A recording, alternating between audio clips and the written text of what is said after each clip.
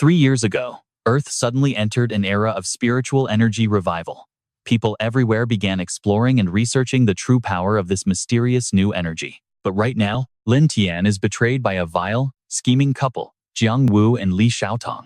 Not only did they drag down his teammates, but they also doomed him to a brutal "if there is a next life, I swear I will never forgive a wicked, evil backstabber like you. I will make you pay with your own blood," Lin Tian vows. But right at the edge of death, a system interface suddenly flashes before his eyes. The supreme martial arts system is activated. Danger detected. The host's life is in critical jeopardy, initiating time and space rewind. Because the host's current system points are too low, the target destination in time and space will be selected completely at random. 3 seconds later, Lin Tian is sent back in time to exactly 1 month before the spiritual energy revival even began. The supreme martial arts system is successfully bound to the host. Please choose your starting element to begin your cultivation journey. Right now, nobody has any idea about the spiritual energy revival. But the truth is, the change has already started in secret. Once the revival hits, it won't just affect humans. Even plants and animals will absorb this energy and undergo massive mutations. Eating just one of these extraordinary spiritual fruits can easily grant a person unbelievable, superhuman powers. Even the sky will change, showing glowing aurora-like rainbow pillars of light, or strange, mysterious constellations shining down from the starry heavens above. Divine fire will rain down, and violent thunder will explode. If he can get his hands on enough of these treasures, his ultimate power will grow beyond imagination. A single month is more than enough time to level up. Let's see what kind of power-up features this system has. With that in mind, Lin Tian opens the system introduction. Welcome to the Supreme Martial Arts System. Here is the breakdown of the system functions. There are 4 main features available: passive attributes, daily quests, attribute training, and point exchange. First, I will select the ultra-powerful fire element to see what kind of incredible technique I can unlock. Extracting the fire element technique for the host. Please wait a moment. Congratulations. The host has obtained the rare purple tier fire element technique, Heaven Burning Blazing Flames. First time obtaining a purple tier technique. Rewarding the host with 5 system points. Lin Tian laughs out loud with pure excitement. A purple tier technique, right off the bat? In my past life, even a blue tier scroll was enough to— and here I am, starting with a legendary purple tier cultivation manual. This life, I will rise to the top and make them pay. But look at this, his phone rings, and it is a call he cannot ignore. Seeing Li Xiaotong flashing on his screen, Lin Tian picks up with pure annoyance. What do you want? Lin Tian, I found this gorgeous bag, but I am short 20,000 yuan. Send it to me on WeChat right now. Go ask your rich sugar daddy instead. And never call me again. Lin Tian snaps before slamming the phone down. Li Xiaotong stares at her phone in complete disbelief, wondering what on earth is wrong with him. How dare he hang up on me like that? Jiang, sitting nearby, asks, "What's wrong? Is your human ATM mad? Who knows what his problem is? He probably forgot his meds." Jiang chuckles and asks, "Aren't you going to play nice?" Li Xiaotong whines, "I only play nice for you, my sweet Jiang, who actually cares about a pathetic loser like him anyway." Cut to Lin Tian standing outside the People's Hospital, catching his breath and cursing himself. If I knew this would happen, I would have asked Yu Qing which hospital she was in. I have already run to 3 different hospitals. He remembers back in his past life, when Yu Qing complained to him about her father giving her too many health supplements. It did not just make her put on weight, it completely ruined her rare ice element powers as well. Such a tragedy. But get this, in this life, he is determined to protect Yu Qing and prevent her from suffering that painful loss. With that thought, Lin Tian quickly rushes inside the busy hospital. Meanwhile, inside the emergency room, doctors are working frantically. Why are her vital signs normal, but her body temperature is not rising at all? Hearing this, Yu Qing's father, Old Su, frantically begs the expert, Old Li, to save his beloved daughter. Let me check her pulse first. Old Li walks over to her bed. After checking her pulse, he turns to Old Su, asking where she recently traveled. To celebrate her admission to Tsinghua University, I took her to Iceland last month. We got back last Wednesday, and she instantly fell ill like this. Your daughter has been invaded by deep cold. We need an extremely hot remedy to expel the yin energy. I will write a prescription. Go get her this medicine immediately. Old Su replies with deep gratitude, "Thank you, Old Li," while the doctor sighs quietly. Master Li replies that he is doing his absolute best. But whether she can pull through really depends on his daughter herself now. Right then, Lin Tian bursts through the door and shouts to stop. A stunned Mr. Su asks who he is, while a young doctor asks Master Li if this kid is his apprentice. Master Li quickly shakes his head, clarifying that he has never taken any disciples. Hearing that, the young doctor and the other staff grab Lin Tian, trying to drag him right out of the room. Lin Tian struggles and yells out, "Mr. Su, your daughter is not sick.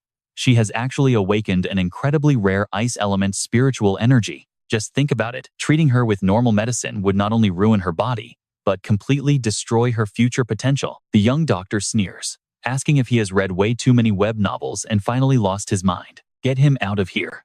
But suddenly, Master Li yells out for everyone to stop. He glares suspiciously at Lin Tian and asks how a kid like him knows about this ice spiritual energy and who he really is. Lin Tian simply smiles. That does not matter. The only thing that actually matters right now is waking her up. Seeing his confidence, Master Li quickly asks the young brother to explain how they can resolve this condition. 2 mace of fresh ginger, 2 of aconite, 5 of cinnamon, and 1 of angelica. Hearing this recipe, the doctors and nurses inside the emergency room are completely stunned. Is this not the exact prescription Master Li just came up with? How on earth does this teenager possess such incredible medical knowledge? Others are highly skeptical, pointing out that his recipe is a perfect match to Master Li's. Something is off. He must have copied it. Master Li speaks up, telling Lin Tian that while their prescriptions are identical, there is still a catch. It still will not cure the Su girl. Lin Tian interrupts, telling him not to cut him off, because the most crucial ingredient is still missing. That would be the Stardew flower. Master Li frowns, admitting that while this ingredient could indeed wake up young Yu Qing safely, there is a catch. Finding a Stardew flower right now is practically impossible, as it probably does not exist anywhere on Earth anymore. Hearing this, Mr. Su desperately asks how much it costs, pleading that the Su family has plenty of money to buy it. You cannot buy it. Master Li sighs, explaining that the Stardew flower is legendary for its star-shaped blue petals. The center gleams with a silver glow, and at night, the petals radiate a soft light like actual stars in the sky, earning its name. Its sap possesses incredible healing properties that can close up wounds and relieve pain almost instantly. That is what I managed to read in an ancient text.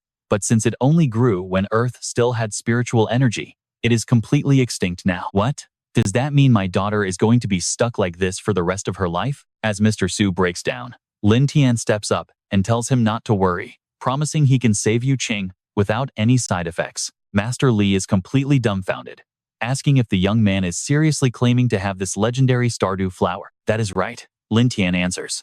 But the annoyed young doctor tells Master Li not to believe this nonsense, arguing a broke kid could never have it. He must have just spied on the prescription, using the security cameras in the operating room. How could a random teenager like him possibly have better medical knowledge than a professional like me? Master Li counters, asking how the doctor explains the kid knowing about the Stardew flower. The doctor snaps back that it is pure luck. That flower sounds like some random video game item anyway. Lin Tian interrupts, telling everyone to stop arguing and just look at this. And right here, he pulls out a small wooden box and reveals a glowing blue flower that leaves them speechless. While they were busy arguing, he had actually used his mind to spend 5 system points to buy this Stardew flower from the shop. The Stardew flower? It actually is the Stardew flower? Master Li gasps, completely shocked that this young kid actually possesses this legendary medicine. Seeing Master Li's extreme excitement, Lin Tian chuckles and asks if they finally believe that he can cure Yu Qing now. Please forgive my earlier outburst, young brother, Master Li begs, imploring him to save the Su girl immediately. Lin Tian steps closer to Yu Qing, promising himself that in this lifetime, he will never let her suffer any harm ever again. He then helps Yu Qing absorb the Stardew flower. Moments later, a nurse looks at the vitals on the monitor and happily shouts that her body is warming up, her temperature is rising and stabilizing nicely. Slowly opening her eyes, Yu Qing spots Lin Tian and weakly asks who he is, but he gently tells her to rest. We will meet again very soon. Lin Tian smiles warmly before turning back to address her anxious father. Mr. Su, her condition has completely stabilized, so you just need to get her plenty of nutritious food to recover her strength. Thank you, young miracle doctor. Thank you so much. Her father responds with immense gratitude. As Lin Tian prepares to leave, Master Li hopes to have a private word with him, but Lin Tian politely declines, saying he has some urgent business but hopes they can chat later. Young brother, I still do not know your name. I am Lin Tian, he replies, before quickly making his way back home. Now, it is time to study cultivation. He remembers a post from his past life that perfectly detailed the power tiers after the spiritual revival. After searching for a while, Lin Tian finally tracks down that specific post. Level 1 is Spirit Awakening, where you feel and absorb spiritual energy to begin your cultivation journey. This grants energy detection, physical enhancement, and basic control. Level 2 is Vortex Condensation, characterized by an energy vortex forming inside the body as spiritual energy begins to flow. Its abilities include increased spiritual storage, energy healing, and a boosted self-recovery rate. Level 3 is Iron Vessels, where spiritual energy strengthens the body, turning veins as hard as steel. Abilities include body tempering, boosted defense, and creating spiritual. Level 4 is Mysterious Moon, meaning energy can be projected outward to form offensive combat skills. It grants external projection, creating spiritual weapons, and a much wider sensing range. Level 5 is Rising Sun, where spiritual energy reaches supreme purity, shining brightly like the midday sun. Its powers include spiritual purification, advanced healing, and vastly increased attack power. Level 6 is Star Soul, where spiritual energy forms illusions and a powerful personal domain. Abilities include illusion casting, aura concealment, and creating a spiritual domain. Level 7 is Radiant Core, where energy peaks, allowing connection with the natural spiritual energy around. Abilities include energy, resonance, channeling world energy, and suppressing other domains. Level 8 is Sovereign Emperor, mastering supreme spiritual power to reach true immortality. This grants the power of creation and destruction, control over worldly laws, and eternal life. In his past life, because the spiritual revival happened too fast, Lin Tian was killed while only at level 3 Iron Vessels. So this time, he is determined to reach the Supreme Sovereign Emperor level. Elsewhere, things are getting serious. Old Li reports the emergency room events to Chief Liu Ying, asking if he actually met someone with a star trail flower. Does this young man really possess a body full of spiritual energy? Exactly, Chief Liu. I am absolutely certain this kid is a supreme cultivation genius. If he grows to his full potential, he will definitely change the entire world.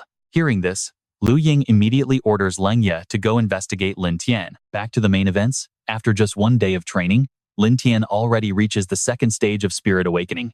Man, I am starving. I need to get some food. The moment Lin Tian steps outside, Leng Yue drops a metallic sphere, and a demonic beast suddenly summons from it. Seeing this, Lin Tian does not panic at all, even smiling as he notes that the mutations have finally begun. The beast roars, releasing a stench so foul from its mouth that Lin Tian can barely breathe, muttering that this dog smells absolutely rotten. In an instant, the demonic beast charges right at him.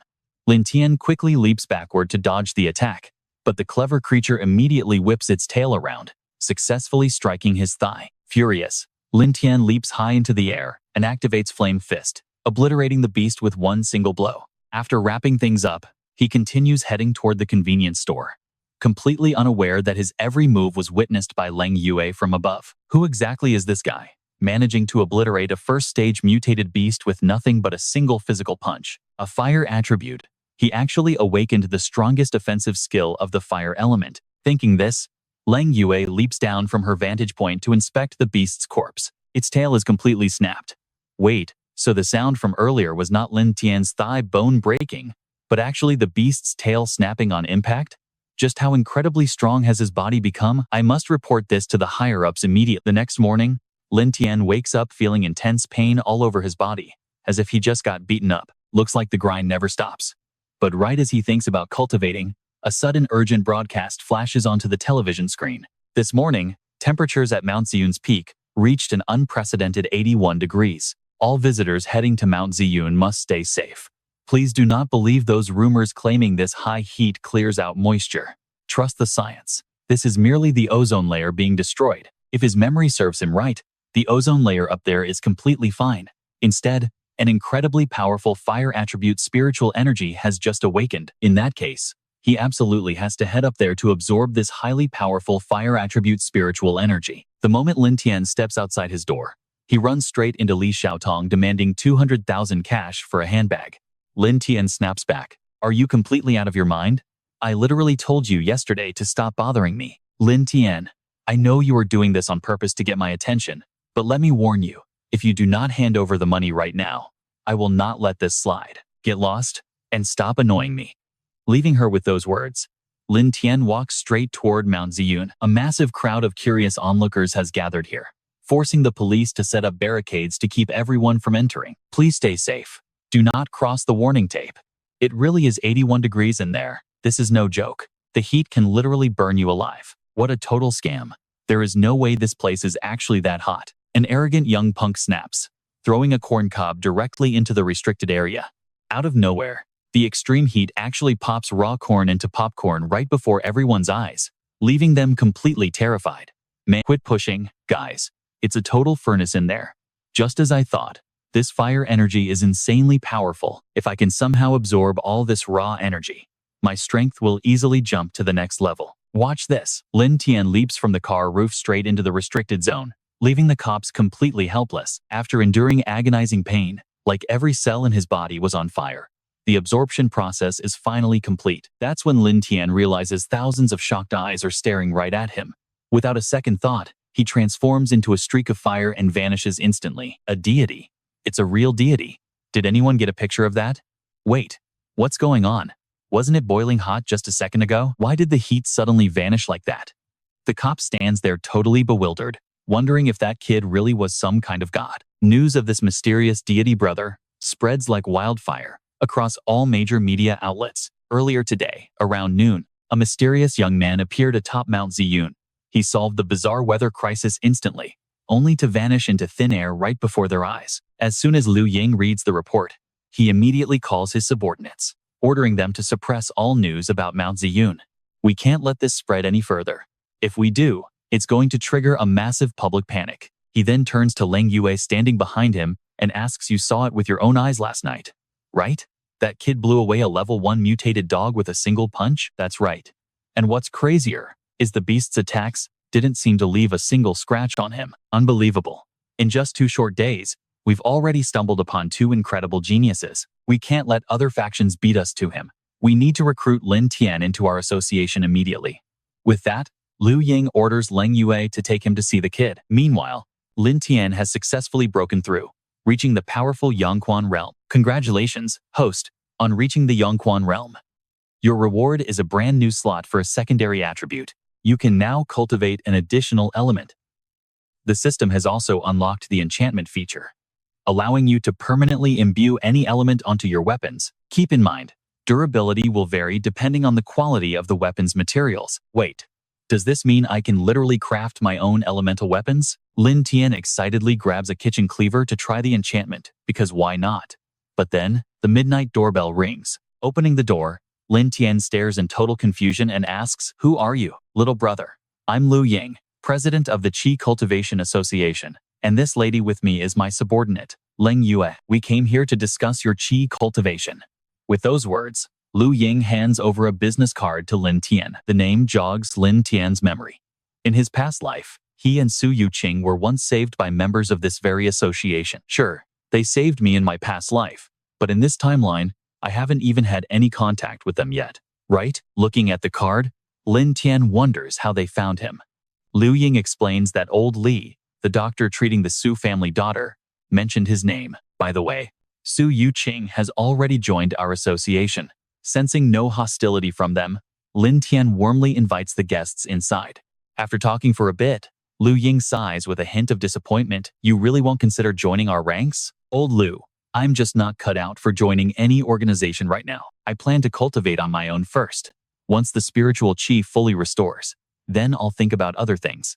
Leng Yue finally speaks up. "Lin Tian, I know you have already awakened as a level 1 practitioner, but let me be completely real with you. Reaching the awakening realm was nothing but pure, raw luck on your part. Without the guidance of our association, whether you can ever step into the Yongquan realm is highly questionable. Earth is transforming, and when the chaos hits, cultivating spiritual qi is going to be your only path to survival. If you want to grow strong without losing your mind, having the association back you up is absolutely essential." At first, I was arrogant just like you, thinking I could handle awakening all by myself. So, I rejected them. I wasted 3 whole years without even reaching the awakening realm.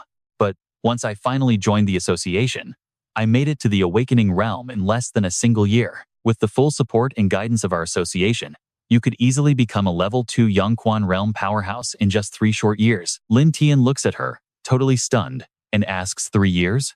Wait, how old are you again? She replies, almost 21. Wow, she's actually got zero talent, he thinks. Whatever. Let's keep those thoughts to myself to avoid a massive fight. Masking his true thoughts, Lin Tian forces a smile and says, oh, nothing, I just think you're a real genius. Leng Yue boasts proudly. Everyone in our entire association is a top-tier genius. That is just the bare minimum to join this association. Join us, little brother, and you will get all the support you need, Lu Ying says. But right as he is trying to convince him, a call comes in about a tier 2 mutant beast. Even worse, it is just 30 kilometers away from their city. What? Lu Ying asks. What is its attribute? It is still unclear, but they suspect it has a deadly poison attribute. The beast is actually a massive python. Understood? Lu Ying orders. Seal off the entire area right now. I will bring Leng Yue with me immediately. With that, Lu Ying says his goodbyes and they rush out. Lin Tian watches them leave from his window, deep in thought. In this lifetime, he absolutely must grow much stronger. Only then can he stop his past life regrets from happening all over again. His current power is likely only at the early spring welding realm. It looks like leveling up from here is not going to be easy at all. He checks his phone to search for any nearby fire-attributed spiritual energy. But suddenly, a loud ring breaks his concentration. It is his close buddy, Qi Tianpeng. The moment Lin Tian picks up, the guy screams, Brother Lin, save me. My villa is haunted. Are you insane? Haunted? Seriously? But Qi panics. I am not lying. Brother, lightning has been hitting the mountain behind my house all day, without any rain. Wait. Is this kid actually about to awaken the incredibly rare lightning-attributed spiritual energy? Realizing this, Lin Tian quickly presses him.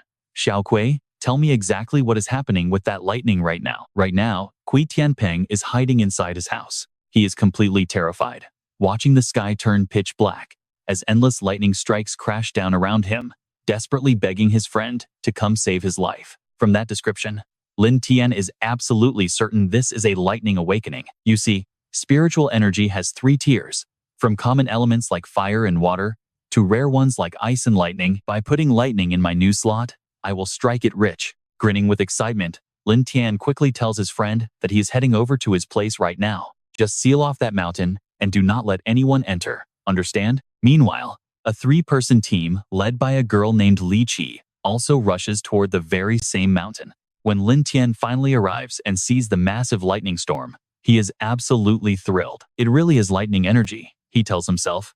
I hit the jackpot. He quickly opens up his system panel and slots the new lightning attribute right in. A system warning pops up, stating that, since lightning is rare, it requires double the normal spiritual energy. The moment he clicks confirm, a series of system screens flash, preparing to draw a lightning cultivation method. He successfully draws a rare blue-tier lightning technique called the Rushing Thunder Art. Even though it is just a blue-tier skill, the sheer destructive power it holds is completely insane. Lightning energy.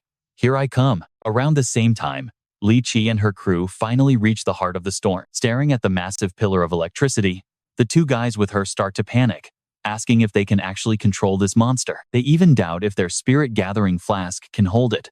But she snaps at them to shut up and hand it over. Li Qi grabs the container, takes a deep breath, and uncaps it.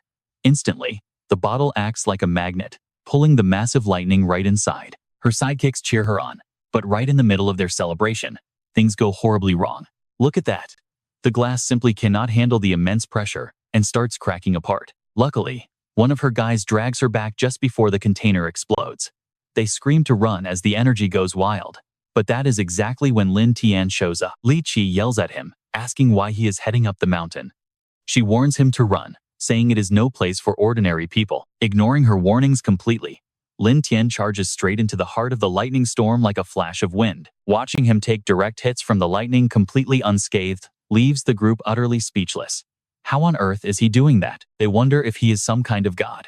To stand there completely unharmed, he must have awakened a super rare lightning class. A moment later, the lightning pillar fades away, signaling that his absorption process is complete. Not only does he gain a new element, but he also fuses his powers to unlock a legendary new attribute called Thunder Flame. Elsewhere, Leng Yue leads 2 of her teammates into an abandoned factory, which is the exact nesting ground of that dark attribute python. As they step inside, she hands each of them a special jade pendant, instructing them to crush it in case of danger. It will summon a protective light-attributed shield that can save their. Remember, survival is our absolute priority here, so do not try to be a hero. Got it? Yes, leader. The two teammates reply in unison. Start the mission, Leng Yue orders. The second they step inside the factory, Leng Yue spots glowing red eyes right behind her teammate. Luckily, her quick warning allows them to dodge just in time. Throwing their hidden weapons at the giant beast, Leng Yue unleashes her ice magic to freeze the mutant python solid. She thinks it is over, but in seconds, the monster shatters the ice and breaks. It opens its huge jaws, spewing toxic gas directly at Leng Yue's squad. Calling headquarters. Calling headquarters. Giant python. Before Leng Yue can finish her report, her mind goes dizzy, and she passes out. Sometime later, inside a white truck parked outside, Liu Ying looks at Lin Tian with sheer desperation.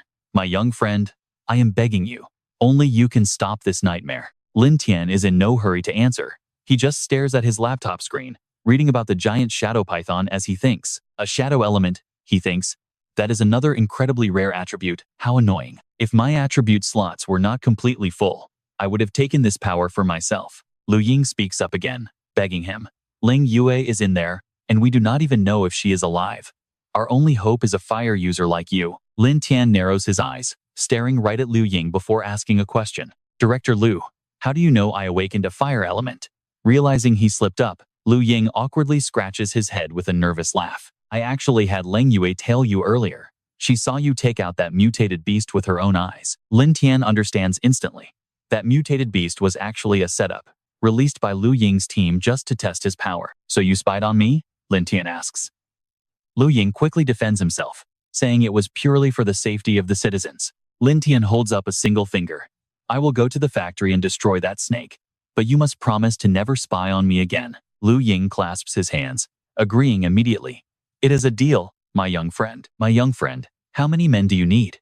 I can deploy a squad for you right now. Lin Tian stands up and stretches, saying he does not need backup because going solo is enough.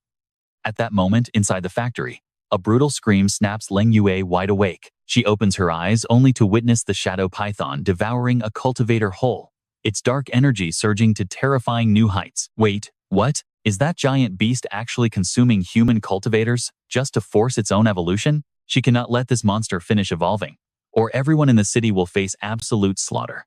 Dragging her broken body up, Leng Yue struggles to stand and fight. The shadow python spots her and lunges, jaws wide open to swallow her whole. Bring it on, she yells as cold energy gathers in her hands, shaping a weapon.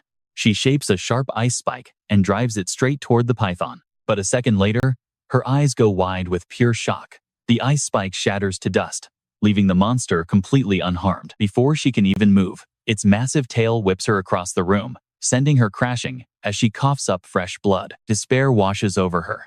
How is this possible? She thinks. It already finished its evolution.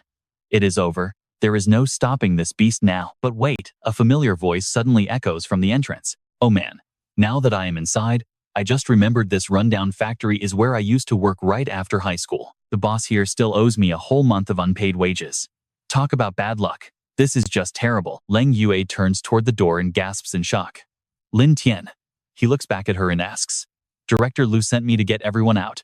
Where is the rest of your squad? Run away. She screams in panic. You are no match for this thing. It has already evolved to tier 3. Lin Tian casually cleans his ear, saying, Yeah, I got it. Just sit tight and do not run around, he tells her.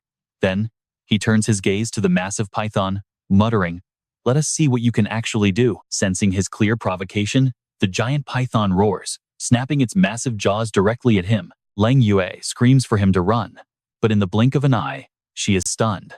Lin Tian vanishes like a flash of lightning, reappearing right in front of the beast's face. Gathering explosive lightning energy, Lin Tian throws a devastating punch straight into the giant snake's massive head, sending it flying backward. It slams violently into the wall and crashes hard onto the floor. Feeling the intense pain, the python realizes it is outmatched and immediately tries to slither away. Leng Yue yells out to not let it escape.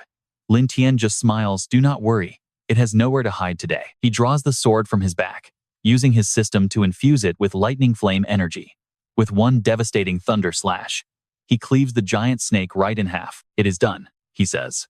Lung Yue can only stare in disbelief, asking how he could possibly have dual elements. Lin Tian just turns around and looks at her.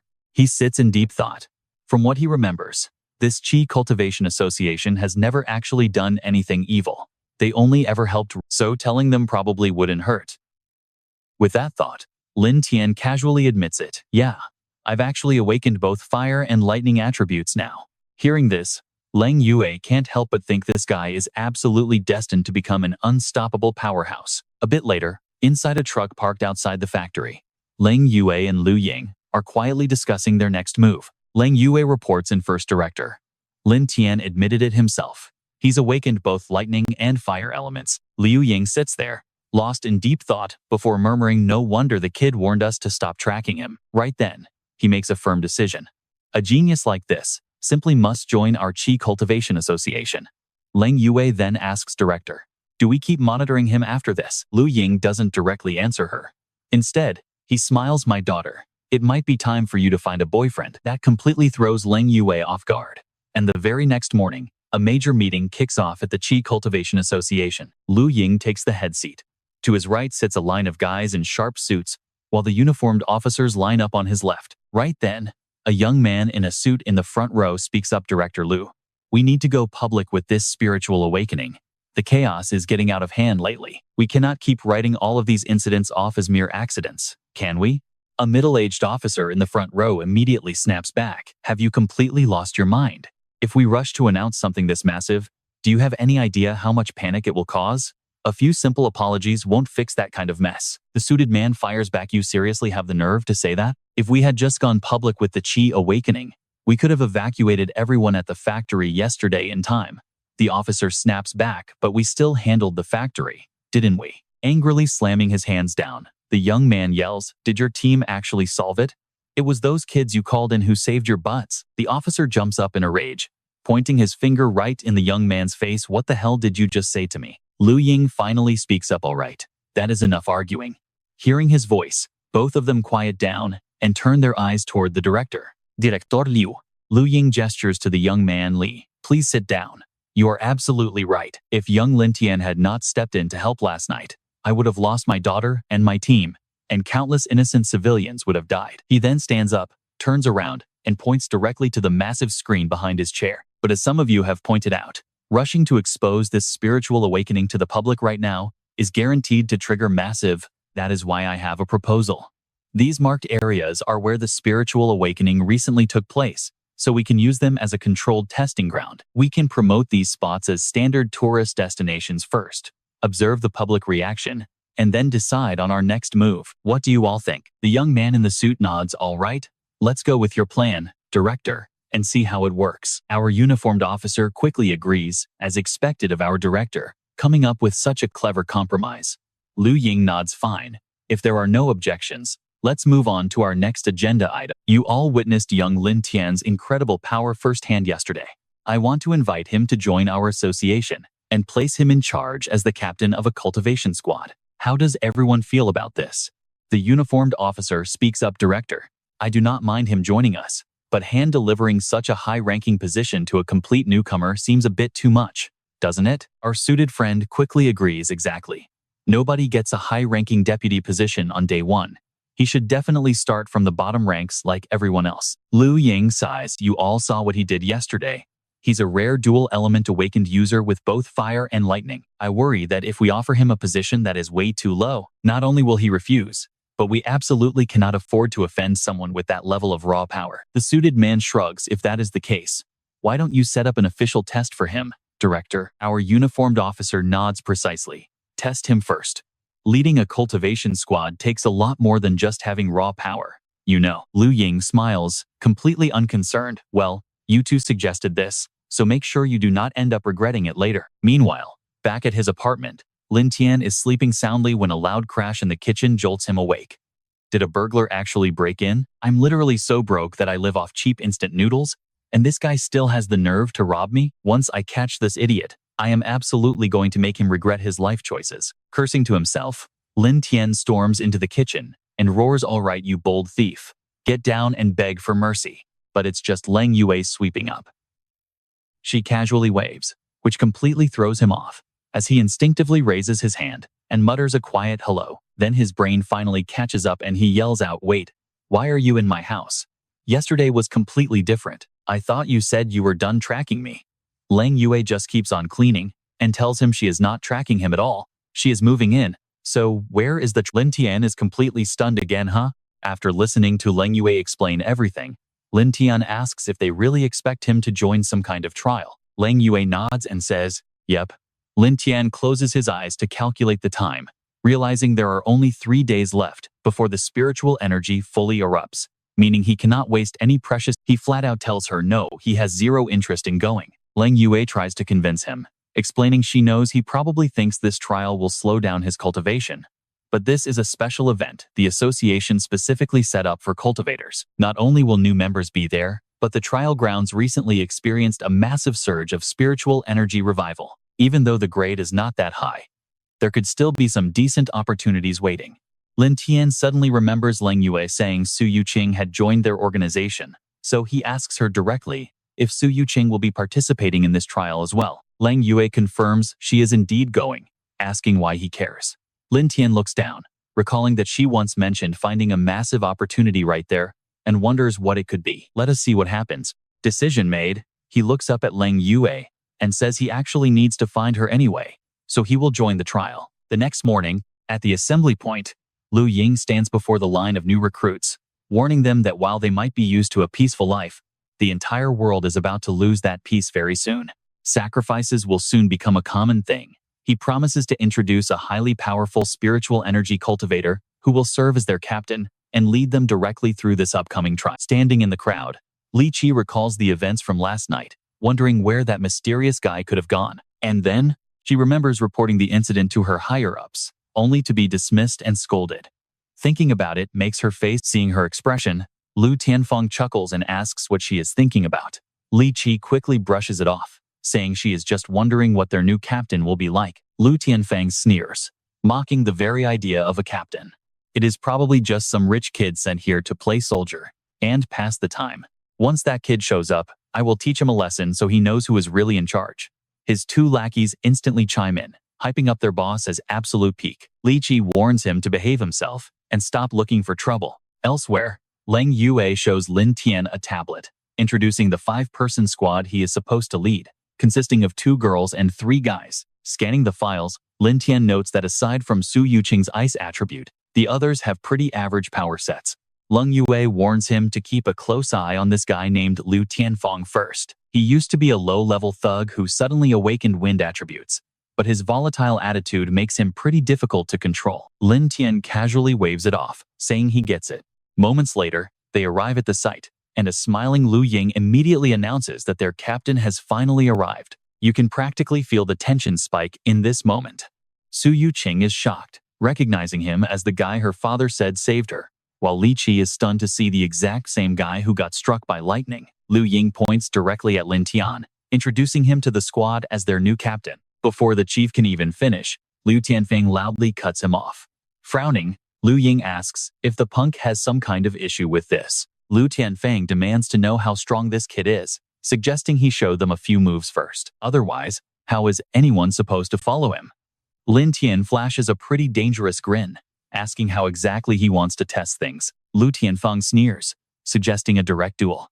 Lin Tian, scoffing, wonders how a low-level trash cultivator at the first layer of the Spring Origin realm is even worthy of fighting him. Infuriated, Lu Tianfeng roars that the kid is asking for a beating, unleashing his wind attribute power and lunging forward to throw a massive punch. Lin Tian calmly asks if that is really all he has got.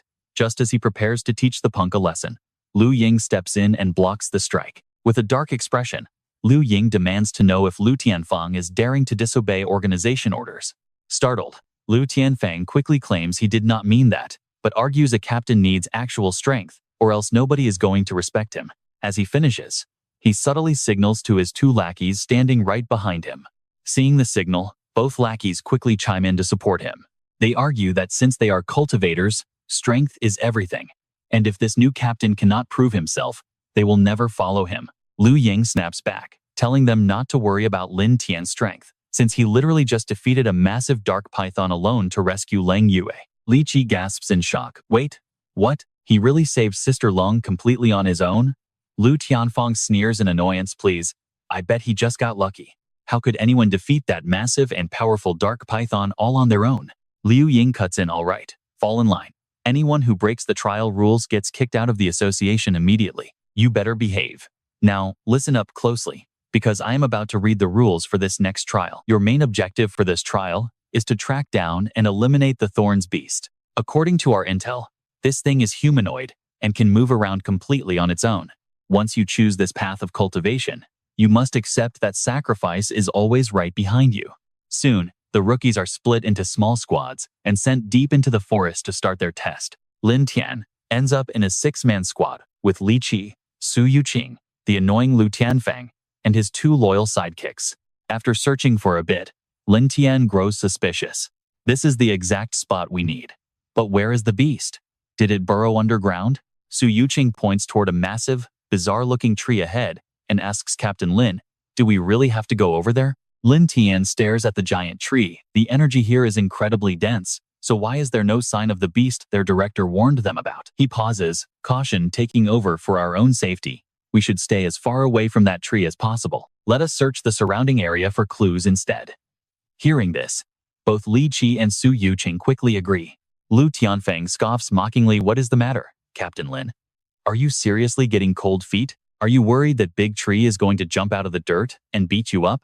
His lackeys laugh right along, calling him hilarious. Lin Tian does not even waste his breath getting angry. He just looks at him coldly. I have warned you. If you ignore my advice, you will have to deal with the consequences alone.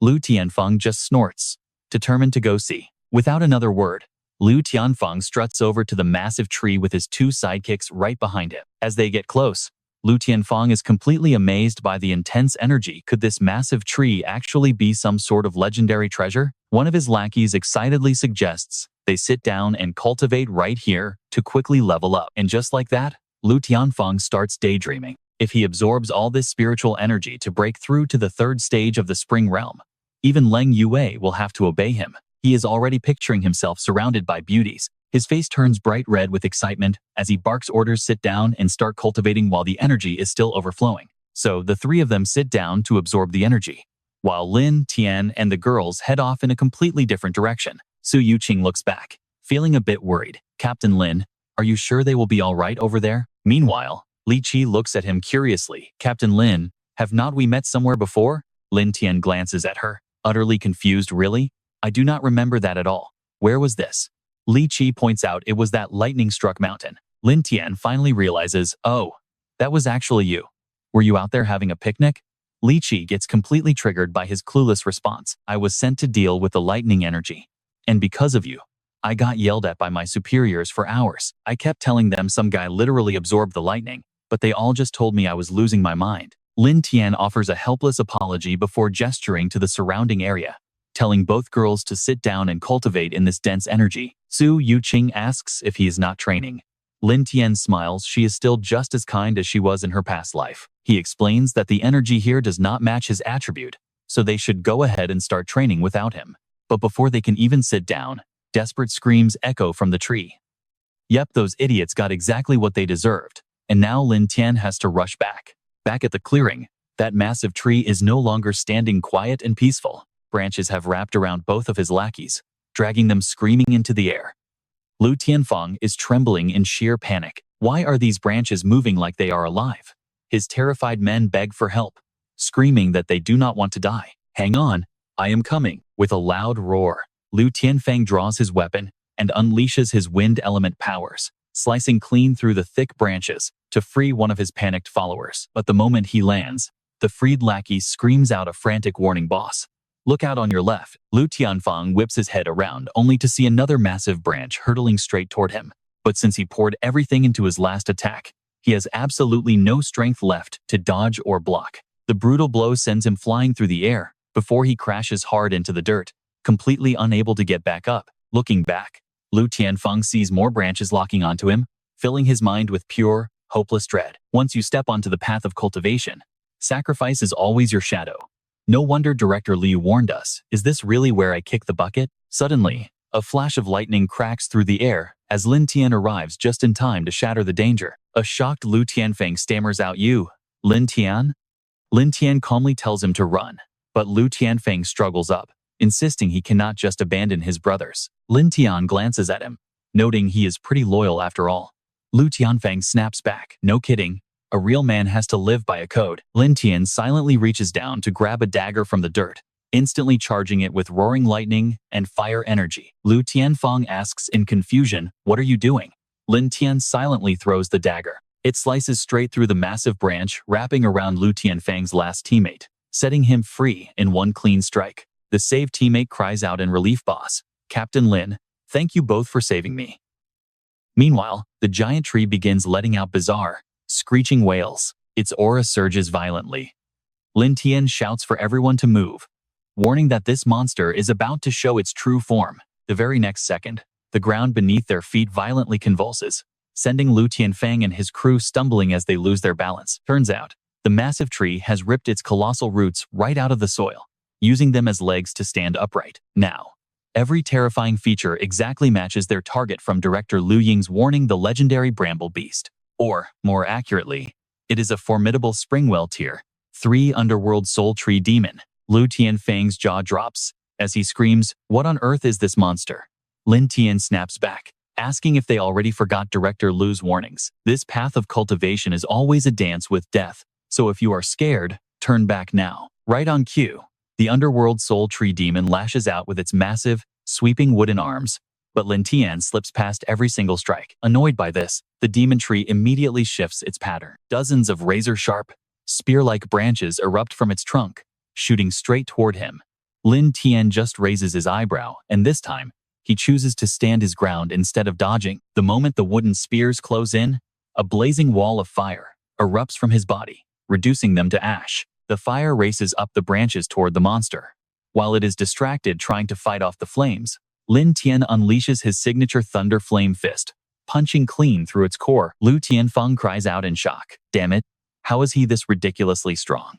Li Qi gasps too, "Is this the true power of a lightning awakener?" Su Yuqing's face flushes as she gazes at him, daydreaming that the legendary heroes riding on 5-colored clouds in web novels must look exactly like this. Meanwhile, back in the monitor room, the observers are left utterly speechless by his combat prowess, wondering how a rookie like Lin Tian can wield such power. Liu Ying glances over at them, dryly asking if anyone still has complaints about making him the team captain. The suited man laughs nervously. "Not at all. Not at all. We will absolutely follow your lead, Director Liu." Wait, suddenly, a massive earthquake hits, throwing the entire room into total panic. Lang Yue rushes over to Liu Ying's side, whispering in concern, "Director Liu, could this surge of energy be?" Liu Ying sighs with a grim look. "It seems we cannot hide the truth anymore. Earth's spiritual energy has fully awakened, and the very rules of our world are about to change forever." Back with the squad, Lin Tian pulls up his system screen to scan the fallen demon tree's data. In his past life, Yu Qing mentioned a rare opportunity was hidden right here. But was her awakening not ice attributed, while this freakish tree clearly had a wood attribute? Just as he is scratching his head, a blinding pillar of light erupts right behind its dead carcass. They walk over to investigate and find a cave venting intense, freezing waves of ice attribute spiritual energy. Instantly, Lin Tian realizes, because the world's spiritual energy has fully recovered, this localized patch of raw ice energy was able to manifest. In the past life, Yu Qing was simply too weak to absorb this overwhelming energy, which is why she only remembered it as a missed opportunity. Yu Qing stares at the frozen cavern in awe. "Captain Lin, you are amazing." One punch literally blew open the local energy. He looks back and tells her to head inside. She needs to absorb this overflowing ice energy, as it will definitely help her undergo a massive breakthrough. He resolves in his heart that in this lifetime, both of them will grow unstoppable, forcing that wretched couple who betrayed them in their past lives to pay in blood. Su Yuqing salutes on it. Then, Lin Tian explains to the others that since intense ice energy has surfaced, and Yu Qing is an ice awakener, she is going to cultivate here for a bit, so they should wait for her. The group readily agrees, and later that night, the 6 of them gather at a local restaurant to celebrate their success. They clink glasses, cheering for her breakthrough from Springwell Tier 1 all the way to Tier 3. Yu Qing smiles warmly, saying she owes all this success to Captain Lin and everyone else. Lu Tianfeng steps up to pour a drink for Lin Tian, saying, "Captain Lin, I was absolutely blind back there. Please overlook my past arrogance and forgive my foolish behavior." Lin Tian tells him it is fine in a moment of crisis. He did not run away and abandon his brothers, proving he is a loyal and brave man. Lu Tianfeng is moved to tears, thanking Captain Lin for treating an ordinary guy like him as a real friend. He vows that his life now belongs to Lin Tian, who just smiles helplessly and says they are all brothers from here on out. Before he can even finish his sentence, a loud shout rings out from a distance, ordering everyone to leave the area immediately. Everyone must clear the area because we have an active mission to conduct here, so please cooperate. Lin Tian and his group turn to look, finding a fully equipped soldier who is quickly clearing out the crowd of civilians. He quickly realizes something. This guy is definitely no ordinary soldier. He is carrying a powerful aura that marks him as another cultivator. But wait, is not dealing with spiritual energy supposed to be Director Lu's responsibility? Maybe this army can wait a bit, because if this energy burst is what Li Qi and the others need, they can use this exact moment to level up. Right then, the soldier notices Lin Tian's group still sitting calmly at their table and refusing to move a muscle. He marches over, glares at Lin Tian and snaps, "Hey kid, I am talking to you. Get out of here right now. You hear me?" Lu Tianfeng stands up in a rage and yells out, "How dare you talk to my boss like that, you insolent fool? Do you even know who my big brother is?"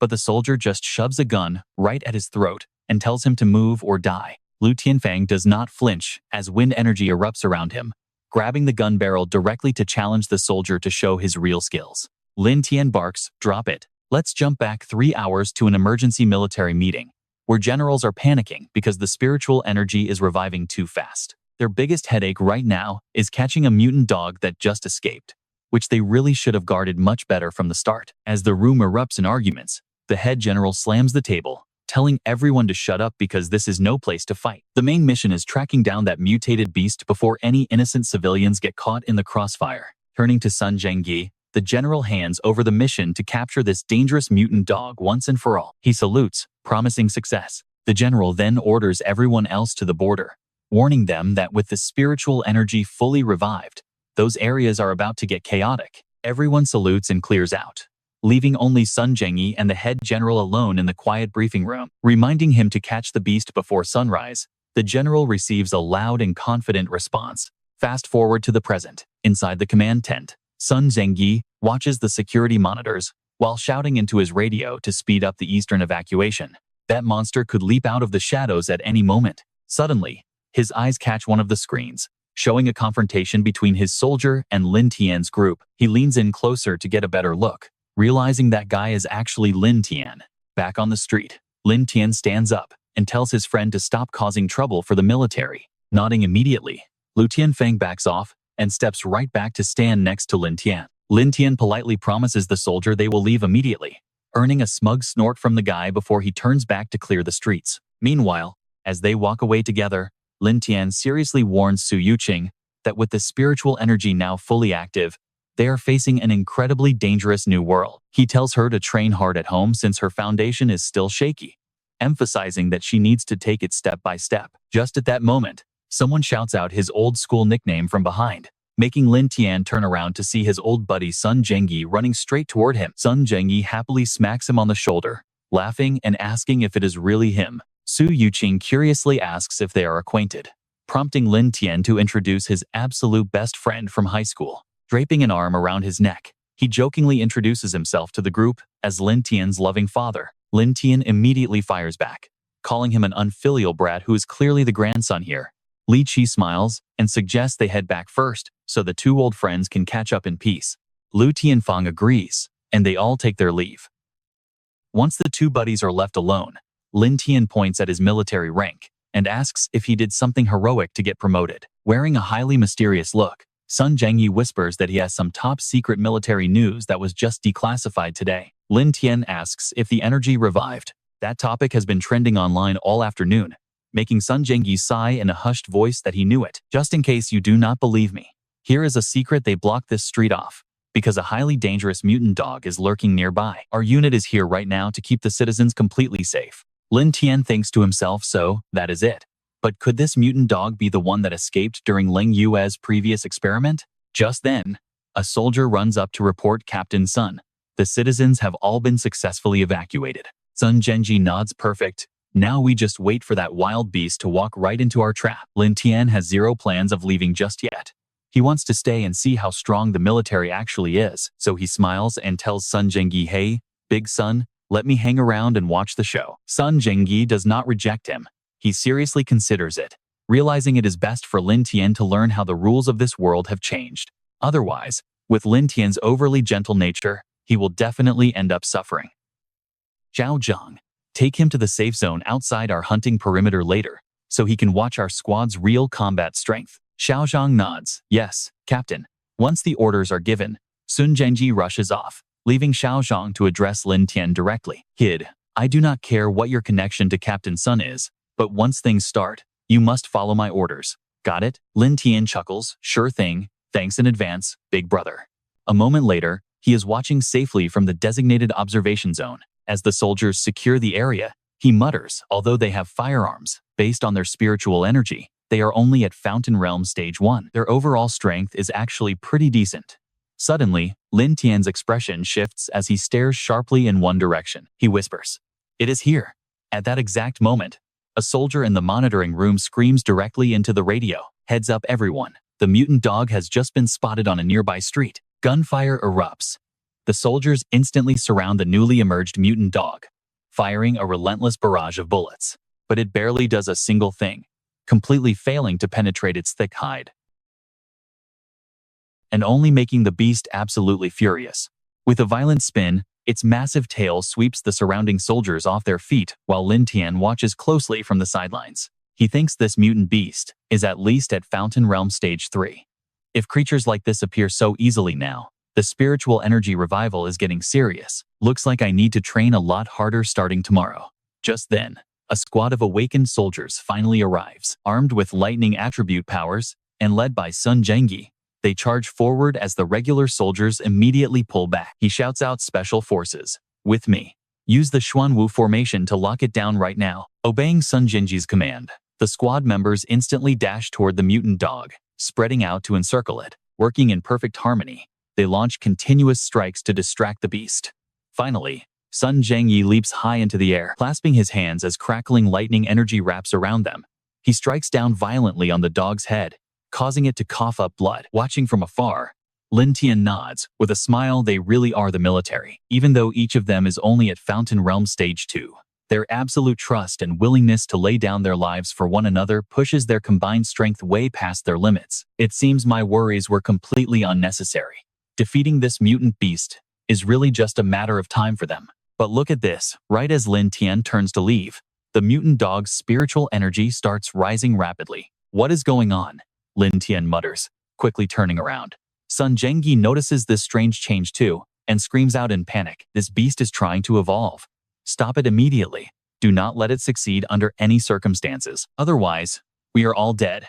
Hearing this, the Special Forces members instantly charge forward to attack the mutant dog, but it is too late. The mutant dog successfully evolves and effortlessly sends them all flying back. Seeing this, Sun Zhenji whispers in absolute dread, "We are finished." Now, he stands alone against the massive beast. This monster actually managed to evolve. Behind him, the remaining Special Forces regroup, waiting for their next command. "Captain, what do we do now?" Sun Zhenji replies, "We fight to the end. We cannot let it reach the citizens behind us. Special Forces, charge with me." The squad members yell back in unison, "Yes, Captain, we are with you." With that, they bravely rush forward to attack, but none of them can match the mutant dog's raw power and razor-sharp claws. Just look at this absolute destruction. Behind the barricade, his helpless allies can do nothing but scream out, "Captain." Badly wounded and completely powerless, Sun Zhenji collapses flat against a shattered stone wall. Staring helplessly at the advancing beast, Sun Zhenji thinks to himself, "Is this really where I die?" But just then, Lin Tian appears and blocks the lethal strike. With blurry vision, Sun Zhenji stares ahead in utter shock. How did Lin Tian stop that beast with just one hand? Lin Tian growls in rage. "You hurt my brother. Now die." With that, Lin Tian unleashes a massive bolt of lightning directly at the mutant beast, making it yelp like a dog. The creature immediately backs away, shifting to a defensive stance. Witnessing this, Sun Zhenji stands frozen in absolute shock. Lin Tian, are you actually a cultivator?" Casually spinning a dagger in his hand, Lin Tian replies, "Let me finish off this beast first." Then we can talk. Behind them, the squad members are completely stunned to think he is a cultivator who can heavily injure a fourth-stage mutant beast with a single hit. Is this kid really that ridiculously strong? Lin Tian leaps into the air like a literal god of thunder, prepared to receive your final judgment. He quickly shapes a weapon out of pure lightning. Pulling his arm back to gain momentum, Lin Tian locks his eyes on the retreating mutant beast, calculating the shot perfectly. He throws it. You think you can escape? Not a chance. The bolt of lightning pierces right through the creature's chest, forcing another painful yelp before it collapses cold, right on the spot. As his squad mates help him up, Sun Zhengyi still cannot believe his eyes and mutters, Xiao Linzi is actually a cultivator. Is lightning really this broken? Look at that beast. It is completely frozen in place, utterly paralyzed for 5 whole seconds. Then, Lin Tian steps forward, slowly, absolutely terrifying what is left of the mutant beast's wits. Using the dagger from earlier, he steps in to finish it off. A clean, energy-infused slash. The mutant beast is sliced right in half. The special ops squad can only watch in absolute awe. Spiritual energy just recovered. And he is already this ridiculously strong? Give him another year or 2 to grow, and he will easily become an unstoppable powerhouse. Sun Zhengyi looks at Lin Tian with pure, unadulterated pride. That is my brother for you. Great job, Xiao Linzi. Meanwhile, Lin Tian watches his military dagger slowly turn to ash, silently wondering, is even a high-grade weapon? I really need to find a weapon that can actually withstand my lightning flame spiritual energy. Sun Zhengyi walks over to greet him. Not bad, Xiao Linzi. I cannot believe you hid this from me. Giving him a playful slap on the shoulder, he complains about Lin Tian hiding his strength. Lin Tian replies, go easy on me. You took a pretty bad hit earlier. Sun Zhengyi does not care, throwing his arm around Lin Tian as he tells the squad he is heading out. You guys haul this beast back. My brother and I are grabbing some drinks. The soldiers salute and shout in unison, yes, sir. Cut to the night sky, where a brilliant, luminous moon lights up the entire landscape. Inside an office, a monitor replays the footage of Lin Tian fighting the beast. Fei Fei folds her arms and asks, is this guy your friend? Sun Zhengyi answers he is more than just a friend. We are brothers who would die for each other. Fei Fei is already calculating how much stronger the military would become with him. Honestly, you can tell she is not letting him go. She asks, have you invited him to join the military yet? Rubbing his head sheepishly, Sun Zhengyi replies, I did, but he said he already joined the Cultivation Association. Resting her chin on her hand, Fei Fei frowns. Is it that old man Lu? I am going to find him and demand he hands him over right now. Cut to a beautiful morning at Lin Tian's place, where he walks out holding a cup of coffee, mumbling with a half-eaten burger in his mouth. He says, I totally forgot you were staying here, so I did not buy you any breakfast. Xiao Yue sits casually on the sofa and asks, did you participate in that military operation last night? Lin Tian replies, it was a total accident. I did not plan on interfering, but then I ran into my brother. Is there some kind of issue? Xiao Yue explains this morning. The commander-in-chief's daughter kept spamming Director Lu with calls, demanding you join their ranks. Holding the burger in his mouth, Lin Tian blankly replies, oh, so what did you tell Uncle Lu then? Xiao Yue answers, Director Lu managed to brush it off, but that commander's daughter is not someone to mess with. You better watch your back for the next few days. Lin Tian glances away and jokes, wait, what? Does she seriously want me to become her live-in husband, or something? Suddenly, his phone rings, showing Sun Zhengyi's name on the screen. Lin Tian picks up and asks, hey grandson, what is going on? A voice on the other end replies, Lin Tian, right? I am Sun Zhengyi's commanding officer, Shen Fei Fei. Both Lin Tian and Xiao Yue listen in sheer confusion. She continues, my side found a location overflowing with extremely potent fire element energy. Care to check it out? Hearing this, he starts plotting fire element. I was just wondering how to upgrade my own fire spiritual energy. It turns out that during a night patrol at a local construction site, workers discovered a cluster of phantom flames. Back then, everyone thought it was just some superstitious paranormal stuff, so they brought in a Taoist priest to handle it. Who would have guessed that after the priest arrived, instead of banishing the ghost fires, he only made them burn even more intensely. Right now, the entire construction zone is completely engulfed in a raging, unstoppable wall of fire. Although the military cordoned off the construction site right away, they are completely helpless. And after the spiritual energy awakened yesterday afternoon, those flames grew exponentially more violent. If this thing keeps spreading, the local citizens are going to be in absolute danger. Listening to the briefing inside a luxury supercar, Lin Tian asks, is the fire still spreading? Fei Fei nods and says that is right. For now, Our only option is to keep expanding the quarantine zone.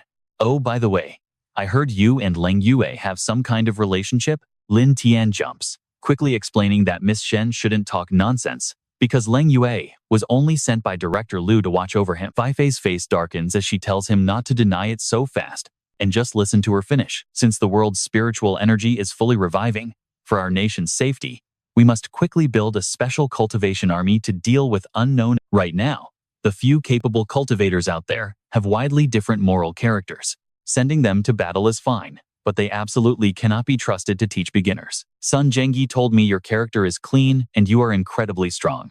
Hearing this, Lin Tian asks if she wants him to join up and help train their new recruits. Fei Fei nods, saying if he just agrees, any benefits or demands can be fully negotiated. Well, Lin Tian acts pretty indifferent, apologizing that he simply does not have the energy for that right now. He wants to focus on training the people Director Liu asked him to look after first. Fei Fei approves, thinking he is indeed a highly responsible and loyal man. Outside, a huge crowd of people has gathered and is bustling around. Guards yell not to crowd, because it is too dangerous inside. Fei Fei and Lin Tian step out of the car to see what the chaos is about. As they walk toward the crowd together, a voice suddenly calls out, asking Lin Tian why he is there. It is Jiang Yu and Li Xiaotong, walking hand in hand. Lin Tian glares in annoyance, wondering what on earth this guy is doing here. Jiang Yu gives a smug smirk and asks if he is the guy obsessed with Xiaotong. He mocks his style, but says he has potential. Lin Tian ignores the jab, looking around and thinking what a sweet surprise this is. This is an easy win. Since Lin Tian stays quiet, Jiang Yu keeps going, telling his brother that even if he still misses Xiaotong, there is an uncrossable gulf between them. Xiaotong chimes in too, telling Lin Tian she once gave him a chance, but he just did not appreciate it. The bystanders watching nearby start cheering, shouting that things are getting pretty wild today. Are you seeing this? Seems the simp warrior lost already. Lin Tian's face goes pale with rage. He grits his teeth, wondering if these two are completely brainless. Fei Fei walks up behind him and asks what is going on. The nearby reporters immediately turn their cameras toward Fei Fei, wondering where this stunning girl came from. Jiang Yu freezes, staring with an open mouth. She is absolutely gorgeous. Compared to her, Li Xiaotong is basically nothing. He quickly tries to introduce himself to Fei Fei, but she completely ignores him. Instead, she just turns to Lin Tian and asks if these two are actually his friends. Jiang Yu looks pretty embarrassed after getting ignored, wondering why this girl is treating him like invisible air. Lin Tian finally speaks up, calling them a pathetic couple and suggesting they do not waste time on them. With that, they both walk away, leaving Jiang Yu standing there stupidly. The crowd bursts into laughter, saying it makes total sense why that kid dumped his ex. Anyone would swap, because the new girl is 10 times better. Xiaotong is extremely jealous, muttering that she is only slightly pretty but dares to show off. She vows to make her suffer. Turning angrily, she snaps at Jiang Yu, asking if he has stared enough because she is already gone. Jiang Yu rubs his head, making up an excuse that it is just his professional habit. He puts his arm around her, but she secretly thinks that if it was not for his money, she would have dumped him long ago. Later, Fei Fei walks with Lin Tian, explaining she just confirmed with the soldiers that the fire inside seems to be growing stronger, so they must expand the warning zone. Lin Tian asks if they really need to widen it, and she replies yes, unless they can find a solution. Then, Lin Tian stops dead in his tracks at the site before him. Seeing his shock, Fei Fei quietly confirms that this is the place she mentioned yesterday, a zone completely filled with fire element spiritual energy. He pulls out a device that looks somewhat like a stopwatch. Curious, she asks what he is holding, and he says it is simply a spiritual energy concentration meter. Fei Fei takes it to check the readings herself. Seeing the massive levels, she agrees that their only choice is to widen the quarantine area. She barks out orders to her men, expanding the perimeter to 5 kilometers, then quickly changes her mind to 10 kilometers. But unlike the rest of them, our boy Lin Tian is about to do something totally crazy. Look at this. Her vice commander asks what to do next. Fei Fei watches anxiously, wondering if Lin Tian actually has a secret way to control these flames. Step by step, Lin Tian approaches the blazing fire alone. His system chimes in, detecting intense fire element, spiritual energy, and asking if he wants to absorb. He smirks confidently, telling it to absolutely bring it on. Sitting down cross-legged, he begins drawing in every last drop of the intense energy. As he absorbs the flame power, the entire surrounding area begins to shake violently. Man, this aura is insane. I wonder what rank Lin Tian actually is. If he absorbs every single drop of this fire energy, just how powerful will he become? While shielding herself, she silently tries to measure Lin Tian's incredible potential. Which stage will he break through to? Yongquan stage 4, 5, or maybe even 6. The system progress bar quickly climbs to 90% and soon hits a full 100. His fire attribute energy has successfully reached level 2, rewarding a spin for a new fire attribute technique. The system chimes, congratulating the host on upgrading his fire energy to level 2. Please proceed to draw your new cultivation technique. Lin Tian hits the button to start the draw. Suddenly, his eyes widen and he gasps in shock. Holy crap, a gold pull. It's the Sacred Flame Undying Art, a legendary gold-tier fire technique. Congratulations to the host on your first gold pull, rewarding 10 system points. Once mastered, the Sacred Flame Undying Art allows him to store massive fire energy inside his body. Every attack unleashes pure fire energy, dealing massive area of effect damage. Lin Tian grins with absolute confidence. Absorb it all. Obediently, the system follows his command and shrinks down immediately, leaving Fei completely stunned. What kind of monster is this guy? Is he seriously going to absorb all that violent fire energy? Fei wonders if he is actually the god of fire reborn. A moment later, Lin Tian walks out completely unharmed. Fei rushes over to him, her face filled with worry. She asks if he is all right, and he calmly replies that he is fine and thanks her for bringing him here. Just then, her energy detector goes haywire. She quickly throws it away. The device violently explodes right in front of her, but luckily, Lin Tian moves fast enough to shield her. Staring at him, she gets incredibly excited. This man Fei must have him, no matter what price she has to pay. Cut to a fancy restaurant in the city. Fei treats him to dinner for his heroic deed. But, you know she has a secret motive. Fei asks if all the fire energy at the construction site is really inside his body now. Lin Tian confirms it, hoping it will not cause her any trouble. Fei smiles and reassures him there is no trouble at all. Then she asks which stage of cultivation he has reached by now. Lin Tian says he is likely at peak Yongquan stage 4, almost breaking through to stage 5. Fei gasps in disbelief. What? He is only at stage 4. Lin Tian awkwardly tries to explain that his training method is quite unique. Seeing him struggle for words, Fei nicely lets him off the hook, saying all cultivators have their own secrets, so she will not force him. Lin Tian politely thanks her for understanding. Fei then smiles and makes her move. She asks if he would consider joining the military department, pointing out that their benefits are way better than that trashy guild of his. Without a second thought, he flatly rejects her, saying he has no plans of joining the military for now. Fei sighs, agreeing not to force him, but warns him that she still has to report today's incident. Otherwise, she cannot explain things to her grandfather. Lin Tian nods, saying he understands. Later that night, inside her small, brightly lit apartment, Leng Yue receives an important mission file sent directly by Director Liu. The message tells Leng Yue to contact Lin Tian later and have him handle this issue. The file has details on the Night Spectre mission.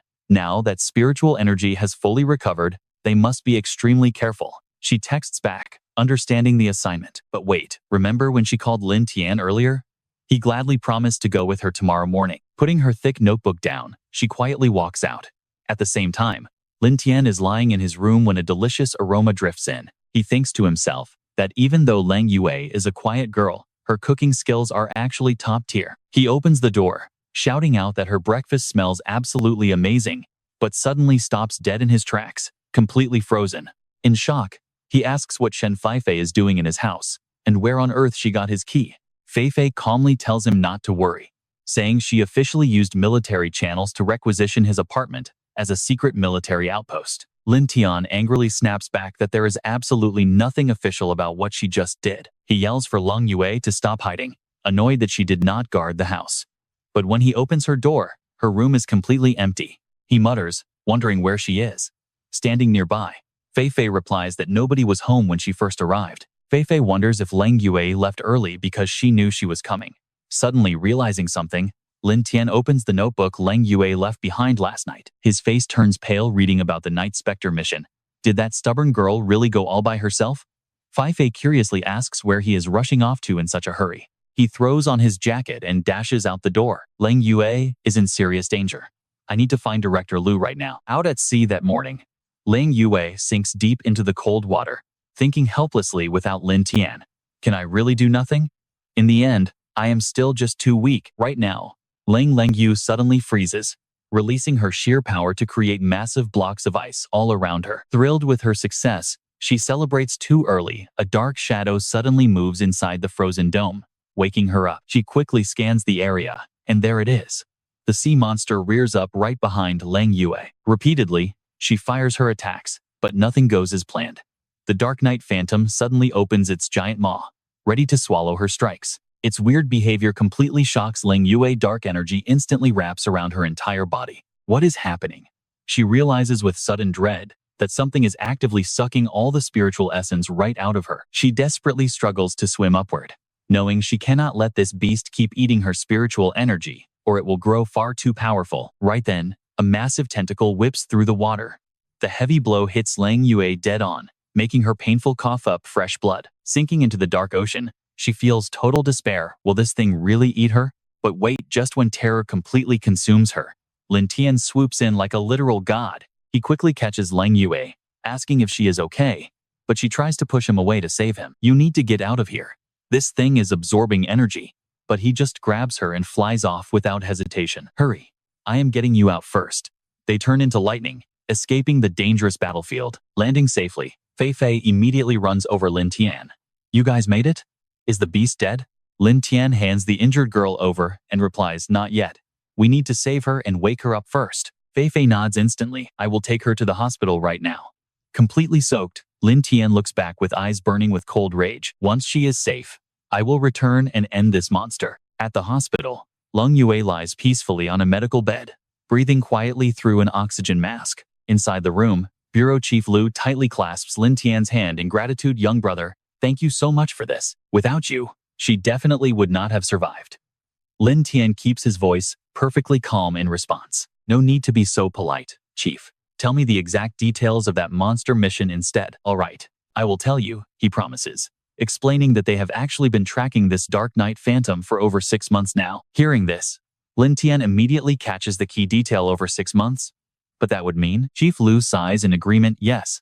Back then, fewer than 10 people globally had even touched the concept of spiritual cultivation. Recalling its bizarre shape, Lu Ying continues, the truth is, we have never actually seen the monster's real form, so we are pretty sure it uses dark attribute energy. Get this, the beast hides its true body deep in the ocean, using shadow elements to stay invisible. It constantly swallows spiritual energy from the surrounding area to boost its strength, making Chief Lu sound increasingly grave. With the recent surge of spiritual energy, this terrifying monster has become incredibly powerful. We must destroy it immediately, or ordinary citizens face absolute doom. The chief looks at him pleadingly. Young brother, please, I hope you can help us with this. Lin Tian agrees cleanly. Okay, but I need a small favor first. Cut to Fei Fei's home. From her bathroom, she speaks sharply to someone on her phone. Grandpa, why on earth did you guys send Lin Tian to handle this? Her grandfather's voice crackles through the speaker. This is a test for him, and a test for our nation. But you did not have to send him on such a dangerous mission right away. Stepping into the warm bath, she explains the details. Originally, the military deployed an elite professional squad to handle it. Even in the relaxing water, her voice is deadly serious. The weakest member of that team was at the 3rd level. Yet, even an elite team like that completely failed, didn't they? He tries to soothe her. Look, Fei Fei, I know you care deeply about that boy, but we have no other choice. Besides, didn't I send 3 top military elites to support him? Fei Fei's expression slowly darkens as she listens to her grandfather's words. Now that global spiritual energy has fully recovered, the world's rules are shifting wildly. If we fall behind, other nations will definitely invade us, plundering all of our resources. Getting no response from her, Elder Shen continues in a serious tone. This beast's territory is the lowest A-rank danger zone we can currently try to control. If we can conquer an A-rank zone, our nation will finally have a real voice in this new world. Hanging up, Fei Fei looks deeply worried, praying that Lin Tian must return safely. Cut to a sleek luxury car. Inside the moving car, Wu Qing looks over and hesitantly asks, Captain Lin? Seeing her anxious face, Lin Tian gently asks, what is wrong? With a curious look, she asks, so what kind of mission are we actually headed to do? And why only bring me along? Aren't Chu Qi and the others coming? Knowing she would ask this, he quickly gives her an answer. Out of the 4 of you, only you reached the Springwell 3rd tier. I need to test you. I want to see if you have been getting lazy. Here are the mission details. His words instantly make her feel pretty tense. I will definitely do my absolute best and not drag you down, Captain Lin. He just smiles to reassure her. No need to worry too much. Think of this as a good training opportunity.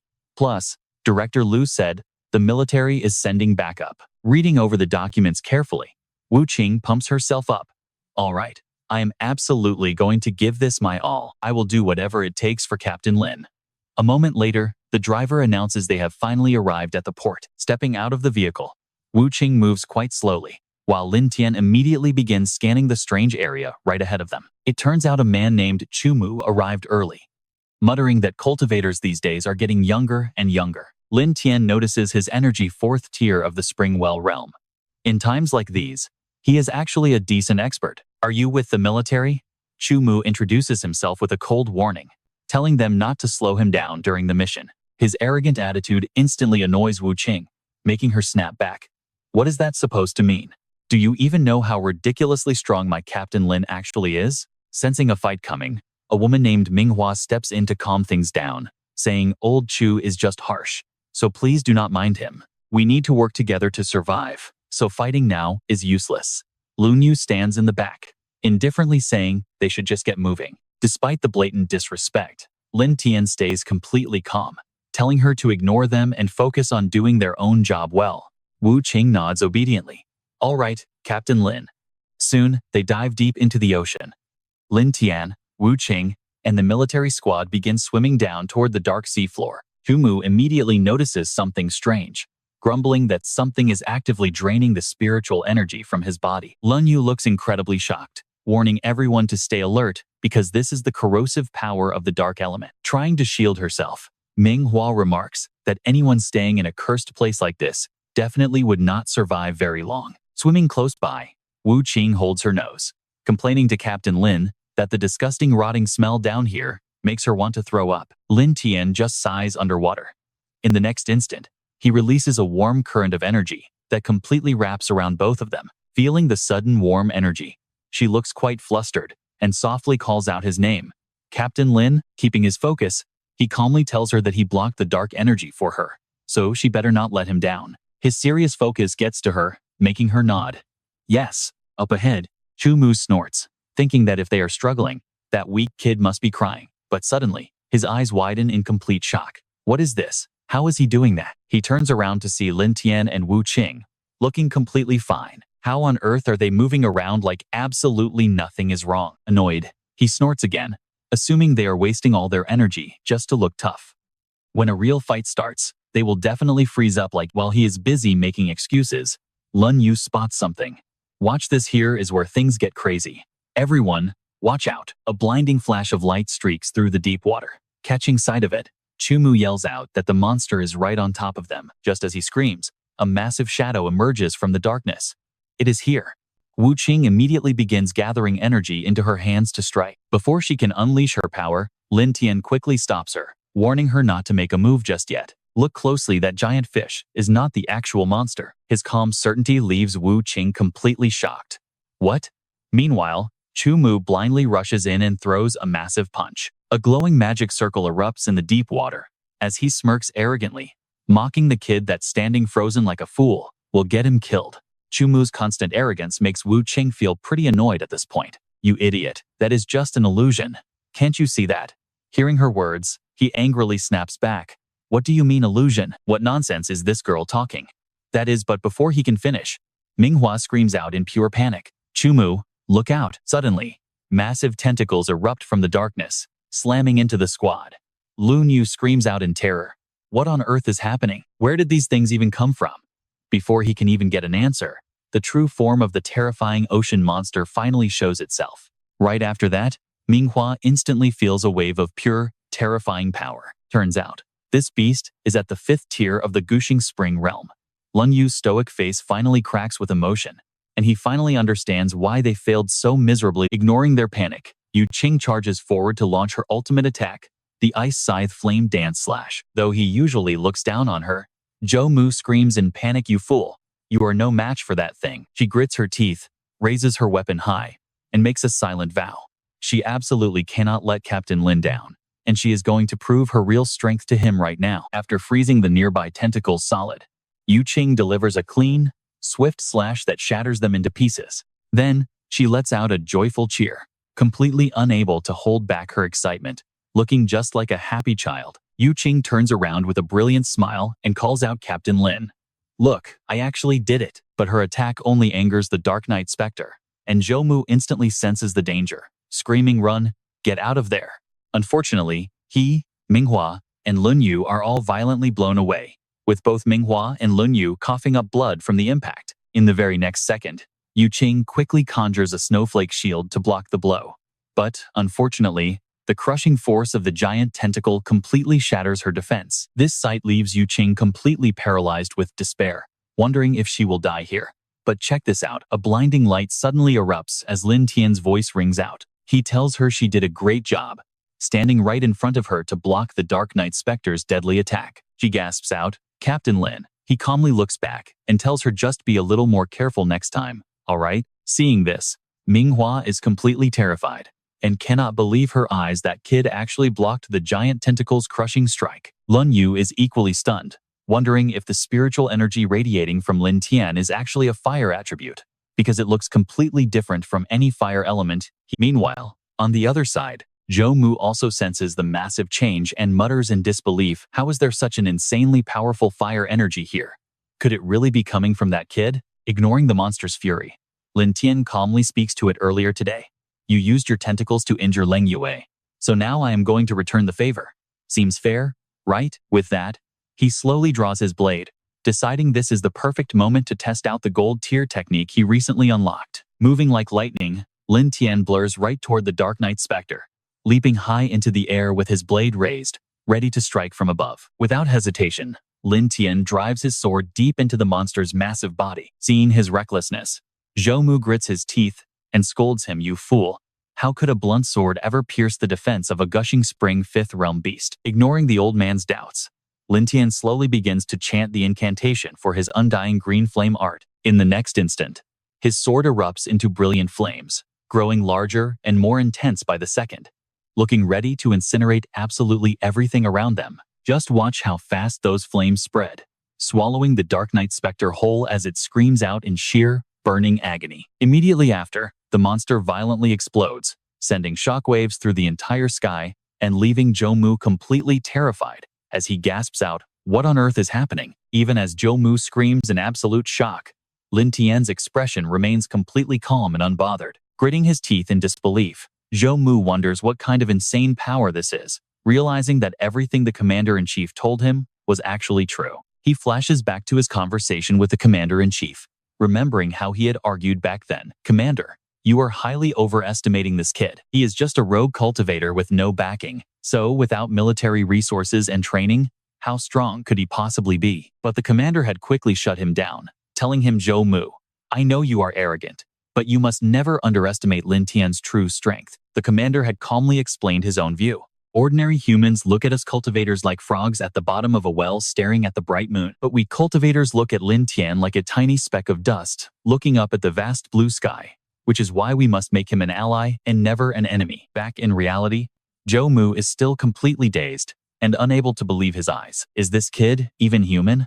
With talent like that, if the military actually backed him with resources, who knows what godly realm he could reach? Glancing over at Yu Qing, Zhou Mu silently notes that this young girl must be his direct subordinate, and she is honestly impressive too. Fearless and calm under pressure, and at her young age, she has already reached the gushing spring third realm. Once she grows a bit more, her future will be completely limitless. But as these thoughts settle in, Zhou Mu's expression suddenly darkens with a hint of sorrow. Feeling quite disappointed in his own performance, Zhou Mu sighs that he must be getting old. Seeing his gloomy look while supporting Lun Yu, Manhwa curiously asks if old Zhou got hurt. Lun Yu also wonders why he is just zoning out. As the two slowly limp over to Zhou Mu, looking down, Zhou Mu apologizes, admitting he was only focused on his own survival back there. Lun Yu has no hard feelings and pats him on the shoulder, saying a free drink later will make them even. Zhou Mu smiles and agrees, saying he needs to apologize to Lin Tian first, and then they can go drink until they pass out. Walking over to Lin Tian, Zhou Mu humbles himself and expresses his deepest gratitude, thanking him for saving both his life and his teammates' lives. "This one is on me," he humbly replies. "Captain Zhou was just looking out for us. No need to sweat it," the captain says with another deep bow. "Thank you so much." Yu Qing covers her nose and complains that they need to leave because the smell is absolutely killing her. Lin Tian nods and agrees. It is time to move. Everyone swims up, but Lin Tian suddenly freezes. "Watch closely here. He just spotted something hidden under the deep water." Yu Qing turns back to ask, "What is wrong?" Staring down at the ocean floor, he tells the group to go ahead while he checks out what is down there. Diving back down to search, Lin Tian suddenly catches a glowing light in the darkness. To his shock, two beautiful starpath flowers gradually reveal themselves right before his eyes. He is genuinely surprised to find two of these rare flowers here. Lin Tian immediately swims over and grabs them, thinking that with these, both Su Yuqing and Leng Yue will finally be able to boost their powers to the next level. Once the harvest is secure, he finally swims back up to the surface. Under the bright lights of a giant harbor crane, Lin Tian looks around, wondering where everyone went. Suddenly, a cold voice cuts through the quiet night, asking if he is Lin Tian. With a dead serious expression, Lei Nuo steps out from the shadows, looming right behind him. Lin Tian is completely caught off guard. How did this guy sneak up on him without triggering a single warning sign? He slowly asks who this stranger is. Handing over a card, Lei Nuo introduces himself as the lady's personal bodyguard, offering his card as proof. He calmly explains that his lady was busy on an urgent mission, which is why they couldn't meet sooner. If she ever needs your help with anything, you can use this number to contact us. Lin Tian takes a look at the card and asks who this grand lady is supposed to be. Lei Nuo reveals she is Commander Shen's granddaughter, Shen Fei. Lin Tian narrows his eyes, realizing it is exactly who he suspected. To be honest, out of everyone he knows, she is the only one who could have a bodyguard of this insane caliber. Looking at Lei Nuo, Lin Tian realizes he cannot read his power at all. He wonders if this bodyguard has already reached the Iron Vein realm. "Why are you looking for me? And where are my friends?" Lei Nuo explains that Su Yuqing was already driven home, while Zhou Mu and the others were picked up by military vehicles a short while ago. Pointing to a luxury car parked right behind him, Lei Nuo explains that he waited around because the Grand Commander wants a word. Lin Tian can barely believe his ears, immediately asking him to repeat that. "The Grand Commander? The top military commander?" Lei Nuo nods, confirming that the high-ranking leader wants to speak with him directly. He steps forward to open the car door, politely inviting Lin Tian to follow him inside. Once inside the luxury car, Lin Tian curiously asks if he is indeed Commander Shen.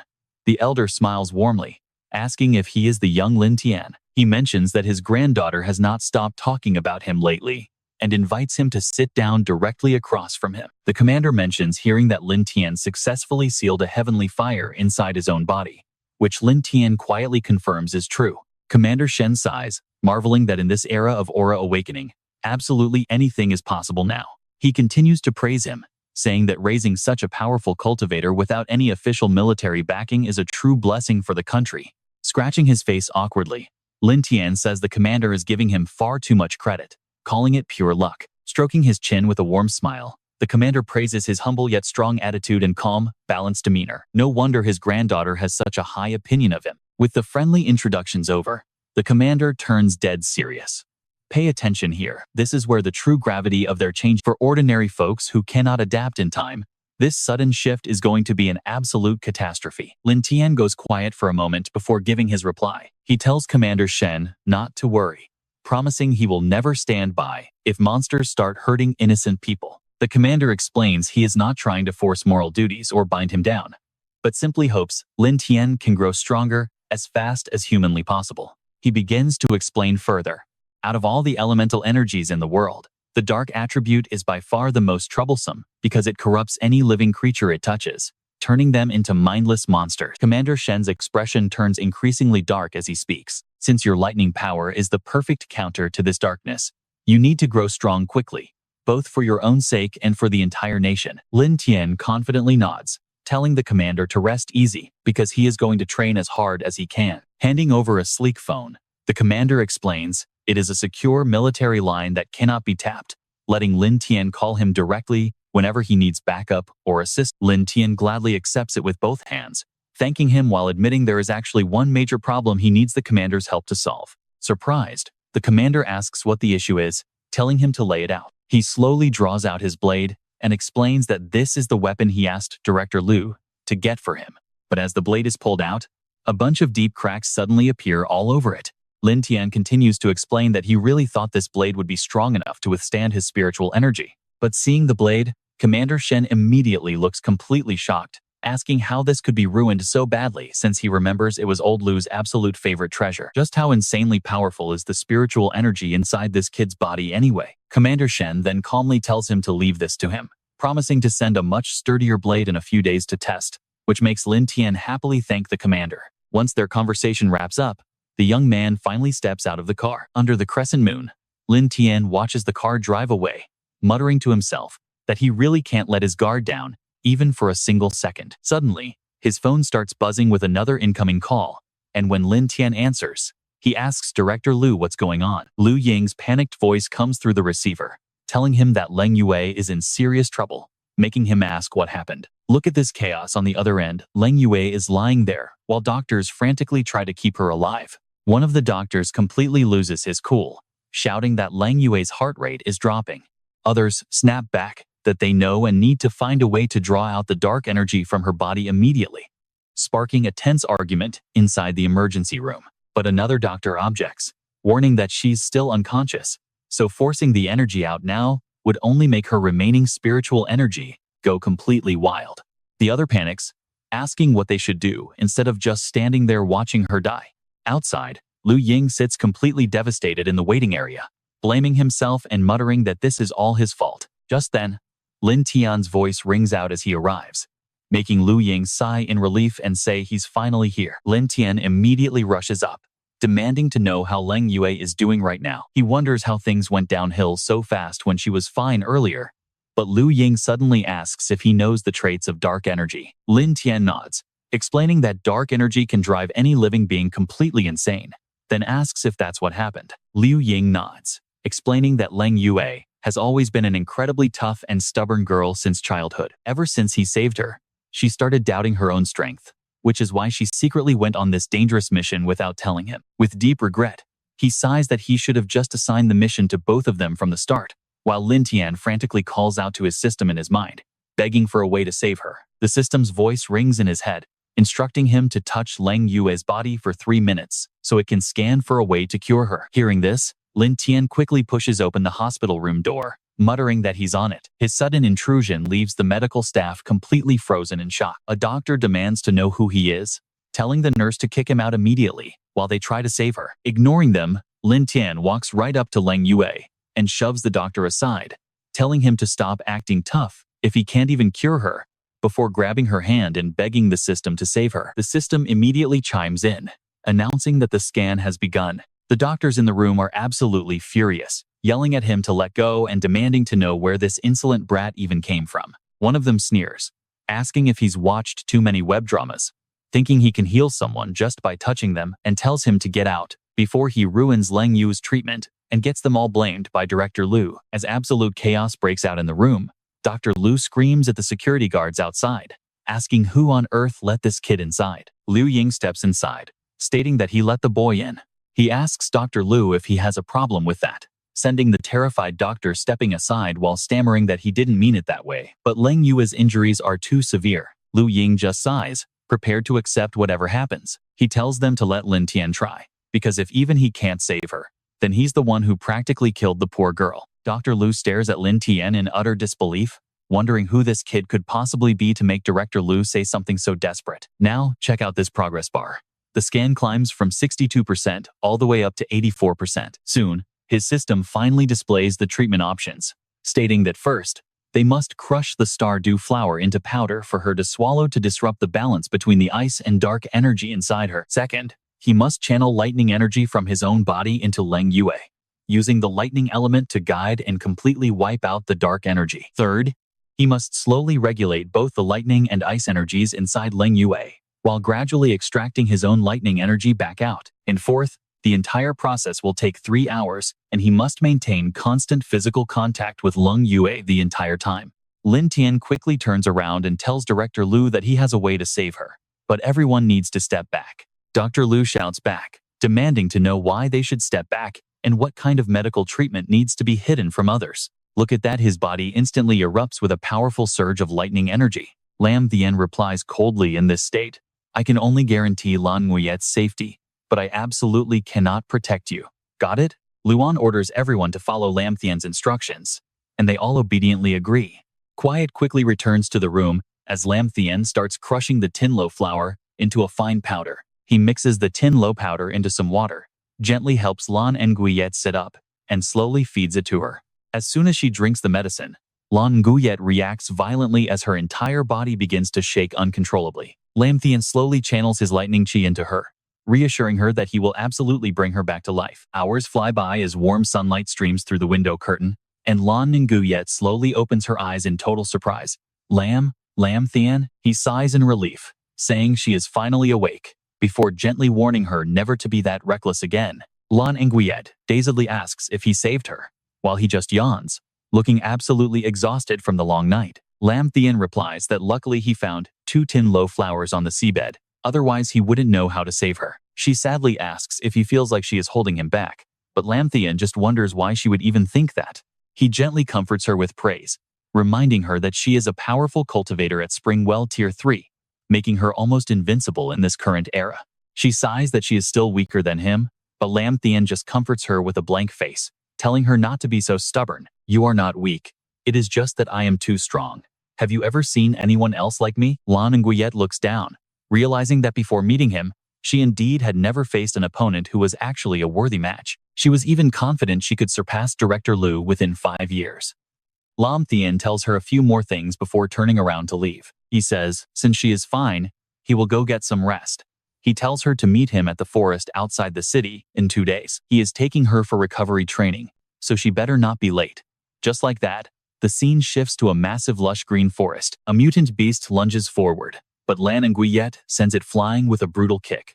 It shrieks in pain, while Lam Tian calmly watches from the sidelines. See, he knew she was strong. He explains that this mutated wolf had peak Springwell Tier 3 strength, yet she easily took it down. Her current power level has definitely reached Springwell Tier 4 by now. Lan Nguyet turns her head away, telling him that she does not need his sweet talk to know her own limit. And just as Lam Tian says they should head back, wait, what was that? A massive explosion suddenly tears through the quiet woods. Both instantly snap to high alert. She wonders if that was an explosion, just as his system suddenly warns him that incredibly powerful dark energy is nearby. Lam Tian looks around, noting this is not a normal blast. There is a wild, raging surge of dark energy coming from deep within the forest. Lan Nguyet freezes in complete disbelief. What did he say? Elsewhere in the woods, a group is setting up camp. Guangwu puts his arm around Xiaotong, whispering that he will catch a giant fish to grill for her later. But she looks completely disgusted, brushing his hand off while asking who would ever want his dry grilled fish anyway. She immediately walks over to another busy girl, offering to help Tu Yed set up the rest of the camping tents. Seeing this, Guangwu's friend walks up to tease him, asking if he and Xiaotong are having another lover's quarrel. He frowns with annoyance, explaining that she is just sulking because he checked out a pretty girl a few days ago. His friend just laughs out loud, totally clueless, and continues to tease him. He advises Guangwu to just be a little more discreet next time he decides to flirt with other girls. But once a player, always a player.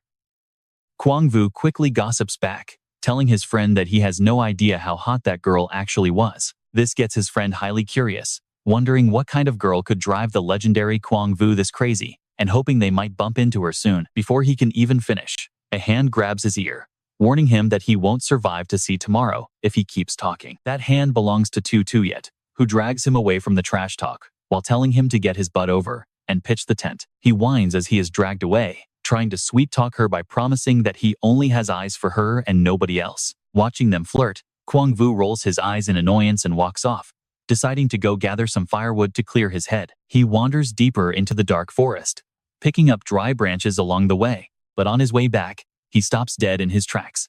Check this out. A rare, dark energy treasure is blooming right on the ground. Having never seen anything like this, he mutters to himself, wondering what it is, when a recent news broadcast flashes in his mind. The World Council recently announced that the entire planet has officially entered a new era of global spiritual energy revival. Experts say that the world is now overflowing with legendary opportunities, making him realize exactly what kind of treasure lies before his eyes. Because he stared at that strange flower for too long, his eyes seemed to fall under a deep, hypnotic spell. Right after that, flashbacks of Fei Fei flash in his mind. He crazily devours the flower, screaming that this is his ultimate power to become king, a God-given chance. He vows to drag Lin Tian down and stop gulping it down. Jiang Yu sneers that he will turn Lin Tian into a stray dog, right in front of that beautiful girl. Exactly how Lin Tian looked before Xiaotong, but mid-bite, his entire body suddenly freezes up, completely stiff. Then comes his agonizing scream as a massive, overwhelming surge of raw energy violently explodes out of him. The violent force deforms Jiang Yu's face, making veins pop as he lets out a twisted grin. He laughs, shouting that this is true power, and it feels absolutely amazing. But get this right, as he is riding high, a desperate scream for help hits his ears. It is Xiaodong's group, currently cornered and surrounded by a pack of mutated wolves. As a wolf leaps, Jiang Yu flies in and kicks it away, asking if she is okay, making a panicked Xiaodong cry out his name. She warns him to be careful of the pack, but bursting with newfound confidence, he slays them one by one, telling her to relax. He sneers that these wolves are just a bunch of helpless ants before him. Witnessing his sudden display of power, she is stunned, wondering what is happening. How did Jiang Yu become so insanely strong out of nowhere? She doubts if this is even a level of power humans can achieve. Before she can process it, Jiang Yu's shady friend snaps her back to reality, yelling out in shock at his incredible power. He asks if Jiang Yu has actually become one of those spiritual energy cultivators mentioned in the news. Xiaodong gasps in pure shock, realizing he is a cultivator. She never imagined they could possess such terrifying, godlike abilities. Sensing a golden opportunity, she bites her lip and greedily decides that a powerful man like him absolutely must belong to her. Meanwhile, in a quiet, shadowy part of the forest, Lin Tian leads the way, warning his companion to keep her guard up. They are getting closer to that dark attributed spiritual energy source. Leng Yue nods, saying she feels it too, but Lin Tian suddenly senses something off and tells her to hold on. Instantly, the duo leaps up into the nearby trees. Just as they clear the ground, a pack of mutated wolves rushes out below them. Seeing their highly erratic behavior, a puzzled Leng Yue whispers, wondering what on earth is going on with them. She wonders if they clashed with something, noticing one injured wolf releasing a strange, ominous black mist from its wounds. Staring at the dark mist, Lin Tian frowns, muttering that those wounds were definitely caused by dark attributed energy. Realizing how dangerous this looks, she turns to him, asking if they should report this to Director Liu. His expression turns dead serious as he calculates. He says they must investigate further first, or Director Liu will just send more people into danger. Suddenly, channeling raw strength into his legs, he leaps high into the air. Lin Tian drops down right in front of the pack, declaring he promised Commander Shen that he would never let these beasts invade the city. Right after, he raises his hand, gathering a massive vortex of energy before yelling for them to drop dead. The explosive energy sphere completely engulfs the wolves, wiping them out in a single blast. Dust settling, he tells Leng Yue it is time to move. They press forward through the thick trees, but Lin Tian suddenly stops, gasping at the sight before them. Scanning the area, Leng Yue quickly points out that someone had set up a campsite here. Watch this, Jiang Yu suddenly ambushes Lin Tian from behind, but Leng Yu reactively leaps in, summoning a barrier just in time to block the strike. Seeing her shield him, Jiang Yu feels a pang of jealousy, noting she is quite pretty and just as strong as the last girl. He curses, wondering how a loser like Lin Tian always surrounds himself with so many gorgeous women. Lowering his hands into his pockets, Jiang Yu lands smoothly and smirks at Leng Yue, praising her skills and offering to buy her a drink later. Leng Yue eyes him warily, demanding to know who he is and why he attacked Lin Tian. Jiang Yu sneers back openly, admitting he has a personal grudge and wanted to teach him a lesson. Disgusted, she scoffingly questions if that was really just a lesson. She snaps that if she had not reacted in time, her friend would be severely injured, proving his lethal attack was far more than a simple lesson. Lin Tian steps forward, his face darkening as he demands if Jiang Yu swallowed the dark spiritual treasure to become a cultivator. Hearing this, Leng Yue's face pales as she gasps in shock. Jiang Yu bursts into a smug, arrogant laugh, boasting that he has indeed become an incredibly powerful cultivator now. Hearing his confirmation, Lin Tian presses further, asking if he was the one who recently chased away the mutated wolves. He demands if Jiang Yu realizes how many innocent citizens would have died if that dangerous pack had entered the city. Jiang Yu shrugs it off coldly, saying that since he is a cultivator now, He could not care less about the pathetic lives of absolute garbage. Disgusted by his attitude, Leng Yue barks out in anger. But Lin Tian calmly stops her from arguing, telling her not to waste her breath anymore. Right now, this guy needs a solid fist to the face, not a lecture. Seeing his confidence, the guy bursts into a wild laugh, sneering that it is great Lin Tian is finally done acting like a coward. Let me show you what a real cultivator can actually do. Jiang Wu unleashes his aura as his dark power surges, his mad laughter echoing through the entire forest. Lin Tian drops into a fighting stance, letting his own energy flare up as he prepares to clash with him. Feeling the intense pressure, Lin Tian quickly gauges his strength. Judging by the spiritual energy, he is likely at the second level of the gushing spring realm. In this era of spiritual chi revival, it is crazy how just a single fruit can give someone such a massive power-up. And here's where he strikes right when Lin Tian is briefly lost in thought. The guy launches a ruthless surprise attack from behind. With lightning-fast reflexes, Lin Tian easily blocks the incoming heavy kick with his bare arm. Thrilled to finally face a worthy opponent, Jiang Wu praises him, saying it is not bad and that he actually has some power. But Lin Tian just smirks right back, mocking him with a cold glare. Is this really all? Absolutely furious at being mocked, the guy screams out, "You are looking for death." He instantly unleashes a rapid barrage of punches, but Lin Tian blocks every single strike effortlessly. As his fists keep flying to no avail, Jiang Wu screams out in absolute shock. How is this even possible? How can you block every single one of my attacks? Lin Tian remains completely unbothered, calmly telling him that he is just way too weak. Jiang Wu, preparing to strike back, Lin Tian mocks him with pure disdain, saying that if he weren't a cultivator, facing him would be like staring at the summer moon. And with a devastating punch right to the face, he adds, "But since you are a cultivator, you are nothing but a speck of dust in the vast sky." Slammed hard onto the ground, the guy can only stutter in utter disbelief. How is this even possible? Seeing him get knocked down, Xiaotong's group panics and screams out, "Brother Jiang, are you okay?"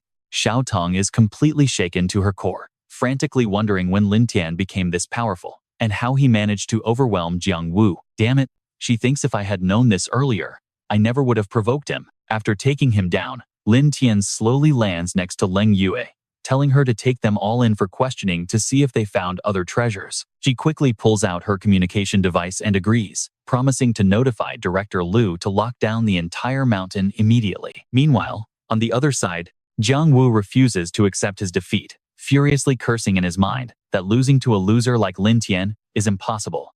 But suddenly, an eerie, mysterious voice echoes directly inside his head. "Do you desire?" The voice doesn't stop, repeating the creepy question over and over again. "Do you crave power?" As the voice fades, his surroundings instantly warp. Right in front of Jiang Wu stands a terrifying, dark shadow, seated upon a massive throne. What on earth is this? The dark entity looks just like a demon king from fantasy novels. This entity is none other than the Dark Monarch. Without a single second of hesitation, Jiang Wu begs him for absolute, supreme power. "As long as I can crush Lin Tian under my heel, I am willing to pay any price." The Dark Monarch doesn't waste words, simply flicking a concentrated beam of dark energy straight from his finger. The dark beam shoots directly into Jiang Wu's forehead, making his eyes roll back as thick veins bulge across his face. A moment later, feeling the incredible power coursing through his body, he laughs in pure ecstasy. "This is the power I wanted. This feeling is absolutely incredible." Back in the real world, Leng Yue remains completely unaware of the threat, telling the group to come with her to the Cultivator Association to explain themselves. But get this, the second she finishes speaking, Jiang Wu begins to unleash his horrific new dark energy. Lin Tian immediately rushes over to shield her, shouting out a warning to watch out. The massive wave of dark energy grows increasingly violent, completely enveloping Jiang Wu's body. Every single tree caught within the radius of this dark power instantly starts. Even his own friend gets caught in the expanding darkness, screaming in sheer terror to ask him what is going on. Xiao Shui and Xiaotong cry out in absolute panic, begging that they do not want to die.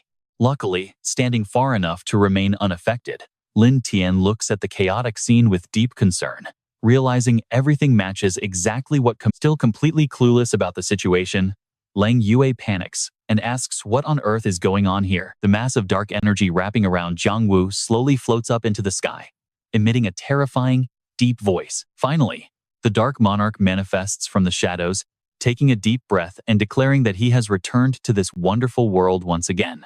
Stunned, Leng Yue immediately tenses up in disbelief, wondering how it is even possible for his level to jump from the second to the fourth stage of the Gushing Spring realm instantly. Lin Tian warns her to stay alert, telling her that he is definitely not the same person anymore. Just then, the cold, mechanical system notification rings in his ears warning, low-level dark attribute monster, the Dark Monarch, detected. Immediately after, a transparent system screen pops up to assign a brand new urgent quest: defeat the Dark Monarch. If he can defeat the Dark Monarch, the reward is a new attribute cultivation pill from his quest. Still, a shadow of worry hangs over him. He has never faced a monster like this in his entire life, leaving him completely clueless about how it might strike. While Lin Tian is busy planning, the Dark Monarch stares down at his own physical form with pure disgust. The flesh of these miserable humans is far too weak to help me forge a truly complete and perfect physical vessel. These two before me possess incredibly powerful spiritual energy. Swallowing them whole would restore a massive portion of my lost strength. With his mind made up, he locks onto his target and charges, deciding to devour the weaker girl first. He fires a deadly arrow aimed straight at Leng Yue. In that instant, Lin Tian's eyes flash with sharp determination. He leaps directly in front of her, unleashing a powerful slash that shatters the incoming arrow into pieces. Watching this, the Dark Monarch smirks with amusement. Not bad, kid. To think you could actually deflect my strike. Ignoring the praise, Lin Tian demands answers. What on earth are you?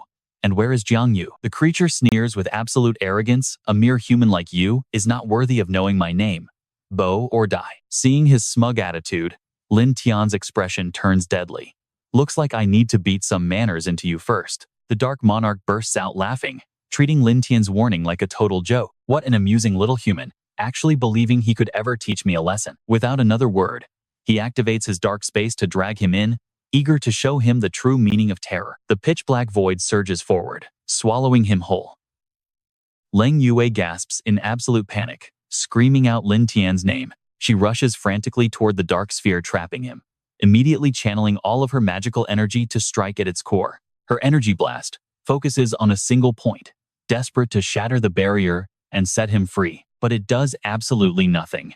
The Dark Monarch mocks her useless struggle, laughing that such a weak attack could never break his spell.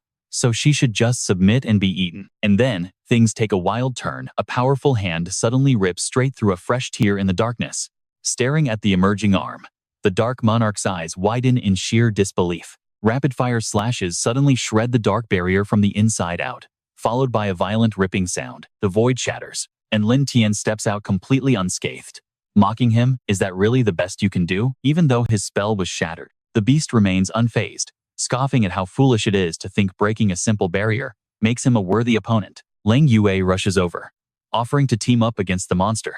But Lin Tian immediately declines. Just stay back. I want to see what happens when I actually go all out. Leng Yue stands frozen in confusion, wondering what going all out even means. Without saying a single word, he erupts with an explosive surge of energy, and this is his answer. Next, he blitzes straight toward the Dark Monarch, moving so fast the beast cannot even react, helplessly watching as Lin Tian's hand reaches for his face. A massive pillar of raw, destructive energy blasts directly into the helpless monster. This blinding light is immediately followed by a massive, ground-shaking explosion. Buried under the rubble, the Dark Monarch groans in absolute disbelief at being completely pinned down by a mere human. Lin Tian looks down with a deadly glare, simply asking, scared yet? Enraged, the beast lunges forward, screaming that a lowly human dares to look down on him, before launching a desperate strike. Die. Human. Standing his ground, Lin Tian watches the attack draw closer. At the very last second, he casually raises one hand, releasing a fusion of lightning and fire to block it. Look at this. The Dark Monarch grinds his teeth in sheer disbelief. How could this brat block my strike completely unscathed? Smirking at his panicked face, Lin Tian mockingly asks if he is finally starting to feel terrified. It seems you cannot even push me to my actual limits. What a massive disappointment. Shrinking back in fear, the beast realizes Lin Tian is far stronger than him right now, prompting him to instantly turn around to escape. No way. I cannot die here. I must devour more humans, grow stronger, and return to tear him apart for this humiliation. Seeing him try to run, Lin Tian narrows his eyes. Did I ever give you permission to leave? Instantly, massive lightning bolts strike down. Caught in the relentless storm of lightning, the Dark Monarch screams in agonizing pain. Unable to take the abuse, he transforms into a bat and flees, abandoning his battered vessel. Watching it escape, Lin Tian clicks his tongue in annoyance. To survive, That thing had to tear off most of its own body. Once the dust settles, Leng Yue spots him landing and rushes over to check on him. Lin Tian, are you all right? She gasps, noting he does not have a single scratch on him. He shakes his head. I am fine, but part of that dark beast got away. We need to notify Director Liu right now. She quickly nods and agrees. Got it. Cut to a massive city choking under a heavy, gray sky. A weather broadcast plays in the background, warning everyone that a cold front is bringing severe storms this afternoon. A red alert has been issued by the Weather Bureau, warning everyone to stay indoors. In the background, noisy TV commercials blare out alongside the emergency warnings. Listen up, everyone. I am telling you, something massive is going to go down today. Just wait. I will even show you how to get struck by lightning. Meanwhile, on a lonely, empty road, a stray girl grumbles to herself about her ruined plan. It is totally his fault. We had everything planned for today, but he cancels the whole trip just because of a little rain. But as she stands there muttering, an eerie, rustling noise echoes right behind her. Terrified, she spins around and yells,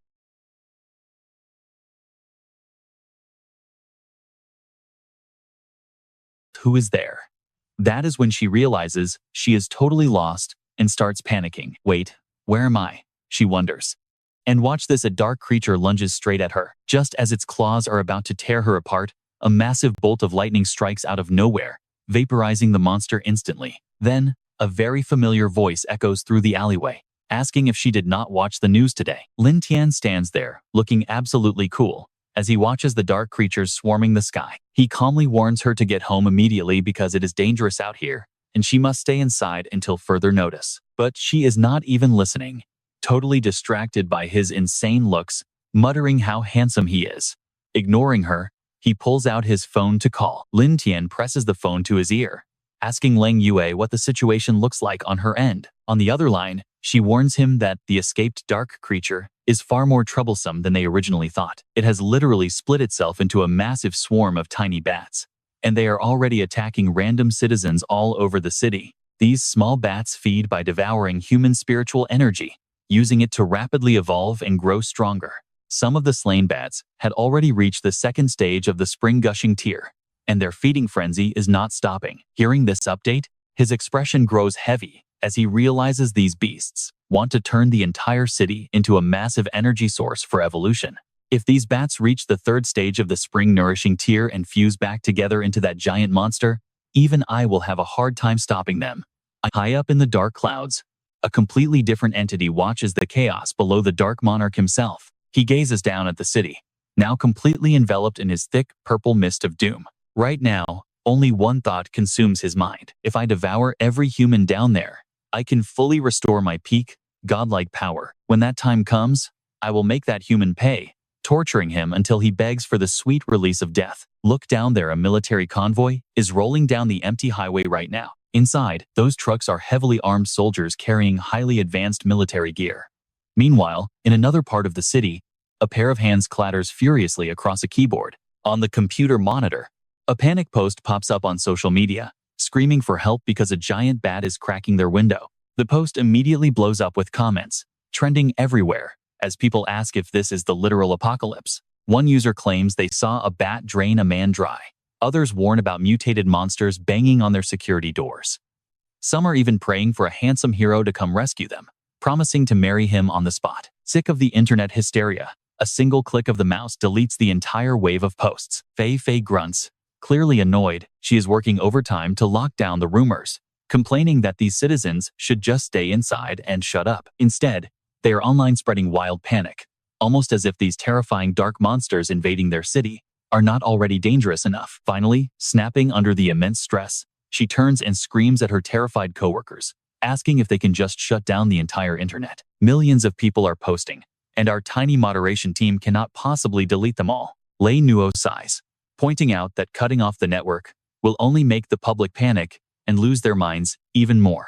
Pouting, she turns away and huffs that she already knows that and is just venting because she is totally frustrated. Suddenly remembering something, she asks Lei Nuo if the military is still blocked from entering the city. It's already been half an hour. He keeps tapping his tablet screen, checking the latest reports. Every single road leading into Tianhai City is completely blocked by Tier 3 Spring Realm mutant bats. There is absolutely— Please try to stay calm, young mistress. Fifi lets out a tense breath, silently praying to herself that Lin Tian is safe and nothing bad happens to him. Meanwhile, at that very moment, our scene shifts over to a certain high-rise building nearby. Lin Tian and Leng Yue step inside the building. Seeing them, Wu Qing calls out to the captain, while Tian Feng excitedly shouts for his big brother. He walks right up to them, asking if everyone is doing all right. Wu Qing quickly explains that she and Sister Qi were training together inside her villa, and they only realized the massive disaster had actually started when Director Liu called them. Before she can even finish, Tian Feng cuts in to brag, saying he was just chilling and eating barbecue with his little brother when it hit. Back then, a mutated bat lunged at him, but I just punched it dead on the spot, skewered the whole thing, and grilled it with my bro. Lin Tian is completely speechless at this, warning him to just make sure they do not get a stomachache. Once the greetings are done, Liu Ying speaks up, saying they can finally start the video conference with the military now that Lin Tian is here. He agrees right away. He turns on the screen, tapping the controls, and tells Commander Shen that they are fully ready on their end. Immediately, the giant screen behind them lights up with the image of Commander Shen. Since every member of the Spiritual Aura Association has arrived, we need to immediately begin planning the emergency rescue operation for Tianhai City. As of right now, both of the main highways running east and west of Tianhai City are completely blocked by massive swarms of these mutated bats. There is also an insanely massive energy reading coming directly from the central plaza in the southeast, which means we are likely looking at the main boss controlling this entire terrifying mutant bat swarm. Hearing this, Lin Tian sinks into deep thought, quietly repeating the words, "The central plaza." Suddenly, he notices the person standing in front of him is shaking, wondering why Li Qi looks so visibly shaken. Commander Shen has no idea they are distracted.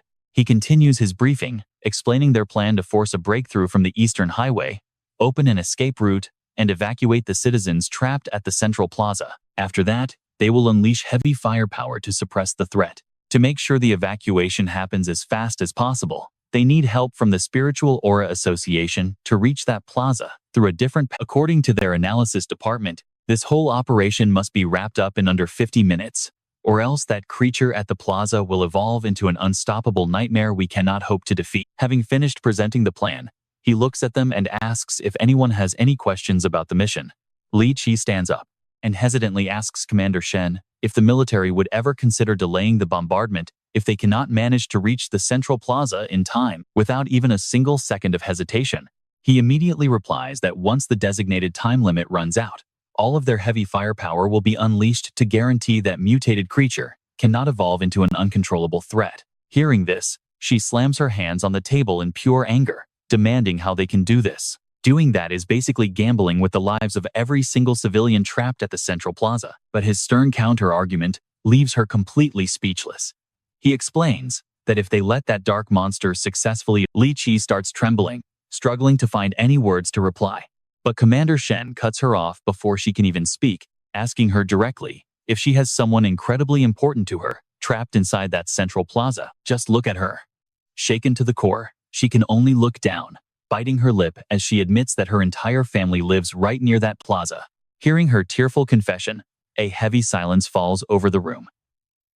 Wu Qing gently helps Li Qi sit back down, comforting her by promising that they will absolutely rescue her family no matter what. She adds that Captain Lin gave her special training recently, so she is much stronger now. Tian Feng stands up too, confidently assuring her that he will call his boys right away to get their cars ready. Commander Shen has no choice but to issue a cold order, telling Li Qi she must sit out of this mission. Shocked by his sudden decision, she cries out in frustration, demanding to know why. Remaining completely unmoved, he states that a soldier controlled by their emotions will only drag down the success rate of the mission. Are you really saying that once we reach the central plaza, your parents won't be the first thing on your mind? Director Liu, to guarantee this mission succeeds, please confirm the personnel assignments one more time. As Liu Ying hesitates in awkward silence, a sudden voice cuts right through the room, telling everyone to wait. That voice belongs to Lin Tian. He steps up without a shred of hesitation, declaring that Commander Shen's plan has a fatal flaw. Feeling the disrespect, the commander frowns and asks him what his issue is. Our main guy just smirks and wags his finger, pointing out that their bomb won't even scratch that monster. Liu Ying and the entire room gasp in pure shock.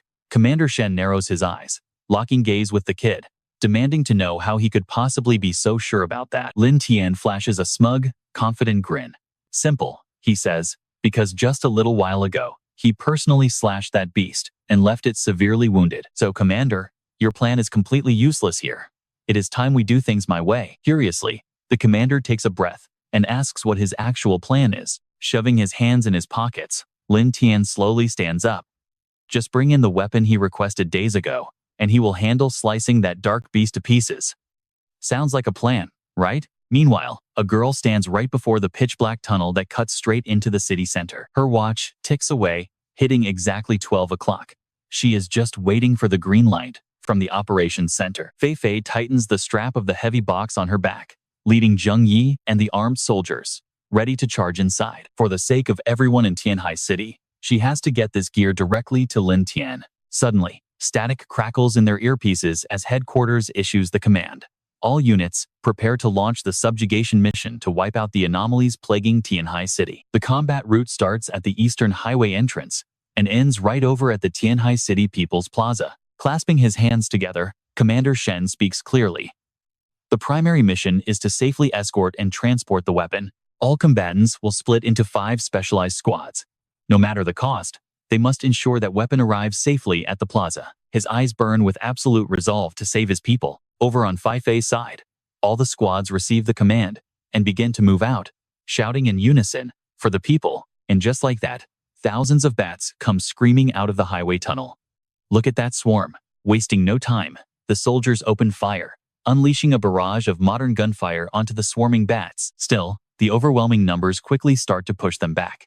They barely step inside before soldiers start getting bitten and wounded. Desperate screams echo all through the pitch-black tunnel. Fei Fei is covered in scratches herself, but she keeps pushing the squad forward, yelling for everyone to charge. As a proud soldier, she refuses to let fate break her. With fierce determination in her eyes, she vows to survive. Out in the city, the sky is black with bats.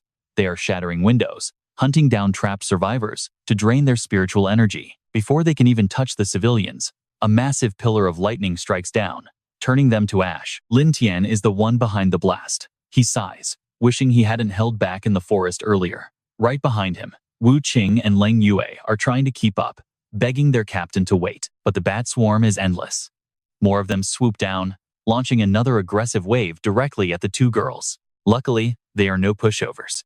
Wu Qing unleashes her water dragon technique, while Leng Yue freezes them solid with her ice pond, completely shattering the enemy swarm. The frozen beasts shatter into tiny, icy fragments all over the pavement. Staring at the endless swarm still filling the air, Leng Yue turns pale.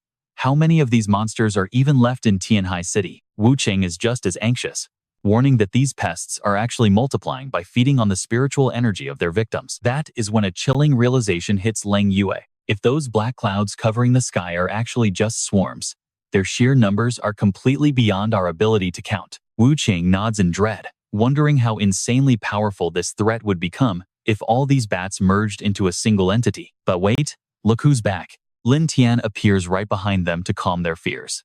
That beast could not beat him in the forest, so it stands zero chance out here. Right now, his only focus is reaching the plaza to meet up with Shen Fei Fei.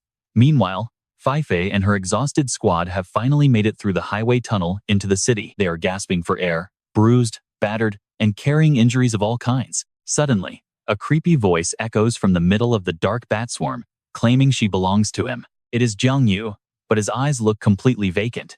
He is clearly not the man they once knew, flashing a wicked smirk and greeting her as a beauty. Fei Fei narrows her eyes in disgust, asking if it is really him again.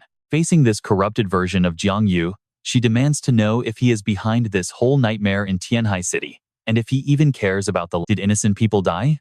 Jiang Wu does not care one bit. He just scratches his ear completely and utterly indifferent. Besides, those lowlifes do not deserve to live. Honestly, becoming his recovery fuel is actually an absolute honor for them. Fei Fei is absolutely furious. She instantly lunges forward to kick him right in the head. You utter bastard. Her kick does absolutely nothing. Instead, her own leg ends up throbbing with sharp, agonizing pain. Terrified, Fei Fei freezes. Jiang Wu erupts with dark energy, smiling creepily while calling her a gorgeous beauty. Channeling dark energy, He mockingly explains that spiritual cultivators like them are basically just fine wine to an alcoholic like him. Run now or die. Even if he devours every single soul in Heavenly Sea City, he would only restore barely half of his peak strength. But now, by simply consuming them, he can instantly regain his absolute prime condition. Fei Fei stumbles back, terrified, but she is way too close to escape. And guys, this creepy laughing in her ear? Absolutely chilling. Just like that brat Jiang Wu. Submit quietly and become my fuel. Suddenly, a massive boom echoes as a sharp ice pillar erupts between them, instantly shattering the dark energy grip and freeing Fei Fei. Leno steps forward with an icy, sharp glare. My lady does not like you at all, so I guess I must send you to hell. Shocked by his sheer boldness, she gasps out Leno's name. Jiang Wu unleashes even more oppressive dark energy, studying Leno with twisted amusement. Spirit Spring, 4th tier? No. Your energy has actually hit the 5th tier. He gets incredibly excited. Devouring him would not only restore his peak form, but could actually evolve him to an even higher level. Leno yells to Fei Fei, telling her to take everyone and run to Lin Tian immediately. He will handle this guy alone. Knowing she would only slow him down, she obeys and leads the survivors away. She yells back to stay safe, but seeing his beautiful prey escape, an annoyed Jiang Wu lunges after them, demanding to know where they are running. But Leno blocks his path with a massive ice wall, glaring coldly as he tells him that he is not leaving either. Fei Fei successfully escapes with her group. No monster like Jiang Wu here, but these mutated bats are still pretty tough to handle. Their guns roar constantly, but the relentless swarm just keeps coming back. They swoop down to bite at any opening. Fei Fei grits her teeth, cursing that there are way too many of these creatures. While constantly firing her weapon, she suddenly makes a horrifying realization: these damn bats have evolved, and regular bullets are not even scratching them anymore. Running and fighting, Fei Fei is completely overcome with anxiety. Can she even deliver this? And let's be real, you're probably wondering too, will they actually reach Great Xia in one piece? Gritting her teeth, she stops doubting. They will definitely make it, and she cannot let her faith waver now. As Fei Fei desperately tries to break through the swarm, a mutated bat creeps up from behind, opening its fangs to make a quick meal out of her. Before it can even touch her, a massive surge of lightning fries it instantly, filling the air with the smell of burnt blood. Lin Tian finally arrives, surrounded by crackling lightning that makes him look insanely cool. He has finally found Fei Fei. Fei Fei looks up, relieved.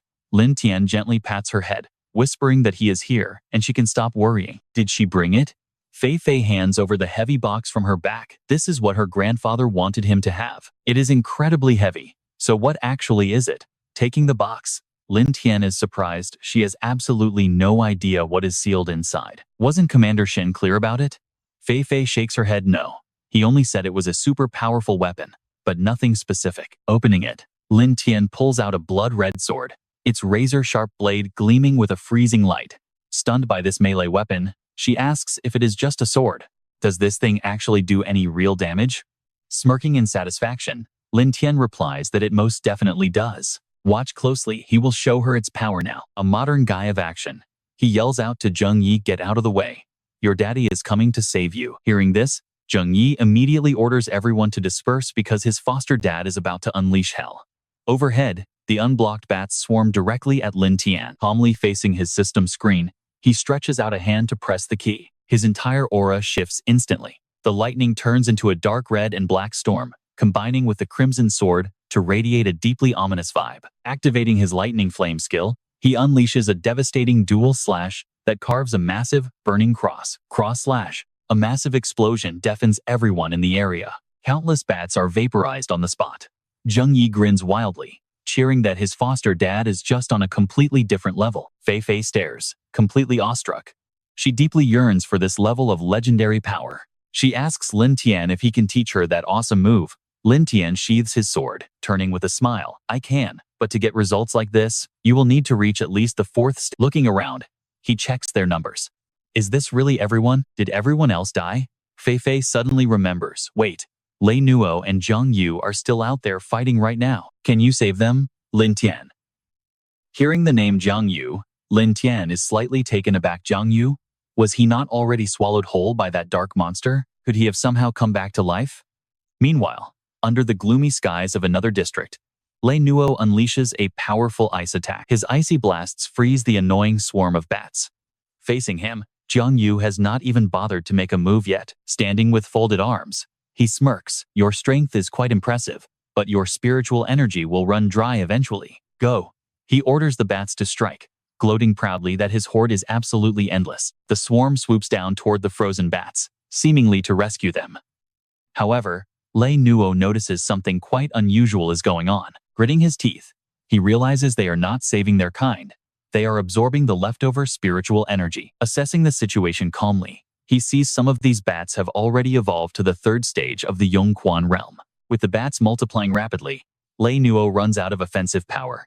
He can only conjure an ice shield to defend himself. As the bats grow stronger and more numerous, they quickly begin cracking his thick ice shield. Crack. The shield shatters as the horde swarms in. Lei Nuo is blown back, barely managing to stay on his feet. Clutching his bleeding arm, he frowns in deep exhaustion. This is getting quite troublesome. Jiang Yu laughs. Arrogantly, you keeping your distance from me like that? Should I take it to mean you are afraid? Refusing to back down, Lei Nuo gathers his remaining energy for one powerful strike. 4 frost arrows, sharp ice arrows streak through the air, aimed right at Jiang Yu. Floating above, he wears a smug grin like a predator, about to feast. As the ice arrows close in, Jiang Yu uses his dark aura to halt them mid-air, rendering them completely motionless. Lei Nuo is completely stunned. Jiang Yu bursts into a loud, menacing laugh, a total classic villain move right here. I knew you would panic, and I will gladly take this massive amount of spiritual energy off your hands. The arrows are quickly absorbed. Lei Nuo curses in frustration. Damn it, is this guy using my own energy to level up? Completing his evolution, Jiang Yu extends his hand to sentence his foe as thanks for helping me reach my peak. I will give you a painless death. A blast of dark energy shoots straight at Lei Nuo. With no strength left to dodge, he closes his eyes, feeling incredibly sorry to Fei Fei. Forgive me, milady. But right at the last second, a figure flashes before him. It is Lin Tian. Grateful but terrified for his savior, he yells a warning, get out of there. That is a full power attack from a 4th stage cultivator. Unbelievable. Defying all expectations, Lin Tian casually waves his hand and easily deflects the deadly blast. The dark energy slams into the ground, causing a massive explosion. Lei Nuo is totally speechless, unable to believe his eyes. Lin Tian casually turns around and asks innocently, wait, what did you just say? Clutching his injured arm, Lei Nuo immediately asks about Fei Fei. Lin Tian, is the young lady safe? He casually replies, oh, do not worry. Right now, she is with Leng Yue and the others, dealing with those annoying bats. Lin Tian then adds, go join them quickly. I will finish this thing off and meet you guys to discuss our next plan. Exhausted, Lei Nuo agrees and leaves.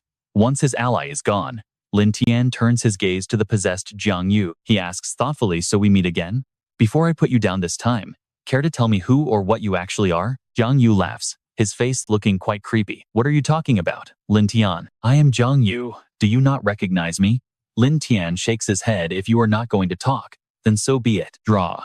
Gripping his sword hilt, he prepares to strike. Do not worry. This will all be over very quickly. Hovering in midair, Jiang Yu raises his chin arrogantly. Lin Tian, do you honestly think I am the same person as before? Gathering a massive sphere of energy, he fires it straight at Lin Tian. Let me show you my peak strength. Instead of dodging, he calmly asks, is that it? Lin Tian swings his blade, unleashing a crimson slash that instantly blows the energy ball away. The slash carries so much power, it keeps flying right toward Jiang Yu. Panicked, he gasps, what?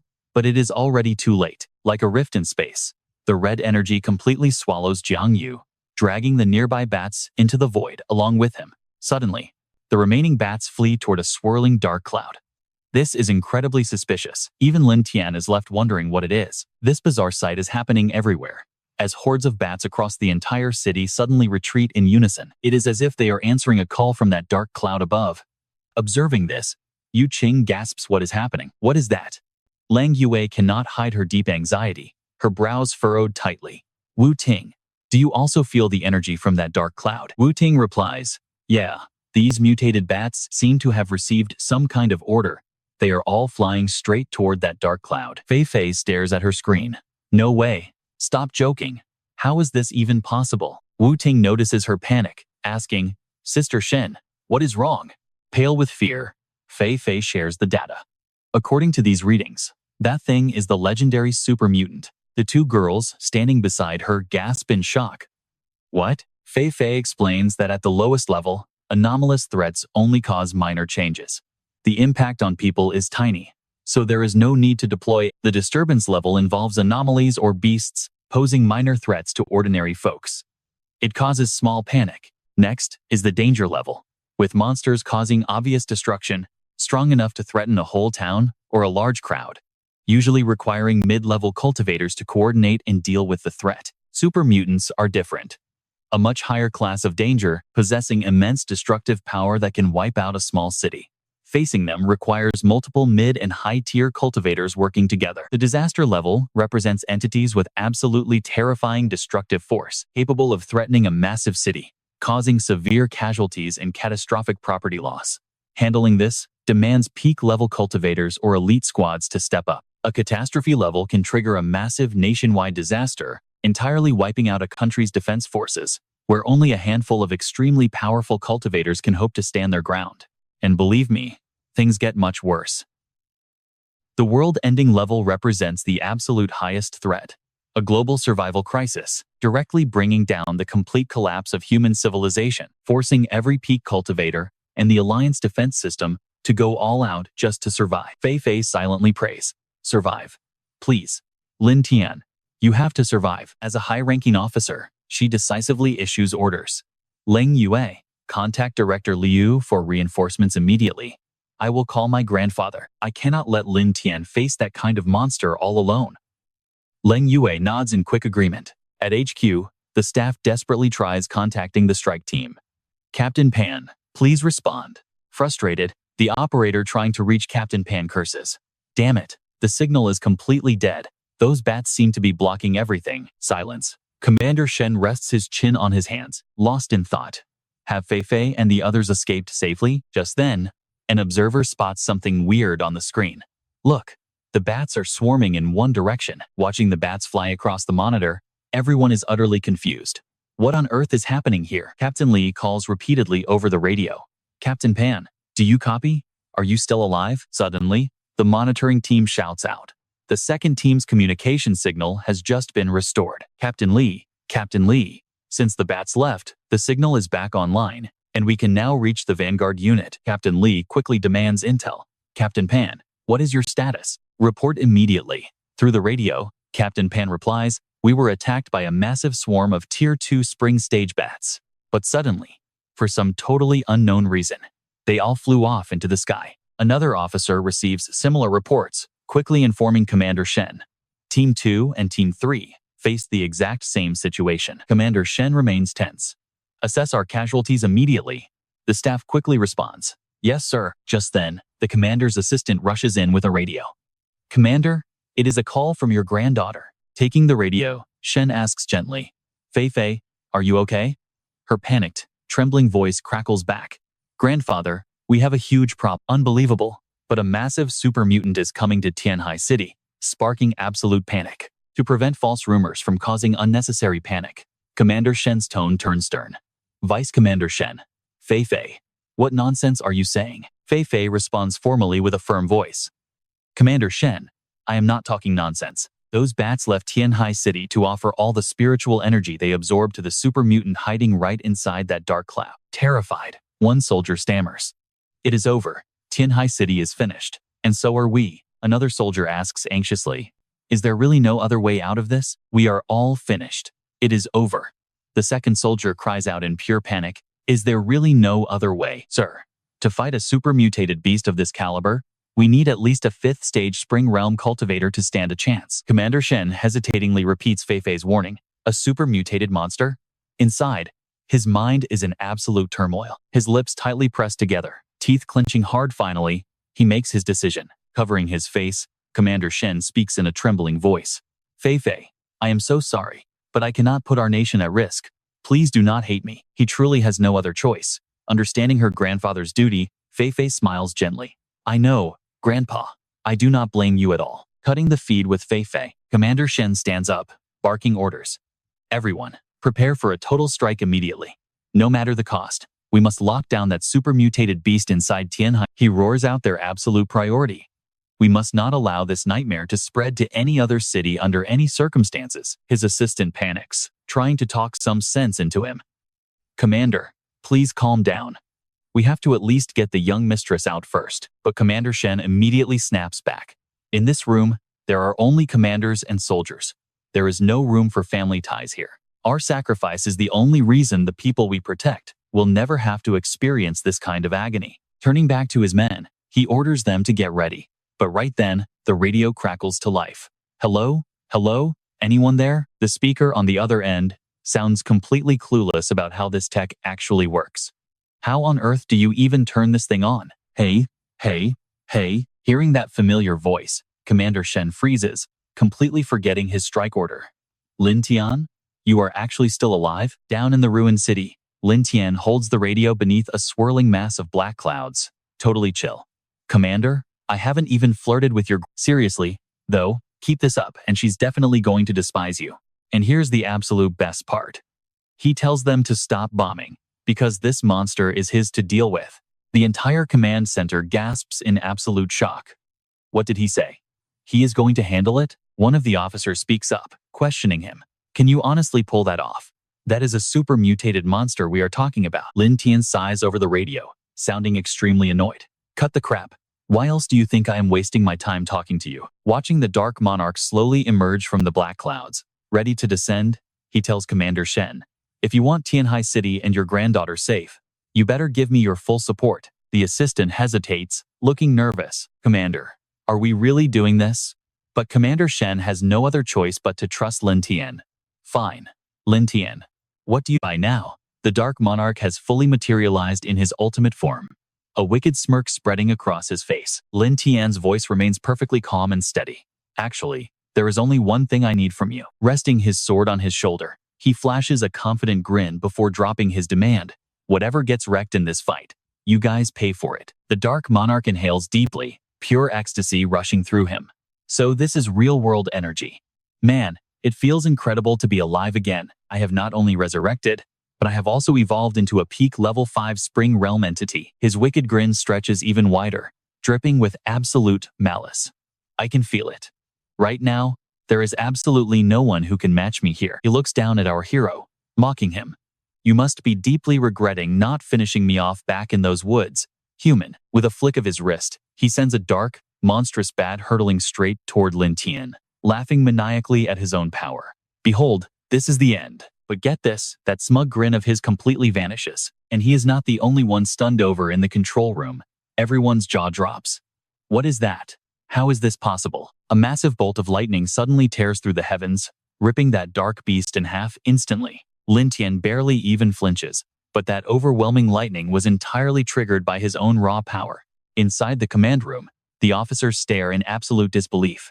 Is that the legendary lightning element we have heard about? This is terrifying. Someone with that kind of crazy power is practically a monster himself. Commander Shen watches his every move intently, resting his chin on his hand with a proud smirk.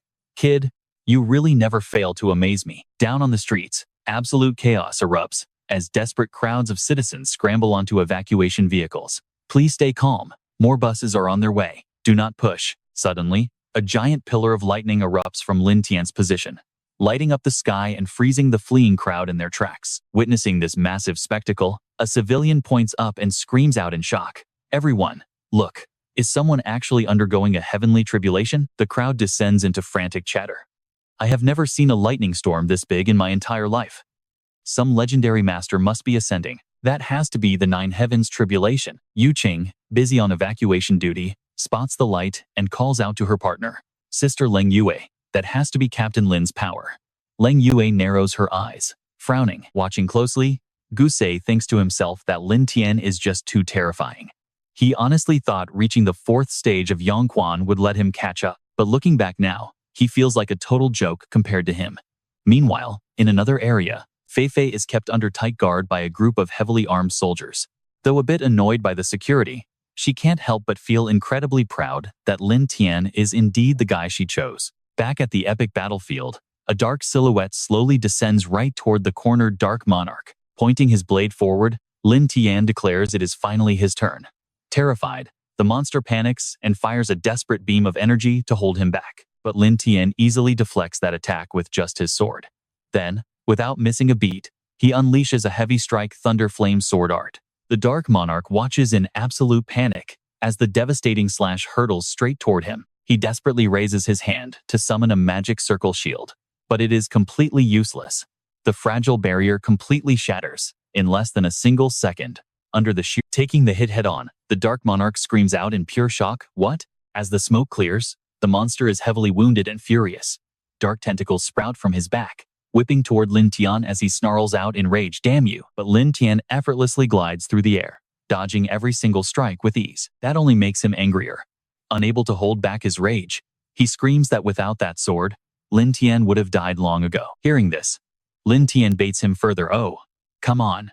Plenty of blood is right here." Totally losing his mind in rage, the Dark Monarch screams that he is asking for death and attacks. He fires a massive tornado-like beam of energy straight at Lin Tian, aiming right for the forehead where the boy just pointed. But that beam of energy just bounces harmlessly off his skin, leaving the terrified monster utterly unable to believe his eyes as he gasps out in complete shock. Let us be honest here, how is he completely unharmed by a peak 5th stage Yongquan full power attack? Could it be that this kid has already evolved to Yongquan stage 6, or perhaps even higher? Hearing that, Lin Tian gently touches his forehead and calmly tells him that if this is truly his full power, then he can die right here.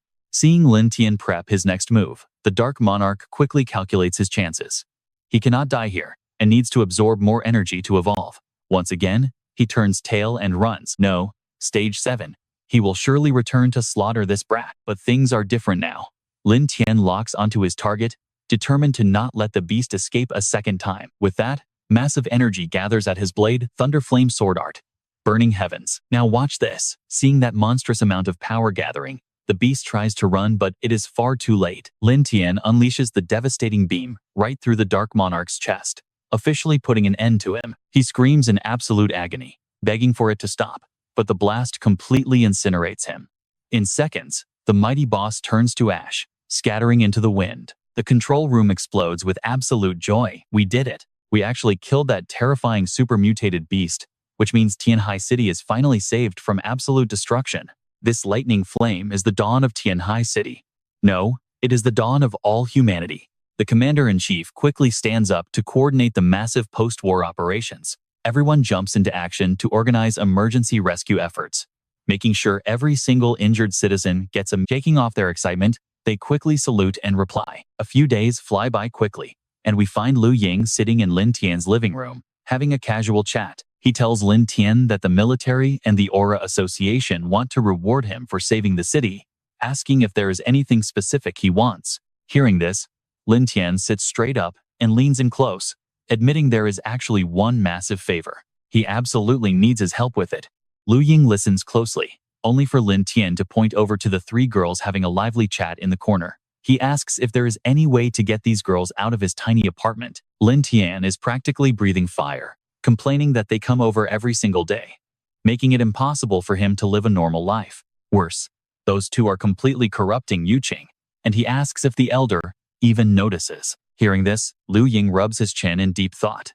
Leng Yue cannot easily leave, which means Shen Feifei will not be leaving either. And if those 2 stay, then whether Su Yuqing leaves or not makes no real difference. After a moment of silent calculation, the elder finally nods, assuming the boy is just subtly hinting at wanting a massive luxury villa to fit everyone, with both of them on completely different wavelengths. This hilarious misunderstanding of a deal is made. Liu Ying tells him it is incredibly simple and promises to make him happy. A brand new morning arrives, and high up inside a sleek skyscraper, an important meeting is quietly getting underway. The host points directly to Lin Tian's picture on the screen, announcing that they are moving on to the main topic of today's meeting. To get straight to the point, Lin Tian has made a massive contribution during this crisis in Tianhai City. What kind of reward should we give him? One of the committee members at the table immediately speaks up. I believe we should provide him with some resources to turn him into a top-tier cultivator for our country, just like those legendary superhero figures in Western nations. Another man sitting nearby immediately nods along and echoes his support, saying, yes, we should definitely build up his public image and turn him into a massive celebrity. Exactly. An iconic hero image like that could inspire many more young folks to walk the path of cultivation. However, a much more serious-looking official quickly shuts them down with a sharp frown. A celebrity? Are you guys kidding me? Lin Tian is not just a savior to Tianhai City. He is a generational genius of our entire nation. I say we bring him into the military high command later to take charge of training our own forces. Commander-in-Chief Shen seems to agree, nodding as he asks the rest of the room, is there anything else we can give? Suddenly, someone barges into the room and cuts off their meeting by loudly shouting, I object. The unexpected intruder is none other than Han Xiaofeng, leaving the entire room gasping in utter shock. Commander Han, why did you come back?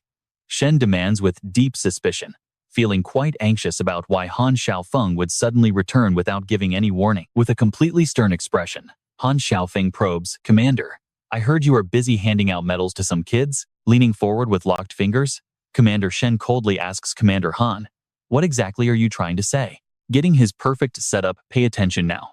Without any hesitation, Han Xiaofeng declares some lucky kid who stumbled his way to victory has zero right to receive a hero medal. This sparks instant outrage from the other officials, with one yelling, Commander Han, you are going way too far with that statement. Lin Tian did not save Tianhai City from that nightmare by relying on cheap luck. Absolutely. His entire mission in the city was fully recorded on video. But pulling his rank, Han Xiaofeng throws them a cold, condescending look, growling, since when did this room have space for two useless trash to speak? Suddenly, a hand taps the table. Talk about perfect dramatic timing. Commander Shen calmly explains, Commander Han, a level 5 Spring Realm beast is not something anyone can defeat with simple luck. I get your doubts about Lin Tian, but his medal is not your decision to make at all. Seeing his mind was set, Han Xiaofeng has no choice but to sit back down and let them proceed, grumbling, fine. If you are so stubborn about awarding him that medal, I cannot stop you, but I will never, ever recognize. Immediately, Commander Shen ignores him and takes back control of the floor, asking the other officials to continue. Does anyone have other proposals? Lin Tian did not save us for cheap fame or profit, and he definitely does not care about military ranks or social media clout. His question is met with dead silence as nobody else in the room has any ideas left. Seeing them so useless, Shen turns to Lu Ying. Old Lu, any ideas? Oh man, this is the exact moment he has been waiting for. Laughing silently to himself, none of you guys actually understand my brother Lin Tian, so in this clutch moment, you still have to rely on me. Only Lu Ying knows exactly what his brother Lin Tian needs the most right now. Clearing his throat, he speaks up. I actually met with Lin Tian a couple of days ago and asked him what he wanted, and he made one thing crystal clear. The other officials lean forward with hopeful eyes, praising him. Oh, old Lu, you are truly a lifesaver. Stop keeping us in suspense and spit it out. Lu Ying wisely starts quoting Lin Tian's exact words, remembering the image of the boy fuming with anger. He shares, those people keep showing up at my place every single day, completely ruining my daily life. On top of that, those two are totally corrupting Yu Qing. Do you not see what's happening? Based on that, he pulls his ultimate conclusion and presents his proposal. Therefore, Lin Tian wants a much bigger house. That way, he can comfortably live with Ling Yue and the others, without ever feeling cramped again. Hearing Lu Ying's incredibly passionate reasoning, the board members are instantly sold, gasping, of course. Why did that basic idea never cross our minds? Exactly. We completely overlooked his most fundamental daily needs like food, shelter, and sleep. Only Commander Shen sits there with a massive sweat drop, fully realizing what the kid actually meant by those words, thinking to himself, Lin Tian wanted to kick Ling Yue and the others out of his space, but since little Fei Fei also seems to have feelings for him, whatever, let's just. With that decision made, he clears his throat with a soft cough before speaking up. Since that is the case, does anyone know a suitable large villa or luxury? Xiaofeng, silent until now, jumps right in. Stop looking, I know a highly suitable villa. Hearing him suddenly recommend a place, everyone gets highly suspicious. Was not Commander Han just opposing his reward a second ago? Why the sudden change of heart? Watch this. General Shen seems to immediately realize the exact place he is talking about, and gasps. Oh, the villa there? Xiaofeng flashes a pretty dangerous smile and introduces the place, Green Lake Manor on Qiyang Road, in Haishi City. Hearing that name, the officers in the room look completely baffled. Wait, has not Haishi City already been locked down and sealed off? According to military records, the terrifying anomalies in Haishi City have already reached Gushing Spring Level 6. Realizing Xiaofeng is setting a trap, Lu Ying immediately speaks up to challenge him. Commander Han, my cultivation association has never offended you. Why are you making things so difficult for Lin Tian? Today's meeting is about rewarding him, not dumping a dangerous new mission on him. Xiaofeng casually shrugs, throwing down a challenge. Look, if he cannot even clear out that villa, then he simply does not deserve any reward. Naturally, these words cross the line, causing General Shen to frown as his face turns dead serious. Commander Han, are you questioning my decision here? Xiaotong does not back down at all, firing straight back. Of course not. I just want to personally see if your beloved hero is actually the real deal. A bit later, at Lin Tian's place, a guilty voice speaks up while handing over a stack of files. Brother Lin Tian, I am truly sorry. Lu Ying awkwardly scratches his head while Lin Tian looks on, confused. You literally risked your life, and we wanted to give you a great reward, but someone had to mess it up. Because of that, the paperwork in your hand is the deed to your new property. Property owner, Lin Tian. Ownership type, sole proprietor. Exact location, Green Lake Manor on Jiang Road, in the heart of Haishi City. Looking at the deed, the kid is completely shocked and speechless. Wow, this place looks absolutely beautiful. This place is worth tens of millions at least, and they are just giving it to me? Seeing him shaking and silent, Lu Ying thinks he hates it and quickly offers. Lin Tian, if you do not like it, I will risk my old life to get you another one. But before he can even reach for the papers, the kid snatches them back and yells. Damn it, a multi-million-dollar mansion is not about whether I like it or not. It is about whether I am worthy of this blessing. Without a second thought, he stuffs the deeds into his pocket, keeping this place for sure. Seeing this, Lu Ying does not object further, but gives a friendly warning.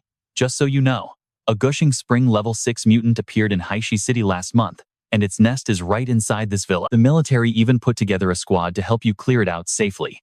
But Lin Tian just scoffs with pure disgust and turns them down. Why make it so complicated? Getting pretty anxious now.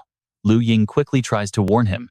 Lin Tian, I know you easily defeated a gushing spring level 5 monster, but the mutant in Haishi City is at level 6. Do not go doing anything reckless. Even though level 5 and level 6 are only one single rank apart, it is a massive gap like heaven and earth. You are young, so just patiently focus on training and your future will be. Cutting him off before he can babble any further. The kid flatly replies. I know. Picking his nose, he casually drops a massive bomb. You heard that right, he is already at gushing spring level 7. Hearing this, Lu Ying gasps in absolute shock. Meanwhile, a military car is speeding down the highway, as one of the passengers asks, Boss, what on earth is this kid's background that makes us support him? Lieutenant Li scoffed with pure contempt. Not to mention, our guys in the military camp have been fighting at Green Lake Manor for 2 weeks straight without making any progress at all. Can a barely legal kid like him actually get the job done? Commander Han seriously replies.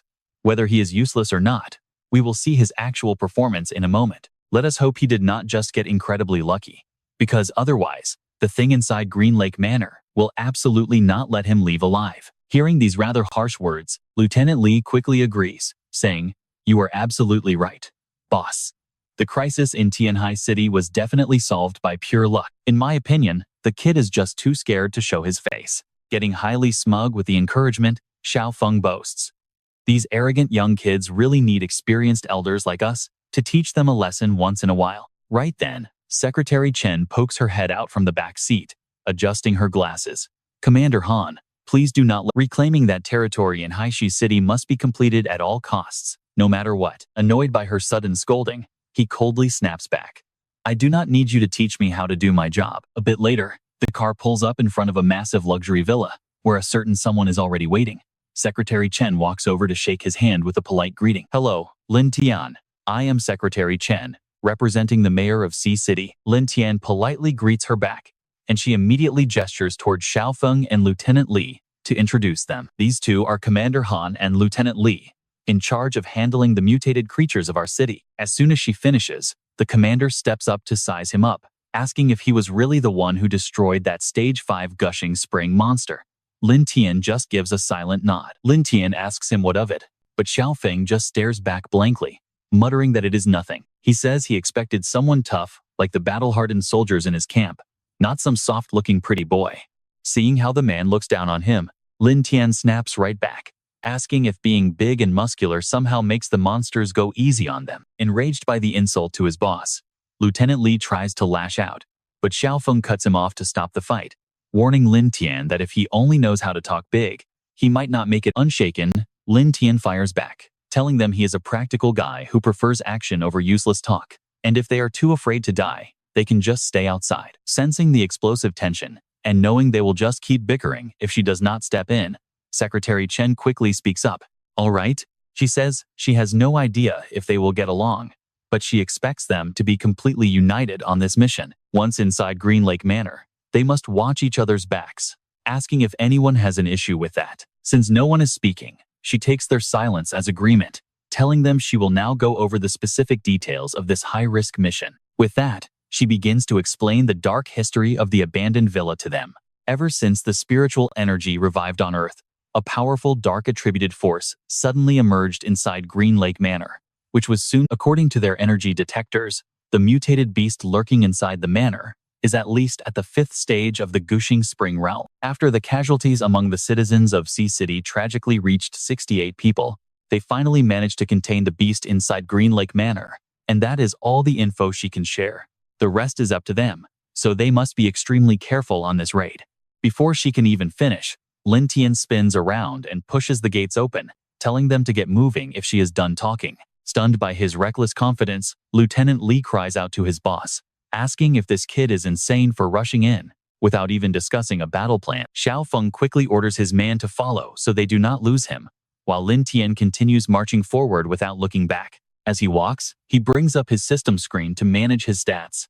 Another dark attributed monster, he thinks, noting that this is already the 3rd one in just a few days. His last quest rewarded him with a new attribute slot, but now he is torn between picking the dark attribute or the light one.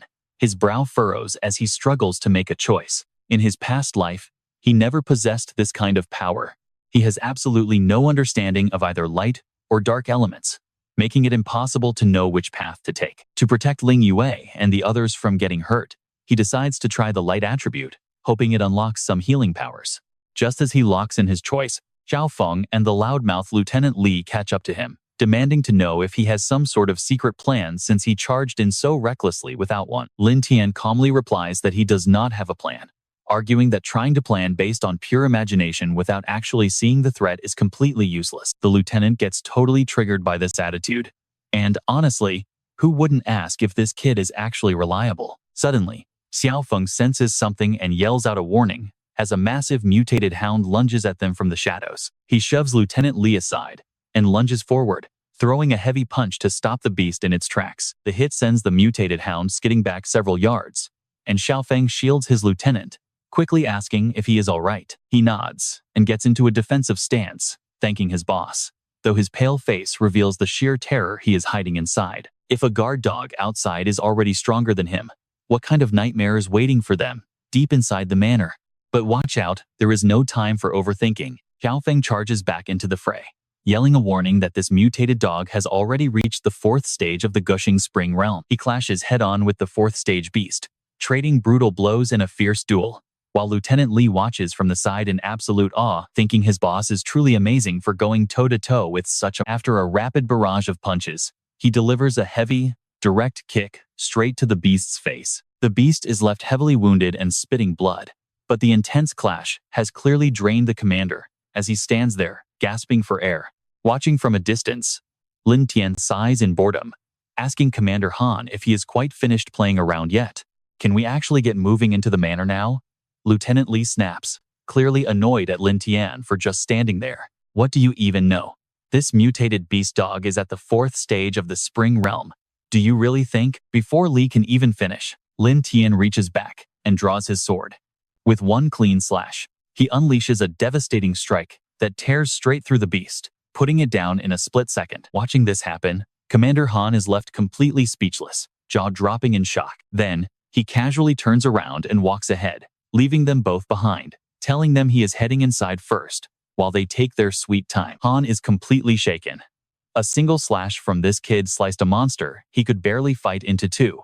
Lieutenant Li also senses that Lin Tian is not someone to be messed with, nervously asking him, "Boss, did we just mess with someone we absolutely should not have?" Without a second thought, Han urges him to go apologize to their brother Lin Tian immediately, since you cannot offend someone like this. By now, Lin Tian has already reached the villa door and pushes it open. He looks at the empty room ahead, instantly feeling something is off. This is not right, he thinks. 68 people died here, so why is there not a single corpse left in this manor? As he is wondering, Commander Han catches up to him. Lin Tian speaks up. "Commander Han, Let me ask you something. The commander is now more cooperative than ever, telling Lin Tian to go ahead. Lin Tian gets straight to the point, asking if their military had come inside to move the bodies out. Han slowly replies, answering honestly without hiding anything, no. Even with all our strength, we could only barely contain the mute. We never made it this deep inside. Why do you ask?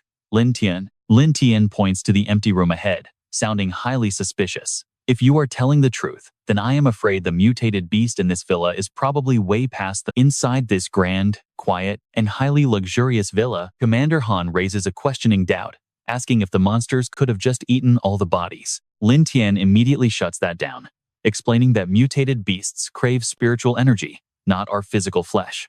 Glancing at them, he warns them to stay highly alert as they split up to search. Hu goes upstairs.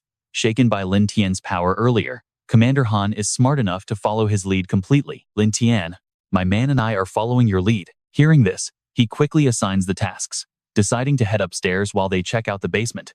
Han trusts him completely and agrees right away. Now, look closely. This is where the real horror begins. His heavy boots click softly against each step as he makes his way up the stairs. Lin Tian moves forward cautiously, checking and opening every single door he passes. He checks one room after another, until he finally reaches a large, heavy door at the very end. He steps inside to investigate, thinking to himself that even if a monster ate the bodies, they should have left some bones behind. Let us see if my newly acquired light element energy is actually useful here. As he begins channeling his light energy, strange wisps of pure darkness suddenly appear, creeping and reaching out to touch him. The darkness grows thicker by the second, yet it cannot get anywhere close to him. Thanks to his radiating light energy, he senses something hidden nearby and smiles, found you. At that exact moment, down in the basement, Lieutenant Li and Commander Han step into a dark wine cellar, feeling incredibly uneasy. Boss, I have a really bad feeling about this place. Han quietly warns him to be careful and stay ready to fight at any second. Lieutenant Li nods obediently, keeping his guard up. Oh man, get ready. Just as those words leave his mouth, a massive shadow leaps across the ceiling right above them. Shaken, both Han and Li gasp in absolute shock. What is that? The giant beast slams heavily onto the ground right in front of them with a thunderous crash. As soon as it lands, the two of them instantly tense up, raising their weapons defensively. Towering over them is a massive lizard-like monster with a skull head, drooling hungrily as it stares them down. Without hesitation, they both charge. Commander Han shouts to his partner, Li, let's take this thing down together. Lieutenant Li quickly replies, on it, boss. Seeing them charge, the monster exhales a thick, toxic-looking breath straight at them. Immediately after, it swings its sharp claws, slashing wildly through the air. Commander Han unleashes a powerful punch, clashing directly against the beast's 3 incoming claw strikes. Even though he blocks the attack, his hands tremble violently from the impact. This damn beast is insanely strong, he mutters. Lieutenant Li rushes in from behind, unleashing his wind attribute martial art, Gale Fist. Go to hell. He pours all his spiritual power into a massive punch to its back, yet it fails to leave even a single scratch on its skin. He gasps in disbelief. How is this possible? This thing's hide is way too thick. As Li gets distracted, the monster suddenly spins around, opening its jaws wide, and lunges straight for Commander Han. Xiaotong rushes in completely empty-handed, screaming at the top of his lungs, don't you dare hurt my brothers. Before he can even touch it, the monster immediately whips its tail straight into his chest, sending Xiaotong flying back to crash hard into the wine racks behind. Clutching his chest in absolute agony, he groans softly. Seeing this, Lieutenant Li cries out in pure panic. Boss, furious and losing all reason, he recklessly charges forward, yelling, I'll take you down with me, you filthy beast. Xiaotong screams in sheer panic, trying to stop him. Old Li, don't. Right at that moment, a familiar bolt of lightning crashes down from the ceiling, piercing straight through the estate monster and killing it instantly. Lieutenant Li freezes in his tracks. Looking down through the hole he just blasted open, Lin Tian mocks them. What are you two even playing at down there? You guys really couldn't even beat a complete weakling like this? Xiaotong clutches his painful chest, struggling to get back on his feet as he asks curiously, Lin Tian, did you really just kill the Green Lake Manor monster with a single strike? Just how strong are you right now? Leaping down gracefully to land right in front of him, Lin Tian corrects him. What nonsense are you talking about? We haven't even laid eyes on the real monster yet. Hearing his words, Xiaotong repeats in total confusion, but this is the Green Lake Manor monster. Lin Tian sighs softly and shakes his head. No, that's not it. That was merely a dark incarnation. Explaining it is too much hassle. so it's better if I just show you. As he speaks, he activates his light element power, shining like a brilliant star. Next, I'll show both of you the real world. The blinding aura radiating from him completely dazes the two of them. As the light fades, a terrifying scene instantly unfolds before them. Staring at the sight, Xiaotong is completely speechless. What on earth is this? Right in front of them are countless monsters, identical to the one that just attacked them, eagerly tearing apart and devouring the bodies of military soldiers on the ground. Deep down, Xiaotong feels a wave of panic, muttering, "Old Li and I wasted so much energy fighting just one of those. Yet there are countless here." Lieutenant Li is just as bewildered, shouting in pure shock, "How are there so many?" Standing beside him, Lin Tian snaps at his reaction. "What stupid things are you saying? Isn't Green Lake Manor supposed to be the monster's main headquarters? Having a few monsters around here is completely normal." Xiaotong rushes over, urgently suggesting, "Let's retreat first, so I can call the military to blast them. Otherwise, we will never be able to get inside." Lieutenant Li quickly agrees with him. "That's right, boss, let's pull back first." But Lin Tian isn't having any of it, snapping back at them in absolute fury. "Are you out of your minds? Isn't this entire mansion supposed to be my reward? If you blow it up, where am I supposed to live?" Glaring at the monsters, he slowly draws his sword and says it doesn't need to be that complicated. Dealing with these weaklings only takes a single move. His single strike unleashes a massive vortex that sweeps the beasts away instantly. Lin Tian uses his Thunder Flame Heaven Slash to summon this giant raging storm. The violent vortex sweeps through every single monster in the manor, ending them all. You can't even blame Xiaotong and Lieutenant Li for turning completely pale here. Seeing a single slash effortlessly wipe out that entire monstrous horde would make absolutely anyone question reality. A moment later, the storm fades, and the monsters are completely gone. Stunned, the two of them immediately start calling out to him in pure awe. Xiaotong speaks up first. "Brother Lin Tian." "Wait, no. Big brother Lin Tian, you are absolutely incredible." With this, the entire threat at Green Lake Manor has finally been cleared. Lieutenant Li quickly chimes in. "Exactly.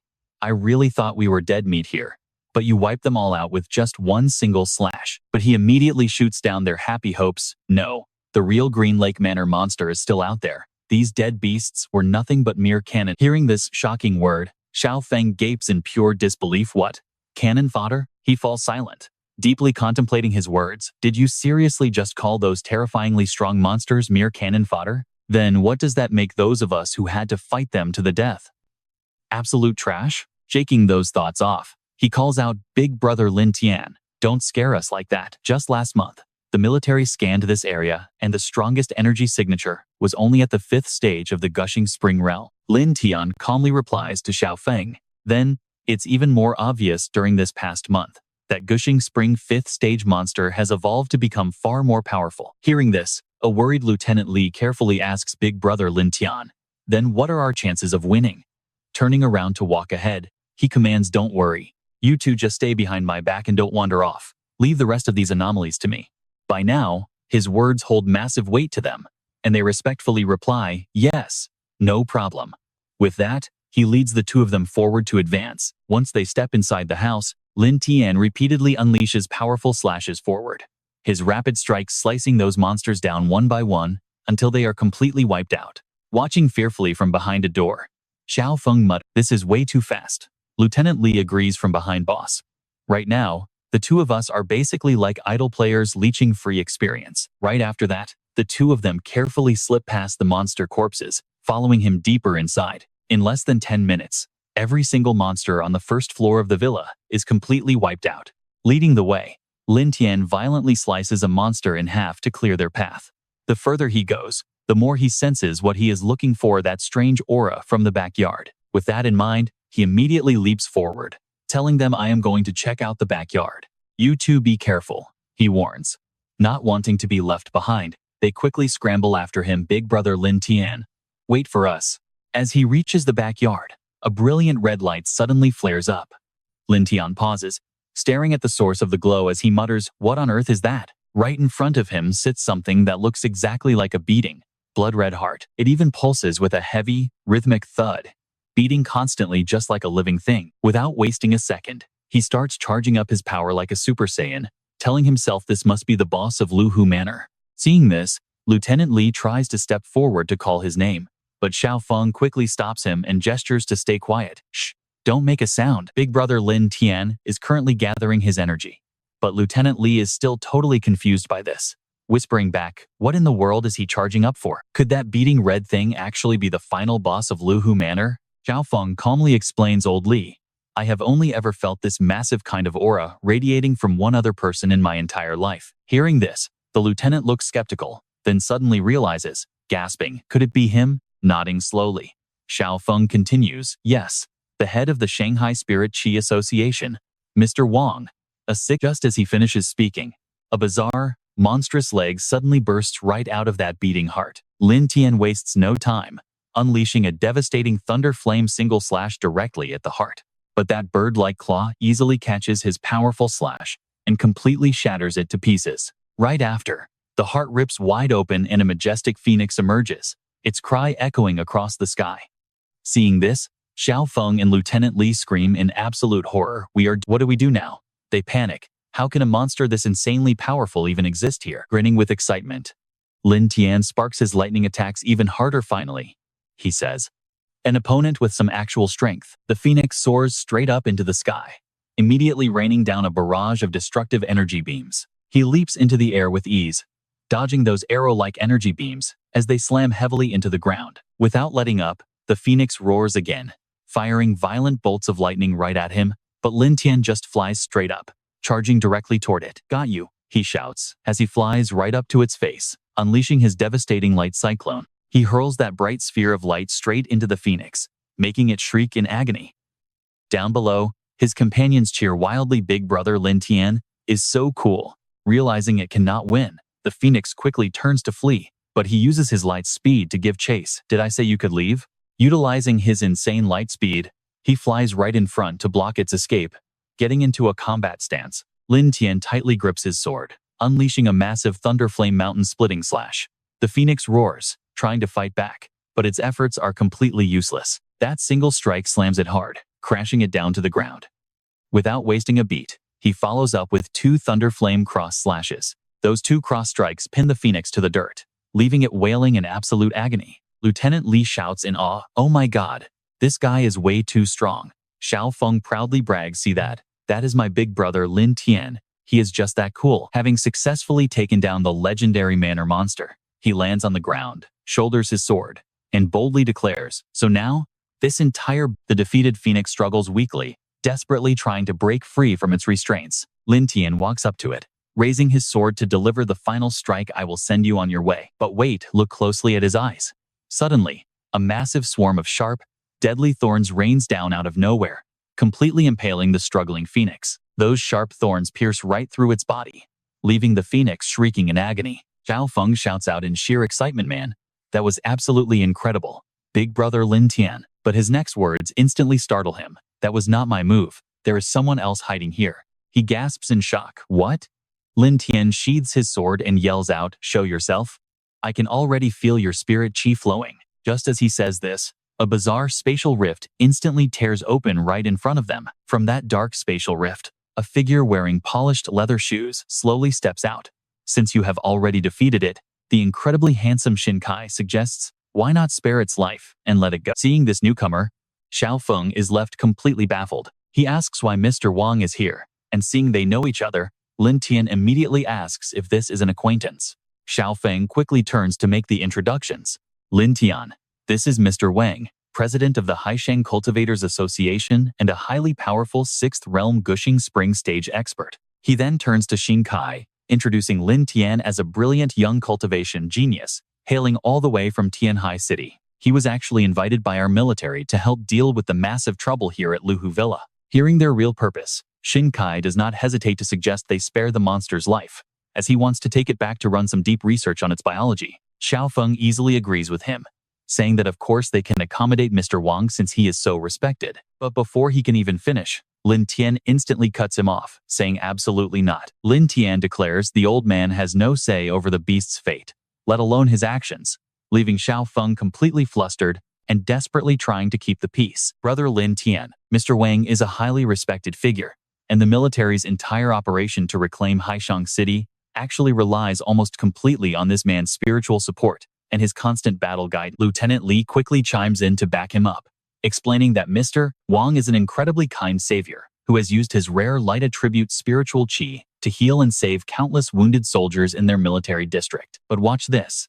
It gets crazy. Shinkai starts preaching his peaceful philosophy to the young man, telling him that even though this beast committed serious crimes, wouldn't it be far better to tame it with love and make it a friend instead of just slaughtering it? As he speaks, he begins channeling his gentle light power directly into the phoenix. He claims all living things have a soul and can be redeemed through pure compassion. The phoenix's gaze completely softens, staring at him with gentle eyes. But suddenly, a massive bolt of lightning strikes from the sky, cutting off Shinkai's flow of power and vaporizing the legendary bird instantly. And the assault doesn't stop there, as an explosive follow-up attack surges directly toward Shinkai's exposed back. Shinkai quickly throws out his hand to summon a protective barrier. The barrier holds strong, successfully blocking Lin Tian's sudden, devastating blow. Then, he tightly clenches his hand into a solid fist, causing the shield to shatter instantly and forcefully blast the blocked attack completely away. Shinkai frowns slightly, quietly realizing that this young kid's energy is actually quite monstrous. Slipping his hands into his pockets,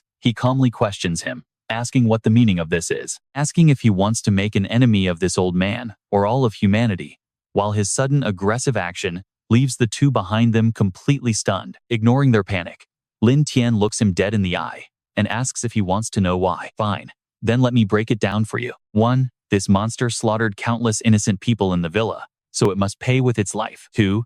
I, Lin Tian, never let anyone tell me what to do. You have absolutely no right to order me around. He slowly raises his sword.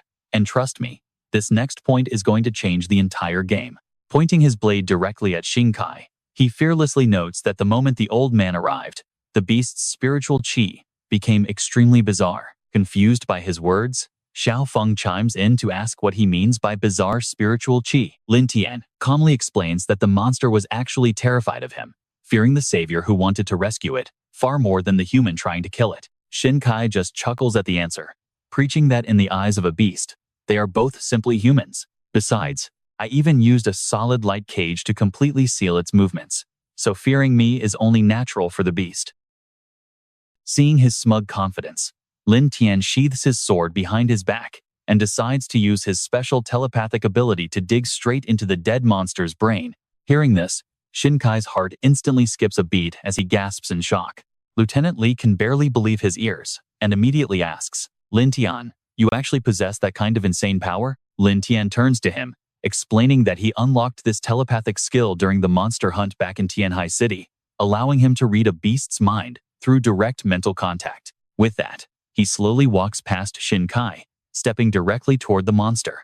The old man watches him pass, trying to convince himself that the kid is just bluffing, as Lin Tian calmly approaches the dead phoenix and activates his light attribute's spiritual power. The phoenix seems to stir back to life, letting out a massive screech as it slowly flaps its wings and rises. Within his telepathic vision, 4 distinct memory screens pop up instantly, playing like a split-screen security feed. Watching this unbelievable scene unfold, Shinkai and Xiaofeng are left utterly speechless. Lin Tian stares at the memory fragments, muttering in frustration. Seems he really should have picked an earlier point in time. Energy transfer would be way easier back then. Right now, Shinkai realizes things are going completely downhill. He instantly fires off a lightning bolt to keep Lin Tian from digging any deeper. But seeing the incoming attack, Lin Tian just smirks. Hook, line, and sinker. Spinning around, Lin Tian draws his blade to parry the strike, yelling, "Bring it on." Shinkai's lightning collides head-on with Lin Tian's slash. The shockwave erupts, forcing the 2 bystanders to brace themselves against the pressure. Shocked by this terrifying clash of power, Xiaofeng screams in utter confusion, "Mr. Wang, what are you doing?" And here is where the villain finally drops his mask, unleashing a deadly aura and declaring, "Well, since you have all figured it out, then I have no choice but to send you all to your graves." Lin Tian grips his sword, facing Wang Xingkai directly. "Mr. Wang, are you really the one raising this giant beast here?" Xiaofeng stands there, totally stunned, clueless about the truth. He stammers, "Brother Lin Tian, what crazy things are you saying?" Lieutenant Li agrees, saying he's right, "Brother Lin Tian. Xingkai even led our military brothers to hunt down this exact beast." But Lin Tian stands his ground, refusing to back down. "Then how is this beast still alive? And why did I run into it?" Xiaofeng replies, "Well, maybe they just did not go this deep last time." Lin Tian counters, do you honestly believe that? Xingkai, the moment you showed up, this creature started shaking like a leaf. It looks like you have done a lot of things only a wild beast would ever dream of. Wang Xingkai smirks. Lin Tian, you are smart. But do you not know that smart people do not live very long? Xiaotong panics completely. What? Is brother Lin Tian telling the truth? Wang Xingkai admits it openly. Yes, I raised this beast using spiritual energy in this villa. But let me correct one thing. I did not breed it to slaughter humanity, but to protect it. Hearing this, Commander Han and Lieutenant Li explode in fury. Wang Xingkai, you absolute bastard. Do you have any idea how many brothers we lost just to reclaim Sea City? Yet Xingkai remains smugly proud of his work. Those deaths actually had deep meaning. Their sacrifices helped this beast evolve from the basic 3rd tier of the Spring Realm to the peak 6th tier. Lieutenant Li shakes with pure rage. You actually used the lives of our own soldiers for your twisted experiments. Xingkai scoffs, low-class fools like you will never comprehend the vision of someone standing at the very top. I did not just raise this beast to hunt down and eliminate other monsters and dramatically cut down our human military casualties. But more importantly, by studying its rapid evolution, we can find the key for human cultivators to adapt to this spiritual world. And right now, this monster is entirely under my absolute control. Enough talking. Now, it is time to send you all on your final journey. With that, Wang Xingkai swipes his fingers downward, summoning a massive surge of energy that targets Lin Tian directly. The system alerts powerful light attribute energy detected. Do you wish to absorb it? Lin Tian is thrilled a free meal like this? Absolutely. Absorb it now. He raises his hands to draw it in. Seeing Xingkai's overwhelming power, Xiaotong and Lieutenant Li panic, believing Lin Tian has been struck down, and desperately run. Ignoring him, Xingkai coldly shifts his focus to the remaining 2 targets. Watch closely here. Glowing runes light up beneath the feet of Xiaotong and Lieutenant Li as Xingkai sneers. Let me hear your agonizing screams. Arrows shoot up from the ground, piercing straight through their bodies. Xiaotong and Lieutenant Li let out agonizing screams of pain, admiring his devastating strike. Xingkai gloats with sheer arrogance. This is the heavy price you pay for daring to cross me. Wang Xingkai. Meanwhile, Lin Tian is still absorbing that energy. The system reports lightning element reached level 2. 251 out of 1,000. Fire element at level 2, 336 out of 1,000. Light element level 1 jumps from 150 to 999. Then, light element advances to level 2, leaping from 0 to 325. Lin Tian smirks. This trip is totally worth it. Not only did I get a free house, but my power also leveled up big time. Lin Tian soars up from behind, combining his fire and lightning elements to blast Xingkai, successfully saving Xiaofeng and Lieutenant Li from harm. Xiaofeng looks up to the sky, crying, Brother Lin Tian, thank you for saving us. Lin Tian replies, what are you waiting for? Let's wrap this up. Xingkai is in total shock. What is going on? How are you moving?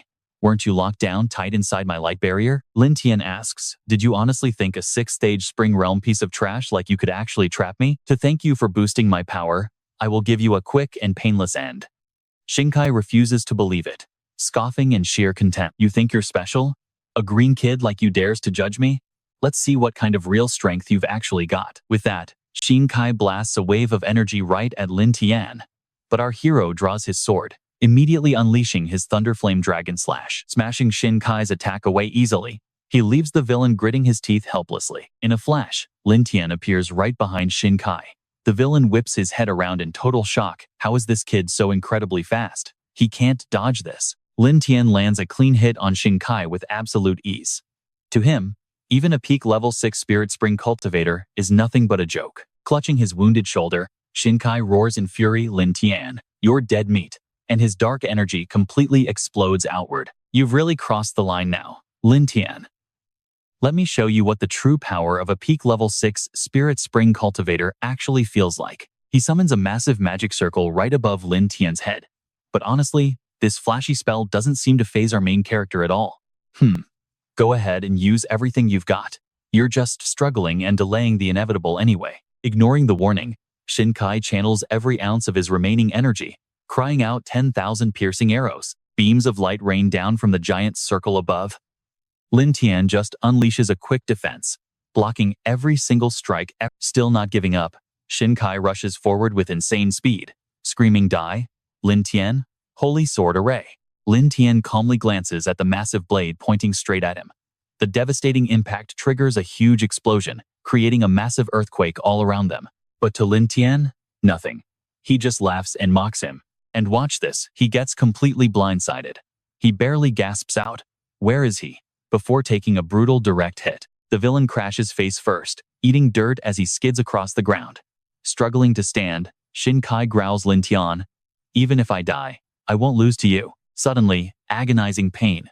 Shin Kai's entire body spasms as he screams out in terror. Strange glowing runes appear all over his skin. Shin Kai suddenly stands back up like his wounds never existed, even sprouting a pair of massive wings, soaring straight toward Lin Tian. He bellows, "Taste the absolute limit of my full power. Holy charge." Lin Tian smiles, "Nice shot. Let's see if your fist is tougher than my blade." Thunder Flame Sword Art, Ultimate Glacial Earth-Shattering Slash. An epic clash erupts between Lin Tian's Lightning Dragon and Shin Kai's Holy Strike. Naturally, our main character easily takes the upper hand. Knocked flat on his back, the villain can't believe it. "No, this is impossible." Then two wild energy vortexes erupt around them. Lying defeated on the ground, Shin Kai stammers in disbelief. "How is your power so much greater than mine? Are you seriously beyond peak level 6? Looking down at him, Lin Tian replies, "A mere peak level 6 is nothing special." Hearing this, Shin Kai completely loses his confidence to speak. Shaking with fear, he thinks, could he have already reached level 7 Spirit Spring Realm? There's no way. The spiritual awakening only started recently. How could he have reached level 7 so quickly? Seeing his silence, Lin Tian shrugs. "All right, I've got other things to do. Time to send you on your way." Shin Kai breaks into tears. He can't accept this. Die here? No way.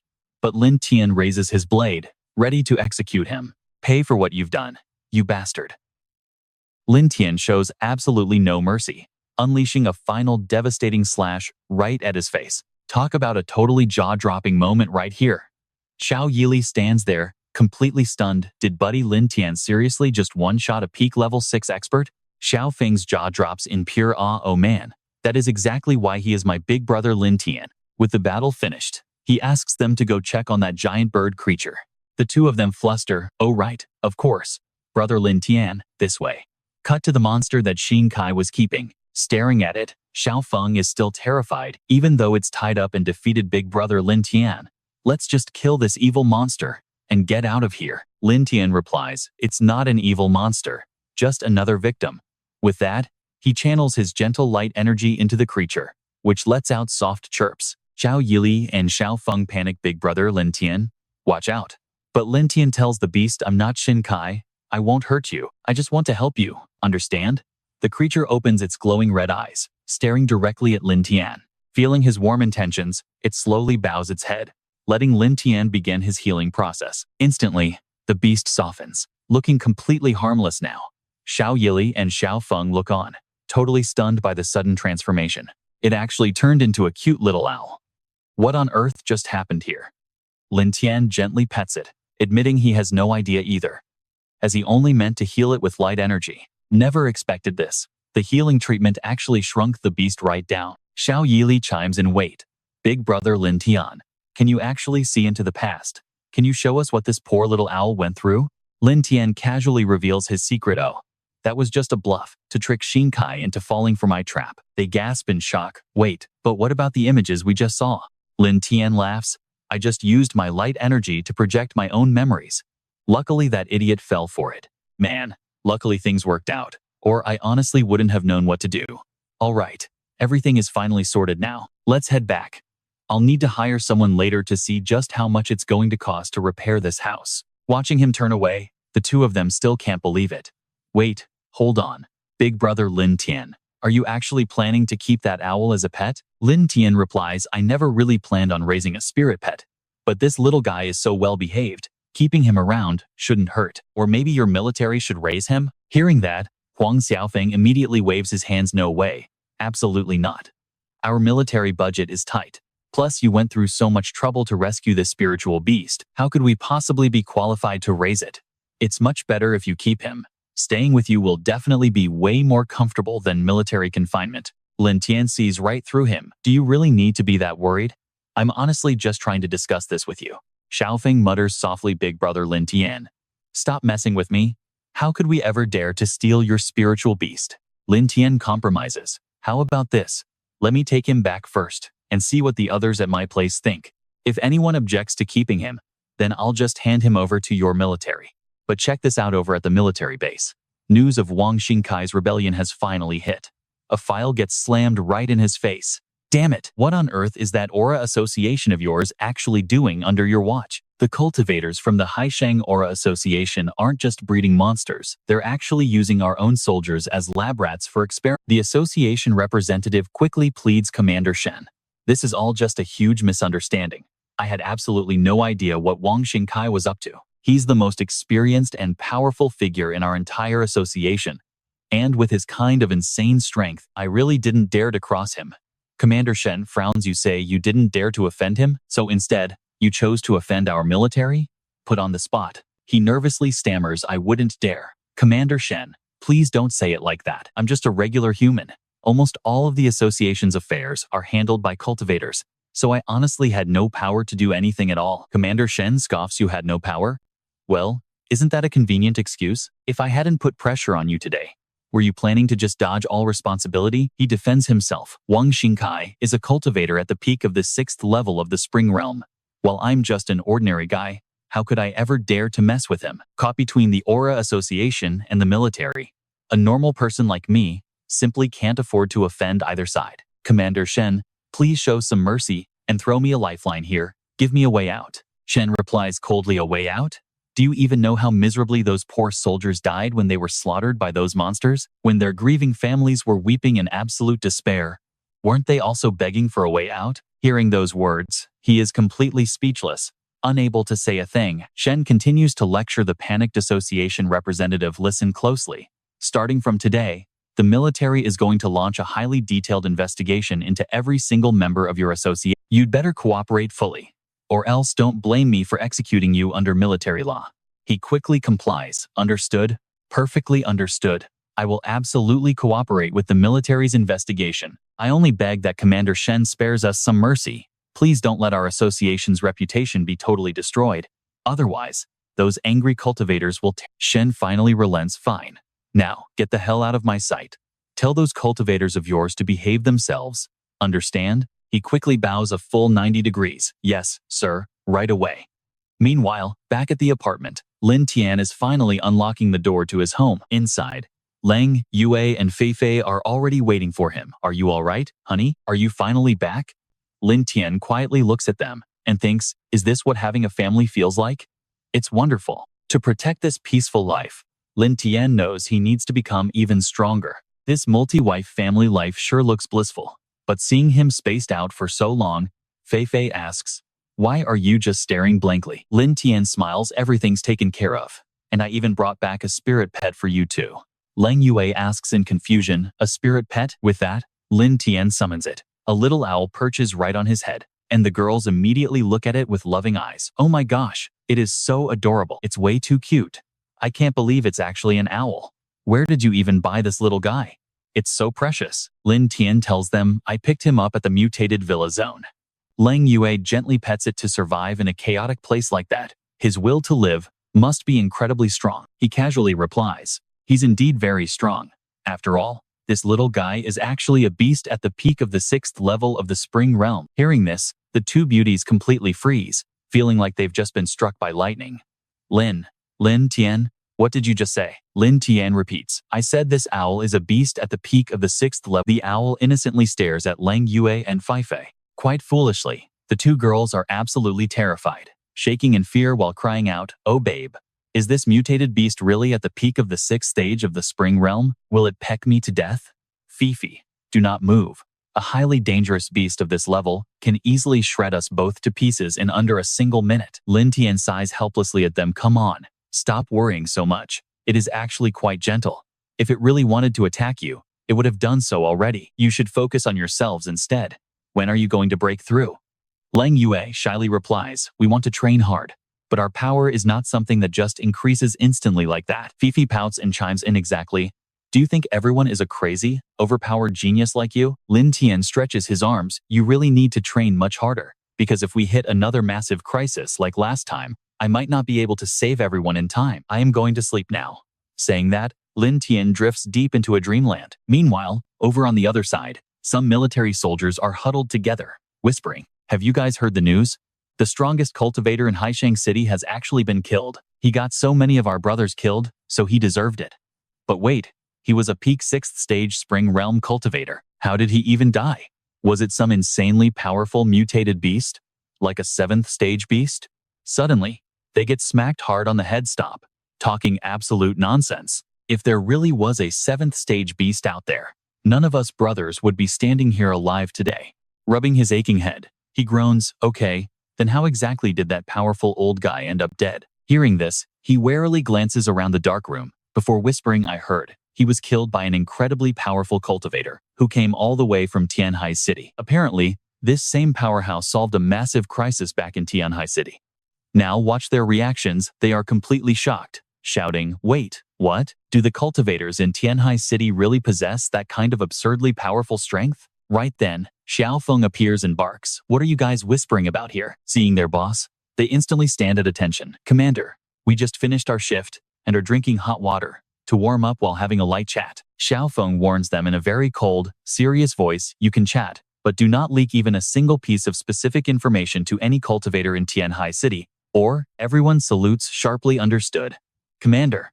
Xiaofeng nods slowly. "All right, you guys are dismissed." Once they leave, he mutters with deep concern, "You guys truly have absolutely no idea how strong Lin Tian actually is. I would even say that Lin Tian is currently the only person who can influence the global standing of our great Xia." Cut to the next scene, where the soft morning sunlight gently shines down on Lin Tian's home. Inside a room, Fifi is sitting near a table, resting her chin on one hand while searching up something on her computer. On her screen, a shocking piece of news is trending right at the top. Fifi smiles and cheers. It actually made the hot search list. Fifi scrolls down the screen, and 3 different comments immediately pop up below the article. Looking further down, her eyes land on a pretty long comment left by another online user. Fifi clicks on a highlighted thread, and another comment pops up immediately. Scrolling down even further, she spots 2 more angry comments popping up on her screen. Fifi stares at the computer screen, grumbling in absolute annoyance. Why on earth do these cultivators from Shihong City not have a single shred of basic politeness? Lang Yue suddenly appears behind her and asks, "What is going on, Fifi? What are you muttering to yourself over here?" Fifi turns to look at Lang Yue, and "Check this out," she says. "Some online keyboard warrior, claiming to be a 7th stage Spring Realm cultivator, is openly threatening to challenge Lin Tian in the upcoming martial arts tournament." Lang Yue rests her hand on Fifi's chair, staring at the screen, as she asks, "Martial arts tournament? What kind of competition is that, and why have I never heard about it?" Fifi quietly replies, "I only just found out about it myself." Fifi closes her eyes and explains to Lang Yue, "My grandfather told me that the military is about to organize a massive nationwide tournament to push all cultivators." Fifi turns her face away and shouts out angrily, "Lin Tian, you must absolutely win this championship," and slap them right in the face. Just nearby, Lin Tian is trying to stuff a piece of food into his spirit beast's mouth, angrily telling it, "Eat quickly. This is the most expensive bird food available, costing nearly 10 yuan a pound. You hear me?" The proud spirit beast closes its eyes and suddenly turns its head away, completely ignoring Lin Tian's presence altogether. Lin Tian steps closer and mutters in total frustration, "I think you are about to rebel against me. Normal birds are happy to just have simple millet to eat. Do you even know how expensive a single pound of millet is these days?" Fifi looks at Lin Tian, her face showing a pretty clear look of embarrassment. Lang Yue sighs as she stands beside him and asks, "Do not be so mean to it. By the way, have you heard about the martial arts tournament yet?" Lin Tian turns his head back and quickly dismisses her. "No way. I have absolutely no interest. I still have other highly important things to do." Lang Yue is confused. Why is that? Fifi beside her is also completely puzzled. "Yeah, what could possibly be that important?" Lin Tian grits his teeth and yells out in frustration, "Of course it is, because I need to quickly finish the reconstruction of my giant villa. Didn't they already give you the Haishang Manor?" Lin Tian points directly at the glittering pile of furniture in front of him and yells out, "You absolutely must move there quickly before you two turn my house into a hotel." Cut to the Spiritual Aura Association headquarters, where a shocked voice suddenly rings out, "What? Lin Tian is not participating in this." Inside the meeting room, where the association leaders are gathering, one of them exclaims, in total confusion, "What on earth is going on here anyway?" Lei Nuo lets out a disappointed sigh and says, "According to the young lady, it seems like the guy is just too busy right now. He is busy renovating and has zero interest in this martial arts tournament." sitting quietly with clasped hands. Li Yang smiles and says that is actually great news. If he stays away, it might save us from a lot of trouble. Sitting opposite him, Commander Shen frowns and asks, Fatty Li, what exactly do you mean by that? Li Yang scratches his cheek and awkwardly replies, Commander Shen, this is just the honest truth I learned after over 10 years in office. No matter what event we organize, the fewer hotshots involved, the less trouble we have to deal with. Commander Shen scowls. His face darkens with pure rage as his voice drops low. Shut your mouth right now. Commander Shen sternly explains this tournament is not just for cultivators from all over to learn and push their limits, but more importantly, to retain raw talent for the crucial upcoming national competitions. Commander Shen slowly looks around at everyone in the meeting room. He continues, if we do not have a top-tier genius like Lin Tian, how on earth are we supposed to compete with the cultivators from other nations? Si Yuan looks visibly anxious and speaks up, but Commander, you already know what Lin Tian's personality is like. He does not care about empty fame, so I fear convincing him will be nearly impossible. Cheng Feng quickly agrees, that is true. Commander Shen narrows his eyes, sounding completely helpless. Are we really just going to leave it at that? If a rare talent, like Lin Tian, does not participate, it will be a massive loss for the country. Lu Yi nearby suddenly speaks up. What if we offer some extremely rare cultivation resources as the main prize? Surely, there must be something that can grab Lin Tian's interest. Another voice chimes in. Does our military not control a few low-level spiritual mutation zones? Someone else replies, Lin Tian has already reached the 7th stage of the Fountain Realm. Why would he ever care about a low-level mutation zone? Lu Ying turns to Commander Shen. He says, Old Shen, I have actually thought of a brilliant plan. Commander Shen frowns and urges him, if you have got an idea, spit it out already, and stop keeping me in suspense. Lu Ying stands up. Crossing his arms, he begins to explain, if I remember correctly. Is there not a dangerous level mutation zone over at Luhu Manor in Haishang City? Commander Shen narrows his eyes, not quite getting the point, and asks, what are you getting at? Lu Ying raises a single finger and continues, if the country's strongest martial artists are all gathering here, now think about this. Why do we not use this massive gathering to completely wipe out that dangerous super-mutated zone in Haishang City? Lu Ying spreads his hands wide. He continues detailing his ambitious plan. If we actually pull this off, we will fully reclaim Haishang City and send a massive shockwave of fear straight to those foreign cultivators. After all, up until now, absolutely no other country has ever successfully cleared out a super-mutated zone. As murmurs fill the room, someone chuckles and says that is a brilliant plan. Another voice eagerly chimes in, absolutely. Li Yang suddenly leaps to his feet, gesturing wildly with his hands, as he screams out, absolutely no way. Looking straight at Lu Ying with cold sweat running down his forehead, his voice is filled with frustration. I completely disagree. Do you guys even realize how much heavy responsibility is going to fall on my shoulders for this? Why do you not pick some other city instead? Shihong City right next door is pretty great. Look, I am getting old, and I seriously cannot take this kind of torture from you people anymore. Commander Shen raises his hand to calm him down. Li Yang, is there really any need to get this worked up? Old Lu's proposal is incredibly bold, but it is definitely not impossible. As long as our military establishes absolute safety protocols and comprehensive defenses before we start, we will absolutely keep everything fully under control, and we will not cause even a single bit of trouble for you. Li Yang buries his face in his hands and begs them safety protocols. Those are the exact words I have heard the most over the past few years. But how does it actually end up turning out every single time? The bigger your grand promises are, the worse the absolute chaos gets in the end. I am begging you all, just spare me from this nightmare. I am old and just want to lie flat until I can retire in absolute peace. I really do not have the energy for this anymore. Commander Shen frowns deeply. Looking highly displeased, Commander Shen raises his voice. Li Yang, you are the president of the Haishang Aura Association. This is a major matter of national security, and there is absolutely no room for making. Li Yang slumps back into his chair. Looking completely helpless, he lets out a heavy sigh. I knew it. Once you people make up your minds, absolutely nobody can stop you. I surrender. Just do whatever you want. Anyway, well, I have said everything that needs to be said. Mr. Shen looks toward Lu Ying and makes his final decision. Old Lu, your proposal is excellent, so let's settle it this way. Mr. Shen looks around the room, announcing his final decision to everyone present. Next, Old Lu will plan the tournament and coordinate support staff for the logistics. Lu Ying lowers his head slightly as a dark thought crosses his mind. Leng Yue, we might get news about your parents soon. Meanwhile, back at Lin Tian's house, A strange light glows from his bedroom. Lin Tian sits cross-legged on his bed, meditatively channeling his inner energy as massive waves of power erupt from his body. He snaps his eyes open, and they glow with a brilliant, explosive surge of power. Lin Tian flashes a soft smile, whispering to himself in pure satisfaction that he finally reached the 9th level of gushing spring. With just one step left, early next morning, warm sunlight gently filters into Lin Tian's house. Inside his room, he is relaxing on an armchair, taking it easy. Holding a book, he reads intently when a sudden shout comes from outside. Startled, Lin Tian shifts his gaze toward the entrance, wondering to himself who could possibly be visiting at this early hour. He opens the door to find Secretary Chen standing there, greeting him warmly and wishing him a very good morning. "It has been a while," she says. Lin Tian quickly asks what brings her to his house so early in the morning. Secretary Chen smiles and explains she is mainly here to deliver his well-deserved rewards.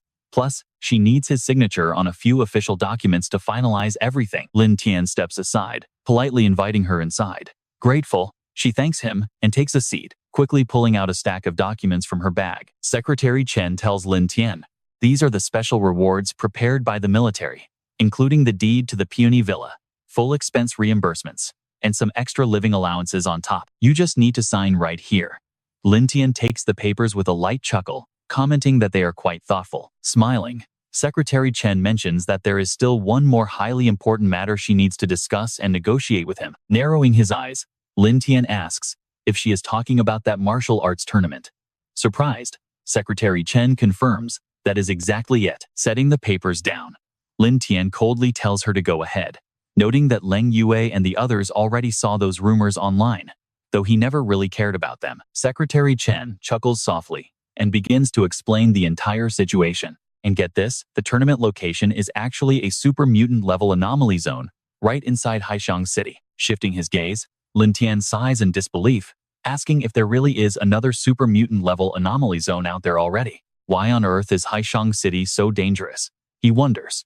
Imagining a map in her mind, Secretary Chen explains that the city sits right at the intersection. Ever since the spiritual qi revived, the massive surge of energy in this area has triggered countless dangerous anomalies all over the city. Lin Tian is quietly surprised, realizing that an intersection of spiritual veins explains why things are so problematic there. Resting her hands on her lap, Secretary Chen continues, explaining that if they can successfully conquer Haishang City, it will be. Smiling gently, Secretary Chen continues, sharing that, according to the intelligence they gathered, this super mutant level anomaly zone actually contains. Looking down as he closes his eyes, Lin Tian mumbles in a low voice, "Lightning elements? Huh?" Handing another file over, Secretary Chen confirms that the lightning-attributed spiritual energy in that anomaly is indeed exceptionally dense, and this folder contains all the detailed information. Looking at Secretary Chen, Lin Tian asks mockingly if they went to all this trouble just to drag him into entering this martial arts tournament. Secretary Chen is startled,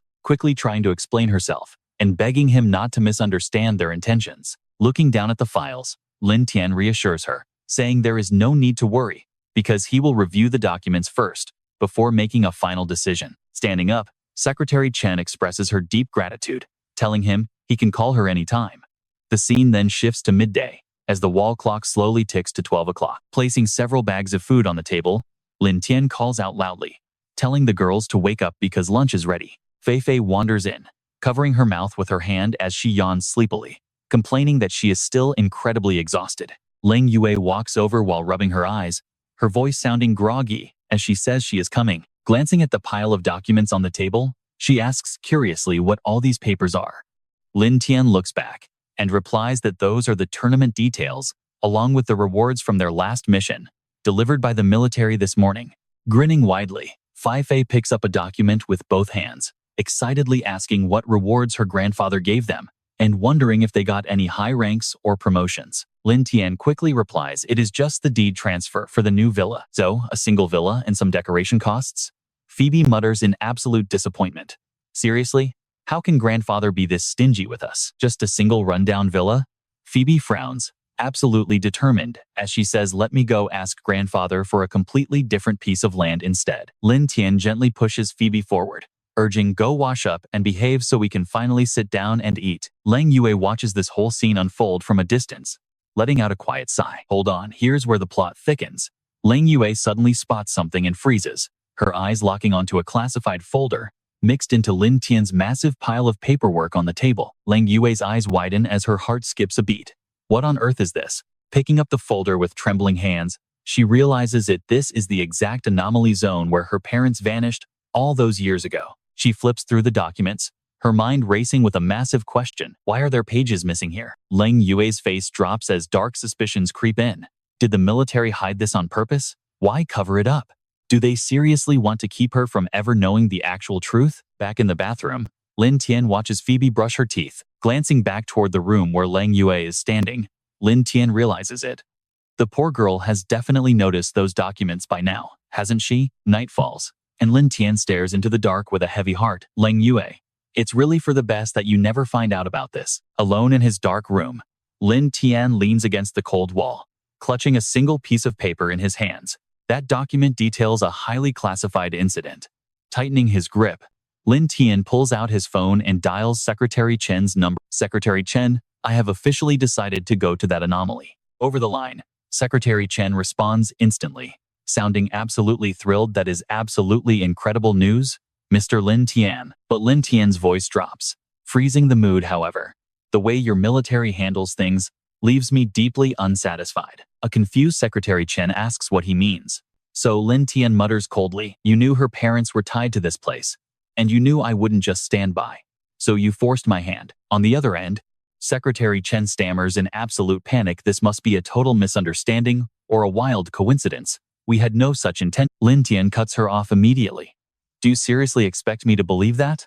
Shaking, she stammers, Mr. Lin Tian, I will absolutely report your feedback to the higher-ups. Frowning, Lin Tian warns her sharply, cut the useless excuses and stop dodging responsibility. I don't care what the military is plotting, but this cheap probing behavior of yours makes me extremely angry. Lin Tian crumples the document into a tight ball, his voice dripping with venom. Tell your superiors this is the absolute last time.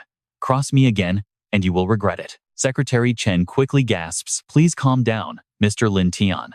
I promise to pass your exact warning directly to the top generals immediately. Lin Tian hangs up, slipping both hands into his pockets as he slowly turns back toward the room. He pauses for a moment, noticing Lang Yue fast asleep on the lounge chair just a few steps away. Suddenly, something catches his eye, making him look down at the table. Spread out on the desk is a paper covered in Lang Yue's handwritten notes. Lin Tian quietly grabs a warm blanket and gently drapes it over her sleeping shoulders. Lin Tian stands up slowly, staring down at her peaceful face. He silently promises, don't worry, I will find your parents, no matter what. By the next morning, Lin Tian's sleek car pulls up to a massive headquarters. The moment he steps out of his car, a loud shout echoes, Boss, Lin Tian is here. Nearby soldiers instantly rush over, yelling for everyone to come and welcome their savior. Soldiers quickly bow, roaring in unison, welcome, Boss Lin Tian. Raising a hand awkwardly, he chuckles, guys, please don't do this. It is honestly pretty embarrassing. Xiaotong steps forward with a grin, Boss, you absolutely deserve all of this. If you hadn't put down that absolute beast, Wang Xingkai, none of us brothers know what kind of brutal torture we'd still be. Lin Tian frowns slightly, shaking his head, all right, let's not exaggerate.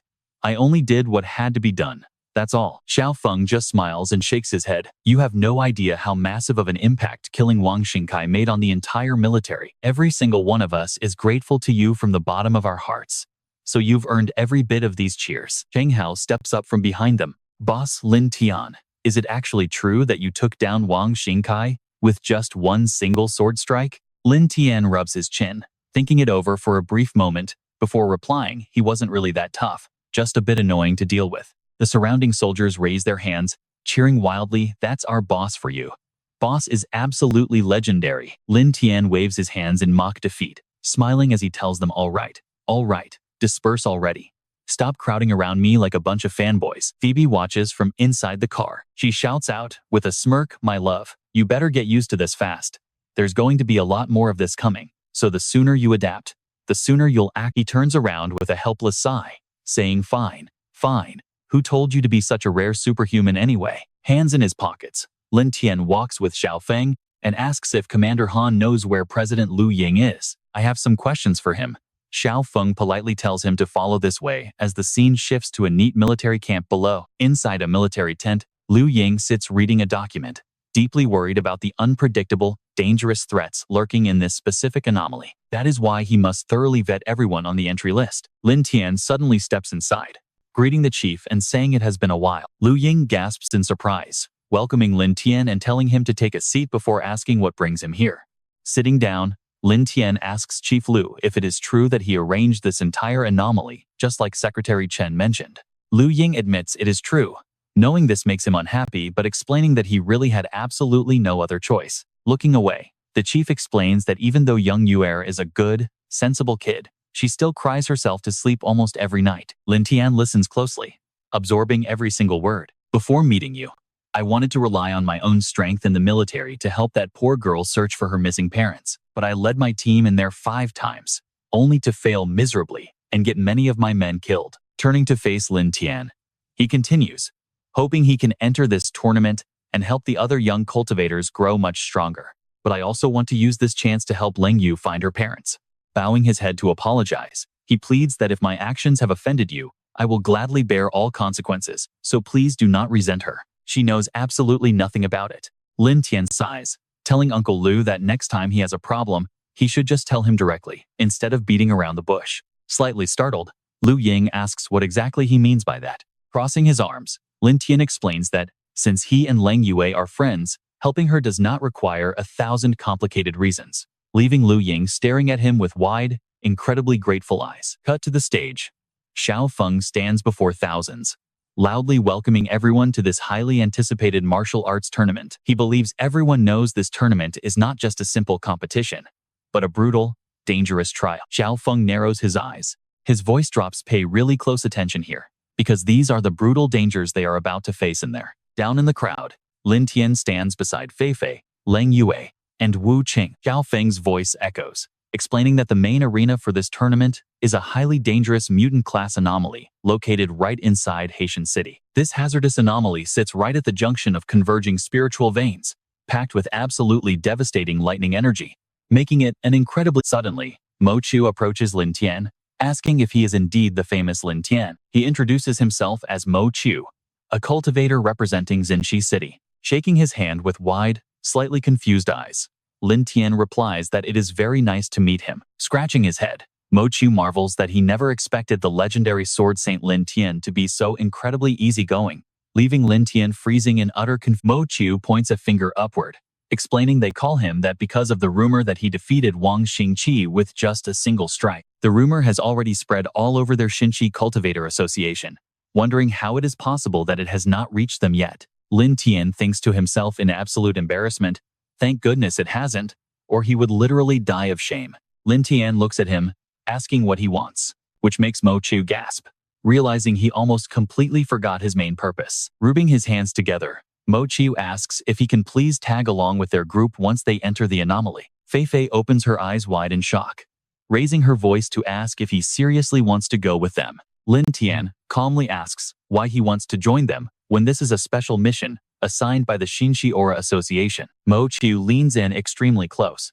He whispers, pleading with Brother Lin to keep this a secret, because he will have a very hard time explaining things if it leaks. Even though the Xinxi Association sent him, he is honestly just a filler to round out the numbers, lacking any actual combat power. Lin Tian frowns skeptically, asking how a cultivator can have absolutely zero strength, and if the Xinxi Association is not even slightly embarrassed about sending someone just to fill. Throwing his hands out helplessly, Mo Chu asks if they even care about losing face. They do not care about his embarrassment at all.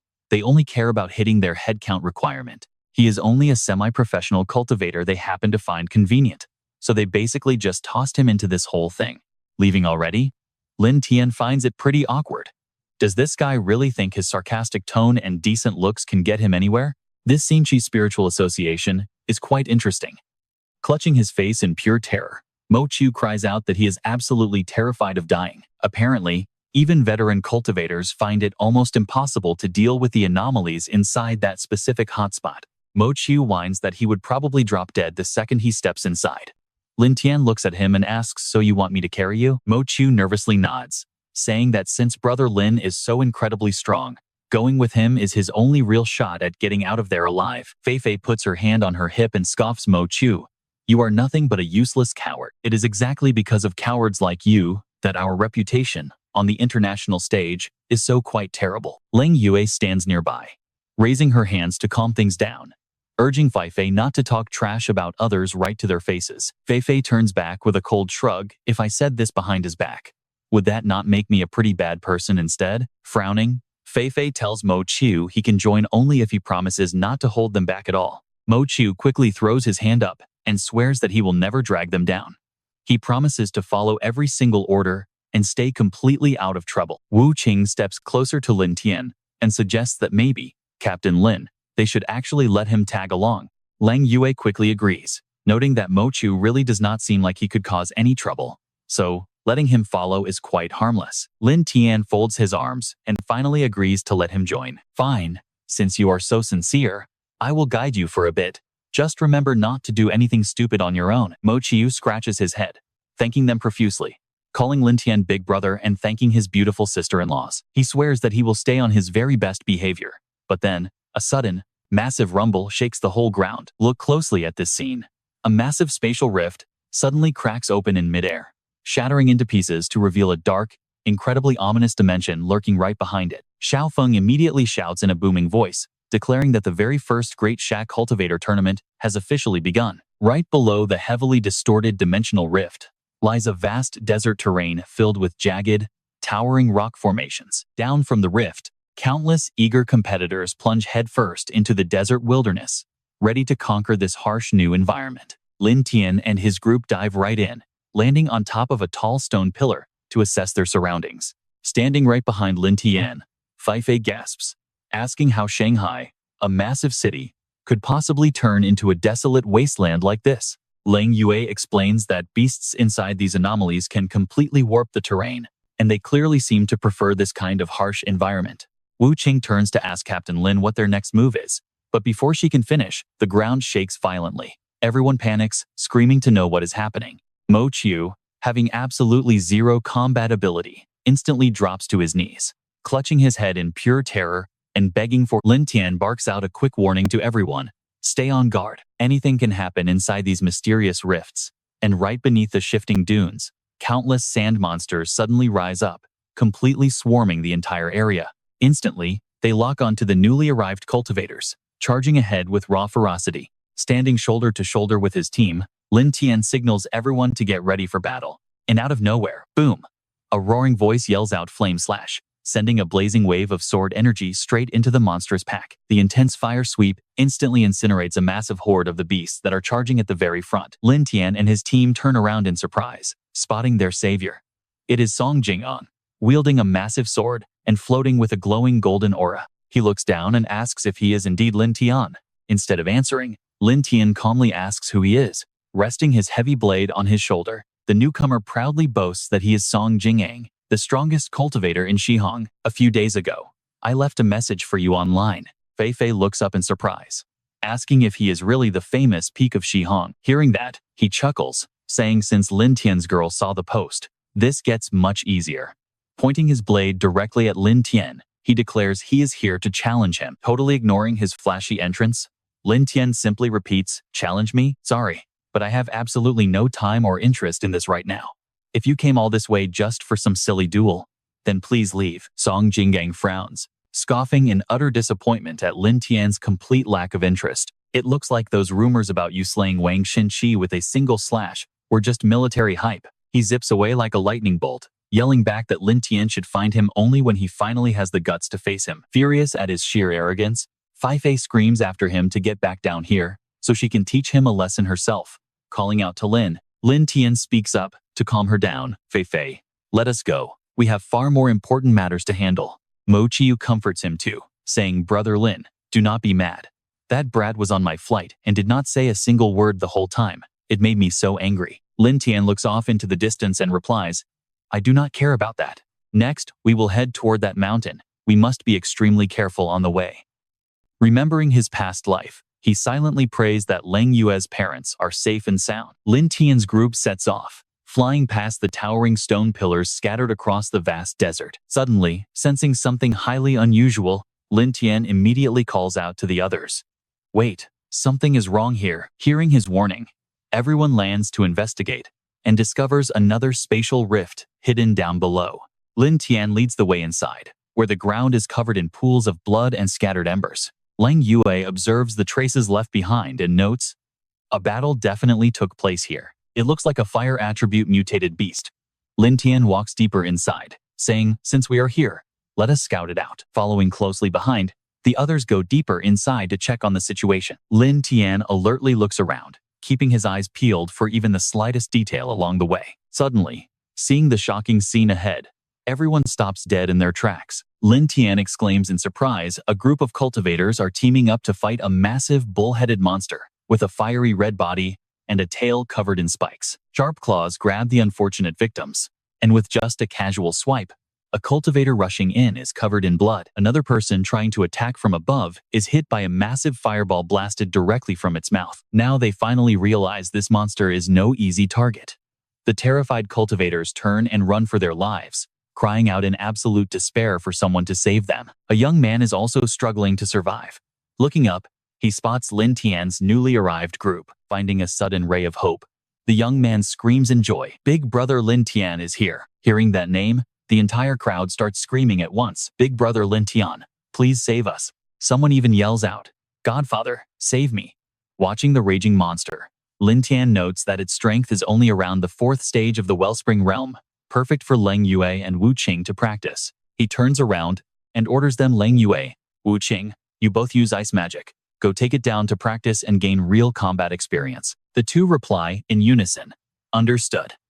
Lang Yue and Wu Qing charge forward, flying over the boiling lava to approach the monster. Seeing them, it turns toward them and blasts a powerful stream of lava to burn them down. Wu Qing is completely unfazed. She calmly unleashes her defensive technique, the ice barrier. Meanwhile, taking advantage of the monster's focus on her, Lang Yue quietly approaches it from behind, coordinating smoothly with Wu Qing as she begins to unleash her second skill, Ice Spike. A sharp, spiky flower made of snow forms in Lang Yue's hand. Without hesitation, she fires it directly at the monster's thigh. The snow flower sinks deep into its flesh. Injured and in pain, the monster throws its head back and roars in absolute fury. Before it can even attempt to counterattack, Lang Yue suddenly appears behind its back, preparing her next strike. She rushes in, spreading both arms to sweep them forward in a cross shape, shouting, flying ice blades. At her command, 2 razor-sharp blasts of frost shoot toward the beast. Unable to dodge, it takes 2 powerful slashes right to its chest. Wu Qing does not waste any time either, immediately casting Ice Spear. Instantly, a sharp pillar of ice materializes in her hand. Channeling her strength, Wu Qing hurls the ice pillar, driving it straight into the monster's chest. As the final finishing blow, it lets out a final roar before slowly shattering into pieces. A cultivator cannot help but praise their coordination, yelling out simply incredible. Standing nearby, Qinye says in sheer admiration, goddesses descended. They are truly goddesses descended to earth. Watching the excited crowd gather around Lang Yue and Wu Qing, Lin Tian stands on the outside, thinking to himself, let them enjoy the feeling of having people cheer for them. Looking at the spot where the monster was just destroyed, Lin Tian suddenly notices something strange, a glowing amber gemstone lying right inside the shattered remains of the beast's body. Curious, Lin Tian wonders, what is this? A fire attribute spirit crystal. Delighted, he rushes toward the crystal, thinking this is perfect to help Feifei take her strength to the next level. Wait, you have got to be kidding me. Suddenly, a voice halts Lin Tian, that fire elemental crystal is mine. Seeing the arrogant Jin Gang, Lin Tian's face darkens, asking, is it you again? Thinking Lin Tian is weak from their last encounter, he gets cocky, reaching out his hand and demanding, kid, hand it over, or do not blame me for being ruthless. Seeing Jin Gang try to steal the prize, everyone curses, what a piece of trash. Where did this guy even come from? Exactly. He hid during the fight, but shows up only for the treasure? How shameless. What is he bragging about? As the crowd spits in disgust, Jin Gang's face twists with rage. Frowning in absolute anger, he roars for the trash to shut their mouths. Instantly, he swings his sword at the whispering crowd, screaming, flame, slash, blazing fire tears through the air toward the cultivators. They scramble, shouting warnings to get out of the way. Those unable to dodge are blasted by his strike, crashing miserably onto the hard ground. Staring at the massive crater carved deep into the earth by that devastating attack, the crowd shudders in sheer terror. This guy is definitely not someone we can mess with. Having terrified everyone, Jin Gang raises his sword in open challenge. If you are not afraid to die, come face my blade. Instantly, absolute silence falls over the entire crowd, as no one dares to utter a single word. Seeing this, Jin Gang bursts into a fit of mocking, arrogant laughter. I thought you lots had some actual spine, but looking at you now, you are nothing but cowardly turtles. Scanning the crowd once more, he sneers out, a challenge. I am taking this fire element crystal. Does anyone have an issue with that? Having seen quite enough of Jin Gang's disgusting antics, Lin Tian finally steps forward and speaks up. I do. Turning to look, Jin Gang sneers, who the hell are you? Seeing Lin Tian dare to stand against him, he mocks him. How strange. Lin Tian, you were just a hiding coward when we last met. Where did this sudden courage come from? Not wanting to waste another second, Lin Tian calmly replies, since you are begging to die, do not blame me. With spiritual energy swirling around his fist, he does not hesitate for a second and charges straight at Jin Gang. His gaze is freezing cold. Watch this, because he is about to teach this arrogant fool a brutal lesson. Flame fist. Instantly, blazing fire engulfs his arm. Lin Tian unleashes a devastating punch straight through Jin Gang, leaving him absolutely no time to react. Because of his sheer arrogance, Jin Gang is forced to pay a massive price for his incredibly foolish actions. He instantly vomits a large mouthful of fresh blood. Unable to withstand Lin Tian's terrifying punch, he collapses to his knees, groaning in agony. Witnessing his true power, the surrounding crowd murmurs in utter disbelief. Did he just finish him with a single punch? Suddenly, raging crimson flames erupt all around Jin Gang. He screams out in pure fury, you are dead meat, Lin Tian. Fueled with sudden power by the intense flames, Jin Gang forces himself up and roars. Instantly, his fire energy erupts so incredibly violently that the intense heat keeps anyone else from even getting close. Those standing closest shield themselves from the blast, crying out, what is going on? How did his aura suddenly become so insanely powerful? It is the fire element. This place is rich with fire spiritual energy, which means his combat power gets a massive boost inside this cave. Hearing this, the others whisper in absolute despair, what? Does that mean he is basically invincible inside this cavern? Pretty much. Shaking with deep anxiety, Mo Chu asks sister-in-law Fei Fei, big brother Lin is going to be fine, right? Without even a flicker of worry on her face, she calmly replies, don't worry. I have yet to meet anyone who could actually hurt Lin Tian. Believing he has the upper hand, Jin Gang glares at Lin Tian and barks inside this cave of fire. I am a god. Looking down at him with pure disdain, Lin Tian scoffs, you are just a dog at the peak 7th stage gushing spring. How dare you bark at me? Jin Gang's face twists in violent rage as he screams out in fury, drop dead. He swings his blade with brutal force, sending massive waves of fire tearing directly toward Lin Tian. Yet, no matter how fierce those flames look, they fail to touch a single hair on Lin Tian's body, slowly drawing the glowing thunder sword from his back. He mockingly mutters, way too weak. Get ready for this, because his next move is absolutely insane. Thunder flame, slash. The dark crimson lightning crashes directly into Jin Gang's fiery blast, triggering an absolutely deafening, earth-shattering explosion. Shattering Jin Gang's barrier in an instant, the lightning bolt does not slow down, tearing straight toward his left arm. With a violent flash, it completely severs Jin Gang's left arm, sending it rolling across the ground as he screams in agony. Crashing to the ground in overwhelming pain, Jin Gang clutches his bleeding shoulder as cold sweat pours down. He roars out in pure, venomous rage, you actually dared to ruin me. Lin Tian slowly approaches. He stares coldly. What a pathetic fool. I didn't deal with you before, because I had actual work to do. Did you really think I wouldn't dare kill you? He asks, pointing his sword right at Jin Gang's face, as a warning. Consider today's injury your only warning. Out of respect for the military, I will spare your worthless life just this once. Glancing down at him, Lin Tian warns coldly, next time, there will be absolutely no one left to save you. Staring at the sharp blade, Jin Gang desperately begs for his life. I was wrong, Lin Tian. Please, spare me. I will submit to you completely. Yet, deep down, he burns with humiliating hatred, thinking to himself, Lin Tian, one day, I will make you pay for this 100 times over. With the battle over, everyone cheers. Lin Tian defeated Song Jin Gang in just one strike. True, but Song Jin Gang was at the absolute peak of the 7th gushing spring stage. Lin Tian is truly the chosen one, completely invincible. Mo Chu immediately runs over to flatter him. You are just too incredible. You are absolutely my idol.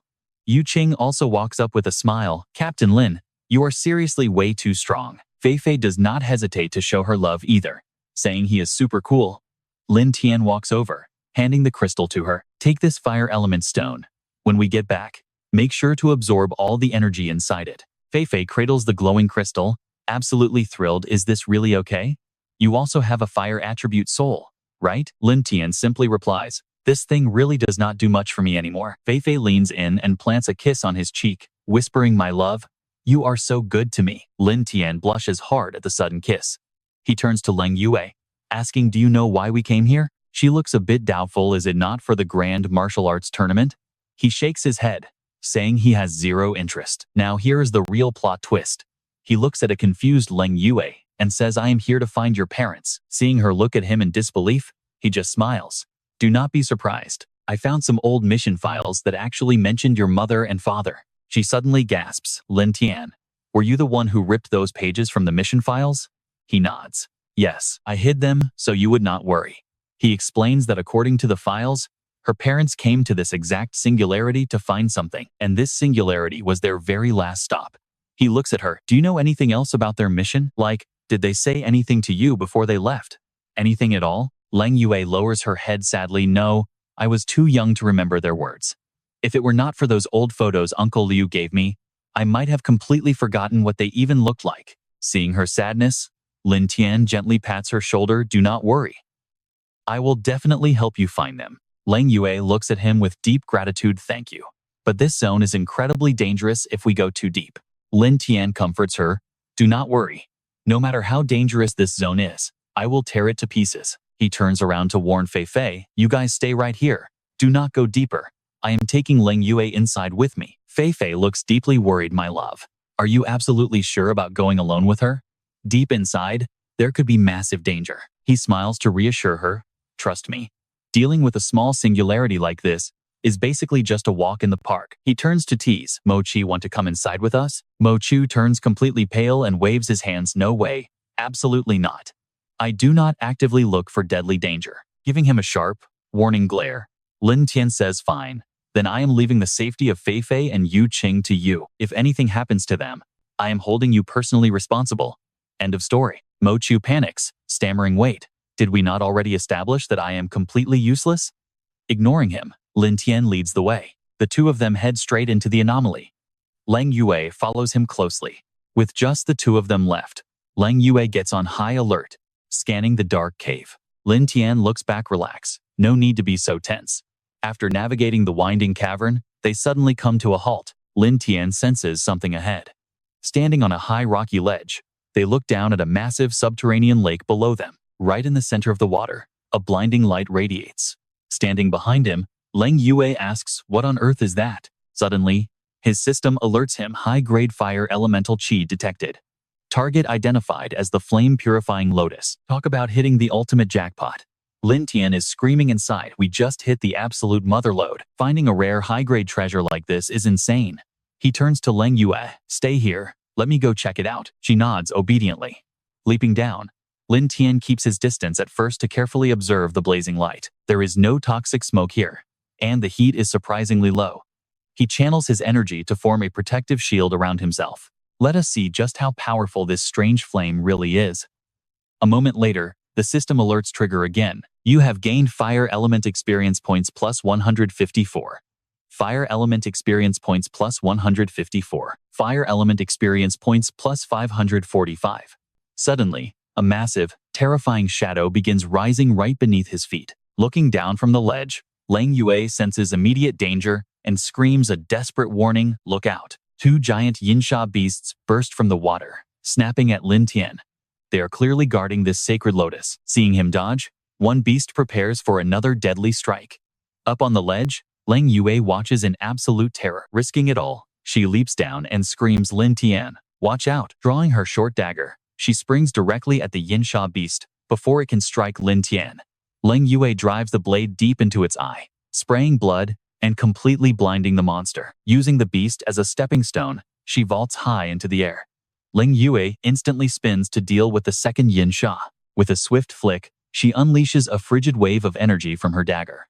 It slashes the beast across its back, sending it thrashing and shrieking in mid-air. Realizing it's completely outmatched, the Yinsha dives straight back into the water and flees. Lang Yue finally breathes a sigh of relief, turning back to check on Lin Tian. Are you okay? Still focused in the middle of the lake, he calls out, I need a few minutes to absorb this flame. Keep guard for me, and make sure no other monsters interrupt the process. Nodding with sheer determination, she replies, do not worry. I won't let anything close to you.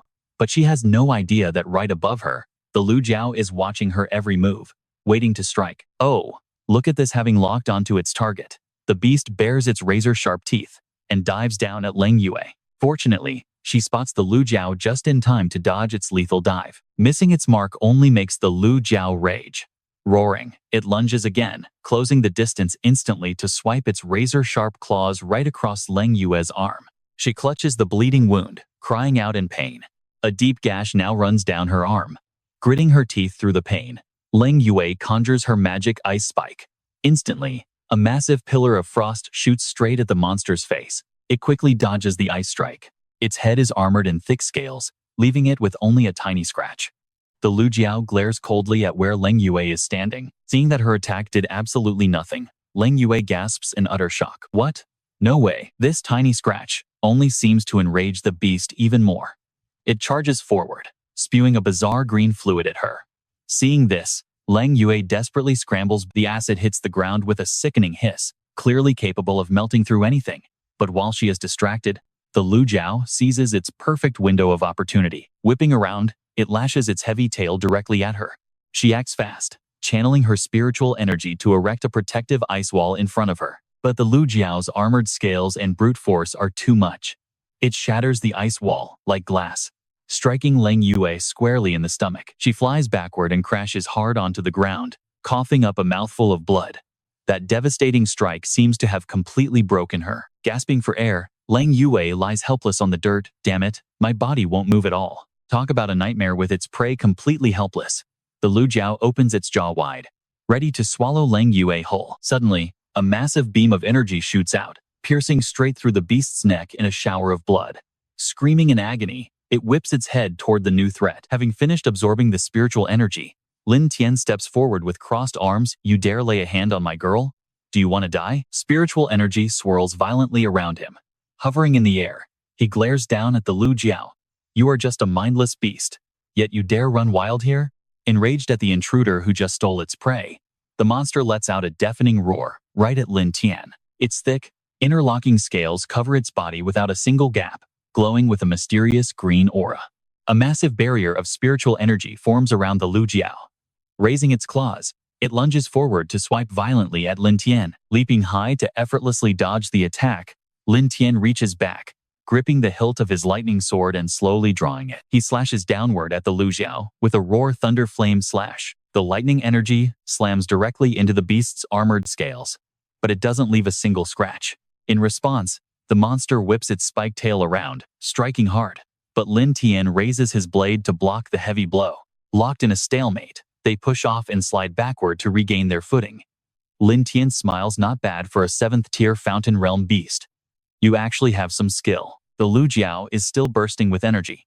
It turns its gaze back to Lin Tian, roaring to assert its dominance. Tightening his grip, he channels even more power into his sword, looking down at the beast. All right, playtime is over. Let's finish this. Pouring the newly absorbed flame energy into his blade, he mutters, let us see just how powerful this purifying lotus flame really is. He swings the blazing sword directly at the Lu Jiao, shouting, purifying lotus world-destroying slash. Completely unaware of the flame's true power, the beast foolishly charges headfirst straight at him. The moment the purifying lotus flame collides with the Lu Jiao, it incinerates its spiritual barrier and instantly slices the massive beast cleanly in half. With the threat neutralized, he rushes over to check on his partner Lang Yue. Are you okay? She answers weakly, thank goodness you arrived.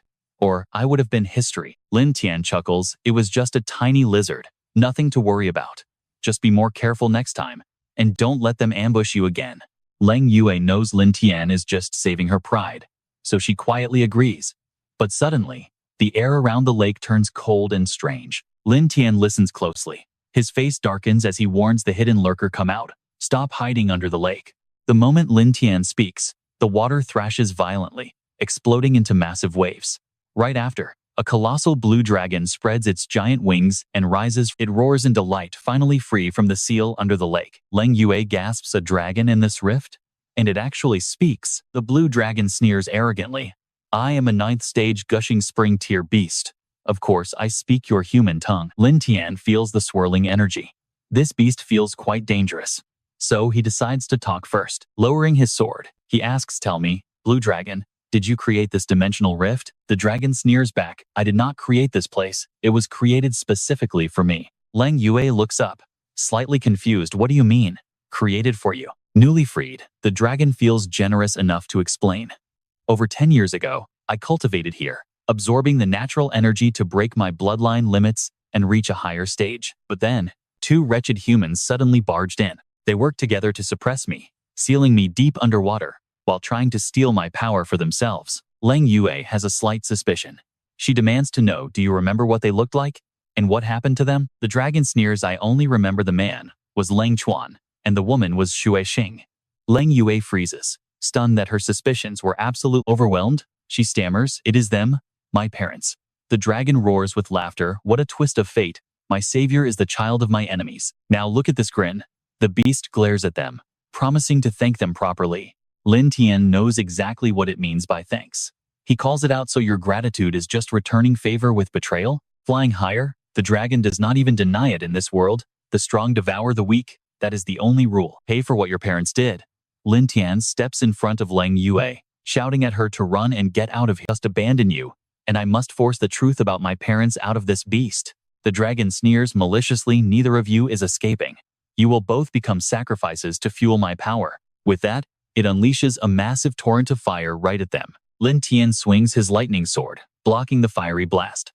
He looks back urgently, do not force yourself. You are simply no match for this beast right now. Leave this beast to me. But Leng Yue refuses to run, even if I am weak. I will not leave you to face it alone. The dragon mocks them from above. What touching teamwork. Truly emotional. Too bad, neither of you is leaving this place alive today. Lin Tian tries to reason with her, calm down and let me handle this. Go search the area for any clues your parents left behind. His words shake her resolve, and she hesitates, looking down. Clues about her parents. Seeing her hesitate over her parents, Lin Tian urges her onward. Go now. Leave this monster to me. Knowing she would only slow him down, she grits her teeth and whispers thank you. With that, she turns and sprints away, leaving him to hold the line. Enraged that she is escaping, the dragon whips its massive tail, roaring, do not try to run. Lin Tian leaps forward to block the strike. Look at those sparks fly.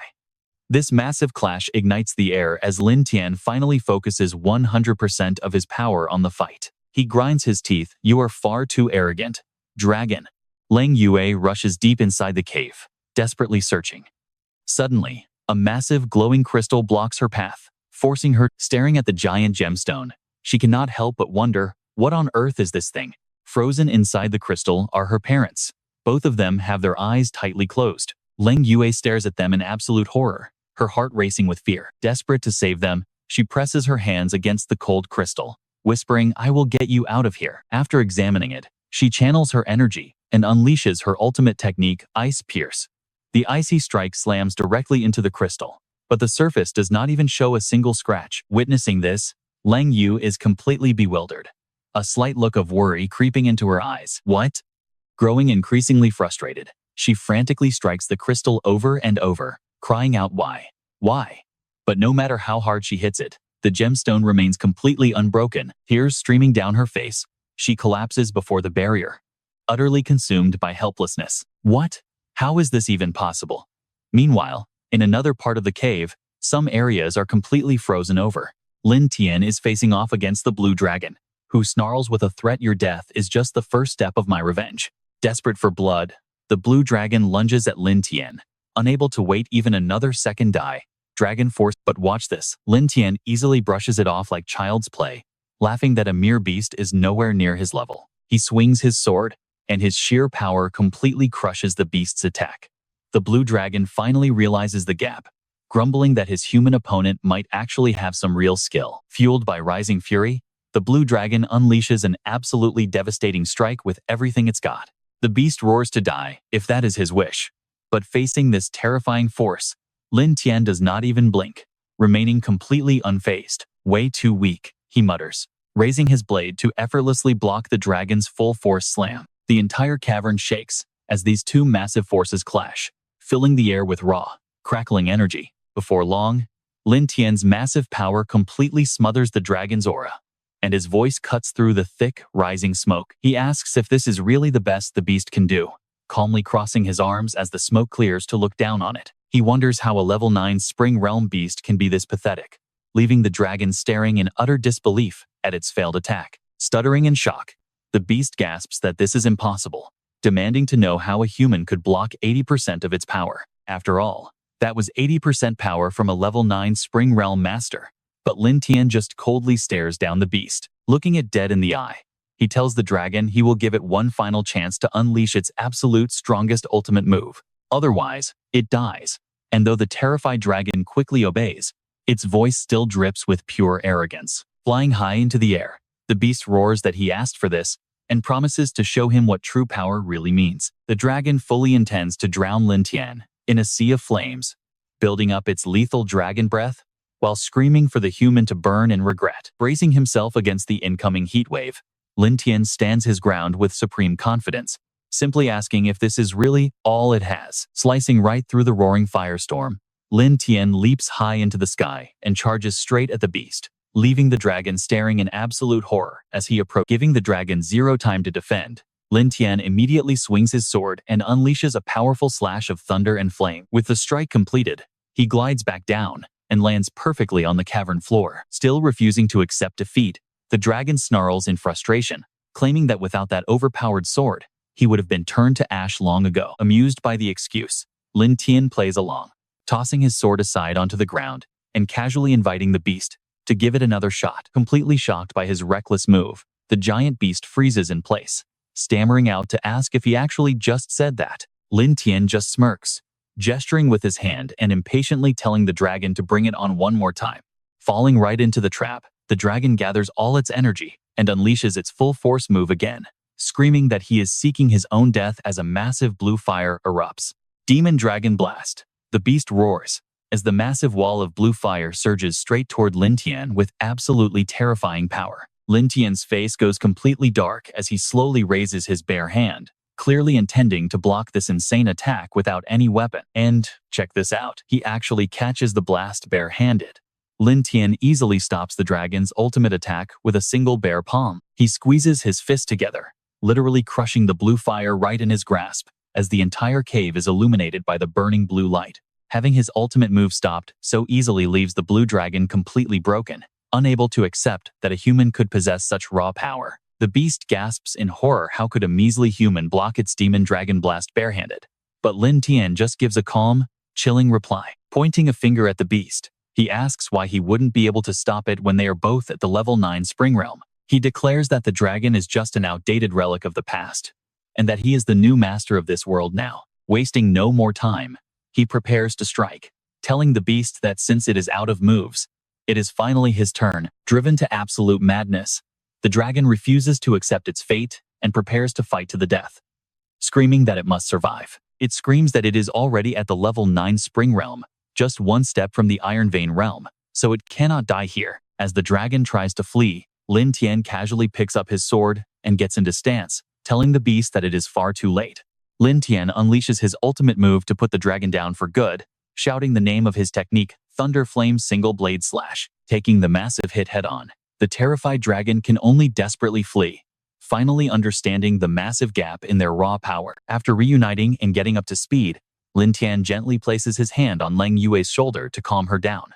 He suggests they take a look at the crystal, and the two walk over to the massive crystal encasing her parents. Looking closely at the crystal, he notes in his mind that the mysterious runes carved on it are radiating a terrifying aura. Curious about the ancient writing, Lin Tian immediately opens his system interface and commands it to inspect the crystal. Lin Tian orders his system to scan the runes on this crystal block, and it immediately gets to work, starting the analysis. It does not take long at all before the system reports its findings back to Lin Tian. Scan complete. To absorb this rune energy, the host must first advance to the Iron Vein stage. Hearing this, Lin Tian rubs his chin in deep thought, realizing the catch. So that is how it works. Looks like he has no way of breaking this crystal right now, but he refuses to give up. Instead, He cooks up a clever plan. If he cannot break it from above, he will start from below. Lin Tian slams his sword hard into the rocky cavern floor, while Leng Yue watches his strange behavior in absolute confusion. Surprised, she asks what on earth he is doing, prompting Lin Tian to stop his work and turn to answer her. Looking totally confident, he says he is just going to dig it up. Channeling all his strength into his sword, he strikes with everything he has, shouting for the crystal to pop out. Check this out. Thanks to his clever workaround, the massive crystal actually pops right out of the ground. As it lands, the crystal settles back near its original spot, but is no longer buried deep. Lin Tian wipes the heavy sweat from his forehead, clearly exhausted from the effort. He is glad it is finally up, leaving Leng Yue completely speechless as she stares at the unearthed crystal. Quickly answering her, Lin Tian touches his own body, instantly initiating the transfer to head back outside. Deep inside the cavern, the blue dragon is still flying around, searching for a place to hide after its defeat. Even though it suffered a humiliating defeat, the dragon refuses to stay down, swearing that once its wounds are fully healed, it will hunt down that. But as it flies through the dark, it suddenly spots a strange crystal floating right ahead. The dragon stops. Meanwhile, in another part of the cave, a group of cultivators is resting and talking about how incredible Lin Tian is. His sword strike was just way too overpowered, easily putting him many levels above Jiang. Qin Ye quickly warns them to keep it down, because Lin Tian is sitting right over there. But Yun looks back, with pure anger in his eyes, snapping that he does not care if the bully is there, since a coward who only targets the weak deserves zero respect. Nearby, Jiang is severely injured, clutching his chest in pain while silently cursing that if he had not lost his arm, he would have slaughtered them all. But their conversation is suddenly cut short as everyone freezes, staring in absolute terror at it. It is the blue dragon, and here is where things get ugly. It immediately corners Jiang's group, unleashing its dragon breath. One cultivator gets completely engulfed by the dragon's blazing fire, screaming out in absolute agony, while the remaining survivors instantly raise their guard, growing extremely cautious. A dragon. Everyone stay alert. Someone shouts for everyone to focus their magic and attack the blue dragon together. But many are already losing their resolve against such terrifying power. Still, a few brave souls charge forward, unleashing their flame slash, ice slash, and water dragon bullet, easily brushing off their combined attacks. The dragon laughs triumphantly, realizing this is exactly how it should feel to possess true, absolute power. This is true dominance. It unleashes another wave of fire, instantly turning several more fighters to ash. It loves this thrill of unmatched strength, the ultimate feeling of being a ruler. Seeing the slaughter, Jiang has zero intention of fighting, realizing this beast is unbeatable, and that he must escape immediately to save his own skin. Unfortunately, the blue dragon has already locked its eyes on Jiang, and it is highly unlikely to let him slip away. Not a chance. The dragon reaches out with its sharp claws, growling a terrifying question. Trying to run, Jiang stands no chance at escaping, ending up trapped tightly in the beast's grip while crying out that he is done for. Smirking down at him, the dragon mocks his futile escape attempt, asking if he honestly thought a mere human could run from its grasp. Feeling the icy grip of death, he begs for his life, pleading that he will do absolutely anything if only the dragon spares him. Growing even more amused, the dragon chuckles evilly and asks how a useless, one-armed piece of trash like him could possibly be of any use to a mighty beast like itself. Desperate to survive, Jiang quickly offers a dark bargain, promising to help the dragon slaughter every last cultivator in the cave. Hearing this betrayal, the others explode in fury, cursing Song Jiang for selling them out just to save his own pathetic skin. They yell that Lin Tian should have just finished him off earlier, calling him a spineless coward. But the dragon remains unimpressed by the offer, coldly stating that it could easily wipe out those weaklings in a blink anyway, so that is not enough to buy his life. Thinking fast, Jiang drops an even bigger bait, promising that he has the power to set the dragon free from this rift. This instantly catches the dragon's full attention, as it demands to know if he truly possesses the power to let it escape. Jiang shifts his gaze toward the distance, his eyes filled with a sudden grim determination to assist Lan Long. I can harness the spiritual energy from this foreign portal, gathering enough power to shatter your shackles and set you free. Hearing this, Lan Long remains completely silent, offering no response. Suddenly, the beast erupts with a massive surge of wild energy, making its monstrous form look even more terrifying. Witnessing Jiang's shameless betrayal, Yu Qing instantly confronts him in absolute anger. How dare you betray humanity? Jiang Song Feifei yells, sharing the exact same rage and disgust as Yu Qing. You ungrateful beast. Did you forget who raised you? But he just laughs it off with a sickening smirk. He proudly claims he is simply siding with the winners, which actually makes Lan Long laugh in dark amusement, praising his ruthless logic. Flaunting its massive power, Lan Long commands him, I will give you one single chance to prove your worth. Jiang lets out a wild roar, unleashing all his latent energy to secure a future for both of them. Gradually, Jiang's cloak begins catching Lan Long's eerie blue flames, yet the fabric refuses to burn away. His hand starts morphing into a grotesque claw, taking on a shape identical to Lan Long, and Yu Qing and Fei Fei witness everything. Both girls panic. And honestly, I don't blame them. Things are looking absolutely terrifying as Lan Long eagerly urges him on. Show me your worth now. And with those words, Jiang's horrific transformation is finally complete. One of his arms now looks exactly like the beast's claw as he mutters, understood, Lord Lan Long. Yu Qing quickly turns to her companion, declaring they cannot let this vile traitor escape, to which Fei Fei firmly agrees, even if it means risking their lives to stop him. Jiang sneers in mockery. You think you two can stop me?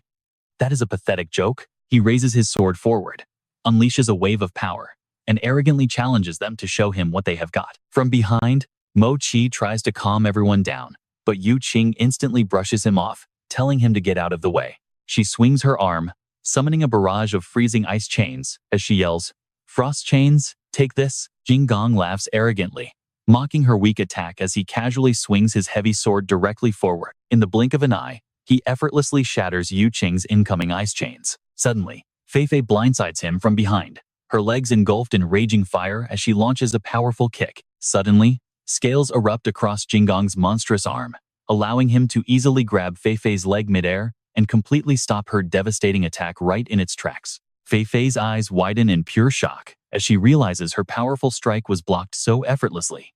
Jiang slowly turns around with a demonic smirk, keeping his iron grip locked on Fei Fei's ankle before violently slamming her entire body straight into the hard, unforgiving stone ground. Keeping his cold gaze locked on her, Jiang slowly unsheathes the sword from his back. Fei Fei gasps in sheer terror, realizing she cannot dodge this lethal strike, as Jiang grits his teeth, ready to slash her to pieces. Wait, what just happened? Jiang suddenly freezes up, his mind completely baffled by a strange, sudden sensation. From a distance, Yu Qing is frantically chanting a spell as frost chains swirl around her. Let Fei Fei go, she screams. Her freezing chains successfully intercept his lethal blow, and a furious Jiang swings his sword to violently shatter the bindings wrapping his arm. Fei Fei, covered in painful bruises and wounds, looks up gratefully. Thank you, Yu Qing. Yu Qing rushes over to pull her up, urgently warning her to stay alert against his incoming strikes. Jiang glares down at them with a frustrated scowl, growling that they got incredibly lucky this time, but their run of good fortune has officially ended. He slams his heavy blade into the ground, unleashing a violent shockwave as he dares them to try another trick. The earth cracks apart into jagged fragments, and the massive shockwave launches both Fei Fei and Yu Qing into the air. Debris rains down as a massive fissure splits the earth, sending both girls tumbling straight into the dark abyss. They fall in a helpless freefall, crashing heavily onto the solid, rocky cavern floor below. Bruised and battered, Fei Fei struggles to sit up, her eyes immediately searching for her friend. She desperately crawls toward an unconscious Yu Qing, crying out her name in sheer panic. Wake up! But Yu Qing remains completely still, forcing a terrified Fei Fei to realize her injuries are far too severe. Floating down from above, with an arrogant smirk, Jiang mockingly asks if they finally understand the gap in their power. Fei Fei glares at him, snapping back that Jiang Song is nothing but a shameless coward who only knows how to beg. Just wait until Lin Tian returns. He will make you pay dearly for this betrayal. Jiang merely chuckles, mockingly telling her that even if he does not show up, I will go find him myself. A massive aura of dark energy explodes from his body as he roars besides. My power now is absolutely terrifying. Jiang swings his sword with all his might, sending a sharp slash flying toward Fei Fei and Yu Qing. He roars die. In her mind, she whispers, Lin Tian, I am sorry. Suddenly, a strange energy barrier manifests in front of them, completely blocking Jiang's devastating strike. The mysterious energy completely absorbs Jiang's slashing attack, slowly fading away. Right after that, Fei Fei opens her eyes and looks straight ahead. She gasps in utter shock. What? Mo Qiu steps up from behind her, saying, Man, that almost scared me to death. A little more and I wouldn't even know how to face big brother Lin Tian. Fei Fei turns around, her eyes locking onto Mo Qiu. She asks in absolute confusion, Mo Qiu, Suddenly, the memory of his previous failed attack flashes in Jinggang's mind. Jinggang snaps, my earlier blow didn't kill them. Was that your little trick too? Mochi raises a hand to scratch his head, admitting Big Brother Song Jingang really is something. My cheap little tricks can't hide from you at all. Mochi points one finger toward the sky, suggesting how about we do this? Let's just call it a day and end things here. You can see Jinggang's panic here. He has absolutely no clue what this kid can do, so he has to tread very carefully. He barks back. What exactly do you mean by that? Mochi spreads his hands to the sides, casually explaining what I mean is, you should take that blue dragon and leave this anomaly immediately. Then we can just act like absolutely nothing happened. Sound good? Feifei suddenly turns around, firmly declaring no way. If we let that dragon escape this anomaly, the military waiting outside won't be prepared for it at all, and there is no telling how many innocent people will end up dead. Mochi raises a hand to scratch his cheek, advising her sister-in-law. Both you and Yu Qing are severely injured. We need to treat you guys immediately. Otherwise, when Big Brother Lin Tian gets back, I won't be able to explain myself. Besides, I only came here for some fun experience. I really didn't expect to run into this mess. Mochi keeps trying to persuade her sister-in-law. Seriously, just take my advice on this. Those two getting out won't cause any real trouble. Hearing Mochi's casual tone only ends up infuriating Jingang even more. This guy, Song Jingong, is nothing but a defeated loser to Big Brother Lin Tian. Once the boss gets back, taking care of him will be a piece of cake. Don't you agree? Jingang swings his arm, launching 3 slashes straight at Mochi while roaring in fury. You want to die. Mochi takes a light step back, crying out dramatically, that is so terrifying. Big Brother Song, you are too powerful. Your overwhelming aura is literally crushing me here. Jingang relentlessly strikes at Mochi, shouting out his move, Flame 10 Chain Slash. Meanwhile, Mochi just stands there calmly, completely neutralizing every single incoming attack. Mochi casually responds, Big Brother Song, let's just stop right here. You know I am a total pacifist at heart. Jingang grinds his teeth, screaming in utter frustration, bastard. If you have the guts, stop relying on these cheap tricks and face me head-on like a man. Mochi calmly replies, are you mad, Big Brother Song? I have always had a weak physical constitution since childhood, so I absolutely despise direct head-on fights. But then, Mochi suddenly snaps his eyes open, whispering that doesn't mean I don't have my own little specialty. Oh, this is where the tables turn. All of Jinggang's previous slashing attacks suddenly manifest in mid-air, glowing with intense light as they fly straight back toward him. Jinggang's face instantly pales with sheer terror, his eyes widening as he watches his very own devastating attacks flying right back at him. The attacks slam straight into Jinggang's body, triggering a massive explosion that echoes throughout the entire area. Jingang collapses to the ground, leaning heavily on his sword planted in the dirt. He looks up, snarling in absolute rage. You shameless brat, what kind of ability did you actually awaken? Mochi casually shrugs his shoulders, replying with total indifference. Hey, why on earth would anyone just explain their own special abilities to an opponent? Mochi continues in a highly sarcastic tone, Big Brother Song, just take the blue dragon and leave. Fighting like this is completely pointless. Jingang tightly grips his sword, charging madly at Mochi while screaming at the top of his lungs, I am Song Jingang. There is no way I lose to a shameless bastard like you. Mochi lightly waves his arm, tearing open a small space rift that instantly swallows Jinggang's incoming attack. He calmly adds, Big Brother Song, this direct attack of yours will only end up hurting you. Right from behind, Jinggang's own slashing strike suddenly appears, slamming straight into his back and making him scream out in agonizing pain. Jingang unleashes a relentless barrage of attacks toward Mochi, screaming in complete denial, I don't believe this. Mochi stands completely still, raising a single hand to summon a series of spatial rifts that easily block all of Jinggang's strikes. Every single one of Jinggang's blows is redirected, causing him to get blasted by his own attacks once again. Jinggang's mind is filled with utter despair. This kid's ability is way too bizarre. Is there seriously no way for me to win this? Feifei watches intensely from a safe distance, her mind racing with questions. What kind of power is this? Is he really that overwhelmingly strong? Jingang raises his sword as a dark blue flame erupts, screaming in raw fury, Mochi, I don't believe you can absorb these flames too. Thrusting his sword deep into the ground, a massive inferno erupts as he bellows his ultimate move. Fiery shockwave. The blazing blue flames roar straight toward Mochi, but he just stands there, his expression remaining completely unbothered. Mochi calmly raises both hands forward, summoning a massive spatial tear that instantly absorbs Jinggang's fiery strike. With a spatial rift rips open right under Jiang. Flames wrap around him, bringing him to his knees as absolute helplessness floods his fading mind. Why? Why did I lose? Mo Chu steps forward, whispering coldly that this loud drama of Jiang has finally come to an end. Suddenly, Lan Long looms right behind Mo Chu, laughing excitedly at the highly entertaining show. Mo Chu whips around, his eyes widening in pure shock as he realizes what is standing right behind him. Lan Long drives its claw right through Mo Chu's chest, sending blood spraying everywhere. From afar, Fei Fei holds Yu Qing tight, screaming out Mo Chu's name in sheer panic. Jiang looks up at Lan Long, desperately calling out to his master. Lifting Mo Chu into the air, Lan Long gloats that the spiritual energy of human cultivators not only healed its wounds, but also pushed it into an even stronger. Lan Long swings its leg, slamming Mo Chu heavily onto the hard ground. It declares that next it will leave this singularity and take its revenge on the humans who once sealed it away. And get this, blue flames erupt around Lan Long as it growls that it is going to make everyone pay. Jiang crawls toward Lan Long, begging his master to take him along with him. He is willing to serve and help the dragon conquer the entire world. Looking down, Lan Long acknowledges his good performance, but suddenly grabs Jiang by the head, coldly stating that it has absolutely no use for trash. Jiang trembles and begs, saying he gave up everything for the dragon and it cannot do this to him. Lan Long crushes Jiang's head as his body thrashes about, screaming in absolute agony. Moments later, Jiang goes completely still, and the dragon pulls his lifeless body close to inspect it. Turning slowly, Lan Long sneers that they are next, while Fei Fei desperately supports Yu Qing's limp body. The dragon's threat startles Fei Fei.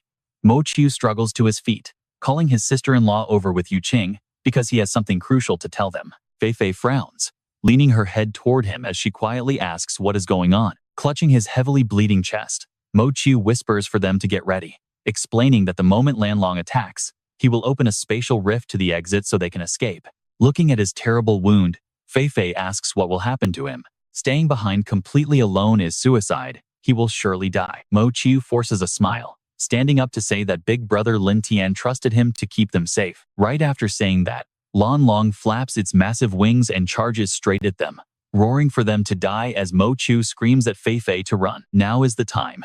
Mo Chu thrusts his hand forward, tearing open a spatial portal right next to Fei Fei and Yu Qing. Mo Chu leans forward and screams at them, telling them to get out right now. Supporting Yu Qing's heavy body, Fei Fei runs toward the portal, crying out that Mo Chu absolutely has to survive this. With that, the two girls step through the portal and quickly fade away to safety.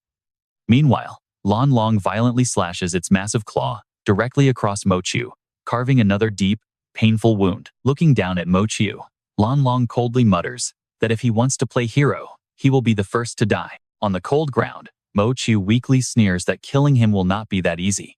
Cut to Leng Yue and Lin Tian, who is currently gasping heavily for breath. Lin Tian groans about how incredibly heavy this thing is before rushing to support Fei Fei, asking in a panic what happened to Mo Chu. How did you both get these horrible injuries? Fei Fei looks away, explaining that Mo Chu took a devastating beating from an incredibly powerful Lan Long, just to make sure she and Yu Qing could escape. Realization hits Lin Tian as he wonders if it is the same escaped Lan Long, before taking a step forward and telling them he is heading there immediately. He yells for Leng Yue and Fei Fei to take Yu Qing and Shui Jing and get out of here immediately. Supporting Yu Qing's body, Leng Yue begs to go with him, reminding him that Fei Fei said the dragon has already evolved into the Iron Pulse realm. Lin Tian smiles gently, reassuring her that he will definitely bring Mo Chu back safe. Leng Yue looks down, her face filled with anxiety, as she silently prays for Lin Tian to make it back safe. Let's check back on the cave, where Mo Chu and Lan Long are still fighting.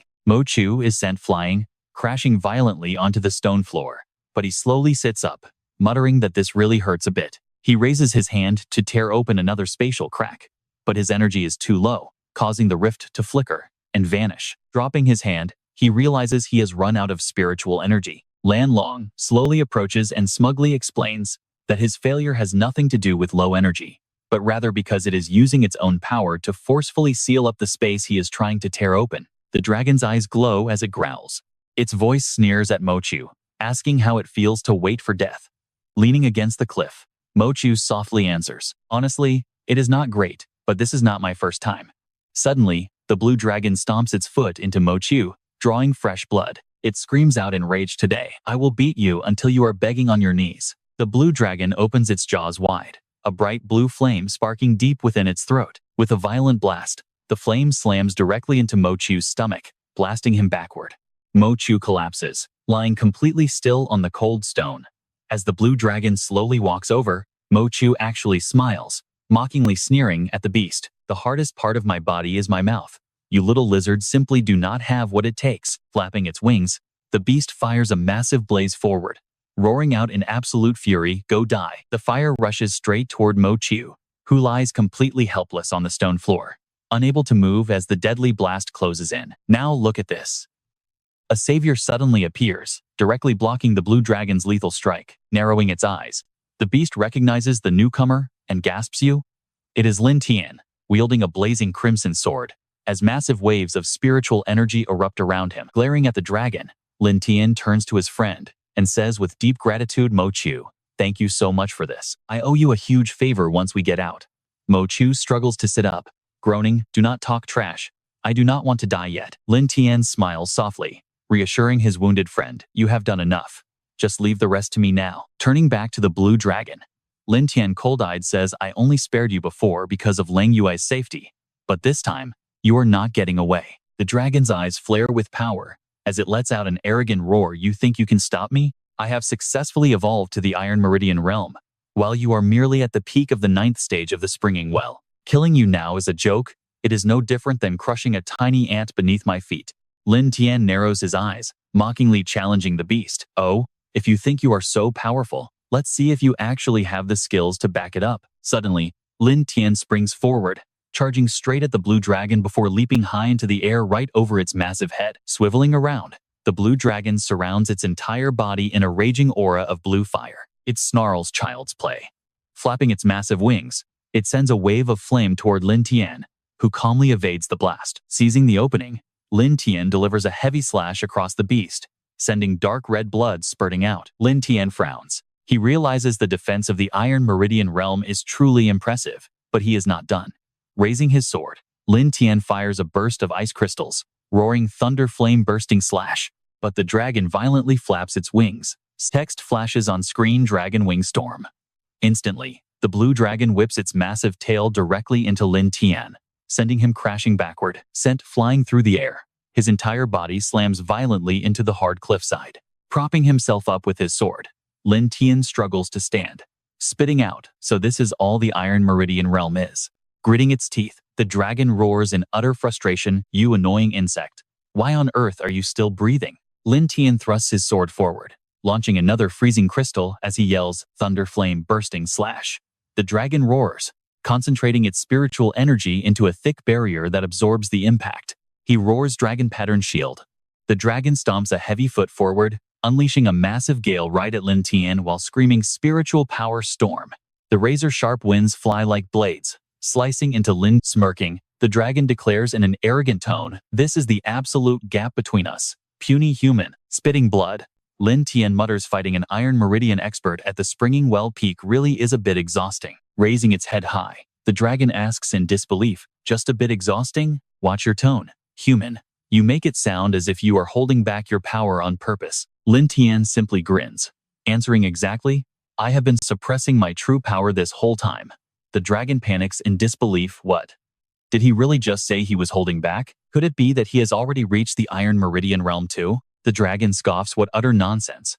How could a pathetic little human like you possibly reach the legendary Iron Meridian realm?" Lin Tian stabs his sword down. He explains calmly, "I originally wanted to break through in a safe place. Since this is my first big level up, I did not know." Cracking his knuckles, he smiles. Closing his eyes, he continues with a cold smile, "But since you have already slaughtered all the other cultivators here, and Fei Fei and her group have safely escaped, and look at this." A system notification flashes before him. Host's energy is full. Evolve to the Iron Meridian realm. Yes or no? Without a second thought, Lin Tian immediately taps the agree button on the floating screen. Right in front of it, an absolutely massive wave of energy explodes from Lin Tian. The blue dragon stumbles back in total shock, screaming in confusion. Lin Tian glares right at the blue dragon and growls out a challenge, "Get over here." Its jaw literally drops in complete disbelief, wondering how on earth a mere human could ever reach the Iron Vein realm. And just look at this, even with those doubts, the beast is forced to face a terrifying reality. This kid's incredible pressure is actually triggering real fear inside it. Right then, Lin Tian asks coldly what is wrong. Too scared to fight? That completely snaps the beast's fuse, sending it charging right at him. You are just a temporary fake living on borrowed power. It roars. Let me show you what real power is. But before it can finish, a sudden, sharp numbness shoots through its entire body. Lin Tian already drove his sharp blade deep inside the dragon. As blood drips from the wound, Lin Tian sighs mockingly, "Oops, my bad. I just broke through and could not control my strength. Almost killed you right there." In an absolute blink of an eye, a terrifying pressure explodes around Lin Tian as his face turns dead serious. "Do not worry. After what you did to Feifei, I will make sure your death is slow." The blue dragon completely brushes off that warning with a cold snort, claiming the kid is just begging to die. Instantly, it attacks with Ripple Fist, its claws slicing the air, but the kid does not flinch. With a sudden flash, he effortlessly dodges the entire onslaught. Stunned by this, the beast starts to panic, wondering how his speed could possibly be this insane. Could this human actually have stepped into the Iron Vein realm just like me? Catching the giant beast completely off guard during that split second, Lin Tian unleashes a brutal counterattack, Thunder Flame Slash. The giant beast stumbles backward, instinctively clutching its freshly bleeding chest in pain. Not stopping there, Lin Tian points his sword and boldly declares, "My next strike is hitting your left abdomen, so do not go moving around. Otherwise, if my hand slips and kills you, it will be hard to explain." Pushed over the edge by a mere human, the beast roars as its killing intent explodes. "Damn you," it screams, launching its ultimate move, Dragon Claw Wind Blade Slash. Facing that crushing pressure, Lin Tian just calmly swings his sword, Thunder Light Slash. Once again, he shuts down the beast's attack. Their raw spiritual energies collide violently in midair, unleashing a blinding flash of light. Right inside that chaotic blinding flash, Lin Tian flickers like a ghost, reappearing right behind the dragon. Sensing him instantly, the beast spins around with a growl and fires its Dragon Claw Wind Blade, closing the gap in a split second. Yet Lin Tian effortlessly slips away, his figure vanishing once more before suddenly appearing right behind its back again. His razor-sharp sword drives straight into the dragon's abdomen. Screaming in agony, it looks down at its bleeding wound, completely paralyzed by shock and disbelief. How is this even possible? Lin Tian calmly sheathes his sword, muttering with a dead serious look that Feifei and Yuting are avenged. So, now it is time to settle Mo Chu's debt. Real panic finally sets in for the blue dragon, as it realizes this kid is too ruthless to keep fighting. It needs an escape plan, and its eyes immediately lock onto Mo Chu. "Your life is going to buy my..." The very next second, the beast unleashes a sudden, desperate strike straight at Mo Chu. Sadly, Mo Chu is too heavily injured to even try dodging. Lin Tian sees right through the cowardly move, and honestly, you can't blame him for losing his temper here. Without a single second of hesitation, he leaps right in front of Mo Chu to block the incoming blow. Using that distraction, the dragon flees, laughing like a... Lin Tian ignores the fleeing beast for now, kneeling down to check on his friend. "Are you okay?" Mo Chu struggles to sit up, urging him to leave him behind because they cannot let that dragon escape. Lin Tian looks in the direction of the escape, his face completely dark. "Run? It cannot run." Turning back, Lin Tian tells Mo Chu to keep this next skill a secret. Though a bit confused, his friend trusts him completely and nods. With that promise, Lin Tian immediately locks in and prepares for battle. Within seconds, massive waves of spiritual energy surge around his body as his power skyrockets. Mo Chu instinctively flinches, wondering if this is the true strength of the Iron Vein realm, and how Lin Tian possesses 3 different elemental energies. Ready to end this, Lin Tian grips his hilt tight and roars out, "Now die." In the very next second, blinding blade light erupts as different elemental forces collide. Thunder Flame Aurora Slash. This devastating, high-speed strike tears right through the sky, homing straight onto the fleeing blue dragon before it can get any further away, suddenly freezing in its tracks. What on earth is this terrifying aura? Before the blue dragon can even turn around to look, a sharp, searing pain rips straight down its spine. Its chest is torn completely open. Gasping for air, it coughs up fresh blood, trembling in sheer disbelief. What? In an instant, its massive body collapses, blood splattering everywhere, as its agonizing scream echoes through the air. Even without seeing the whole fight, Mo Chu stands frozen in shock.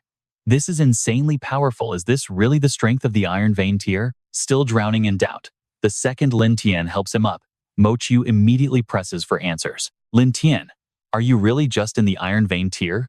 Lin Tian ignores him, suddenly flipping the topic back onto him. You're actually pretty amazing yourself, forcing the blue dragon into such a desperate corner. Since you have such insane power, why do you act so useless? Mo Chu hangs his head, replying in a hesitant voice, because I'm terrified that one day I'll lose control. The power I awakened is space manipulation. Think about that for a second. If someone with space powers snaps, the destruction is catastrophic. Lin Tian gently pats Mo Chu on the shoulder to comfort him, telling him that while great power must be used carefully, there's no need to fear it. Supporting him as they walk out, Lin Tian speaks with absolute sincerity. If you master this power, you can use it to protect people, instead of becoming its slave. Camp alarms suddenly blare that Blue Dragon has already evolved to the Iron Vein tier. Lin Tian and Mo Chu are barely holding them off. Hearing this, Xiaofeng's face pales as he gasps out, "A dragon? What about the other cultivators?" Fei Fei hesitates for a moment, keeping her head low as she delivers the grim report. They were all slaughtered by the Blue Dragon. Xiaofeng's eyes widen in absolute disbelief. Dead? But they were all 7th stage spring. Leng Yue chimes in, explaining that since the Blue Dragon reached the Iron Vein tier, its raw power is far beyond anything they imagined. Hearing this, Xiaofeng completely breaks down, his lips trembling as he mutters, "Just what kind of monster is an Iron Vein tier?" Right at that moment, an anxious Fei Fei urges Han Xiaofeng, "We must instantly send a backup squad to the anomaly to support Lin Tian, or the consequences will be." Nodding in agreement, Leng Yue says that if they don't act now, Uncle Liu, Lin Tian, and Mo Chu won't survive the onslaught. Finally snapping out of his daze, Xiaofeng quickly replies, "Yes, young mistress. I will assemble our elite force to enter the anomaly right away." The mobilization is incredibly fast, and before long, the entire strike force is gathered right outside the anomaly. Barks of command echo out as Squad 1 checks their ammo and Squad 2 reviews the tactical plan. The entire unit roars back in unison. But just then, a strange, heavy noise echoes from deep inside the anomaly. They instantly raise their weapons, locking themselves into a combat stance. The commander yells at the top of his lungs, telling everyone to stay alert and never let that Blue Dragon cross over. Lin Tian and Mo Chu step out right into this tense standoff, utterly bewildered to find dozens of gun barrels pointing straight at them. Fei Fei cries out in pure joy, "Lin Tian, you're safe. Thank goodness." While Leng Yue rushes forward, frantically asking if they are hurt, he walks toward them with a light chuckle, reassuring them that they're fine. "Fei Fei, what are all these soldiers doing here anyway?" She answers honestly, explaining they were about to head in to help kill the Blue Dragon. But Lin Tian cuts her off, saying there's no need, it is already dead. As those words drop, everyone present freezes in absolute shock. Xiaofeng can only blurt out, "What, brother Lin Tian? Are you saying you actually defeated a dragon at the Iron Vein tier?" He calmly nods to confirm, telling them that the anomaly is perfectly safe now, so they can head inside to search for any surviving cultivators. The dragon's corpse is right in there, so nothing left can threaten them. Xiaofeng quickly regains his composure and decides on a plan. Since brother Lin Tian says it's completely safe, we'll head inside right away to check things out.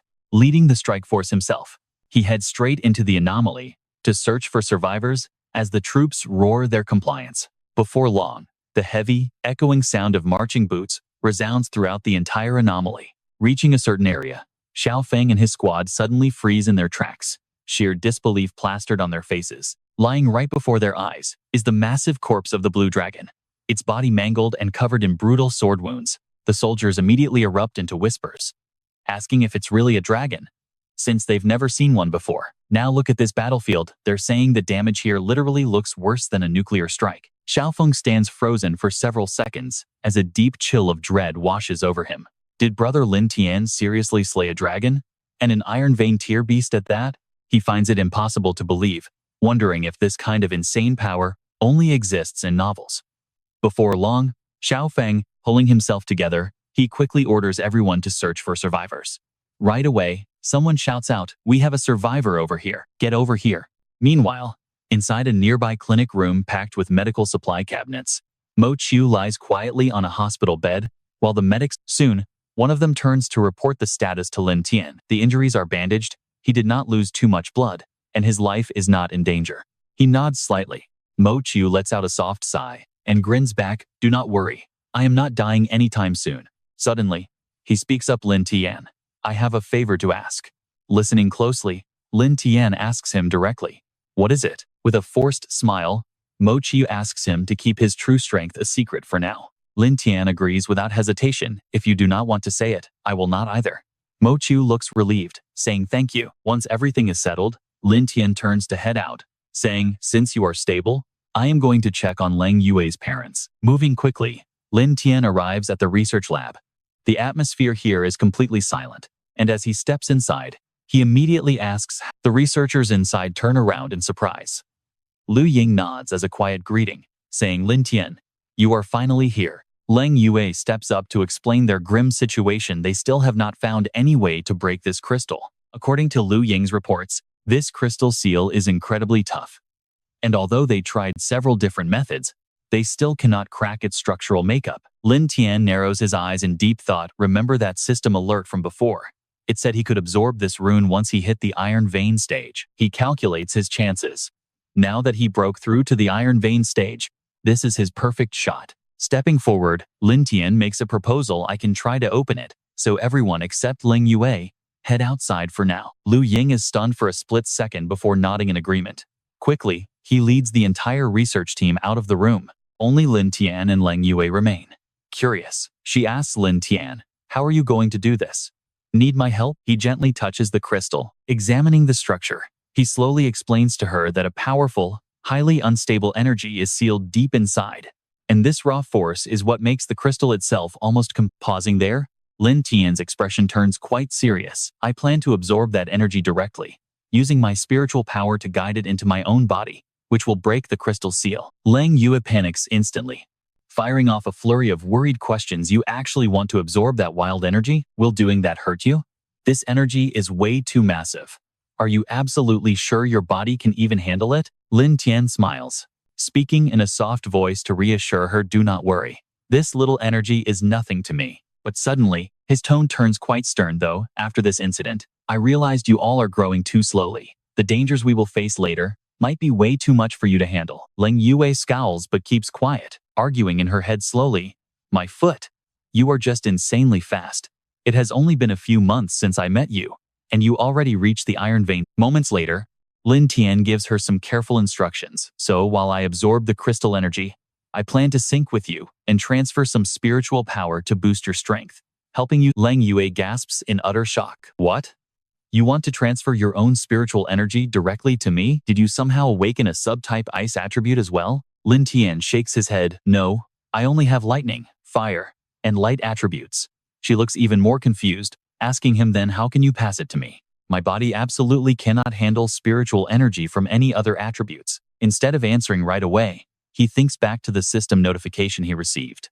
The breakthrough reward he got for reaching the iron vein stage is a spiritual chi pill. Thinking of this, you're gonna love this. Lin Tian's lips curl up into a smile, telling her he found a special treasure in the anomaly that is perfect for her. Saying that, he pulls out the spiritual chi pill and hands it to Leng Yue. She is completely stunned, stammering, what is this? Leng Yue takes a step back in pure shock, muttering to herself, is this not the spiritual chi pill mentioned in the ancient books? This pill is extremely rare. Supposedly only ancient alchemists could refine them, and they are completely impossible to find in this day and age. Lin Tian remains completely calm. Since you know what it is, I do not need to explain. Just swallow it. She frantically waves her hands. Absolutely not. This pill is too precious. I cannot accept it. You must keep it for yourself. He frowns, his tone turning quite strict, giving her absolutely no room to refuse. Don't overthink it. I have plenty of ways to get stronger. So, losing one pill is nothing. Besides, I want you to take it. It is the only way your body will withstand the incoming power. Without it, you will completely break down. Seeing him so determined, Leng Yue reluctantly accepts the spiritual chi pill, saying she will take it. Without another second of hesitation, she pops it right into her mouth. Almost instantly, Leng Yue's entire body begins to tremble violently. She curls up, clutching her body as the overwhelming spiritual energy hits. Her body feels like it is about to tear apart. The energy keeps surging higher, forcing blood to trickle from her lips as a terrifying numbness shoots straight down her spine. Unable to hold it in, she lets out a sharp, agonizing scream. Lin Tian realizes things are going south. He tells her to stay calm and stop fighting the energy, offering to guide it. She obeys, letting him place his hand gently on her head. He reaches out with his other hand, touching a nearby crystal block to slowly release his own inner energy. Within moments, A bright golden glow of spiritual energy wraps completely around his hand on the crystal. A magic circle opens up. Feeling this strange power flowing into her, Leng Yue gasps in panic, asking what he is trying to do. He smirks, telling her that from today onward, she is officially a cultivator with dual attributes. Stunned, her mind goes completely blank as she wonders how Lin Tian could possibly help her become a dual attribute cultivator. Look at that insane surge of raw energy. He channels it directly from the crystal into his own body and then over to Leng Yu. He synchronizes the flow, perfectly transferring a massive portion of that spiritual energy over to her. Lin Tian smiles and tells her that this power is now hers to keep. Once everything is settled, he wraps things up and finally makes his way back home. Fei Fei eagerly runs out to greet him, locking her arm in his with a warm welcome home. She softly asks if Leng Yue's parents are safe now. He nods, explaining they are currently unconscious at the hospital but should wake up in a few days. She finally breathes a sigh of relief, happy to hear the good news. She then asks about Leng Yue. Lin Tian leans back on the sofa with a smile, assuring her she is fine, but she just awakened a brand new power, so the hospital kept her for observation to monitor any side effects. Intrigued, Fei Fei asks what kind of attribute she managed to unlock. Lin Tian just frowns lazily, telling her to go ask Leng Yue herself, since he is too tired to explain. Right then, Fei Fei's phone suddenly rings. Lin Tian glances over, wondering who could possibly be calling them at this hour. Seeing his curious look, Fei Fei explains that the call is from her very close friend, Chu Menjiao. Since Menjiao rarely initiates calls, Fei Fei is surprised as she answers the phone, cheerfully raising her voice to ask her friend what is going on. The voice on the other end skips all pleasantries, asking if Fei Fei has met a Jincheng cultivator named Mo Chu at the martial arts tournament. Fei Fei frowns, sensing something is deeply wrong, and asks Meng Yao why her voice sounds so incredibly shaken. Her friend panics, explaining that Jincheng has just suffered a catastrophic supermutation disaster, wiping out both the military and all local cultivators. And, just like that, absolute disaster strikes. Fei Fei leaps to her feet in panic, demanding to know if she is still safe. Asking where she is, Meng Yao responds that she is temporarily safe for now, hiding deep inside an underground shelter. But things are looking incredibly grim, her voice trembling as she explains that every single cultivator fell in battle and the military was completely slaughtered. Terrified, she does not know what to do, but Fei Fei quickly reassures her, promising to inform her grandfather immediately. She promises they will save everyone, but Meng Zhao admits she has lost hope, explaining she only called to warn Mo Chu to stay far away. He is far too weak to survive this, so he should just live with them, as Xincheng has turned into a complete hell. Hearing this, Fei Fei instinctively turns to the man sitting beside her, looking at Lin Tian with hopeful eyes. He simply shrugs his shoulders and calmly declares that resolving the crisis only depends on how fast he can fly over to Xincheng. Hearing this, Fei Fei immediately reassures the other end, telling Meng Zhao to stay strong, because they are coming to save her. Choking back tears, her friend starts to thank her, but her voice suddenly cuts out into dead silence. Stomping her feet in panic, Fei Fei desperately calls out her name, but Lin Tian slowly stands up, telling her to relax because he will personally handle Xincheng. He instructs her to prep a helicopter while he goes to meet Mo Chu to discuss their rescue plan. Fei Fei immediately agrees, promising to get everything ready right away. Shortly after, the scene shifts to the hospital, where warm sunlight streams through the windows as Mo Chu relaxes in bed, enjoying a nice, cool drink. Lin Tian suddenly walks in, asking with a serious look if he is almost done recovering. Mo Chu immediately acts weak, slumping back onto the bed as he dramatically groans that he does not think he has much longer to live. Not long after, the nurse in black stockings finishes her checkup and walks out. Mo Chu sighs helplessly, then grits his teeth to break the terrible news. Tan Than has just been struck by a catastrophic super-mutant invasion. Almost all the cultivators and military forces stationed in the city have been completely wiped out. Suddenly, Shen Fei Fei's best friend, Chu Menjiao, calls her phone.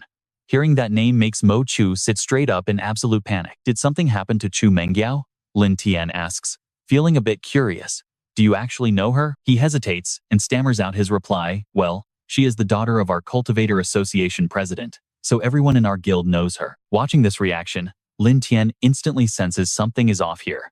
He wonders if this guy secretly has a thing for Chu Menjiao. Brushing that thought aside, he gets right to the point. I am heading to Tan Than to save her, and I need a guide who knows the local terrain. Can your injured body even handle a trip like this? Instantly throwing off his weakness, Mo Chi flings the blanket aside and steps out of bed with fierce determination, Do not worry.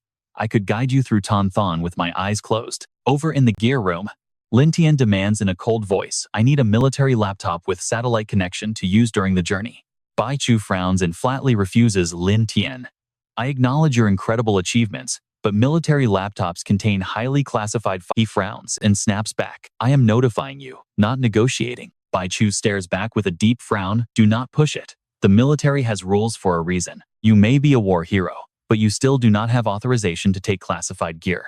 Lin Tian steps closer and lets out a cold laugh. Rules? A super mutant disaster is tearing Tanthon apart right now. And you are seriously standing here lecturing me about rules? Honestly, this completely blindsides everyone in the room. Wait, a super mutant disaster in Tanthon? Nobody told us about this. Lin Tian casts a freezing glare over them. That is because your entire military force stationed in Tanthon has already been totally wiped out. With that, he casually grabs a laptop off a nearby desk and walks out without waiting for anyone to stop him. I will be taking this. Up on the rooftop, a military helicopter is prepped and waiting on the pad. Buckled up inside the cabin, Mo Chu looks extremely skeptical. Are they seriously just going to let you borrow a military chopper? Lin Tian keeps his eyes locked onto the screen. This system is packed with highly classified information. He calmly explains no matter what secrets they are hiding. Ever since spiritual energy returned to this world, all this classified data is basically just. Mo Chu nods in total agreement. You are right. The world has changed, and those priceless military documents are now nothing more than worthless scrap paper. Suddenly, Shen Feifei rushes onto the pad, calling out his name in a panic. Lin Tian, running up to the door, she urges him with deep worry. You must be careful out there. Lin Tian flashes an okay sign and smiles. Relax. Think of it as a quick run to the grocery store. I will be right back. She can only sigh at his terrible timing for a joke. Moments later, the rotors roar to life, and watching the helicopter fade into the distance, Shen Feifei silently prays in her heart for his safe return. Outside the window, a vast sea of thick white clouds floats like endless layers of cotton beneath the brilliant blue sky. Lin Tian stares out at the horizon, quietly hoping that they will make it to Tanthon in time. He suddenly turns to Mo Chu. What was the original number of cultivators in Tanthang, and who was their absolute strongest? Mo Chu gives him a quick breakdown. Tanthon is a mid-sized city with about 5,000 cultivators. Most of them are at the 6th level of the Gushing Spring realm, and only about 20 have reached. The strongest cultivator in the entire city is Chu Mengyao, who has likely reached the absolute peak of the 9th level. As for the military forces, they had an elite unit of 1,000 soldiers, fully equipped with heavy modern weaponry. If even they were wiped out, Mo Chu stops mid-sentence, too terrified to finish that dark thought. Hearing this, Lin Tian falls into a quiet silence. Suddenly, the pilot turns around with a serious warning. Mr. Lin Tian, get ready. We are entering the airspace over Tanthon. The helicopter hovers directly over a ruined city swallowed by raging flames. Looking down at the horrific destruction, Mo Chu breaks into a cold sweat of pure shock. Beneath a heavy, pitch-black sky, shattered skyscrapers rise like hollow gravestones over a completely dead city. Now, check this out. Across the ruined streets, hordes of zombies are mindlessly wandering around the collapsed buildings. From inside the cabin, the undead seem to sense something in the air, and they all begin sprinting towards a single direction. Their skeletal, starved bodies move with terrifying speed, driven by a raw instinct to hunt down whatever fresh meat just arrived. Staring down at the swarm, Lin Tian wonders, is this dark spiritual energy at work once again? The terrified pilot stammers out, Mr. Lin, where should I land the chopper? Lin Tian looks at him with dead serious eyes and orders no landing. Just open the door. The pilot is completely stunned. Wait, what? Cruising at 6 kilometers in the air, the pilot yells out in absolute terror. Lin Tian. Ignoring the warnings, Lin Tian slides the helicopter door open and calmly kneels on the edge. He glances at Mo Chu, casually saying, I will go clear out these monsters first. Mo Chu just sighs. You seriously can't do anything normally, can you? Without another word, he leaps straight out of the helicopter. Talk about a dramatic entrance, leaving the pilot screaming in terror. He will smash into minced meat. Mo Chu chuckles. Minced meat. You are seriously underestimating the Iron Vein realm. As Lin Tian plummets, fierce flames erupt all around his body, making him look just like a falling meteor. Impact. The moment he hits the ground, those flames explode violently, instantly burning everything to ashes. The shock wave and fire blast blow the surrounding zombies away, while the untouched monsters shriek, their terrifying cries filling the air. Crouching on one knee, Lin Tian remains engulfed in blazing fire. Sensing their fresh prey, The massive horde of zombies charges forward with wild roars. Lin Tian draws his blade. Looking for death, he mutters with a dark, chilling stare. With one violent, sweeping slash, he sends a massive wave of screeching zombies flying backward. The uninjured beasts feel absolutely no fear, snarling with jaws wide open. Lin Tian glares at them, asking coldly, "Are you still not running?" Whipped into a frenzy, they wave their sharp claws and rush him. Lin Tian just channels his inner energy, staring them down. "If you want to die that badly, I will gladly oblige." He tightens his grip on the sword. A massive surge of energy erupts around him. With blood-red eyes, the zombies thrust their claws forward, desperate to tear them apart. A giant zombie slams its fist into the ground, shattering concrete and sending rocks flying everywhere. He flashes right behind it and delivers a swift slash too slow. He scoffs. The beast stares blankly, completely unaware of its fast-approaching end. One clean, ruthless slice. The massive zombie is instantly split right in half. Seeing their ally torn apart, the other monsters hesitate, taking a step back. Lin Tian tilts his head, mocking them. What is wrong? Scared? Insulted, the beasts instantly go berserk. Up in the air, the pilot gasps. Is Lin Tian some kind of monster? But no matter how strong he is, fighting like this will eventually drain him to death. Mo Chiu smirks. Drain him to death? You are seriously underestimating the guy. The pilot stares in utter confusion. What? Look out. He's about to get completely overwhelmed. The pilot screams in panic as Lin Tian continues his savage slaughter below. Terrified by his overwhelming pressure, the zombies begin to scatter in panic. Then, Lin Tian suddenly rises, floating midair. A blinding light erupts from his body. Prepare yourself, because what happens next completely blows the pilot's mind. A shockwave of pure, dazzling energy erupts from his form, expanding across the entire ruined city. The light spreads everywhere, turning night into day. Even the helicopter up high starts shaking violently from the massive energy waves. The crew screams as the chopper rocks. The pilot cries out, "Is this even possible for a human being?" Mo Chiu pats the pilot's seat. "Find a safe place to land. I need to meet up with him down there." The pilot blinks in shock. "Wait, you are not jumping out too?" Mo Chiu sighs. "If I jump from here, I will turn into a puddle of mush. I am still a normal human, you know, right?" "Got it," the pilot stammers. Down below, the city streets are completely ruined, covered in fresh bloodstains. Now, sitting in a car, Mo Chiu looks out at the devastation, deeply shocked by Lin Tian's terrifying power. "So this is the legendary Iron Vein realm?" He pulls the car over, spotting Lin Tian and shouting, "Big brother." Mo Chiu asks if he is hurt, but Lin Tian just climbs in calmly. "These pests are not enough to make me use my real power," he says. "Let us get back to business." Lin Tian turns to him. "Where exactly is the shelter Chu Mengjiao mentioned?" Checking the map, Mo Chiu answers, "It is on the outskirts of Xinchang." He points to a location, explaining the shelter is inside an old, abandoned factory. Lately, it has been serving as a safe haven for practitioners. Lin Tian nods. "Let us go. Our priority is saving Chu Mengjiao." With that, they hit the gas. As they drive, Lin Tian breaks the silence. "Mo Chiu, this Xincheng disaster feels highly unusual." Mo Chiu frowns. "What do you mean, Brother Lin?" Behind the wheel, Mo Chiu listens as Lin Tian explains normally. Even with super mutations, things would never get this bad. The sheer volume of these monsters is way too massive, and they are spread across an impossibly wide area. This feels less like a sudden outbreak and more like a carefully planned operation. Mo Chiu's face darkens. "Are you saying someone like Song Jing'ang is behind this too?" "There is a very high chance of that," Lin Tian replies. Mo Chiu silently prays, "Mengjiao, you must stay safe and sound." The two of them soon pull up to an abandoned factory, parking their car right in the middle of a dusty, empty lot. Lin Tian stares at the building, a cold feeling creeping over him. This place is way too quiet for a shelter. It feels more like a deadly trap. Slipping inside the abandoned factory, they find themselves wrapped in pitch darkness. Not a single sound echoes through the massive, empty space. Suddenly, both of them freeze, staring silently into the dark ahead. Pale beams of light filter down through holes in the roof, barely cutting through the gloom to reveal heavy concrete pillars and rows of dusty shelves. Lin Tian scans the area, on high alert. Something is seriously off here. The defensive barriers of a real shelter are completely missing. Did they never get set up? They move quickly, their footsteps echoing softly as they climb a set of metal stairs in the dark. Reaching the top floor, they freeze in absolute shock. Right in front of them is a girl, covered in terrible wounds. Mo Chiu yells out in sheer panic, "Meng Yao." He rushes over to her side, shouting Meng Yao.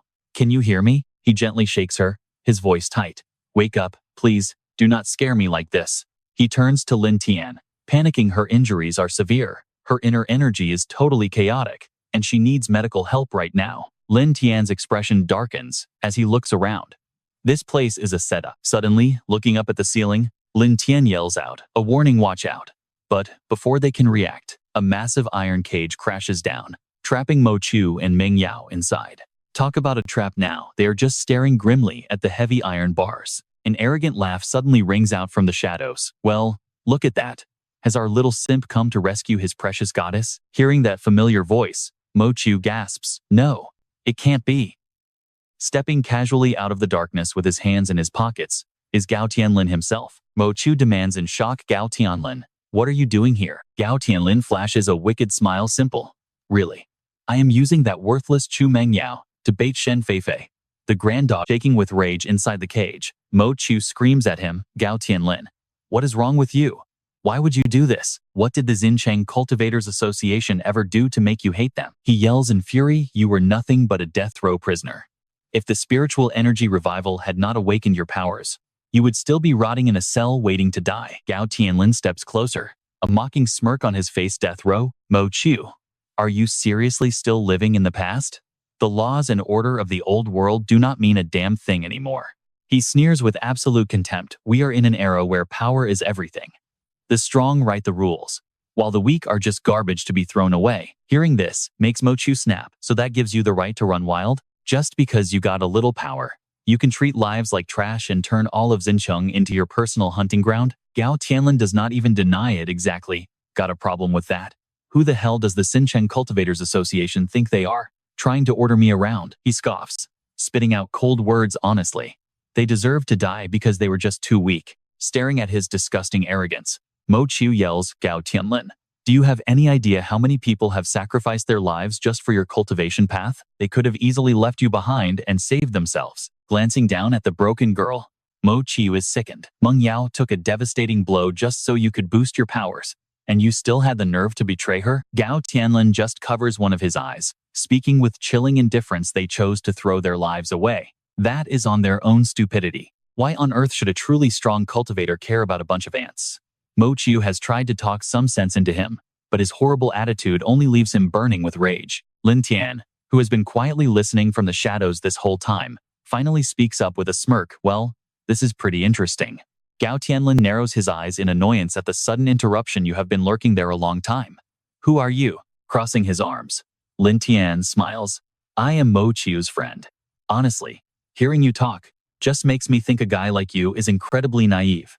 Glaring back at him, Gao Tianlin raises an eyebrow. Oh, and why is that? Lin Tian lets out a mocking laugh. If you really believe the strong make the rules of this world, have you ever stopped to think? Can someone who is much stronger than you decide whether you live or die? Gao Tianlin's eyes snap wide, veins bulging on his furious face. Listen here, kid. Are you trying to threaten me? Completely ignoring his exploding rage, Lin Tian shrugs. I am just reminding you that you are still not nearly strong enough. Enraged by Lin Tian's smug attitude, Gao Tianlin snaps and swings his hand forward, completely sealing his own doom right then and there. Mo Chu yells out in sheer panic from inside the iron cage. Lin Tian, watch out. Gao Tianlin suddenly unleashes a blinding surge of lightning attribute energy.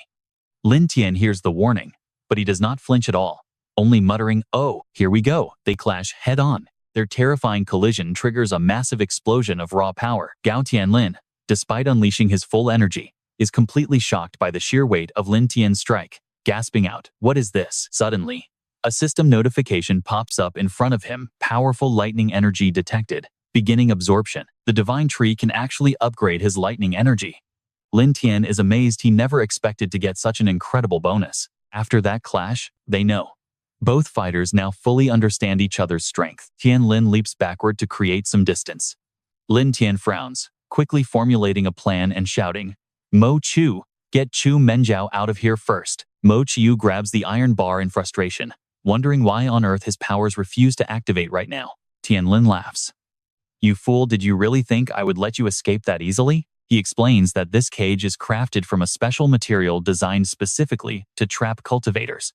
Once you are locked inside, you are basically no different from an ordinary human. Lin Tian stays quiet, Frowning, he gives Mo Chiu a quick, sharp command, "Get down right now." Mo Chiu is completely confused, having absolutely no idea what his friend is planning. Lin Tian simply readies the whip in his hand and scoffs. "Let us see just how sturdy this little cage of yours actually—" "Get ready for this." A deafening shriek echoes as his whip easily shatters half of that supposedly unbreakable iron cage. Mo Chiu ducks. Shaken by the blast, he cowers in absolute terror. With a sudden cry, Mo Chiu loses his balance and tumbles straight to the ground, seeing his prized cage effortlessly destroyed right before his eyes. Tianlin loses his mind and screams out in rage, "You bastard!" Once freed from the cage, Mo Chiu quickly picks up Meng Yao and shouts, "I am taking Meng Yao to a safe place. Then I will come right back to help you." But Lin Tian says no. "Stay away, you will only get dragged into this mess." No response. With a sharp whoosh, both of them instantly vanish into thin air. Tianlin is absolutely furious after hearing that. He snarls at Lin Tian, "You arrogant brat, do you really think you can stand there and look down on me? All by yourself?" Completely unfazed, Lin Tian casually replies, "I am just stating a cold hard fact. You are still nowhere near my level." Tianlin conjures a crackling sphere of pure lightning, shouting that breaking a simple iron cage does not make him invincible in this world. Wearing a wicked grin, he pulls a long, jagged bolt of lightning right out of that crackling sphere. Gripping the raw lightning like a spear, he unleashes his secret weapon. With a terrifyingly dark look on his face, he speaks in a deadly, chilling voice. "Now, let me show you the true power of a real cultivator." In an instant, Tianlin blurs out of sight, completely vanishing from the area. He charges forward like a flash of lightning, raising his deadly weapon high above his head. It is his signature move, the Shadow Spear Annihilation Strike. Despite the blistering, terrifying speed of the assault, Lin Tian easily dodges every single strike with flawless precision. Lin Tian frowns. Yet he actually offers some praise. "Not bad. You have some skill." Crackling with wild electricity, Tianlin screams in fury, "Keep running, brat. Let us see just how long you can keep dodging me." He lashes out wildly in all directions, turning the battlefield into a sea of sparks. Thinking he finally has the upper hand, Tianlin sneers. "What is the matter? You were so arrogant earlier. Why can't you even strike back now?" Tianlin pours every ounce of energy into his relentless assault. Yet Lin Tian's defense remains completely unbreakable. After a frantic game of cat and mouse, Tianlin suddenly halts. He stops his relentless assault. Smirking arrogantly, he asks, "Where did all that pride go? Why are you just letting me dominate you like this?" Lin Tian sighs. Frowning in disappointment, he asks, "Is that seriously all you've got?" Hearing those incredibly dismissive words, Tianlin completely snaps. "What did you just say?" Lin Tian raises his weapon, pointing it directly at his enemy. "If this is truly your limit, you will be leaving this place in a body bag." Pushed past his breaking point, Tianlin channels his absolute maximum power, roaring, "You must be suicidal. Behold the peak power of my 9th stage spring realm." Countless streaks of violent purple lightning suddenly rain down all around them. Can you believe his reaction? While facing this ultimate thunder spear technique, Lin Tian calmly mutters, "Way too slow." Absolutely furious, Tianlin screams out as he unleashes a barrage of strikes, but Lin Tian effortlessly parries every single deadly blow coming his way. Watching his opponent swing his weapon like a madman, he casually remarks, "Plenty of raw power, but absolutely zero brains." Deciding it is time to strike back, Lin Tian blurs forward and whispers, "Let me show you the massive, insurmountable gap between us." In the blink of an eye, Lin Tian crosses the distance and appears right underneath him, leaving his opponent utterly stunned. No more games. Lin Tian coldly delivers his final verdict. It is all over now. A blinding flash of golden light rips through the air, carrying massive power to end this fight once and for all. Tianlin goes completely pale, his mouth hanging open as he realizes his fate. The devastating golden energy cuts straight through Tianlin, leaving him frozen in absolute shock. The final blow connects. Before collapsing to the ground, he still desperately struggles to understand how this could even happen to him. How is this possible? Tianlin collapses onto his knees before his foe, utterly refusing to accept reality. "I am at the absolute peak." Lin Tian looks at the guy, completely baffled by his sudden confidence. Is the 9th level of the Gushing Spring Realm really that big of a deal? Tianlin is shocked. "What? Don't tell me you've reached that 9th level too." "But I don't feel any power from you at all." Lin Tian gives him a scornful look and answers, "I used to be, but right now, I'm already at the 1st level of the Iron Meridian Realm." Hearing this, Tianlin's eyes go wide with absolute panic. "The Iron Meridian Realm? Have you seriously broken through to that level already?" Noticing his terror, Lin Tian calmly asks if he's scared. Right then, Lin drops his head without a single second of hesitation. Boss, please spare me. I was wrong. I was totally wrong, he begs, desperately crying out that he was blind and pleading for his life. I'll serve you like a dog. I swear my life to you. Lin Tian's face darkens as he looks down and asks him, the strong rule, and the weak just obey. Isn't that exactly what you just told Mo Chu? Lin Tian asks with a bone-chilling voice. So why are you trying to bend the rules now that you're the weak one? Sensing death is near, Tian Lin scrambles for words. I'm not the mastermind. I was forced into this and was only following orders. Lin Tian presses his blade cold against his neck and demands answers. Aren't you supposed to be the strongest cultivator in all of Xinjiang? Tian Lin quickly panics. No, I'm not. The absolute strongest cultivator in Xinjiang isn't me. It's someone else. He keeps talking. This entire crisis in Xinjiang was planned by him. He doesn't care about this city at all. He said it's just to test out a few things. Lin Tian questions him. Testing? Can you even believe this guy treats an entire city like raw material? Tian Lin replies, he doesn't care about anyone. Even the Xinjiang military is just a tiny pawn in his master plan. Lin Tian takes the chance to ask further. Oh, so do you know how strong he actually is? Shaking violently, Tian Lin instantly spills everything. He claims he's at the 3rd level of the Iron Meridian realm. Relieved, Lin Tian mutters, 3rd level. I see. Tian Lin notices his silence. Terrified, he asks Lin Tian, you're not going to kill me, right? Suddenly, Lin Tian's sword flashes forward again, threatening to strike him down. Tian Lin is totally paralyzed with fear, pleading, wait, please wait. I've already told you everything I know. You promised to spare me. But Lin Tian coldly shoots back. Did I really promise that? When did you ever hear me say I'd spare your life? Screaming in pure terror, Tian Lin shrieks, no, you can't do this to me. You just can't. Without a single moment of hesitation, Lin Tian drives his sword straight into him. No second chances.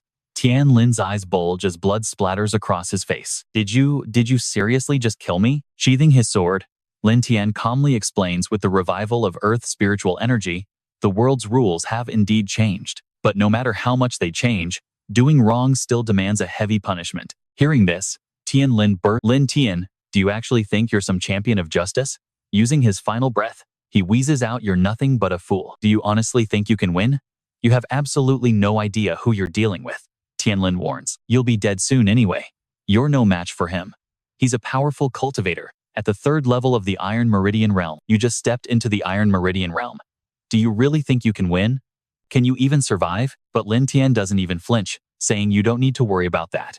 He'll be joining you down there soon enough. Tian Lin can't say another word. His eyes slowly close as his life finally ends, and right then, the system sends a notification. Lightning attribute, spiritual energy detected. Do you wish to absorb it? Lin Tian instantly commands absorb. Tian Lin's body begins to disintegrate, breaking down into countless glowing blue particles. In seconds, his entire body literally evaporates into thin air. Lin Tian raises his hand to slowly draw in those glowing blue particles, letting the shimmering light completely envelop his body. A wave of pure energy washes over Lin Tian as the system rings out once more. Brace yourselves. Here comes the massive upgrade. The lightning energy levels up, altering Lin Tian's entire physical form as raw force floods directly into his veins. The system announces that his lightning energy has reached level 2, and suddenly, Lin Tian's eyes completely change. Frowning slightly, he seems to realize something as the energy absorption completes. Now, Lin Tian finally gets it. So this is the true strength of the 2nd level of the Iron Meridian realm. Moments later, he calmly steps outside and calls out, Mo Chu. Hearing his name, the guy whips around in a panic. Boss, are you okay? He then peeks behind Lin Tian, looking totally confused. Where's Tian Lin? Lin Tian shrugs, don't worry, he's done for. Mo Chu is flabbergasted. What? Already dead? How was that so fast? But he was at the peak of the 9th level. Lin Tian smirks, just wait until you reach the Iron Meridian realm. You'll end him just as fast as I did. He quickly shifts the topic now. Why don't you go check if your crush is safe? Mo Chu blushes furiously, his face turning bright red as he stutters to interrupt. Boss, don't say crazy things. I don't. Lin Tian gives him a knowing look. Oh, really? Then why did you get so incredibly worked up when you saw her faint? Usually, you're pretty timid, so there's no way you'd run straight up to me like that. Still, saying this, Lin Tian doesn't forget to look around. Realizing exactly what is happening with her condition, Mo Chu quickly rushes over to report that her life and vitals are finally stable. He pauses for a few brief seconds, a deep trace of worry slipping into his voice, but her consciousness is locked away by dark energy. If they cannot break this seal quickly, she might end up in a vegetative state forever. Lin Tian calmly reassures him, telling him not to worry since lightning naturally counters dark magic and should break the seal. Right after speaking, he immediately takes action, sending a precise spark of lightning energy directly into the center of Meng Yao's forehead. She reacts almost immediately, her eyebrows furrowing slightly in pain. As that spark of energy courses through Meng Yao's body, she writhes in discomfort, letting out an involuntary groan. In just a split second, the dark energy is forcibly ripped from her body, and Meng Yao finally snaps awake. Her eyes fly open in absolute terror. Spotting two blurry figures, she instinctively screams out, demanding to know where she is. Lin Tian is left completely speechless by this. He secretly wonders if Mo Chu seriously has a soft spot for such a helpless girl. Across from them, Meng Yao regains some of her senses and tearfully calls out to Mo Chu. Sitting up in a panic, she blurted out, demanding to know what on earth he is doing here. Mo Chu scratches his cheek with an awkward smile, summarizing everything in one short sentence by explaining they got her distress signal and rushed all the way back from Tianhai City. Suddenly, Meng Yao's heart skips a beat. She sits there utterly stunned for a moment, wondering if he really came back just to save her. The very next second, Meng Yao snaps back to reality, angrily grabbing Mo Chu's collar and shaking him, yelling that he must be insane because Xing Cheng is incredibly dangerous right now. A weakling who cannot even fight head-on like you actually dared to come back here? Doing this is literally no different from seeking your own death. Lin Tian pouts, murmuring under his breath, asking if she just called a peak 9th stage Spring Realm cultivator a weakling. Meng Yao freezes, looking at him with utter confusion, repeating those words. Who? Him. She gets even more upset, furiously scolding Mo Che for dragging someone else into this mess with him. Right now, Xincheng is absolutely not a place you guys should be. Mo Chiu quickly waves his hands to explain, saying it is not like he wanted to jump in, but they could not just ignore her SOS signal. The terrain in Xincheng is highly complex. Plus, Boss Lin Tian is completely new here, and since I know these streets best, I had to act as his guide. Meng Yao narrows her eyes suspiciously, asking if that is really true, while Mo Chiu frantically nods to confirm it is absolutely the truth. Hearing this, Meng Yao sighs, admitting that since things have already come to this, blaming him now is completely useless anyway. Then, she politely turns to Lin Tian to show her gratitude, saying that although she does not know his name, she still wants to thank him for risking his life with this idiot to save her. Lin Tian easily picks up on the romantic tension between the two of them, thinking to himself that she definitely likes Mo Chu back. He politely replies out loud, telling her not to worry about it since it was on their way anyway. Right after, Meng Yao's expression grows dead serious as she suggests they must leave Xincheng immediately, warning that once darkness falls, escaping will be completely. Lin Tian cuts straight to the point, asking what exactly happened to Xincheng. She quickly explains the situation, revealing that shortly after Mo Chu left for Tianhai City, Xincheng was hit by a heavy, non-stop rainstorm that, according to her, everyone at first assumed it was just normal weather. But as she recalls those dark days, Meng Yao's voice begins to tremble, crying that the relentless rain showed absolutely no sign of stop. Eventually, every single person who came into contact with that rainwater transformed into a zombie. Hearing this, Mo Chu freezes in absolute shock, blunting out a sharp question, asking what she just said. Even Lin Tian's expression darkens as he tries to confirm if she really means absolutely everyone. Meng Yao nods weakly, confirming that at first, nobody noticed anything wrong, and some people even went outside to play in the rain. But shortly after, it was as if they were being eaten away by something. Their bodies twisted violently, and they instantly lost their minds. Just picture how terrifying that looked. Their eyes turned pitch black, and their flesh began to rot, turning completely into mindless, zombie-like monsters. Right after that, they started violently attacking anyone nearby. By the time anyone realized, it was already way too late. The rain was pouring down so hard that almost nobody outdoors managed to escape. Meng Yao adds that even though the military and the Cultivators Association tried to take control, they had absolutely no idea what kind of monsters they were dealing with. On top of that, even using spiritual energy attacks against them had very limited effects. Mo Chiu falls silent for a long moment before gritting his teeth, stating that all of Xincheng has literally turned into a city of the dead. Meng Yao bows her head, her eyes clouded with deep sadness as she whispers her agreement. Lin Tian gets serious and asks a crucial question, wondering if the military and the cultivators have turned into monsters too. But she gently shakes her head, saying not everyone, only those who got soaked in the very first wave of rain turned completely. But most managed to dodge the question, leaving Lin Tian even more confused as he wondered where everyone had gone. Meng Yao lowered her eyes, replying with just 3 short words. They disappeared. Mo Chu raised his eyebrows, blurting out, "What do you mean, disappear?" She slowly explains that they detected an incredibly powerful energy signal coming from the high tower in the center of New City. That signal gathers abnormal energy, and it might just be the cause of this whole disaster. According to her, the military and the higher-ups of the Spiritual Cultivation Association decided to send a team to investigate. But then, Meng Yao pauses for a few seconds before letting out a heavy sigh. Every single investigator vanished without a trace. Mo Chu's face instantly pales, while Lin Tian next to him rubs his chin in deep thought. Vanished? Her eyes grow sorrowful at the memory. There were no bodies, no cries for help, and 0 signs of any struggle. It is as if the city literally swallowed them whole, and they are never coming back. Right then, Lin Tian lets out a low chuckle, calling it interesting, and folks, he might just have the missing puzzle piece. His next words leave Meng Yao completely shell-shocked. Before coming here, he casually sent the powerful Cao Tianlin straight to the afterlife. She stammers in pure disbelief, "You actually killed Cao Tianlin, the peak cultivator of the 9th stage of the spring?" While Lin Tian stays silent, taking his silence as an admission, he warns them that Cao Tianlin confessed before dying. The strange changes in New City were no accident, but deliberately planned. He emphasizes that the culprit is at least a 3rd-stage iron vessel cultivator. Meng Yao instinctively shakes her head in disbelief. How could an iron vessel cultivator be here when Cao Tianlin was the strongest person in town? Mo Chu agrees, asking if the dying Cao Tianlin was just making up stories to beg for his life. Lin Tian calmly replies that a dying man has no reason to lie, so they had better start thinking carefully. Right then, the rain starts pouring down heavily again. Meng Yao instinctively looks up, and within seconds, a drop of strange, blue-purple rain pools inside her palm. Terrified, she urges them to run because of the rain.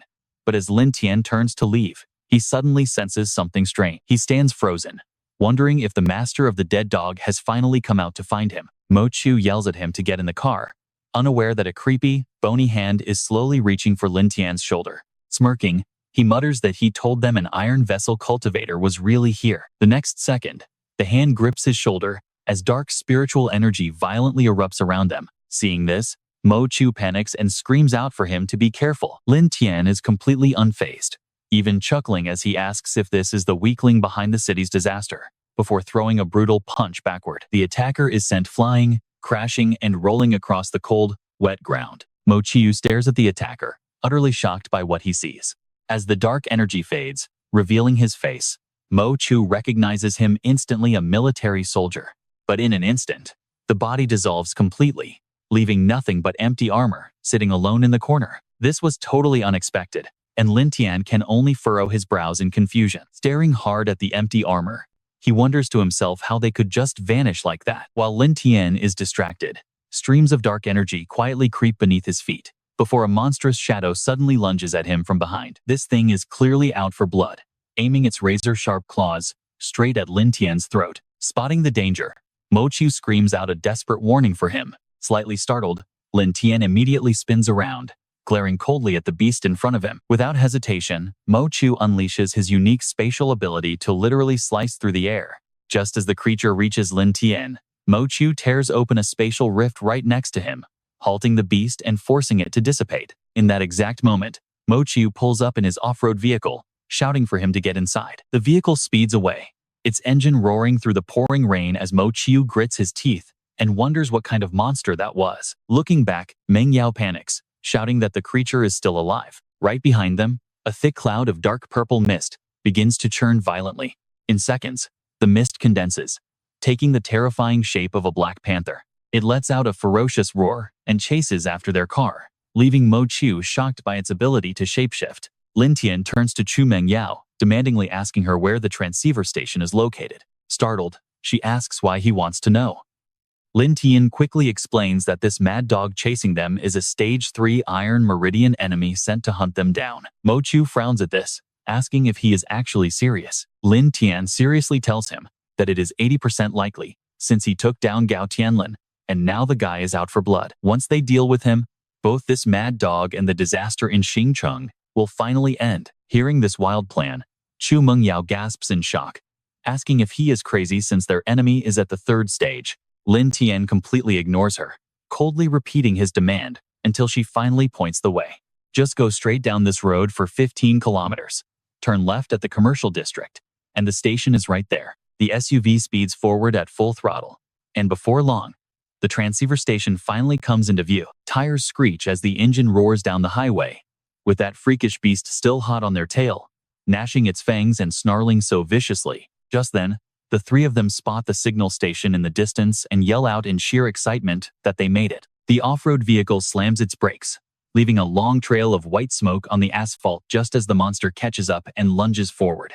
Lin Tian is the first to leap out of the car, charging head-on to face the oncoming beast. He directly unleashes a powerful thunder flame slash, telling it to get lost as its body completely tears apart and dissolves into nothingness. Dusting himself off, Lin Tian turns to give orders, telling Mo Chu to take Chu Mengyao out of Xincheng right now. Mo Chu hesitates, saying he wants to stay and fight, but Lin Tian shuts him down, snapping at him to shut up and just go. Against a third-stage expert, everyone else is just a burden, leaving Mo Chu no choice but to beg his boss to come back alive. With that, Mo Chu slams on the gas and drives away. Clenching his fists, Mo Chu tells himself that if he were only stronger, he would never let his boss face this danger alone. But look up, someone is watching them from the shadows, a mysterious hooded figure wearing a creepy smirk as their car speeds away. Barely a moment after they leave, that pitch-black energy begins to materialize once again. The freakish beast stares intensely at Lin Tian, its eyes flashing with a menacing purple glow. At this point, Lin Tian is losing patience, his irritation completely clear. Since there is clearly no talking things out, Lin Tian immediately channels his inner energy and charges straight at the beast. Fine then, let's play. He swings his arm to land another precise thunderflame slash on the monster, while his other fist is already winding up to deliver a devastating follow-up punch. Without a single second of hesitation, he punches with all his strength. The beast is sent flying as purple energy explodes in all directions. Expressionless, Lin Tian leaps high into the air to deliver the finishing blow, but the creature suddenly begins to shake violently, releasing thick plumes of dark purple mist. Out of nowhere, the figure of a little girl emerges from the fog, crying out for help. Lin Tian does not buy it for a single second, scoffing at such a pathetic illusion. Before the fake girl can even scream for help again, he strikes swiftly to finish it off, sending the phantom face into a horrific, shrieking mess of agony. Showing absolutely no mercy, Lin Tian exerts even more of his overwhelming power, completely blowing away the thick, dark mist until not a single trace remains. With that settled, Lin Tian pulls back his hand and snorts. He scans the empty area, whispering to himself that he wants to see just how strong this third-stage enemy really is. Now we follow him inside as he strides to the nearby building and kicks the doors wide open. His heavy footsteps echo clearly in the dark, silent space as he stops right in front of a massive swimming pool inside the building, quietly observing the water. The dark water ripples slightly as continuous streams of corrupted energy rise from its surface. Lin Tian realizes that this liquid is exactly like the rain that formed those creatures earlier. Just then, a figure steps out from the shadows with a smug smile, saying he never expected to find a second stage master here. Narrowing his eyes, the man remarks that it seems the useless Gao Tianlin actually deserved his death. Lin Tian glares back coldly, demanding to know if he is the one behind the disaster in Xincheng. The man casually admits it, introducing himself as Jiang Tiancheng, an elite of the third stage. He proudly explains to Lin Tian that this pool is filled with spiritual fluid, formed from the corrupted souls and energy of tens of thousands of local citizens. Tiancheng brags that under his absolute control, this liquid can spawn an endless army of indestructible monsters. He does not even try to hide his massive, arrogant smirk. He boldly declares that he is the actual god of this land. Tiancheng calmly walks up to Lin Tian and slowly speaks. In this newly awakened world, only a tiny handful of people can ever reach our level. He extends his hand, asking if he wants to shake on a deal. Under me, you will stand above tens of thousands. Tiancheng promises him unlimited power, endless wealth, and beautiful women, claiming they can reshape the entire world order together. But Lin Tian is not swayed at all, coldly cutting him off. Are you done with your nonsense? This reaction catches Tiancheng completely off guard, making him freeze in shock for a second. Lin Tian powers up his spiritual energy, showing his absolute disgust, as he tells him to get lost if he is done. Dropping into a fighting stance, the lightning flame in his hand quickly condenses into a small orb. Tiancheng has no intention of standing there taking hits. Instantly, he releases his dark spiritual energy for a head-on clash, not even bothering to dodge Lin Tian's incoming attack. The moment their energies collide, a smug smirk creeps onto his face. Lin Tian charges right in and slams a powerful palm strike directly into his opponent's chest. Tiancheng finally loses his smug smile as cold sweat begins to bead on his forehead. Pushing with all his might, Lin Tian forces Tiancheng to stumble backward, struggling to keep his balance. The guy barely manages to stay on his feet, lowering his head to hide his twisted expression. Suddenly, Tiancheng lets out a dark chuckle and says fine. He waves his hand, shouting arrogantly that since Lin Tian refused his offer, he can drop dead right here. Instantly, the spiritual water in the pool begins to churn violently. As dark, shadowy figures surge up into the air, it is a truly bizarre sight. And here is the dark truth: Lin Tian realizes that all those missing people were actually refined into this black water. A second later, the shadows lunged at him all at once, as Tiancheng's arrogant laughter echoed everywhere, telling the kid to die beneath his massive army. Standing his ground, Lin Tian slowly draws the sword from his back and whispers that he will set them free very soon. He swings his blade with everything he has, unleashing his ultimate move, the eternal holy flame art. With just a single strike, he completely obliterates the oncoming horde of shadows trying to reach him. Seeing his army crushed, Tiancheng grinds his teeth in absolute rage. Clenching his fists, he roars like a madman, cursing at the brat. He vows to crush him to pieces as his eyes roll completely back, launching a massive surge of pitch-black energy directly toward him. The attack is aimed directly at Lin Tian, who quickly conjures a barrier to block it, but the enemy's dark energy manages to pierce right through his defense. Left with no choice, Lin Tian frantically dodges to the side, but the dark blast still grazes his cheek, leaving a deep red cut as his expression turns dark. He wonders if the dark energy can actually suppress his lightning flame, while Tiancheng laughs mockingly, asking if he is finally scared. Smirking arrogantly, he sneers that there is no escape, and he is going to torture him slowly. Tiancheng keeps launching wave after wave of dark energy, but Lin Tian refuses to back down, fiercely slicing through every obstacle. However, as the clash drags on, the lightning flame surrounding Lin Tian's body begins to slowly fade away. Pausing, a sudden realization hits him. The dark energy is not just suppressing his lightning flame, it is literally eating away at it. Across from him, Tiancheng arrogantly tilts his chin, mocking Lin Tian for thinking his weak lightning flame could ever stand against him. My dark tide energy can corrode absolutely any elemental attribute, he boasts.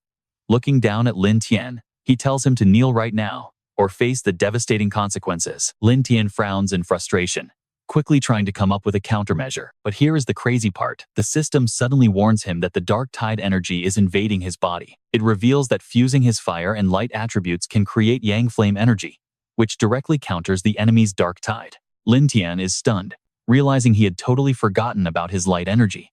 He never expected it to have such an epic use. Without wasting a single second, he stands tall and quietly deactivates his lightning flame energy. He just stands there completely still, letting the corruptive dark tide energy wash over his entire body. Believing he has won, Tiancheng grins mockingly and asks if he is finally giving up. It seems you are actually nothing special, he sneers. But Lin Tian ignores him, closing his eyes to focus all his inner strength. Suddenly, a blinding vortex of brilliant energy erupts right in front of Tiancheng's eyes. His fire and light attributes fuse together, triggering an absolutely massive explosion of radiant energy with an overwhelmingly powerful pressure. Tiancheng shields his eyes and stumbles backward, gritting his teeth as he tries his best to resist the pressure. With terror written all over his face, he gasps at the mysterious energy. Lin Tian calmly explains that this is the dark cleansing flame known as solar fire. Refusing to accept defeat, his opponent roars in denial. No, that is impossible. Absolutely no one can purify my dark energy like this. He wildly fires his dark energy, screaming for Lin Tian to die. Yet, our hero stands firm, shrouded in the radiant glow of his solar fire. Lin Tian is starting to lose patience, his cold voice cutting through the air. If you do not have any other tricks, then this circus is over. Game over. Tiancheng completely ignores the warning, scoffing in sheer mockery, a mere second-tier Iron Vein level junior. How dare you act so arrogant before me? I will show you my true power, he growls, gathering his energy for an ultimate move. I really did not want to resort to this, but you forced my hand. In a split second, Tiancheng transforms, his entire body covered in a surging torrent of pitch-black dark energy. The next second, he charges straight at Lin Tian with murderous intent, but Lin Tian remains completely cool and collected. He mutters calmly, "Does turning into a beast suddenly make you stronger?" Not a chance. As Tian Cheng's fist crashes down, Lin Tian coldly mutters that the beast is just seeking death. Savage punches rain down, shattering the ground and sending rocks flying. Losing his mind, Tian Cheng screams that he will grind him into mincemeat. He relentlessly hammers his fists down onto the exact spot where Lin Tian was standing. Every single blow carries heavy, suffocating, killing intent. But he is not done yet, as Tian Cheng suddenly throws his head back and inhales deeply. Next, he spews a massive, toxic wave of dark energy. But watch closely, a sudden, brilliant gold light cuts right through that pitch-black fog. That golden beam shoots straight at Tian Cheng, tearing a deep gash right into his shoulder. Lin Tian steps out of the smoke, powerful and majestic. Bathed in a blinding, golden light, Lin Tian declares with absolute authority, "I told you. If this is all the power you have, then prepare to die." No more words. He simply sweeps his hand to unleash his deadly solar flame slash. As the searing attack closes in, Tian Cheng shrieks in absolute madness. "No, this is impossible. My dark liquid cannot be purified." In this final, desperate moment, he finally plays his absolute trump card. A much larger, far more muscular figure begins to emerge from the shadows. Its body is completely sealed and protected by a dense, armor-like energy barrier. Seeing this, Lin Tian is slightly caught off guard. "Is this your true form?" Lin Tian asks. As the monster bursts out laughing, shocked that a mere human could push him this far. He boasts with supreme arrogance, claiming he has evolved into a higher state of being, having abandoned his weak human shell long ago. Tian Cheng gets more excited as he speaks, loudly declaring that he will now show him the absolute full power of the third-tier Iron Vein level. He stubbornly gloats once more, claiming he is truly invincible. Lin Tian just smiles, looking utterly calm. Lin Tian sneers in response, "Invincible?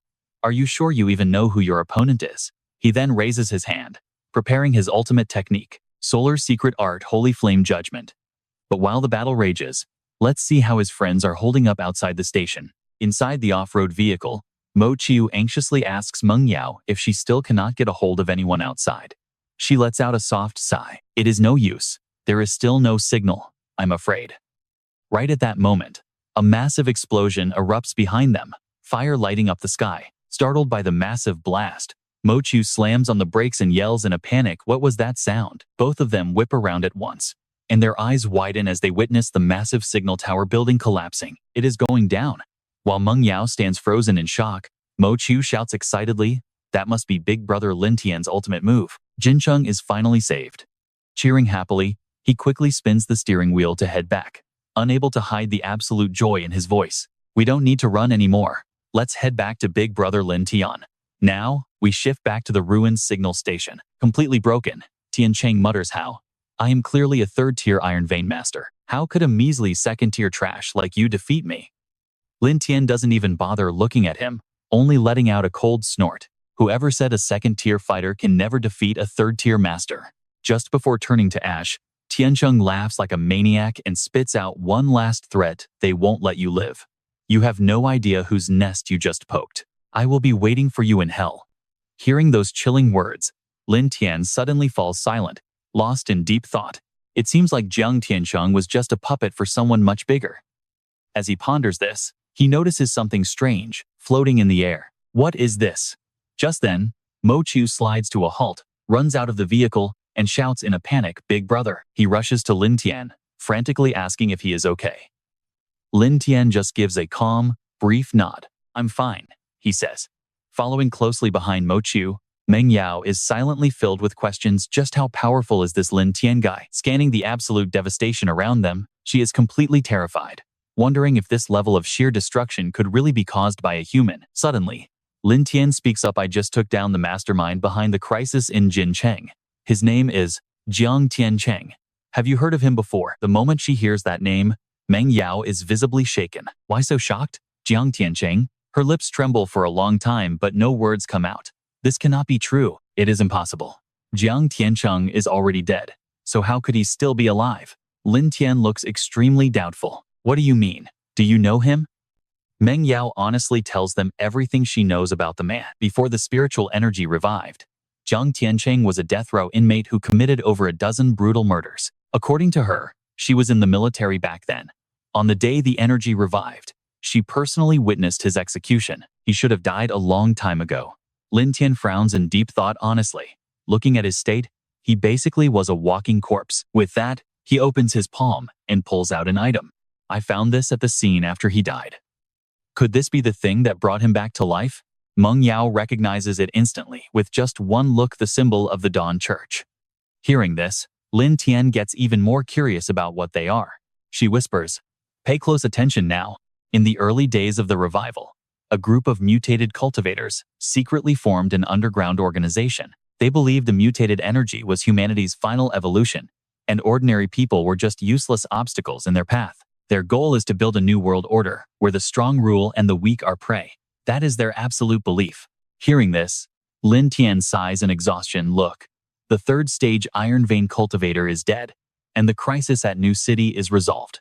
Let's talk about these conspiracies tomorrow. I haven't slept for a whole day and night, so I need to go home and crash. Meng Yao does not stop him, only stammering, "Lin. Big brother Lin Tian, thank you for saving New City, and for saving my life along with Mo Chu." She then pulls Mo Chu over, urging him to bow. "Go on, thank him quickly." Lin Tian replies casually, "No need for all that politeness. I only did this because someone asked me to, so I helped out along the way." Meng Yao freezes, shocked. "Someone asked you?" At that, Lin Tian's lips curl into a playful smile as he glances over. "Some guy even forgot his own injuries the moment he heard you were in trouble, right, Mo Chu?" Hearing this, Meng Yao immediately panics and starts checking Mo Chu all over. "Mo Chu, are you hurt? When did this happen?" He scratches his cheek awkwardly, stammering to change the subject. "Big brother Lin Tian is talking about his best friend. Didn't you call her to ask for help earlier?" Meng Yao suddenly remembers and gasps in realization. "I totally forgot to call Fei Fei and tell her that I am safe now." Meanwhile, in another city, bright sunlight streams through a window under a clear, beautiful sky. A group of solemnly dressed officials sit around a long conference table, silently listening to a report. Yesterday morning, New City suffered an unprecedented disaster of corrupt spiritual energy and dark transformation. Investigations show that over 80% of the city is now completely uninhabitable, with more than 10,000 civilians dead or injured. Sitting at the head of the table, Commander Shen asks with a grim expression how a subordinate immediately stands up to reply, "Commander, the main roads in New City have been cleared, and the citizens trapped by the zombies have safely returned to their homes." Shen lets out a soft sigh of relief upon hearing this. Keeping the casualties in New City this low was entirely thanks to Lin Tian. The entire room instantly erupts into hushed whispers. Indeed, if Big Brother Lin Tian had arrived even a tiny bit later, the death toll in New City would have been unimaginably worse. I used to think he was just slightly better than everyone else, but now it seems he is a billion times stronger. Moments later, Shen knocks hard on the table, his voice turning even more serious. "This disaster in New City is a massive wake-up call for us," he emphasizes. "Even though we still have no idea how the Dawn Church managed to resurrect a dead man like Jiang Tiancheng and turn him into a third-stage Iron Vein cultivator, we can be absolutely certain there is some kind of hidden power supporting them from the shadows, something far beyond anything we can imagine." At this point, Commander Shen directly issues a strict order: our military forces must tighten surveillance on the Dawn Church, especially in their original breeding ground, Northwest City. He carefully adds those from the Spiritual Association must also support the military in all of these ongoing operations. Right then, Xuanfeng speaks up. "Commander Shen, Northwest City is the absolute core territory of the Dawn Church, and the area our Spiritual Association has sent out several elite teams to investigate, but not a single one has ever made it back alive." From his own perspective, if the military wants solid intelligence on the Dawn Church, relying solely on the Spiritual Association might not be enough at all. Commander Shen nods slowly, in agreement. "I understand. I will have the military coordinate operations with you so we can uncover the details on the Dawn Church very soon." In the next second, he abruptly stands up. He loudly and solemnly declares that Lin Tian's true identity must be classified under the military's absolute highest security level. Absolutely no leaks regarding him can ever get out, to which the massive crowd roars a unanimous, "Yes, sir." At this very moment, Elder Shen is absolutely certain of one thing: as long as Lin Tian is alive, our nation will never fall. Meanwhile, back at his villa, the quiet dark of night has completely settled in. Lin Tian struggles inside carrying tons of massive bags, grumbling with a frown. "Fei Fei, you call this ordering just a little food?" Across from him, a tipsy Fei Fei stumbles against the table and raises her glass to "My husband. Cheers."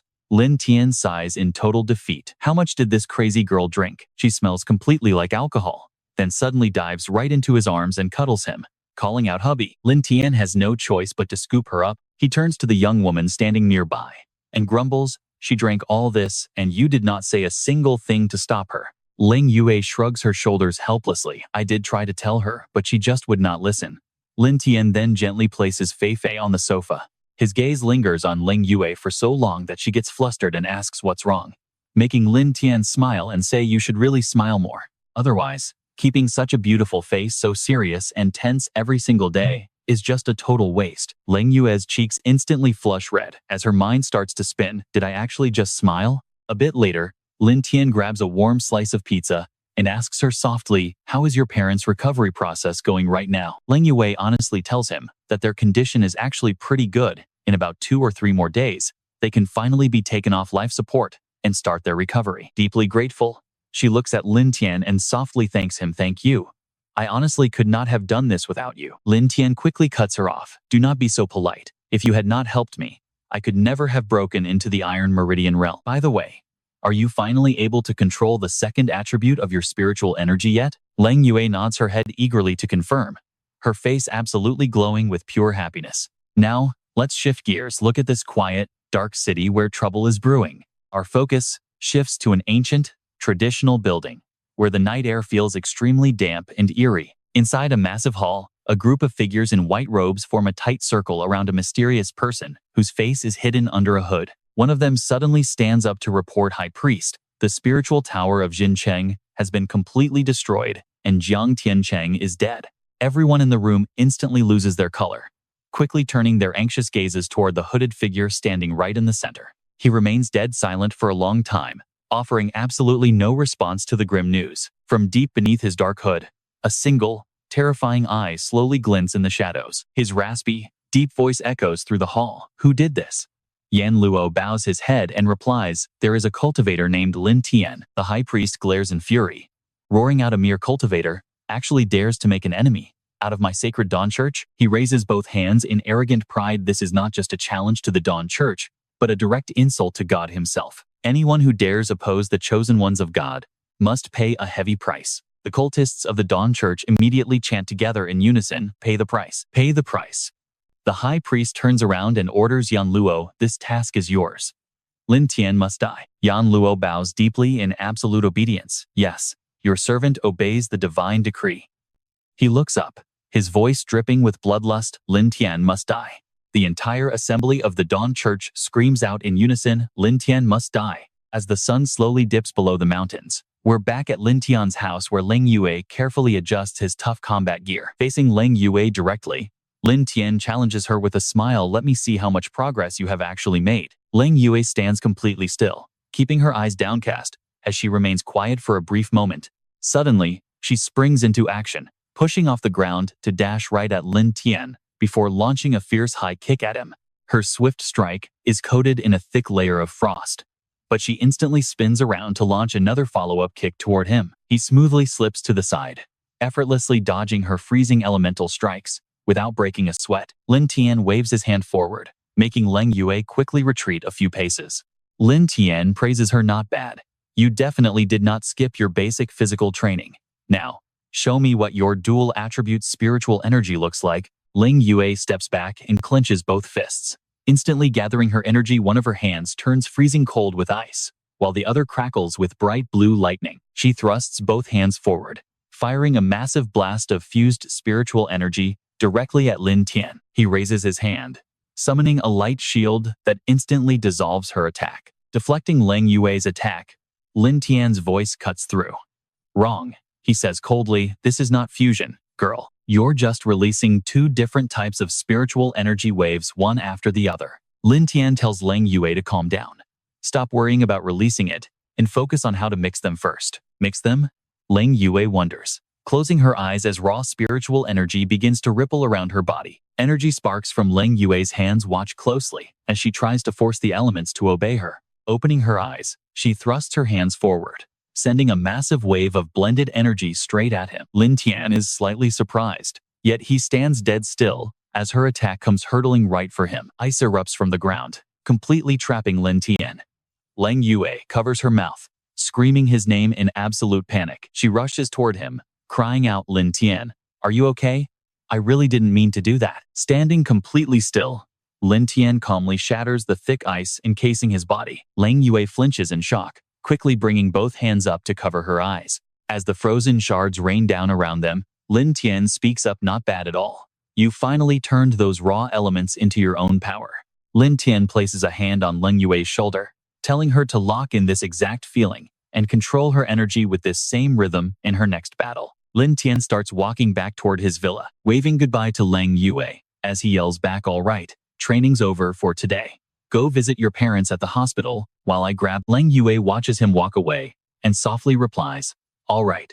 Cut to the evening, where the sky is darkening and the sun has dipped below the horizon. Outside Lin Tian's villa, Yan Luo and his crew gather.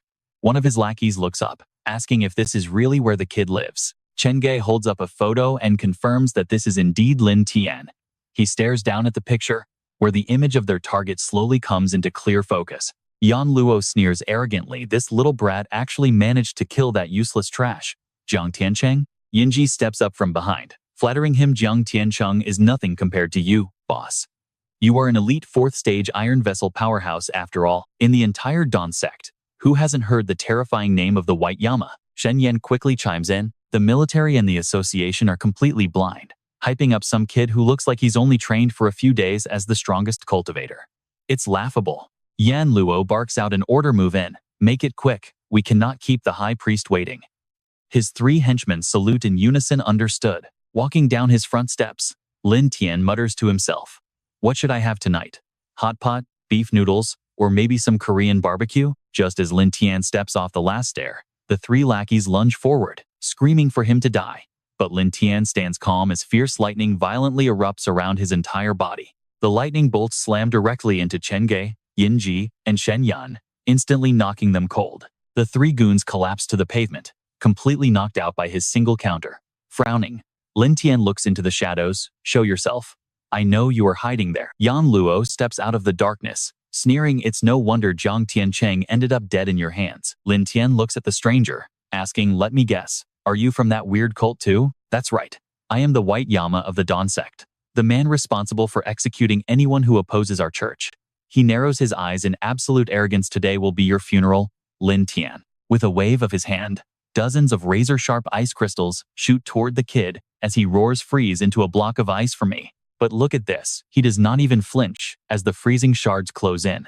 With his hands casually shoved in his pockets, he effortlessly neutralizes the entire attack. Yan Luo gasps in sheer disbelief. How is this possible? You completely blocked my attack, with 0 effort. Lin Tian speaks up, his face darkening with absolute rage. I have a quick question. Does your entire Dawn sect just have some sort of massive death wish? Flying into a rage, Yan Luo screams, you dare insult the sacred glory of our Dawn sect? You arrogant little brat, you will pay dearly for your disrespect. Raising his hand high, a swirling mass of dark spiritual energy begins to gather in his palm. Smirking, he brags, just surrender. This corrosive wave is a power even elite iron vessel experts dare not take head on. He thrusts his hand forward, unleashing the dark torrent directly at Lin Tian. Lin Tian sighs in sheer boredom. What a flashy, useless show. Yan Luo laughs, mockingly begging for mercy is useless now. Lin Tian, your time is up. In response, Lin Tian slowly raises his hand, a blinding light sparking in his palm. Thrusting his hand forward, Lin Tian fires a brilliant beam of energy that completely disintegrates Yan Luo. Terrified, Yan Luo takes a step back and shrieks, what is this? What kind of spiritual energy is that? As fierce flames erupt to cover his body, Lin Tian calmly replies, this is the power that is going to crush you. Spinning on his heel, Yan Luo tries to flee as panic grips his mind. Who on earth is this kid? He is absolutely no ordinary cultivator. I am no match for him.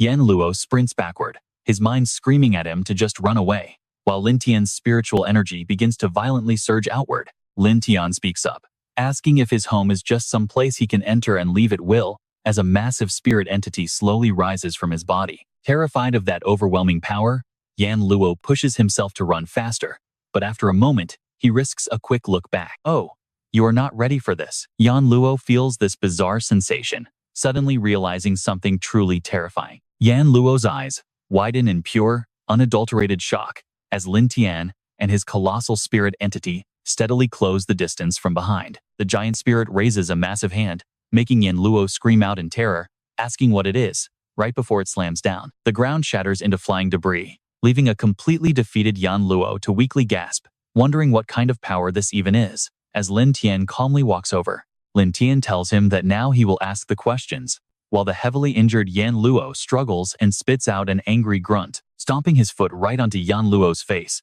Lin Tian demands to know what their Dawn Church really is, and who actually founded it. Lying completely broken on the ground, Yan Luo weakly whispers that the Dawn Church is the will of God, born from the desperate prayers of Northwest City. An image of a colossal, terrifying monster destroying a city flashes through Yan Luo's mind. He recalls that back then, a super mutant level threat devastated Northwest City, wiping out both the Aura Association and the entire military, with 0 survivors left. Everyone believed that death was absolutely certain. Right before the image of the High Priest appears, Yan Luo explains that at that precise moment, a powerful figure wielding a blood-colored staff and a golden mask descended, calling himself the Dawn Church's High Priest. The story goes on as the High Priest slays the giant beast, with Yan Luo adding that he single-handedly destroyed the super mutant using only his staff. Images of citizens worshipping the High Priest flash on screen, while Yan Luo says that from then on, Northwest City trusted only the Dawn Church. Yan Luo screams out with fierce devotion that they are God's apostles, and mere mortals have absolutely no right to question their sacred teachings. Lin Tian coldly replies that it's just a childish fairy tale, asking him if he even knows how ridiculously strong a super mutant level monster actually is. Have you ever even faced one?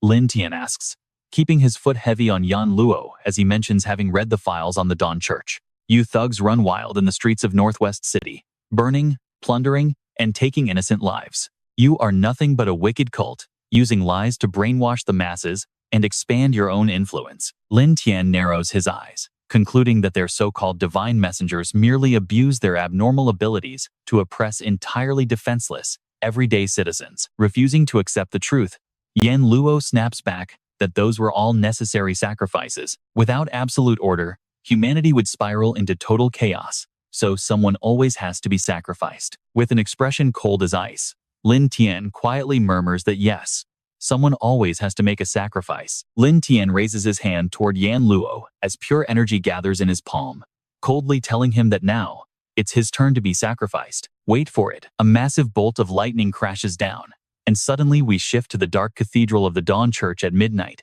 Inside a quiet room, the High Priest's deep voice echoes, questioning if the white Yan Luo he sent was also taken down by Lin Tian. A kneeling subordinate reports that yes, the 3 other church members who accompanied white Yan Luo have also been eliminated. The High Priest thinks to himself that Northwest City is his personal domain, and the faith he worked so hard to build will absolutely not be destroyed by some stray dog of a cultivator. Lin Tian absolutely cannot be allowed to live. Absolutely not. The High Priest suddenly murmurs that it is just like the prophecy he foresaw, causing a kneeling follower to look up and repeat the word in confusion.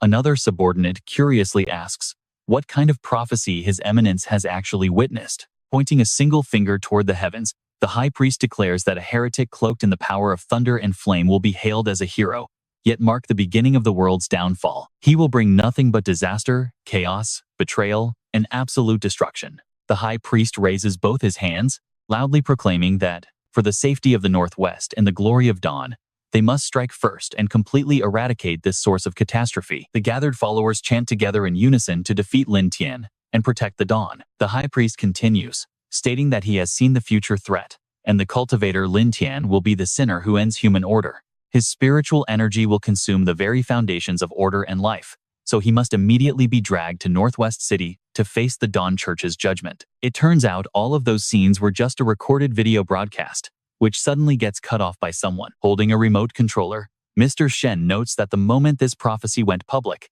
the entire internet instantly exploded with panic. Our military is currently deploying public relations teams to delete posts, lock accounts, and cut off the spread. But it is not working. Fifi groans in absolute frustration. Speaking up, are those guys completely brainless? How can they fall for such an incredibly obvious public manipulation campaign? Ling Yue, sitting nearby, calmly replies it is not that they believe the prophecy. They are just terrified of the unknown. Mr. Shen then adds, either way, it is best if everyone stays inside for the next few days. I will arrange an elite squad to guard you 24 hours a day. Mr. Shen turns to Lin Tian, his expression dead serious. Lin Tian, right now, you are not just our most critical strategic asset, you are also their absolute top target. But Lin Tian suddenly stands up and says coldly, no need for protection. I am heading out. Mr. Shen snaps in frustration, going out? Are you insane? Every single fanatic in the Dawn Church is itching to take your life right now.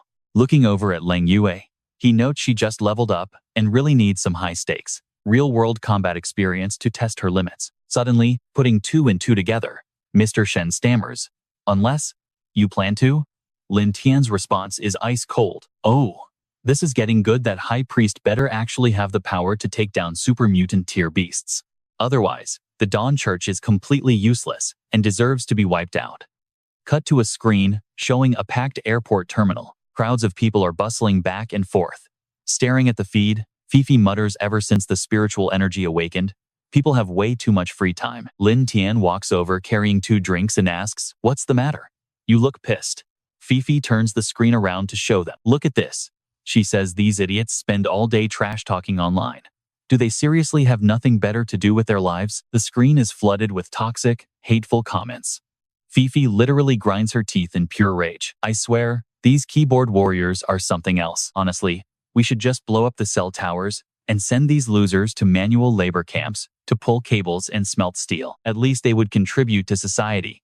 Lin Tian just smirks, offering a calm reassurance. Don't sweat it.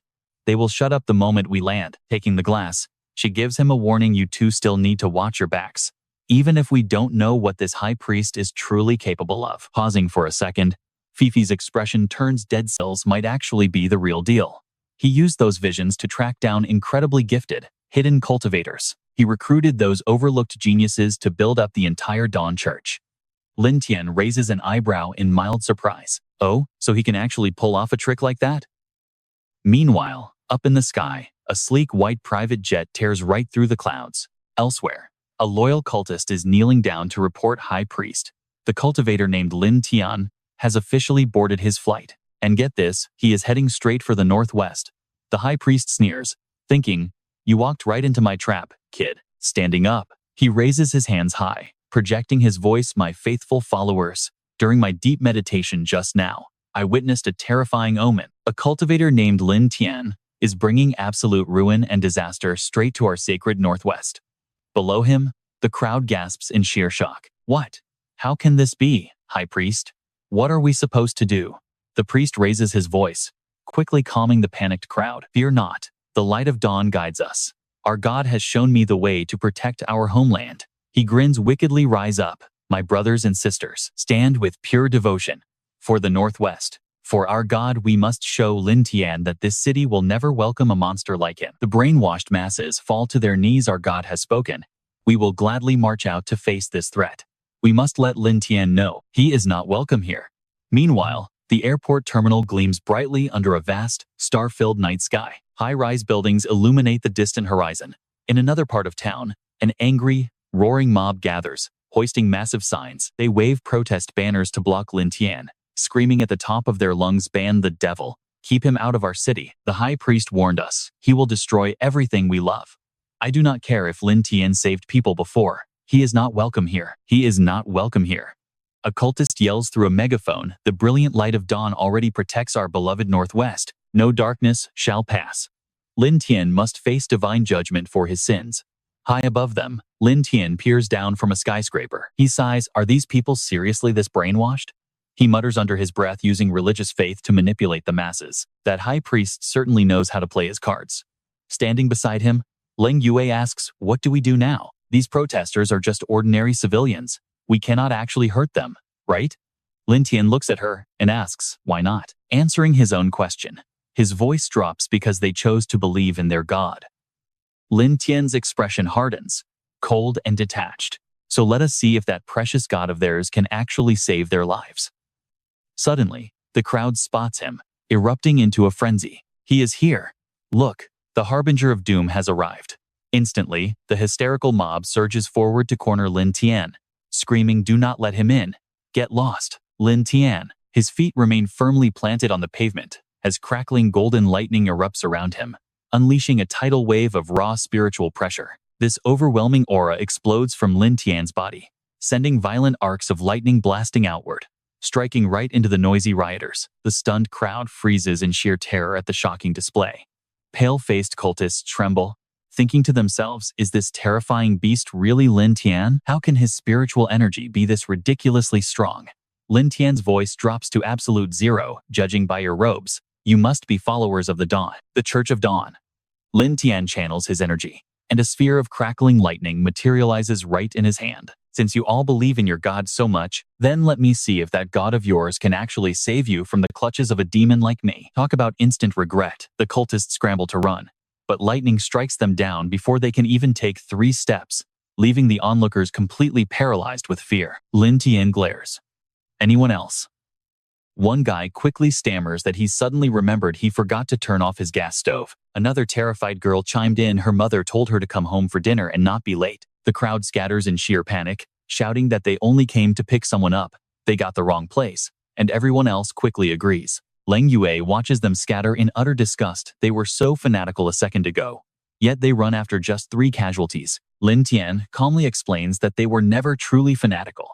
They just wanted a cheap excuse to avoid thinking and taking responsibility for themselves. True belief was never meant to be maintained by fear. She glances at him and asks what their next move should be. Lin Tian replies coldly, we tell that high priest it is time for him to retire. Walking through the temple, a cultist kneels on one knee to respectfully report they have found a 17-year-old girl with incredible spiritual energy, boasting a rare, high-tier potential that is extremely hard to come by. I brought her here myself, hoping my lord would personally test her capabilities. The lazy high priest hums, telling them to show him. 2 cultists drag the bruised, panting girl inside as the high priest slowly steps down the stairs to meet his new prize. He lifts her chin, praising her pure spiritual energy and looks, claiming that since God brought her here, he cannot let such a gift go to waste. Staring into her eyes, he commands her to sacrifice everything to their lord. And then, boom, the ceiling suddenly shatters, sending massive chunks of rock crashing down onto the confused cultists who scramble and wonder what is happening. A familiar voice echoes, stop manipulating people, twisting the truth, and bullying the innocent.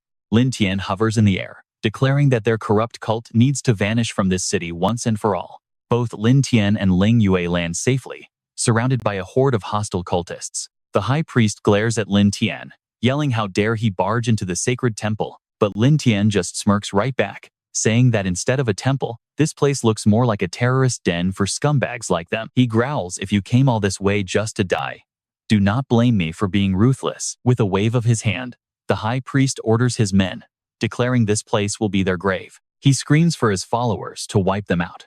But while Leng Yue instantly drops into a battle stance, Lin Tian just stands there, completely calm, not even flinching as the mob rushes forward. Before she can charge, he gently holds up a hand to stop her. Wait up, he says.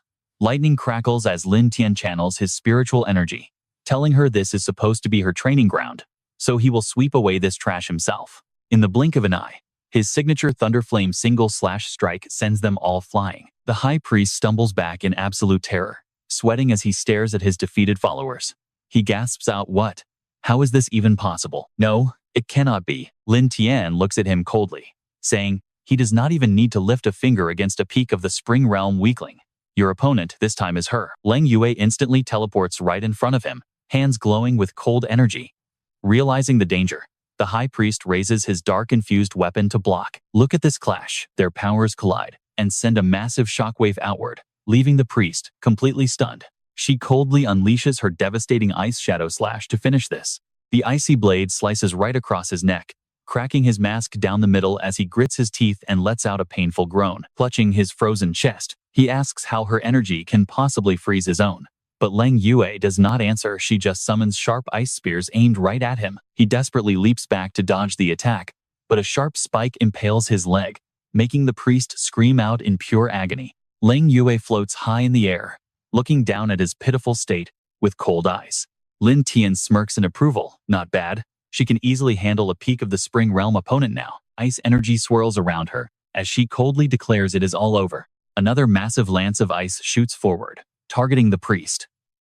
It is her deadly glacial pierce technique, aimed straight at his chest to finish him off once and for all. Sweating in panic, the helpless priest screams out, begging the Lord of Dawn to save him from this nightmare. Suddenly, a massive explosion erupts, sending debris flying everywhere. Lang Yue grits her teeth while struggling to hold on. What is going on? Lin Tian's face is looking incredibly dark now. It's absolutely terrifying. He stares dead at his opponent as a deafening roar echoes and a massive monster suddenly appears. A massive Taiyan looms right in front of Lin Tian and Lang Yue. Crawling on the ground, the high priest screams, "Oh great, Lord Dawn." Lang Yue asks in shock what this monster is. Lin Tian frowns, replying that this must be the true form of the Dawn Church. Taiyan looks down, demanding to know why the priest summoned him, shaking on the floor. The priest gasps that these intruders invaded the sacred temple and slaughtered his believers. But the beast snaps back, calling him a cowardly insect who only fears death. "How dare you disturb my deep slumber over such a pathetic, trivial matter?" With that, Taiyan reaches out with a sharp claw, tapping into a dark red spiritual energy.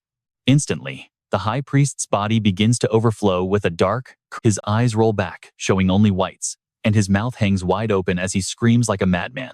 In absolute agony, he shrieks out, "No!" Lin Tian and Lang Yue can only watch in stunned silence as the high priest collapses. Dark energy surges from Taiyan as he glares at them, growling that they are next. The beast sneers, calling them mere insects who must pay for waking him up with their very flesh and blood.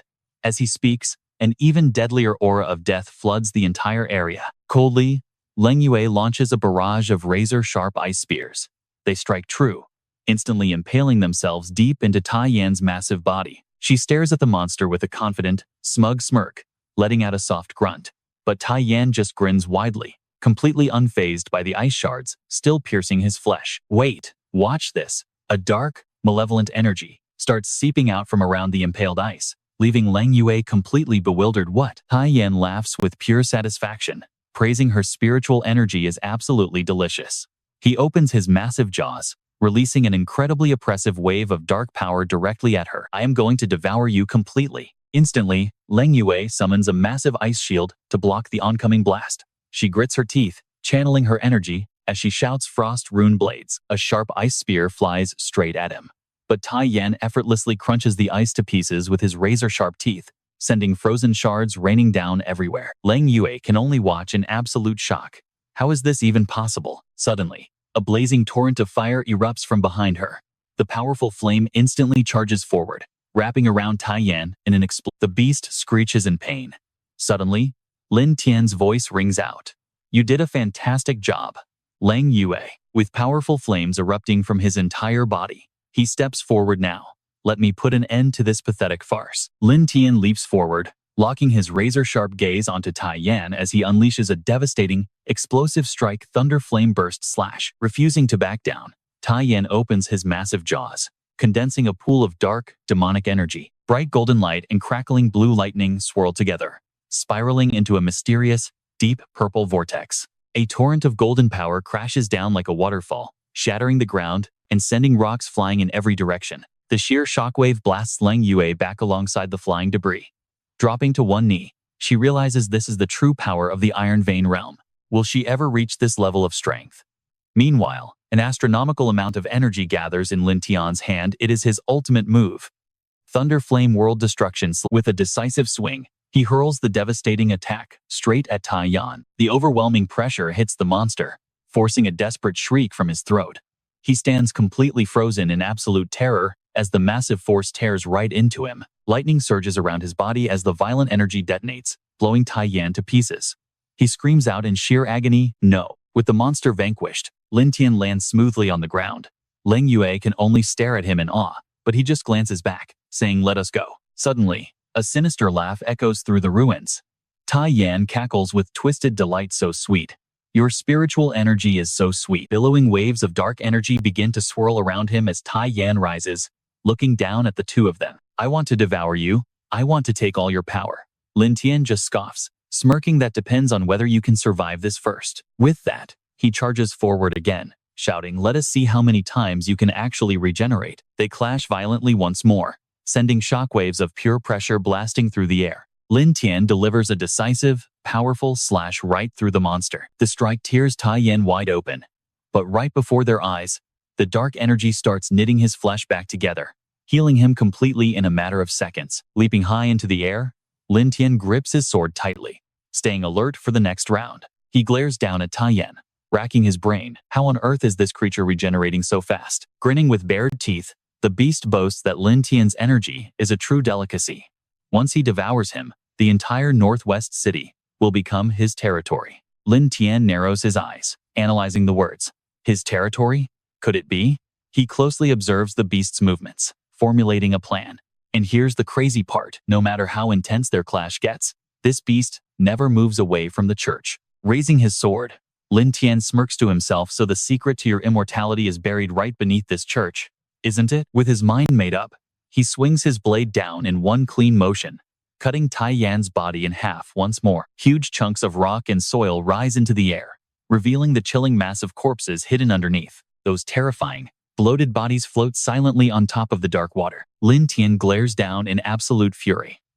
So that is it. Just like I thought, you devour their spiritual energy to keep your body immortal. Taiyan instantly lunges forward. Since you know too much, today you must die. Hearing this, Lin Tian simply curls his lips into a spine-chilling smirk. Immediately, Lin Tian shouts out a commanding order. Ling Yue, freeze the altar right now. She instantly obeys and speeds off, shouting back. Taiyan realizes something is wrong and panics. This is bad. Raising its claws, it roars a warning. How dare you? But Lin Tian channels his energy to block its path, staring down the beast as he asks, did I say you could leave? With a fierce glare, Lin Tian thrusts his hand forward. Stay down. It opens its massive jaws to gather dark, malevolent energy. But Lin Tian is not about to let it finish. Firing his energy directly at the beast, he narrows his eyes to watch it. Meanwhile, Shangguan panic searches for any escape route. Over on Ling Yue's side, she quietly watches for the perfect moment. Once it arrives, she gathers her energy and strikes down. Ancient runes suddenly flare with blinding light. Gritting her teeth, she channels the magic. The glowing runes manifest on the freezing ice, and massive, sharp icicles burst forth under the weight of her immense power. Taiyan screams in absolute horror. No, my life source is being destroyed. Soaring upward, Lin Tian easily dodges Taiyan's counterattack, calmly studying his struggling opponent from above. Looking down coldly, Lin Tian warns that turning your back is a fatal mistake, before raising his sword to release a blinding torrent of energy. A second later, Lin Tian grips his sword tight and slashes down. The blade rips straight through Taiyan, making the beast howl in agony. Blinding gold and deep purple energies clash, with violent, explosive force. Taiyan looks up. You ruined everything I had, and now I will make you pay. Lin Tian grits his teeth. Oh no, it is going to self-destruct. Golden spiritual energy shoots outward, radiating intense malice, as the beast screams its final curse to pull everyone to hell. He pulls Ling Yue close and tells her to hold on tight, scooping her into his arms as he darts away from the blast zone. Screaming wildly, Taiyan gathers a massive, glowing red orb in its jaws. The fireball expands rapidly, swallowing everything in its path. Carrying Ling Yue, Lin Tian safely touches down on a nearby rooftop, where she shyly blushes and thanks him, warning her to stay alert. Lin Tian points out that this is not over yet, while dark debris floats around the collapsing buildings. Amidst the rubble, jagged arcs of crimson lightning begin to crackle and spark violently. Just look at that. Savage red lightning tears the sky wide open, rapidly swirling into a massive, blood-colored vortex of absolute chaos. From the heart of that blood-red storm, a massive horde of monsters with glowing red eyes steps out. They charge forward at full speed, unleashing deafening, savage roars. Below, the monstrous horde floods the streets. Ling Yue prepares to jump down, yelling she will stop them, but Lin Tian pulls her back, saying they cannot be stopped. He lowers his eyes and explains that there are too many citizens around, making large-scale magic way too risky to use. Accidental casualties would be far worse than the monsters themselves. She asks in panic, then what do we do? Grabbing his phone, Lin Tian decides it is time to let the military take action. Meanwhile, inside headquarters, an operator frantically reports abnormal energy signatures. The monitoring crew stares at the screens in pure horror. Hundreds of high-level energy signatures are rapidly closing in on Northwest City. No, it is a monster horde. Do we authorize immediate intervention? But the city's evacuation is not even finished yet. Suddenly, someone yells out that Lin Tian is on the line. The commander barks back to answer it immediately. Lin Tian's voice crackles through. I am currently at the center of Northwest City. The Taiyan cult has been wiped out, but a mutated beast self-destructed, unleashing a massive wave of monsters. The situation is critical. and they are heading straight. You must deploy every single available combat unit right now. Collaborate with the Spiritual Energy Association to set up defensive lines outside and block the horde's path. The commander barks out orders. Notify the entire Northwest garrison to deploy immediately. Work with Lin Tian and wipe out that beast. Do not let a single citizen get hurt. Meanwhile, down on the main streets, the monsters are already hunting down civilians. Terrified people cry out in panic, begging the high priest of the Taiyan cult to save them, praying for gods to show some mercy. All of a sudden, a monster leaps forward, nearly clawing a terrified man who can only scream. Elsewhere, a beast rapidly chases a helpless young girl. The poor girl trips and crashes hard, hitting her head against the solid concrete.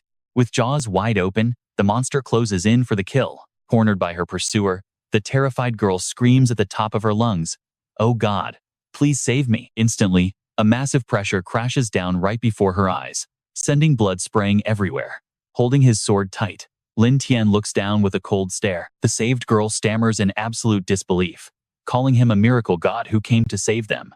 Glancing down at her, he coldly mutters that gods do not exist, and there is no savior coming. If she wants to survive, she has to rely on herself. Meanwhile, amid the panicked crowd, Lin Tian scans the area. Something is off. Hearing him mutter this, Leng Yue asks what is wrong. Lin Tian slowly explains that a massive organization, like the church, would never just let themselves self-destruct into nothingness. Grimly, he suspects it did not actually blow up, but is currently hiding inside the massive monster tide, flipping away in the chaos. Now watch this. She agrees with his logic but asks if they really have to jump into that deadly monster wave. Lin Tian nods, telling her to leave the hunting part completely to him. Leng Yue objects immediately, refusing to let him face such a massive danger all on his own. He says, calmly, "Your job is to lead the evacuation of Northwest City and keep the civilians safe, while also contacting the incoming military to report." She hesitates, but Lin Tian gently pats her head, finalizing his decision.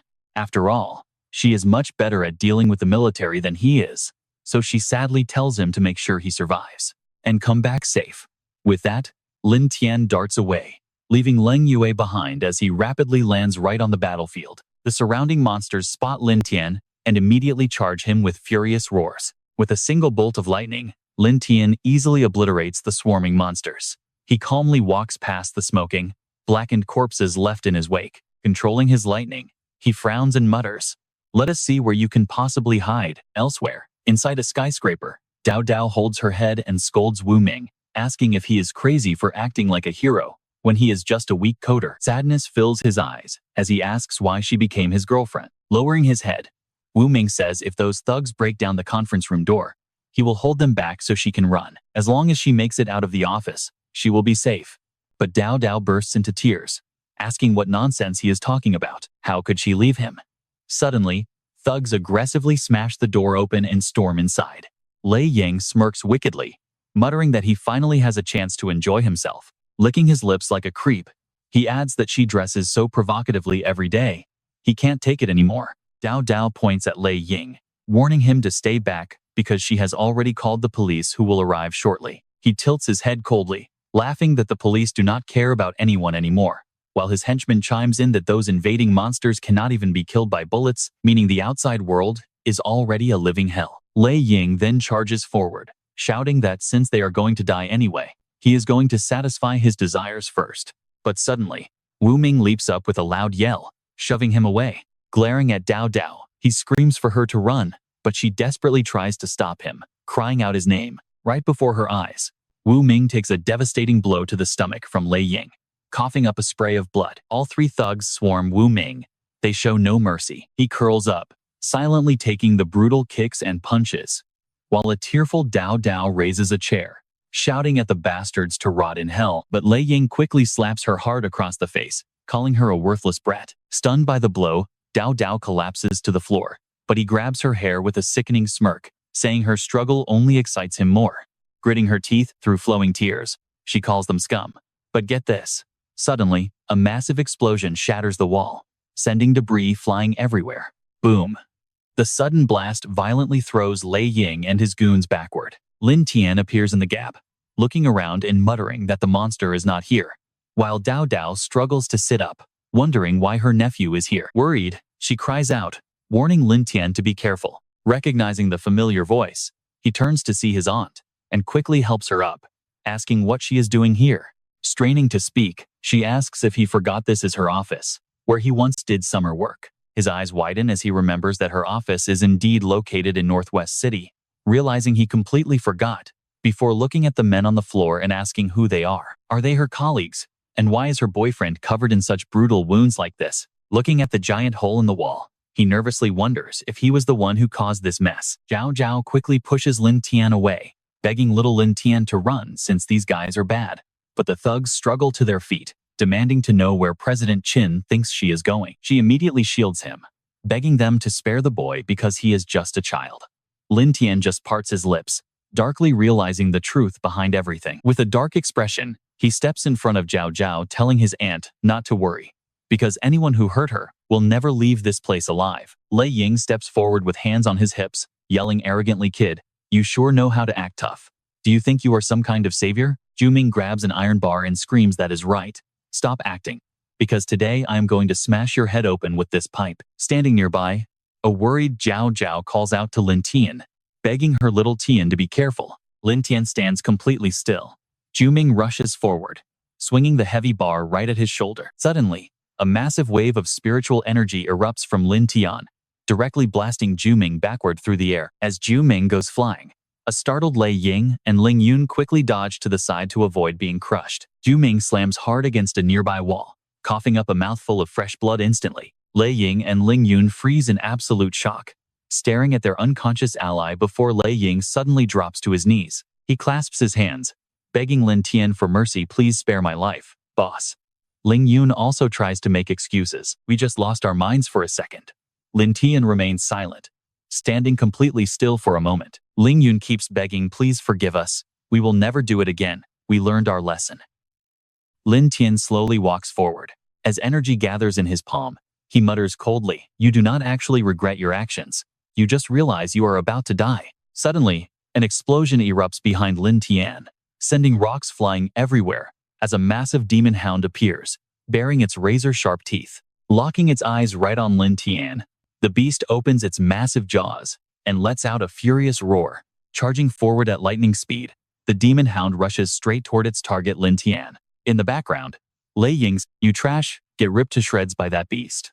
The demon hound lunges, raising its massive claw to strike. Preparing to attack, the monster lunges, but Lin Tian only narrows his sharp eyes at his opponent. Reaching out, Lin Tian firmly grabs the demon hound by its throat, as his inner power suddenly erupts. Watch how easily he takes control as a blazing golden light erupts from his hand, pinning the monster. Instantly, a crackling sphere of lightning appears, blasting the beast with heavy damage until it turns to dust. Zhao Zhao stares at Lin Tian, her face frozen in absolute shock and wonder. Floating in the air, Lin Tian slowly turns his head toward Lei Ying and Ling Yun, announcing that now it is their turn. Terrified, the two try to run away while desperately begging him to spare them again. Closing his eyes, he raises a single hand as his spiritual energy starts flowing out wildly. In a flash, he fires two powerful energy blasts, which streak toward Lei Ying and Ling Yun, instantly taking them both down. Lin Tian lands softly near Zhao Zhao, telling his aunt it is time to leave. Zhao Zhao opens her eyes wide, asking in disbelief if little Tian has somehow turned into a superhero. Letting out a soft sigh, he promises to explain everything once the chaos in Northwest City finally settles down. Stepping forward, Lin Tian leads Zhao Zhao toward the building gate, opening it to head out into the open streets. Outside, a massive beast horde is viciously attacking the citizens, leaving one helpless victim screaming out for someone to save him. Supporting Wu Ming with one hand, Zhao Zhao anxiously asks Lin Tian if they should just stay inside the company and wait for rescue. Lin Tian simply frowns, whispering that he still has other urgent matters to attend to. He steps forward, telling Zhao Zhao to wait inside with the others, because he will be back before they know it. With absolute calm, he slowly walks out, heading directly toward the raging beast horde ahead. Sensing his presence, the monsters let out a deafening roar and immediately charged toward Lin Tian in a massive wave. He just stands there completely still. Would you look at that composure? As the beasts draw closer with echoing roars, Lin Tian narrows his eyes, releasing a massive explosion of raw power from his body. Standing like a statue, he unleashes an immense wave of spiritual pressure that floods the entire area. Drawing his sword, he wraps both hands tightly around the hilt, ready to strike. Glaring at his enemies, He brings his blade down with a massive slash that shakes the surrounding space, sending a devastating wave of energy crashing directly into the front lines of the A blazing wall of fire instantly erupts, swallowing the entire beast horde in flames. The monsters let out a collective shriek of agonizing pain. Within seconds, the beast tide is completely incinerated, clearing the path ahead. But then, a deafening crash echoes through the air, causing Lin Tian jerks back, his eyes darting toward the sudden sound. Leng Yue approaches with her troops and cries out in panic. Lin Tian, rushing to his side. Leng Yue asks if he is hurt. He softly tells her he is fine, then turns his gaze toward Zhao Zhao and Wu Ming. He gestures to them, telling Leng Yue that this is his aunt and her boyfriend, asking her to get them both to safety. Leng Yue nods instantly, promising to handle it. Zhao Zhao looks at Lin Tian and calls out, "Where are you going? Xiao Tian, you have to escape with us." But Lin Tian scans the area and softly replies, "I cannot do that. The real monster is still hiding out there," he says grimly. "I have to track it down and end this once and for all." Suddenly, a beam of raw energy blasts right through a monster, making it shriek in pure agony. Lin Tian stands there gripping his sword, immense power radiating from his body as his eyes sweep across the ruined field. This spiritual energy is flowing strangely, he realizes. Amidst the debris, he senses all the local energy being pulled straight into the earth. And wait, there is definitely a massive dark secret hidden deep underground. Staring at the massive wall before him, he thinks this wall is way too solid. Something is off. Lin Tian presses his hand against the cold stone, feeling for vibrations, his brow furrowing as he senses something. Just as I thought. A loud rumble echoes, and a dark, gaping passageway opens up right beneath his feet. Lin Tian peers deep into the darkness, a cold smile crossing his face. Found you. Deep inside the freezing, pitch-black underground tunnels, the monster Tai Yan is groveling on the floor. Suddenly, the booming voice of Cheng Guang echoes, "How did you let yourself become this incredibly pathetic?" Subject 0 to 2. Tai Yan. The monster whimpers, "My lord, the church was destroyed, and my power went with it." Cheng Guang demands to know who could possibly injure a 5th-tier bloodline beast. Shaking violently, the creature mutters it was a human named Lin Tian. Hearing this, Cheng Guang glares in disbelief. "Lin Tian? A human? You got beaten by a mere normal human?" Tai Yan bows lower, trembling. He is no ordinary human. He possesses iron vein power, and it must be at least at the 3rd tier. Cheng Guang scoffs coldly. "Ridiculous. Earth has only just begun its spiritual awakening. Humans who have reached the iron vein stage can be counted on one hand. If he actually made it that far, how would I not know?" Complete terror. It is written all over Tai Yan's face. Besides, even if he were 3rd-tier iron vein, you are supposed to be a 5th-tier beast. Losing to a lower tier proves you are nothing but a failed experiment, Cheng Guang sneers. And we have absolutely no use for failures. Tai Yan desperately tries to explain that his power was only temporarily boosted by devouring the entire Northwest Spiritual Association. He destroyed our church altar. Without it, I am weaker than a 9th stage, spring gush cultivator. Bowing his head, he begs Master Cheng Guang, "Please give me just one more chance. I will definitely destroy Lin Tian." Tai Yan looks up, eagerly explaining that the boy's spiritual energy is so incredibly pure that devouring him would guarantee a complete evolution. By then, I will finally be useful to the organization, far stronger than I am now. Cheng Guang raises his hand, releasing a sudden burst of dark, oppressive energy. He mutters, "If that is the case." A glowing magic array suddenly erupts beneath Tai Yan, offering one last chance. Cheng Guang speaks. Massive dark tentacles instantly shoot out of the ground, coiling tightly around Tai Yan's body. The tentacles wrap completely around him as he screams in sheer terror. Slowly, the dark vines fade away, revealing a strange spherical capsule in their place. Cheng Guang narrows his eyes, his voice low in warning, "Do not disappoint me again." Now look at Lin Tian. He suddenly feels the entire cavern beginning to shake violently. Staring straight ahead, he smiles. "Looks like I found the right spot." Right in front of him, a massive, pitch-black tunnel slowly stretches into the abyss. Walking deeper into the gloom, he suddenly freezes as he spots a strange crimson sphere floating in mid-air. Lin Tian cautiously approaches, keeping his eyes locked onto this bizarre, glowing object. He slowly reaches his hand out to inspect it, when a sudden voice behind him catches him completely off guard. "It seems that useless trash Tai Yan was right. Your strength really has reached the 3rd-tier iron vein." Lin Tian whips around instantly, yelling, "Who is there?" Stepping out from the shadows, Cheng Guang asks calmly, "You must be the Lin Tian he was whining about." Lin Tian scowls. Tai Yan is a monster from the Dawn Church. So what?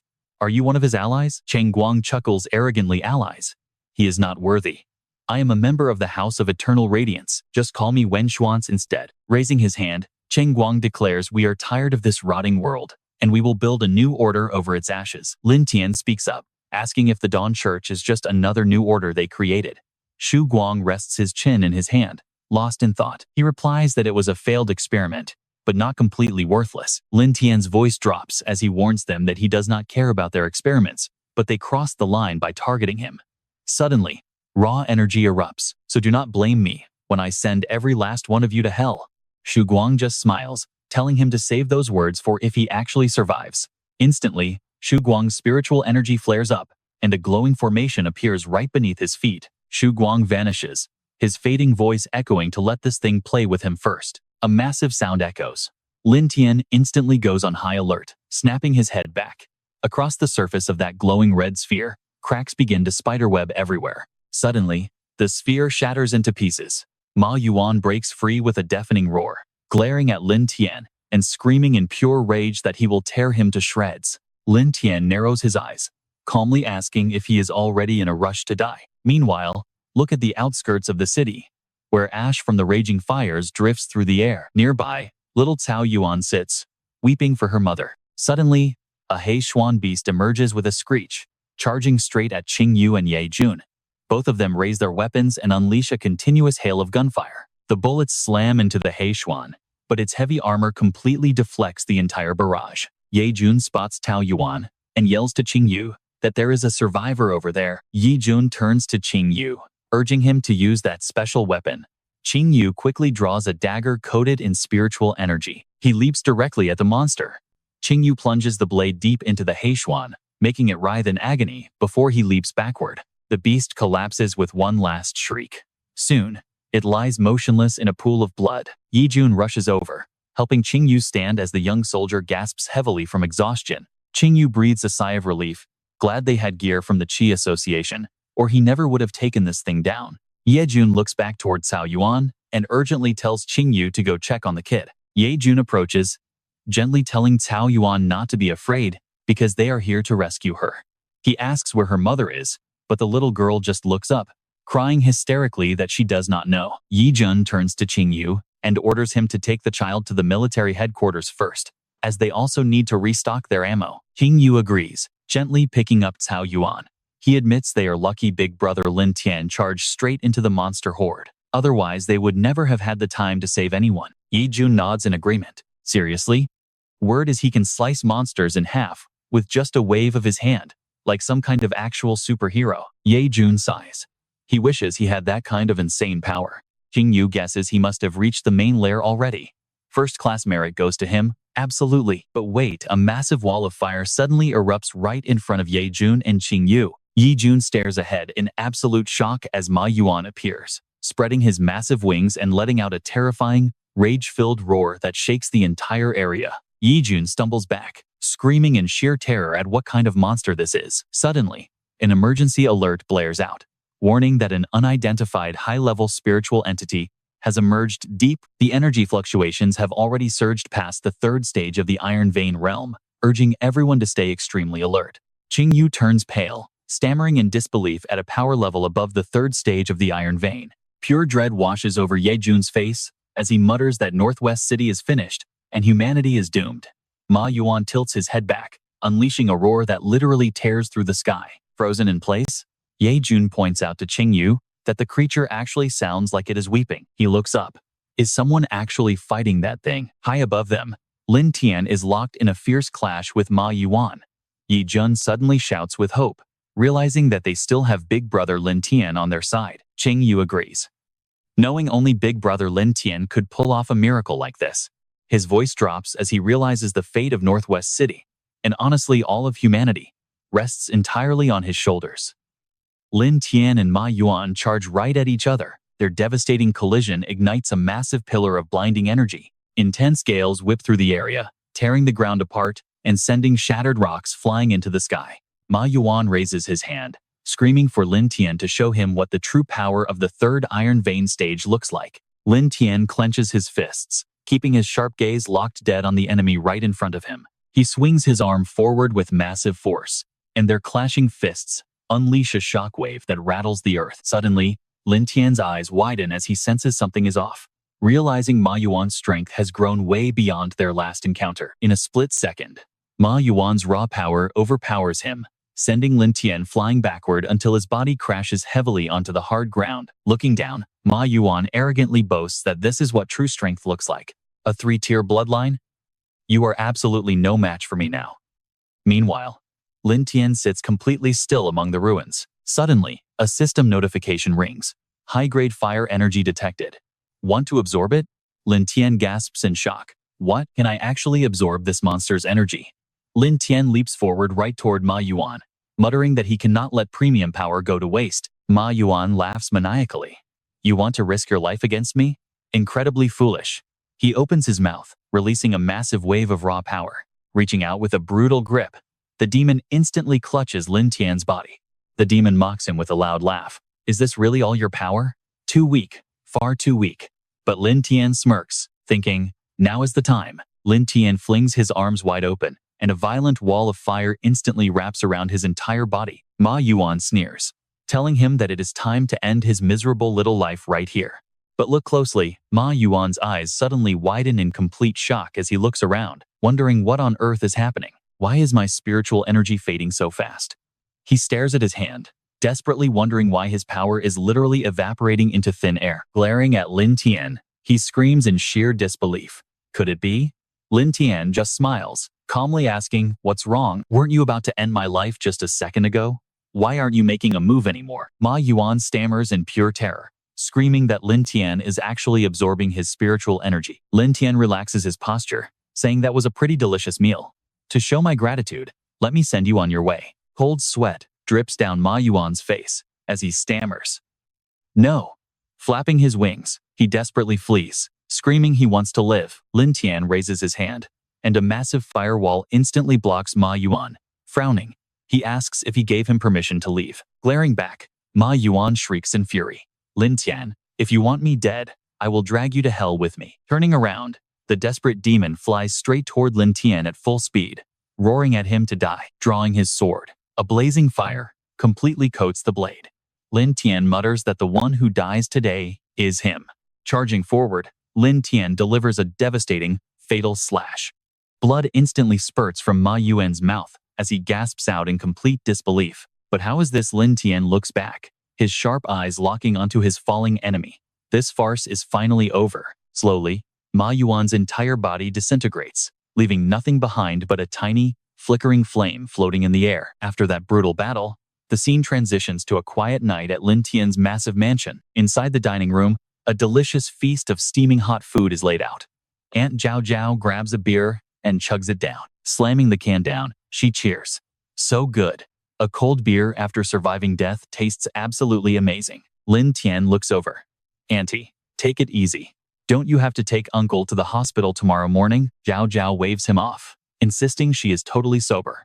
Lin Tian mutters that every heavy drinker says the same thing. Lin Tian warns her not to corrupt Lang Yue and Fei Fei, or he won't be able to handle a whole house full of alcoholics. Looking away shyly, Lang Yue mutters that she would never get drunk like that. Fei Fei holds her glass, reassuring him that none of them can actually outdrink her anyway. Zhao Zhao suddenly jumps up, asking, oh, by the way, Lin Tian, I almost forgot. Now that you are so incredibly powerful, which of these two girls will you marry? Fei Fei blushes deep red, holding her glass as she looks at Lin Tian, eagerly waiting for his answer. Lang Yu also turns her eyes to Lin Tian, a soft, gentle smile playing on her face. Suddenly, Fei Fei hugs Lin Tian's arm and squeals happily. Is that even a question we need to ask? Obviously, he should marry both of us. Times have completely changed, so shouldn't a powerful man have multiple wives? Lin Tian gently places a hand on her head, softly telling her to stop talking absolute nonsense. Looking down coldly, he replies that the world is in chaos, and marriage must wait until peace returns. Fei Fei sighs. Deal then. Suddenly, Lin Tian's phone rings. Fei Fei glances down at the screen, wondering, grandfather? The screen displays Shen Zhenchuan, commander-in-chief of the military. Grabbing his phone, Lin Tian walks away, telling them to keep eating while he takes this call. Stepping onto the balcony, he answers, Commander Shen, what can I do for you tonight? The commander's voice crackles through the phone. Kid, Thanks to your bravery, the Northwest City is safe. The military deeply appreciates your heroism. Lin Tian replies softly. It is nothing worth mentioning. I only did what needed to be done. But calling me this late? Something major must have happened, right? Exactly, Shen replies. The military has just discovered a mysterious secret realm, so we are gathering spiritual association captains from all over to plan. Can you make a trip here? Lin Tian is silent. Then, he speaks up, got it. I will head over right now. Behind the door marked military meeting room, we see Shi Feng sitting there with a pretty deep, frustrated frown. He complains that, since spiritual energy is recovering so fast, everyone's tier is skyrocketing. So why does North City boss them around? Ming Qing folds his arms and fires right back. You guys are all talk. Let's see how many strikes you actually survive in a real fight. Wu Lin snaps and stands right up in this crazy era. People break through every 3 days and achieve greatness in just 5. Who here isn't a prodigy? Soon, the entire room erupts into a massive shouting match. What did you say? Got a problem with that? Say that again. Hao Yang raises his hands, desperately trying to calm the chaotic crowd down. Stop fighting. We are here to find a solution, not destroy ourselves from within. Lin Tian walks in and catches the entire messy scene. He suddenly speaks up pretty lively in here. Immediately, the shouting stops as everyone freezes, completely shocked to see him. Lin Tian slowly walks forward. Casual. Sorry for showing up a little late to the meeting. He looks around at the quiet room. Since everyone is finally here, let's get this meeting started. Shi Feng and Wu Lin instantly shut their mouths and slide into their seats. The rest of the room quickly sits, watching Lin Tian. Hao Yang lets out a quiet sigh of relief. Yep, only big brother Lin Tian can completely keep these hotheads in line. Hao Yang grabs a pointer and taps on the main screen, bringing up a detailed map. He explains that based on the spiritual energy fluctuations from the past week, an extremely abnormal resonance point has emerged at the edge of the southwestern desert, pointing directly to a sharp line on the map. He explains that this zone originally had 0 spiritual energy, but now, a highly stable and intense energy vein has suddenly erupted. Based on their initial guess, this seems to be a brand new secret realm that just formed very recently. Jiang stares at Hao Yang in complete shock. A new secret realm? Behind them, the massive screen displays a map of the Earth. Now, watch this. Hao Yang explains that this massive energy spike is happening globally, with at least 5 other regions showing the exact same surge. Our intelligence confirms that those areas are hiding new secret realms too. The screen then shifts to show a warrior deep in intensive cultivation. Hao Yang adds that early explorers found a rare spirit fruit inside one that can instantly push someone into the powerful Iron Vein realm. Hearing this, the crowd starts whispering, excitement instantly filling the entire room. Lin Tian folds his arms with a confident smile, thinking this is the perfect chance to help the Leng Yue Guild break into that Iron Vein realm. Later, inside Commander Shen's private office, the old man smiles and asks, "So, did today's meeting go smoothly for you?" Lin Tian casually replies, "That realm is no challenge for me, but it is a pretty great place to send Leng Yu and the others to train." But then, his gaze turns sharp as he frowns. "Though you did not call me here just to talk about this, did you?" Commander Shen nods slowly with a heavy sigh. "Yeah, I really can't hide anything from you.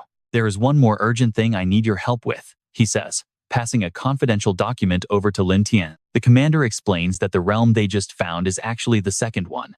The first was already claimed by someone a whole week ago. Lin Tian narrows his eyes. "Wait, so you are telling me the military couldn't even secure the first zone?" And get this, the commander looks totally embarrassed and sighs, admitting it was actually stolen right from under them. A mysterious group took it over, and in just a few days, they have already produced an Iron Vein level powerhouse. Lin Tian raises an eyebrow. "And what? This guy just decided to declare himself king of the mountain?" The commander nods. "Exactly. He seized Changtian City, ignored our government, and put the entire place under." Lin Tian thinks it over. "Got it," he says. "I will go drag him out of there myself." Relieved, Commander Shen smiles warmly. "Thank you. Rogue factions trying to split our nation apart must be put down immediately." That night at his house, Lin Tian calls Leng Yue and her team together to explain the situation, and that is the whole story. Leng Yue frowns as she listens. "So, does that mean we are still going through with this secret realm mission?" Lin Tian nods firmly. "We are definitely going, but because of the extreme circumstances, you guys will have to face the danger entirely on your own." He warns Leng Yue and Wu Qing to keep their guard up, adding that he already contacted Mo Che to back them up inside. Fei Fei looks up quite confused. "If they are going to the secret realm, Where do I go? Lin Tian explains that the self-proclaimed king who took the first secret realm uses fire-attributed energy, making her the perfect partner to head out with him this time. Fifi immediately squeals in excitement. Count me in. I will definitely train my hardest. If Lin Tian remembers correctly, shortly after this spirit energy zone erupted in his past life, the real apocalypse began. This time, he will not let it happen. He has to grow strong enough to protect his loved ones. While Lin Tian is completely lost in thought, Leng Yue hesitates before asking if he is secretly keeping some kind of major secret from them. Startled, Lin Tian glances at the three of them before finally letting out a slow, heavy sigh. With spirit energy erupting violently everywhere right now, you guys absolutely have to level up your strength immediately, otherwise, we might not survive the next phase. Hearing this, Leng Yue and the others gasp in utter shock. The next phase?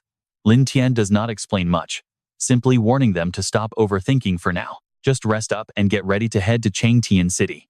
Meanwhile, in a luxurious room over in Changtian, a powerful boss is laughing his head off while squeezing a gorgeous girl on each arm. Two beautiful women sit on his lap with blushing cheeks, softly whispering, as they let him do whatever he wants. The arrogant boss boasts loudly, honestly, this guy's ego is insane, claiming the government is not worth a single dime. Suddenly, an urgent voice calls out from right outside the heavy doors. Boss, we caught a filthy traitor. Hearing this, the crime lord frowns and barks in order to enter. A lackey quickly pushes the door open to report that this kid was secretly contacting the military. The rat did not just leak that we control the mystic zone. He even planned to act as the contact guy to welcome the spirit cultivator sent directly by the army. But the boss stays dead calm. He calmly replies that a basic military cultivator is nothing to worry about, and certainly cannot cause them any real trouble. Once he fully absorbs the raw power of the mystic zone, this entire city, and eventually the whole country, will bow to him. The worried lackey frowns, asking his boss how they should handle the approaching military force. His boss coldly replies to just send fake contacts, ambush the army cultivator, and chop him up for the dogs. Saying that, he hoists both women onto his massive shoulders and walks out. The next morning, a plane lands in Changtian City, with Lin Tian and Fifi stepping off. Spotting them, a man pokes his head out of a car window, yelling to ask if she is Lady Shen Fifi from the military, telling them to get in. The duo quickly climb inside, and the car speeds off. Steering with a smirk, the driver admits he never expected the army to send such a gorgeous girl to assist them. Fifi rolls her eyes at the sweet talk, asking if he is indeed the official military contact. When she asks for his contact ID, the driver calmly claims it is coconut chicken. Fifi nods and asks where they are heading, to which the driver quickly replies that they are going to an underground bar where his rebel group plans to overthrow Wei Qingshan. And here is where things get tense. Lin Tian, who has been dead silent this whole time, suddenly speaks up and asks if he is actually their contact. The driver flinches at the sudden accusation, and even Fifi's expression instantly darkens. But the shady driver quickly regains his composure. What are you saying? I am him. Before he can finish, Lin Tian coldly cuts him off, pointing out that coconut chicken is left-handed with a southwestern accent, while this driver is right-handed with the wrong accent. Lin Tian then asks if the fake has any last words before being killed, causing the panicked driver to slam on the brakes. The tires screech violently against the asphalt, with a deafening noise, as the car jerks to a sudden halt by the roadside. Sneering coldly, the driver tells Lin Tian that while he is indeed smart people usually do not live very long. Now that he has basically confessed, Fifi frowns and asks if they have already captured their actual contact guy. The fake driver snorts, telling them they will join the dead kid very soon. But Lin Tian just scoffs in amusement, asking if he honestly expects to take them both on alone. Declaring it is more than enough, the driver screams as he violently unleashes his hidden power. With a massive boom, the entire car instantly explodes into pieces. The driver leaps clear of the blast, landing perfectly on the pavement, completely unharmed. He laughs maniacally, boasting that their heads will be his perfect gift to Master Wei. But his smirk quickly vanishes as his pupils shrink in horror. Watching Lin Tian and Fifi calmly walk right out of the burning wreckage, Lin Tian casually suggests she use this guy for some quick target practice, since she will be facing these battles constantly from now on. She nods with Fifi scoffs in disdain, telling him she wants to see what he is truly made of. The next instant, the two of them charge at each other, like moths to a flame. But Fifi is just a bit faster, landing a heavy backing away. His face is a mask of pure disbelief. How is this even possible? She is just a girl. But while he is still panicking, Phoebe rushes forward and grabs both his hands.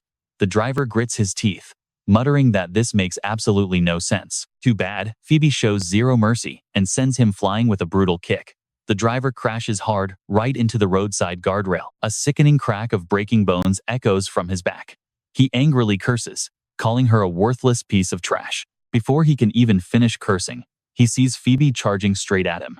The driver's eyes instantly shrink in pure terror. He immediately slams his head to the ground and begs for his life, crying out that he is sorry and not to kill him. He promises to lead them to Coconut Chicken, who is barely hanging on by a thread. Phoebe coldly tells him that she will give him one more chance. If he dares to pull another trick, she warns she will rip his head off and kick it like a soccer ball. Hearing this, the driver quickly nods, stammering that he would never dare. With the thug dealt with, Phoebe walks over to Lin Tian and playfully asks how her performance was.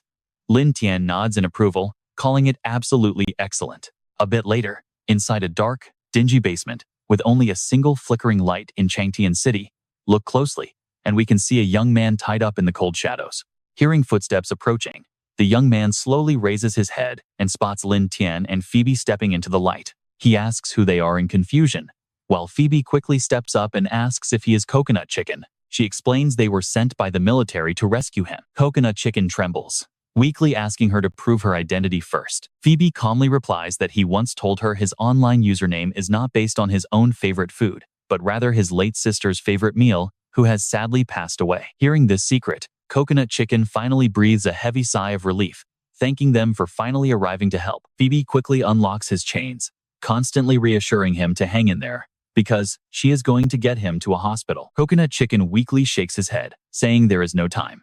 He urges them to listen while he is still conscious, explaining that Wei Qingshan is actually the vice president of the Changtian Aura Association. He explains that half a month ago, a mysterious dungeon suddenly appeared in Changtian City. The president of the local Aura Association took him there to investigate. But unexpectedly, Wei Qingshan murdered the president inside the dungeon and stole the treasure hidden within. Phoebe gasps in utter shock, unable to believe her ears. Did he really murder the president of the Changtian Aura Association? Coconut Chicken nods, adding that Wei Qingshan used that very treasure to break through to the Iron Vein realm. Since then, he has been running completely wild in Changtian City. He begs the two of them to run, warning they are absolutely no match for Wei Qingshan. That monster is already at the Iron Vein realm, while Phoebe is only at the peak of the Springing Well realm. And as for her partner, Coconut Chicken admits he cannot sense even a single trace of aura from Lin Tian. Lin Tian is slightly caught off guard by this, but quickly speaks up, asking if the young man has ever seen what that stolen treasure actually looks like. The young man nods weakly, saying he managed to catch a quick glimpse of it once, and it looked just like a glowing red key. Hearing this, Lin Tian's eyes widen in sheer shock. A red key? Could it really be the exact item he is thinking of? And right here, get ready, because Coconut Chicken suddenly senses a shift in the air and screams that Wei Qingshan is already here. Sure enough, a dark figure slowly steps out of the shadows. Wei Qingshan smirks, mockingly asking if these are the legendary heroes of justice who have finally arrived. Phoebe glares at him, asking if he is indeed the notorious Wei Qingshan. Wei Qingshan stares hungrily at her, creepily licking his lips. In a twisted voice, he sneers that this military girl has a pretty nice body, adding that if she agrees to become his concubine, he might just show mercy and spare her life. This completely enrages Phoebe. She grits her teeth, telling him that he is practically begging for death. But Wei Qingshan simply laughs off her anger, snorting that since she chose to do this the hard way, she shouldn't blame him when he absolutely destroys her without an ounce of mercy. The moment he finishes speaking, raw aura violently explodes all around him. Seeing this, Coconut Chicken screams at them to run, crying out that the old monster is at the Iron Vein realm, and they cannot win. Right then, Wei Qingshan fiercely lunges forward, roaring that there is no escape and they are all going to die right here. But Lin Tian remains completely unfazed, calmly noting that this Iron Vein trash is the perfect target for Phoebe to practice on. He glances over at Phoebe, suggesting she use Wei Qingshan for training, because if she wants to get stronger, she must face powerful opponents. Agreeing instantly, Phoebe declares she must become strong enough to stand by his side, before fearlessly charging forward like a moth to a flame. In an instant, the two clash instantly, as their fists collide. But sensing her strength, his eyes fill with pure disdain. Is this really all you have got? You are basically just scratching an itch here. Fei Fei gets furious at being looked down on, focusing all her spiritual energy into her palm to strike again. But this time, Qingshan easily catches her hand. Then, a brutal knee right to the stomach sends Fei Fei flying back to crash hard onto the ground. Qingshan snorts coldly. I have only absorbed 1% of that secret treasure's energy. And look how powerful I already am. Once I fully absorb this treasure, who in this entire world can even stop me? Fei Fei quickly struggles back up, refusing to back down, and curses bastard. Zhu Ye watches this in pure panic, shouting out, I told you guys you cannot win, just run. But Lin Tian just stands there calmly, asking coldly Wei Qingshan, is that treasure on you right now? Qingshan snorts in disdain, who said you have a right to speak here. Hearing that, Lin Tian frowns, and here's where our main character shows him real power. Lin Tian leaps, cracking the ground, and instantly delivers a brutal fist straight into Qingshan's face. His speed is blinding. Qingshan cannot react in time, taking the hit and flying dozens of meters. Pure destruction. His body slams down, reducing the cold ground into rubble. Furious at being thrashed like a dog, Qingshan crawls out of the debris. He clenches his fists, gathering spiritual energy to prepare for a counterattack. But he is too slow. Lin Tian rushes in like the wind, landing an absolutely devastating kick. Lin Tian mockingly snorts, you are just a first-realm Iron Vein dog. Yet you dare bark at me? With blood pooling in his mouth, Qingshan lies there like a dead fish. Lin Tian did not even draw his sword to crush this government-level threat. No mercy. Lin Tian grabs him by his hair, dragging his pathetic body across the dirt. Only now does Qingshan realize he is dealing with an absolute demon. Shaking with fear, he begs, stop. Please stop. Do not hit me anymore. The treasure is on me, I have it. Hearing this, Lin Tian finally stops. Behind him, Fei Fei and Zhu Ye are completely stunned. They never expected this villain to crack so easily. Terrified of getting beaten again, Qingshan quickly pulls out a strange red key and holds it out with trembling hands. He stammers out, sir, this is the secret realm treasure. Taking it, Lin Tian nods, confirming this is indeed the one. This key opens the deepest levels of the realm. Back then, when those depths unlocked, Earth had already started its spiritual energy awakening. In that world, if you lack strength, death is your only option. Snapping back to reality, Lin Tian demands, where is the entrance? This completely startles Qingshan. He already cleared that place out, so there is nothing left. But if he admits that, will he be killed instantly? He gives in. Qingshan has to lead them to the hidden realm. Soon, they arrive at a massive waterfall deep in the mountains.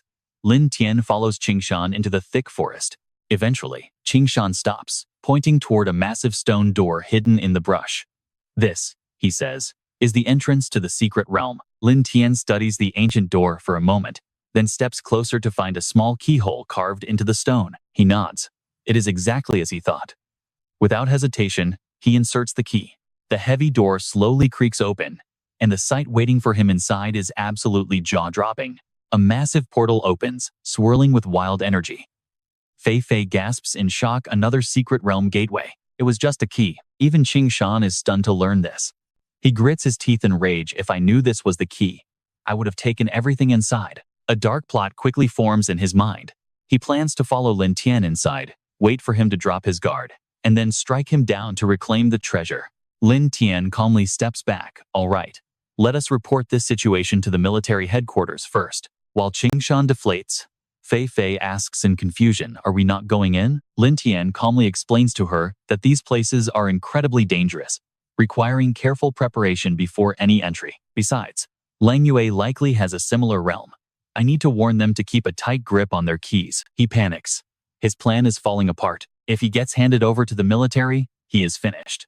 Making a desperate choice, Qingshan suddenly bolts. Fei Fei screams, Lin Tian, he is running. Lin Tian just smiles. Don't worry, he says calmly.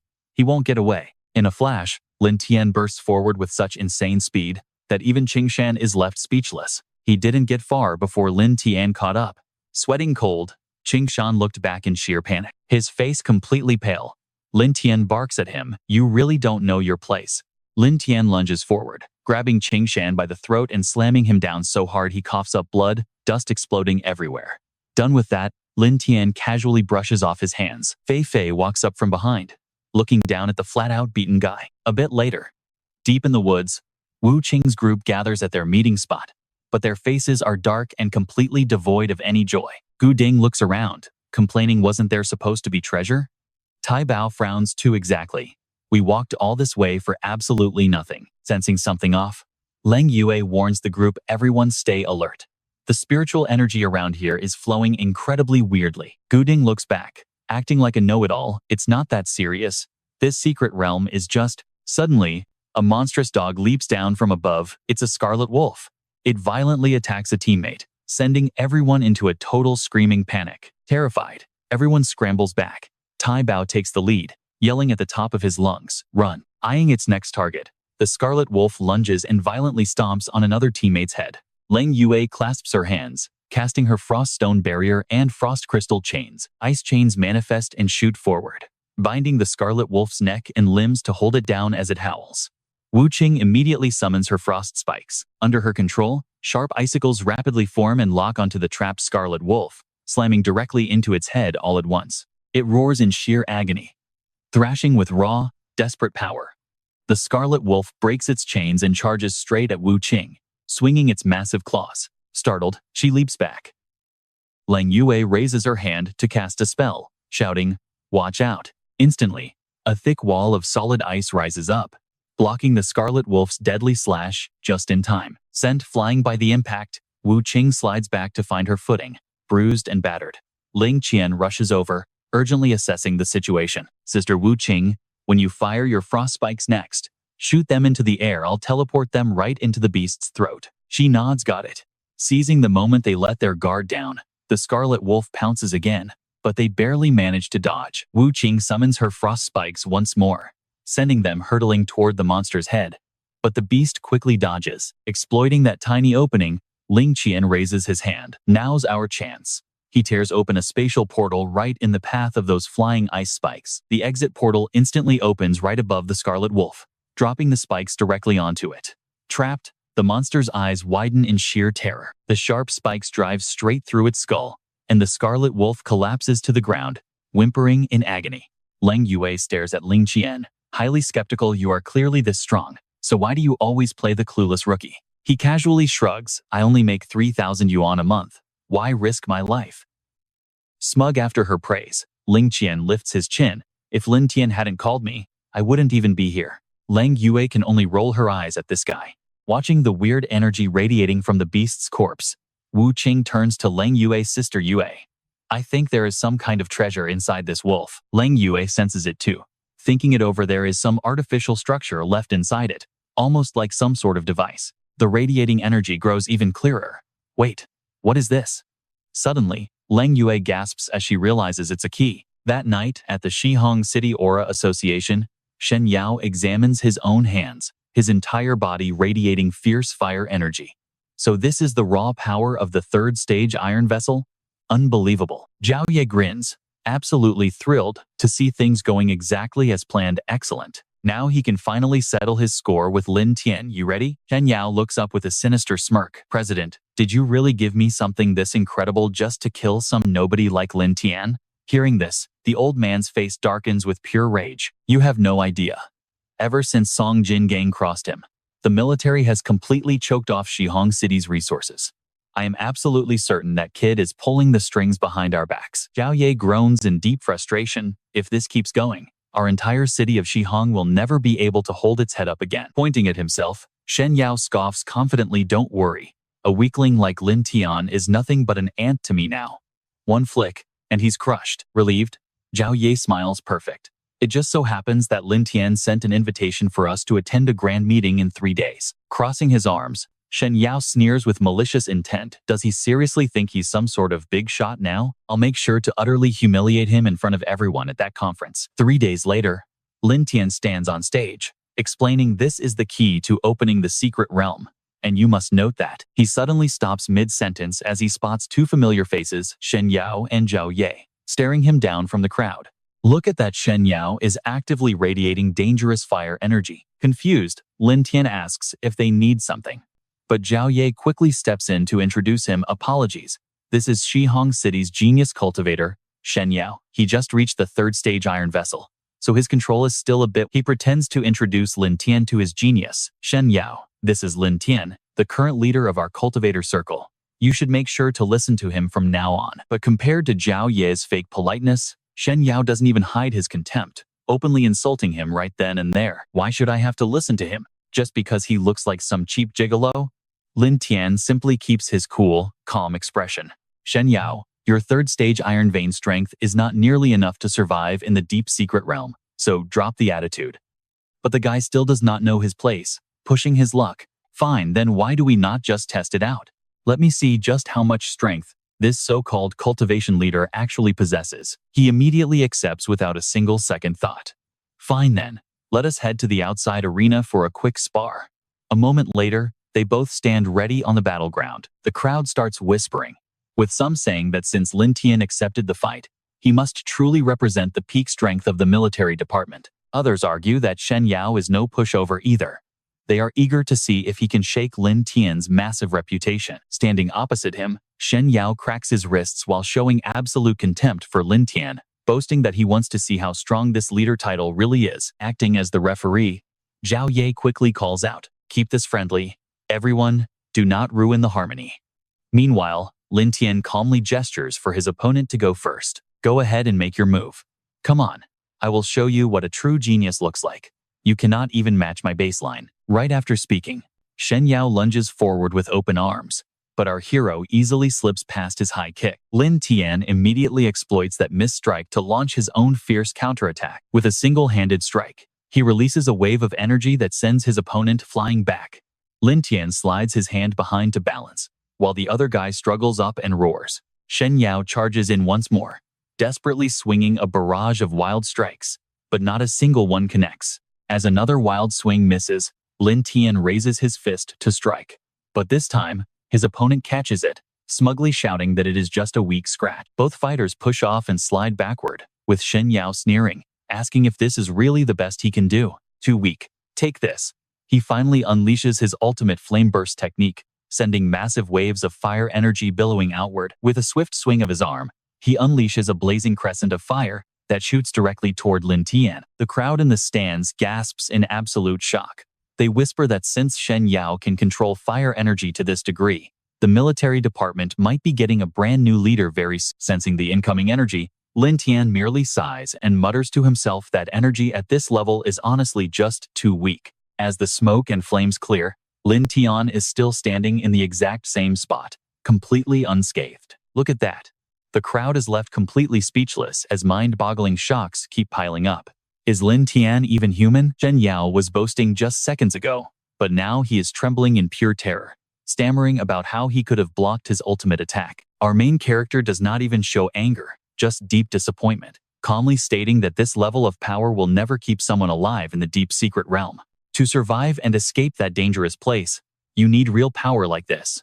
With that, Lin Tian instantly erupts with massive spiritual energy 100 times stronger than his opponent. With just a simple lift of his hand, he unleashes his absolute lightest strike on Shen Yao, who immediately rolls his eyes and screams in pure agony. Once the intense pressure stops, Shen Yao collapses, completely charred and unconscious, lying on the ground with his mouth frozen wide open.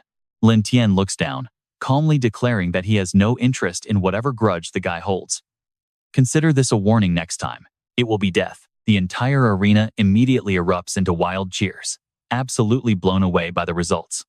Lin is indeed the absolute strongest powerhouse in our military. He is the strongest in the world. Meanwhile, over in Shihong City, Xuanzhe holds a mysterious key, muttering to himself that, now that the spiritual recovery has entered a new phase, he tightly grips the key, letting out a highly sinister laugh. This world will surely belong to the Eternal Radiance Royal Court. Inside a teleportation altar, Lin Tian and his squad face a giant energy portal glowing with a mysterious blue light. He inserts the key to activate. Countless streams of blue light erupt from beneath their feet as the portal expands like a massive energy vortex. Brilliant blue beams blast outward in every direction. Zhao Huang gasps at the absolute density of this spiritual energy. Is this really the deeper secret realm? Sweating under the immense pressure, Wenhao nervously asks if they will just end up dragging Lin Tian down in there. Lin Tian turns around to face them, reassuring the squad that they are not only the elite fighters he handpicked, but their own elemental attributes also perfectly align with this specific realm. Hearing his words instantly washes away a lot of their anxiety and doubt. He calmly adds, everyone needs to make the most of this opportunity to break through to the third stage of the Iron Vein realm, to survive the coming chaos. Ling Yue nods in agreement. Stepping into the gateway, Lin Tian warns them to stay close, and not wander off, as the entire squad follows him right into the deep secret realm. Once the team steps into the hidden zone, their portal home slowly fades away, as a bone-chilling cold creeps over the entire area. Freezing snow. Zhao Huang suddenly flinches, looking highly alert and quite worried. He stares off in one direction. Out of nowhere, a massive beast with pure white fur, razor-sharp claws, and terrifying fangs comes charging from the distance. Shocked by the sight, everyone panics. They shout to warn their teammates, be careful. What kind of beast is this? Yunhao growls, let's move. Instantly, 3 of them charge, unleashing totally different types of energy. They repeatedly strike the beast, but somehow, all their attacks feel like mere tickles to it. It is completely unharmed and actually seems even more riled up. A panicked Yunhao yells, it is no use. We cannot hurt it. We are absolutely no match for this thing. Seeming to grow even more furious, the wild beast roars. It summons giant blocks of ice, hurling them directly at the group, but suddenly, a wall of fire blocks the attack. The incoming ice melts into water and completely vanishes. Their savior is Lin Tian, who is now hovering high in the air, calmly observing. Bright sparks of fire envelop his hands. With a cold, fiery gaze fixed on the beast below, Lin Tian speaks, all of you stand back. I will handle this creature myself. Its eyes glowing green, the beast growls frantically. Suddenly, it pounces forward, razor-sharp claws, ready to shred the human before it. Lin Tian calmly drops into a fighting stance. Blazing red fire energy gathers in his hands, releasing a massive wave that completely wraps around the ice monster. It screams in agonizing pain. Unable to survive the massive wall of fire, the beast dissolves, leaving only a freezing afterimage behind. Look at their faces, they are absolutely speechless. Zhao Huang gasps, so this is Big Brother Lin Tian's true strength. Yunhao quickly adds, even a dangerous, deep-tiered dungeon monster cannot withstand a single strike from him. Landing right in front of them, Lin Tian explains the reason you guys are no match for it is because this beast is at the first stage of the Iron Vein realm. But none of you have even reached the Iron Vein realm yet. Once you do, you will easily be able to go toe-to-toe with monsters like this. Turning to the girl standing beside him, he instructs her, Leng Yue, you must take this chance to break through to at least the second stage. Nodding, she replies, okay, I definitely will not let you down. The scene shifts to a high-rise office building, where Shen Feifei is calmly working inside. Suddenly, a loud, chaotic commotion echoes from outside. Alert, she thinks to herself, what is happening? Could the military be under attack? Hurrying down the stairs, she wonders who the intruder is. Right outside the main entrance stands an old man with a very sinister expression. This is Xuanzhe, who likely belongs to some dark organization. Blocking his path is a heavily armed squad of elite soldiers. Showing absolutely zero concern for the armed squad, he slowly speaks, Commander Leng, hand that object over, and I might just grant you all a quick, painless death. Commander Leng, the leader here, growls in response, Xuanzhe, in your dreams, that thing will absolutely never fall into the hands of people like you. Xuanzhe sighs in disappointment, how stubborn. Since you choose this path, do not blame me for being completely ruthless. With that, he raises a glowing purple spirit stone. Commander Leng bellows, open fire. The squad immediately aims and pulls their triggers. Dozens of bullets tear through the air towards Xuanzhe, only to be stopped cold by a purple energy shield in front of him. He smugly sneers, did you really think a few scraps of flying metal could hurt me? He stands perfectly still, eyes closed, sensing his surroundings. From behind, 3 special ops soldiers suddenly lunged at him, yelling out, take this. Xuanzhe simply raises a single finger, instantly conjuring an energy barrier right behind him. One of the soldiers gasps in absolute shock. What? Right then, massive, razor-sharp spikes erupt from the shield, instantly impaling him on the spot. The soldiers behind him scream out in sheer panic. Old Wang, the soldier's corpse, hangs limply beside Xuanzhe. Using both bait and threats, he calmly speaks, since you guys have reached the first stage of the Iron Vein realm, I will give you a simple choice. Join our eternal. Hearing this, Zai Ming questions him, are you actually telling the truth? He replies with absolute glee, of course. Just kill Commander-in-Chief Shen to prove your complete loyalty. And just like that, betrayal strikes. Zai Ming violently shoves his teammate, making him cough up blood. The man gasps in disbelief, old Li, how could you? Seeing this backstabbing, Commander Leng roars in absolute fury. Zai Ming, you traitor! Completely ignoring the shouts, Zai Ming retorts, Commander-in-Chief Shen wronged us first, so do not go around blaming me for this. Commander Leng demands to know, Zai Ming, What exactly did I ever do to wrong you?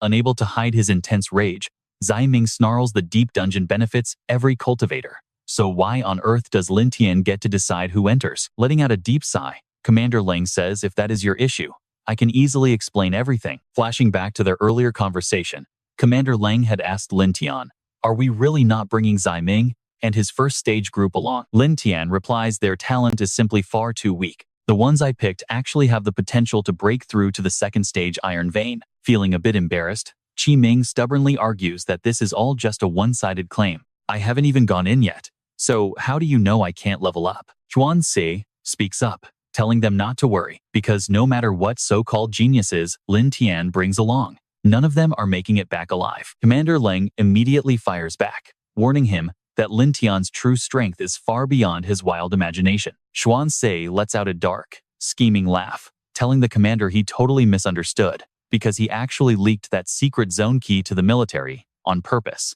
The sheer danger of that deep zone is something even he cannot survive, leaving Commander Leng completely panicked and terrified. Dread fills his chest as the scene cuts back to Lin Tian's team inside the dungeon. While the trio struggled with a beast earlier, they have now successfully taken down a similar monster. One of them yells in absolute joy, celebrating that they actually managed to take down a first-stage Iron Vein monster on their own. Lang Yue stands beside Lin Tian and praises him, noting that his guidance made everyone grow so fast and strong. Lin Tian modestly deflects, saying it is entirely due to their own talent and hard work, though he secretly wonders about something. Something's wrong. The monster count in this area is way too high, totally mismatching his past life memories.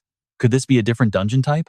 Zhao Huang excitedly points out that since they can easily defeat this kind of monster, pushing a bit deeper shouldn't be an issue, while Wen Hao eagerly agrees, hoping they might find some rare treasure. Leng Yue grows worried, whispering that the guys are getting too cocky and asking if they should stop them. Lin Tian tells her there is no need, as facing danger is exactly how they will grow, so they should just quietly shadow them. The trio eagerly scales the cliffs, with the two powerhouses following closely behind. And brace yourselves, a massive ice beast suddenly erupts from right beneath their feet. Zhao Huang boldly yells for them to finish the beast off as the trio charges into battle. But unfortunately, all their desperate attacks bounce completely off the monster's thick, armored hide. The monster releases an icy blast of immense power, leaving the fighters below staggering. Feeling a sudden freeze, locking up his limbs, Zhao Huang gasps that he cannot move at all, while the monster continues its relentless assault. Raising a colossal hand tipped with razor-sharp ice claws, it prepares to crush the helpless group. The terrified trio shields their heads, braced for a fatal blow, but the expected impact never actually comes. Slowly opening their eyes, they see Leng Yue standing defiantly in front of them, having constructed a thick wall of solid ice to block the massive strike. Overwhelmed with gratitude, they call out to her, but she coldly orders them to back off. Roaring in absolute fury, the beast unleashes a deadly volley of massive ice spikes. Leng Yue leaps gracefully into the air, twisting her body to dodge the incoming projectiles with ease. Unleashing waves of vibrant green energy, she dives headfirst into a fierce showdown with the giant. Lin Tian walks over to the trio, who just barely escaped certain death. He sternly warns them that danger lurks around every corner here, and being careless will only get them killed faster. Zhao Huang apologizes, promising they will never act so recklessly again. Lin Tian decides to spare them a lecture, gently reminding them that admitting their mistake is good, but they must stay vigilant. Still anxious, Zhao Huang asks if he plans on helping their leader fight. They promise to stay put, but Lin Tian calmly reassures them that this beast is absolutely no match for Leng Yue. Meanwhile, Leng Yue remains locked in combat, suddenly channeling a massive energy blast that tears straight through the neck of the beast, severing its head. The headless giant crashes heavily onto the frozen ground, completely defeated. Lin Tian watches in silent admiration, noting that she truly is a genius for breaking through to the third stage Iron Vein during this trial. He realizes she could easily defeat Shen Yao now, while Zhao Huang continues to praise her in deep gratitude. After admitting they nearly died, they thank her for saving them.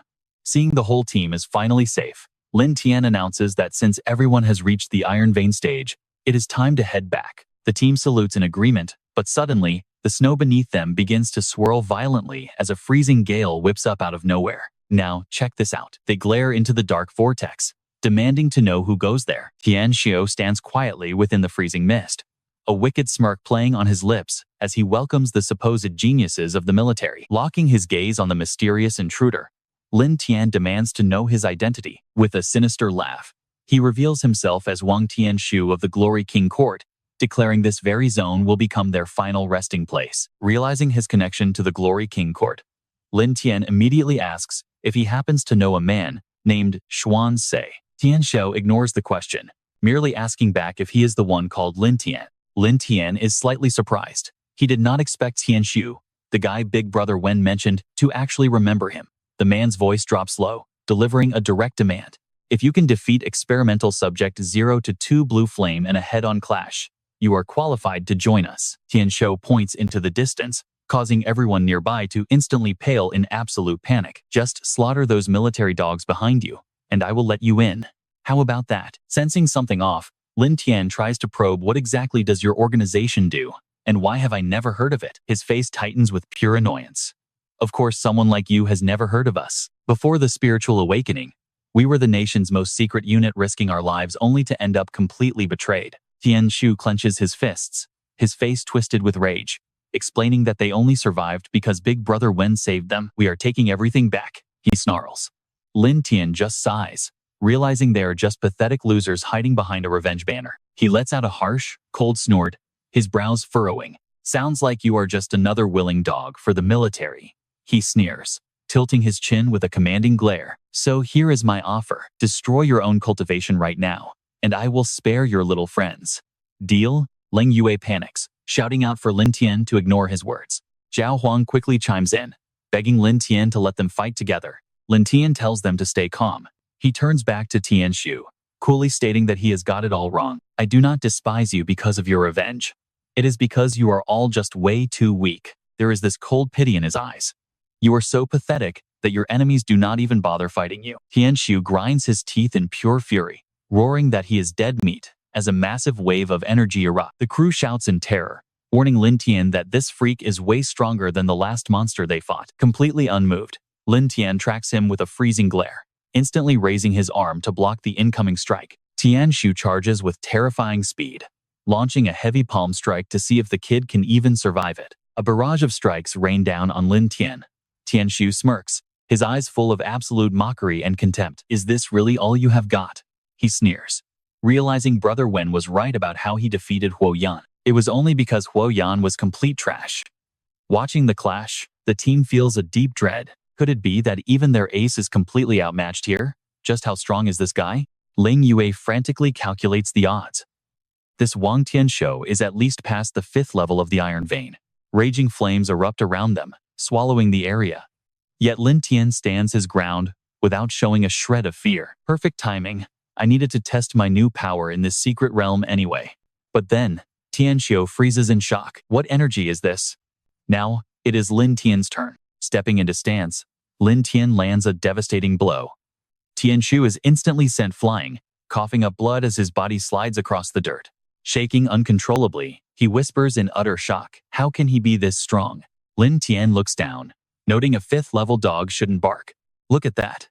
Lin Tian completely obliterates a 5th-level Iron Vein powerhouse with just one casual punch. Wen Hao freezes in absolute shock, wondering if Lin Tian has somehow already broken through to the 6th level. Fang Cheng scoffs, telling him he is thinking way too small if he thinks Lin Tian is only 6th level. Leng Yue watches him, quietly wondering what she must do to ever keep pace with his footsteps. Lin Tian looks down with a severe, icy expression. Before you die, you are going to answer my questions. Shaking all over, the terrified guy stammers that he will tell him everything. Lin Tian demands his first answer. How did you get inside? Tianxiu confesses he did not sneak in. He was waiting here the whole time. Lin Tian's eyes narrow with suspicion. What does that mean? The man explains that the key to this secret realm was originally found by his Yongyao dynasty. To bait the military cultivators into this trap, they deliberately gifted the key to Wei Qingshan himself. Leng Yue scoffs, pointing out that sending just one guy to this massive realm means they completely underestimated them. Tianxiu smirks deviously. Big Brother Wen is currently leading their main force to raid the military headquarters. Everyone gasps in shock. Leng Yu turns to him, hesitating before she quietly reminds Lin Tian of his plan to join the military. Captain, does not that mean he quickly makes his decision, telling everyone to leave the secret realm and return to headquarters right now? The moment he speaks, everyone moves. There is absolutely no hesitation from anyone. But suddenly, a massive sea of fire erupts, trapping them from all sides. What is this? Tianshu bursts out laughing, his smile smug and full of schemes. You are not leaving. He raises his hand to summon the blood souls, screaming to bury your bones here with me. Lin Tian frowns, muttering to himself, to stop me from returning, you are willing to die here? Suddenly, a dark, ominous power completely wraps around Tianshu. Long live the glory court. From the sky above, massive torrents of energy crash down, surrounding a brilliant, blinding light. Everyone looks up, completely stunned by the sight. What on earth is that?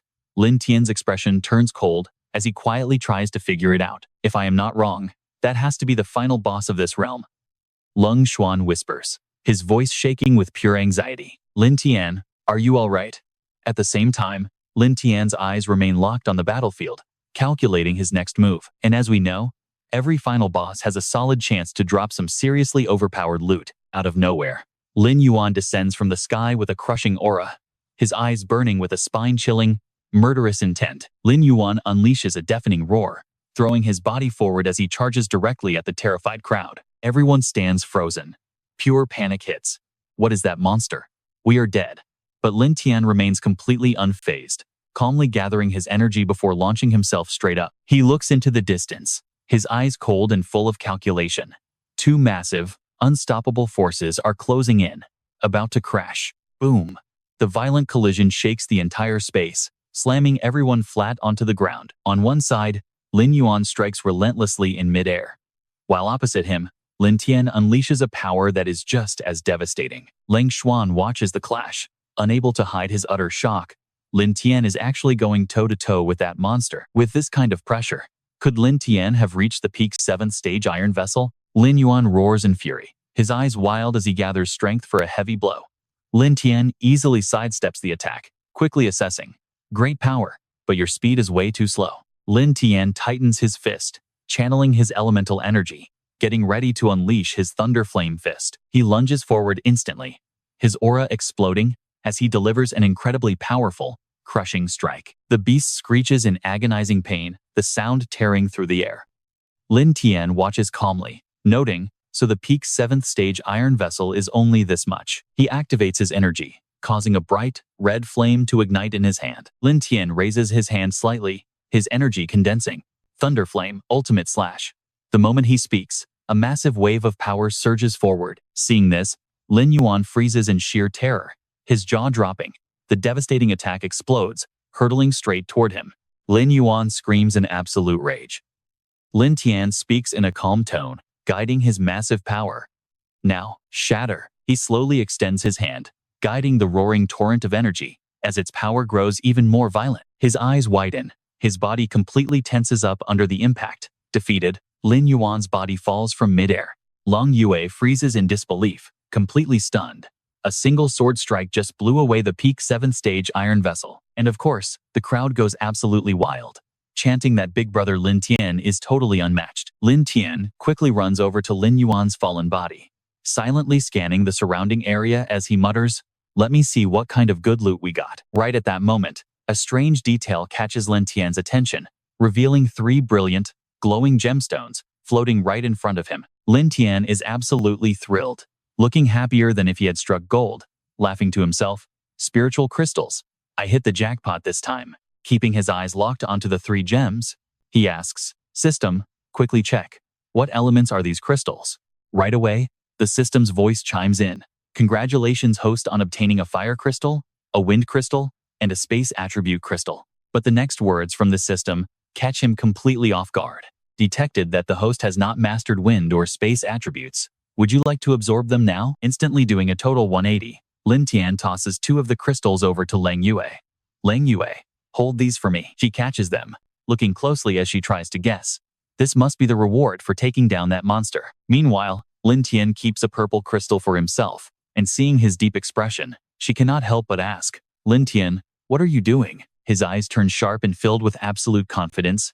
"Of course, I am going to unlock a new attribute." But his casual words make everyone break into a cold sweat as they frantically try to stop him.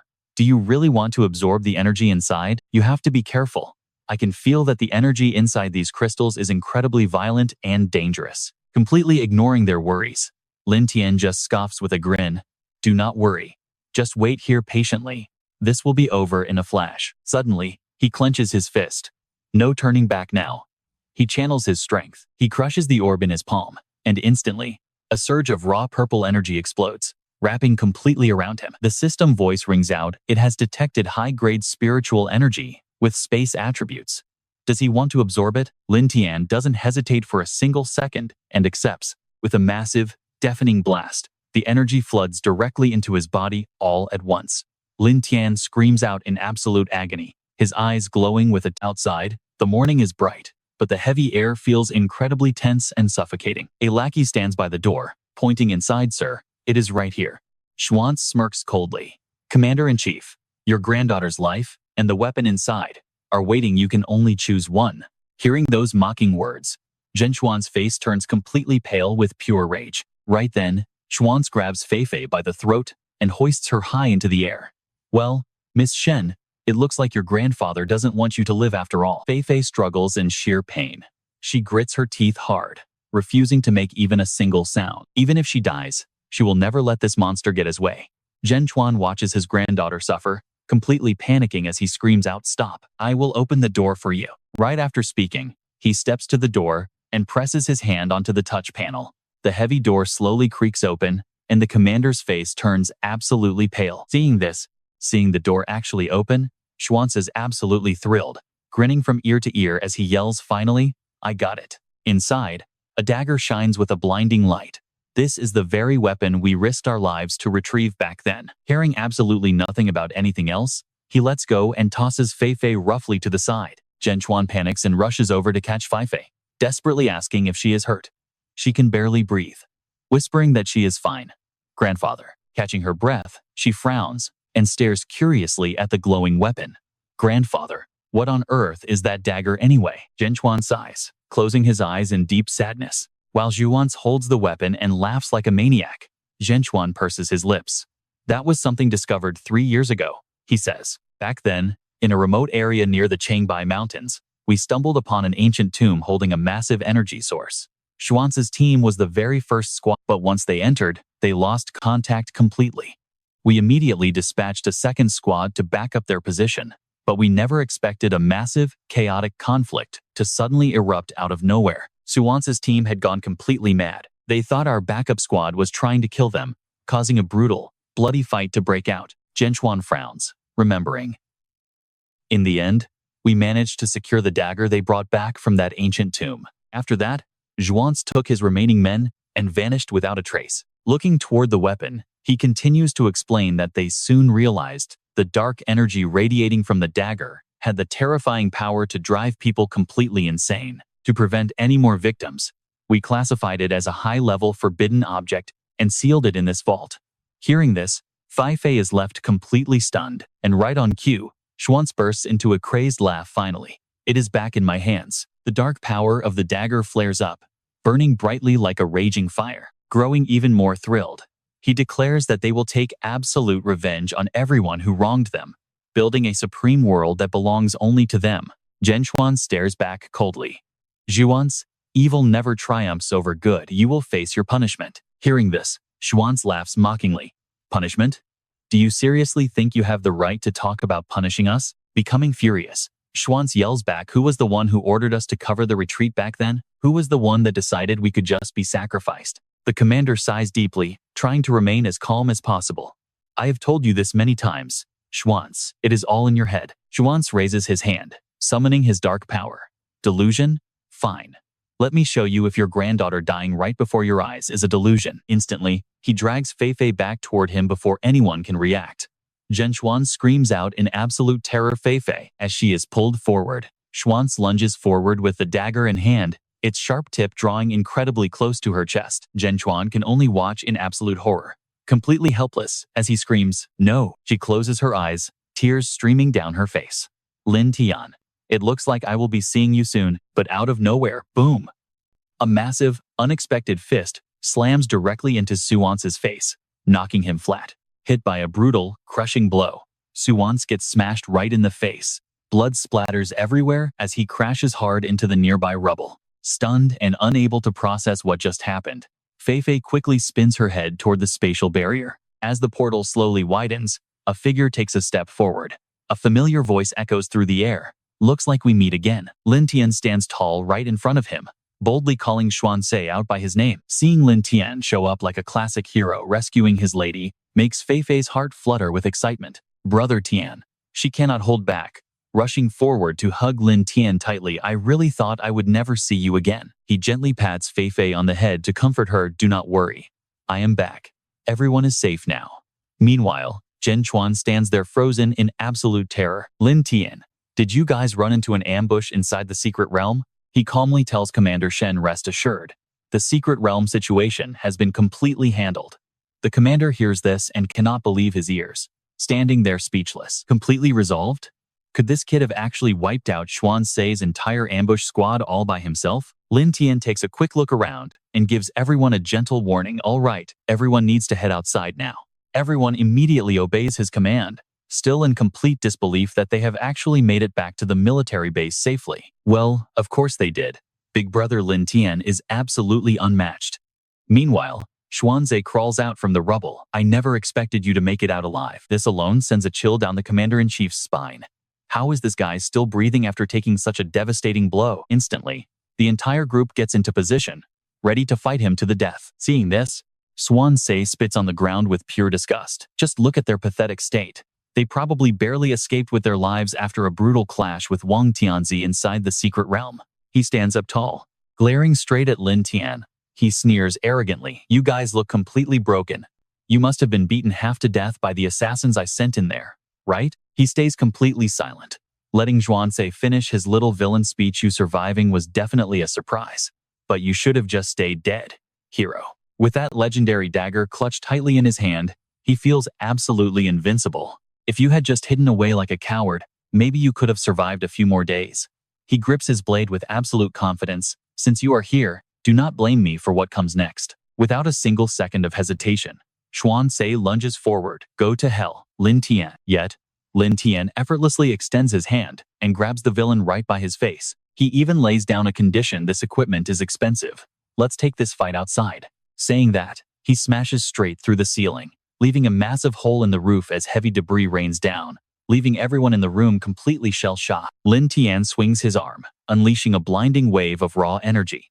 Following a massive explosive boom, he lands gracefully on the ground and sighs, all right.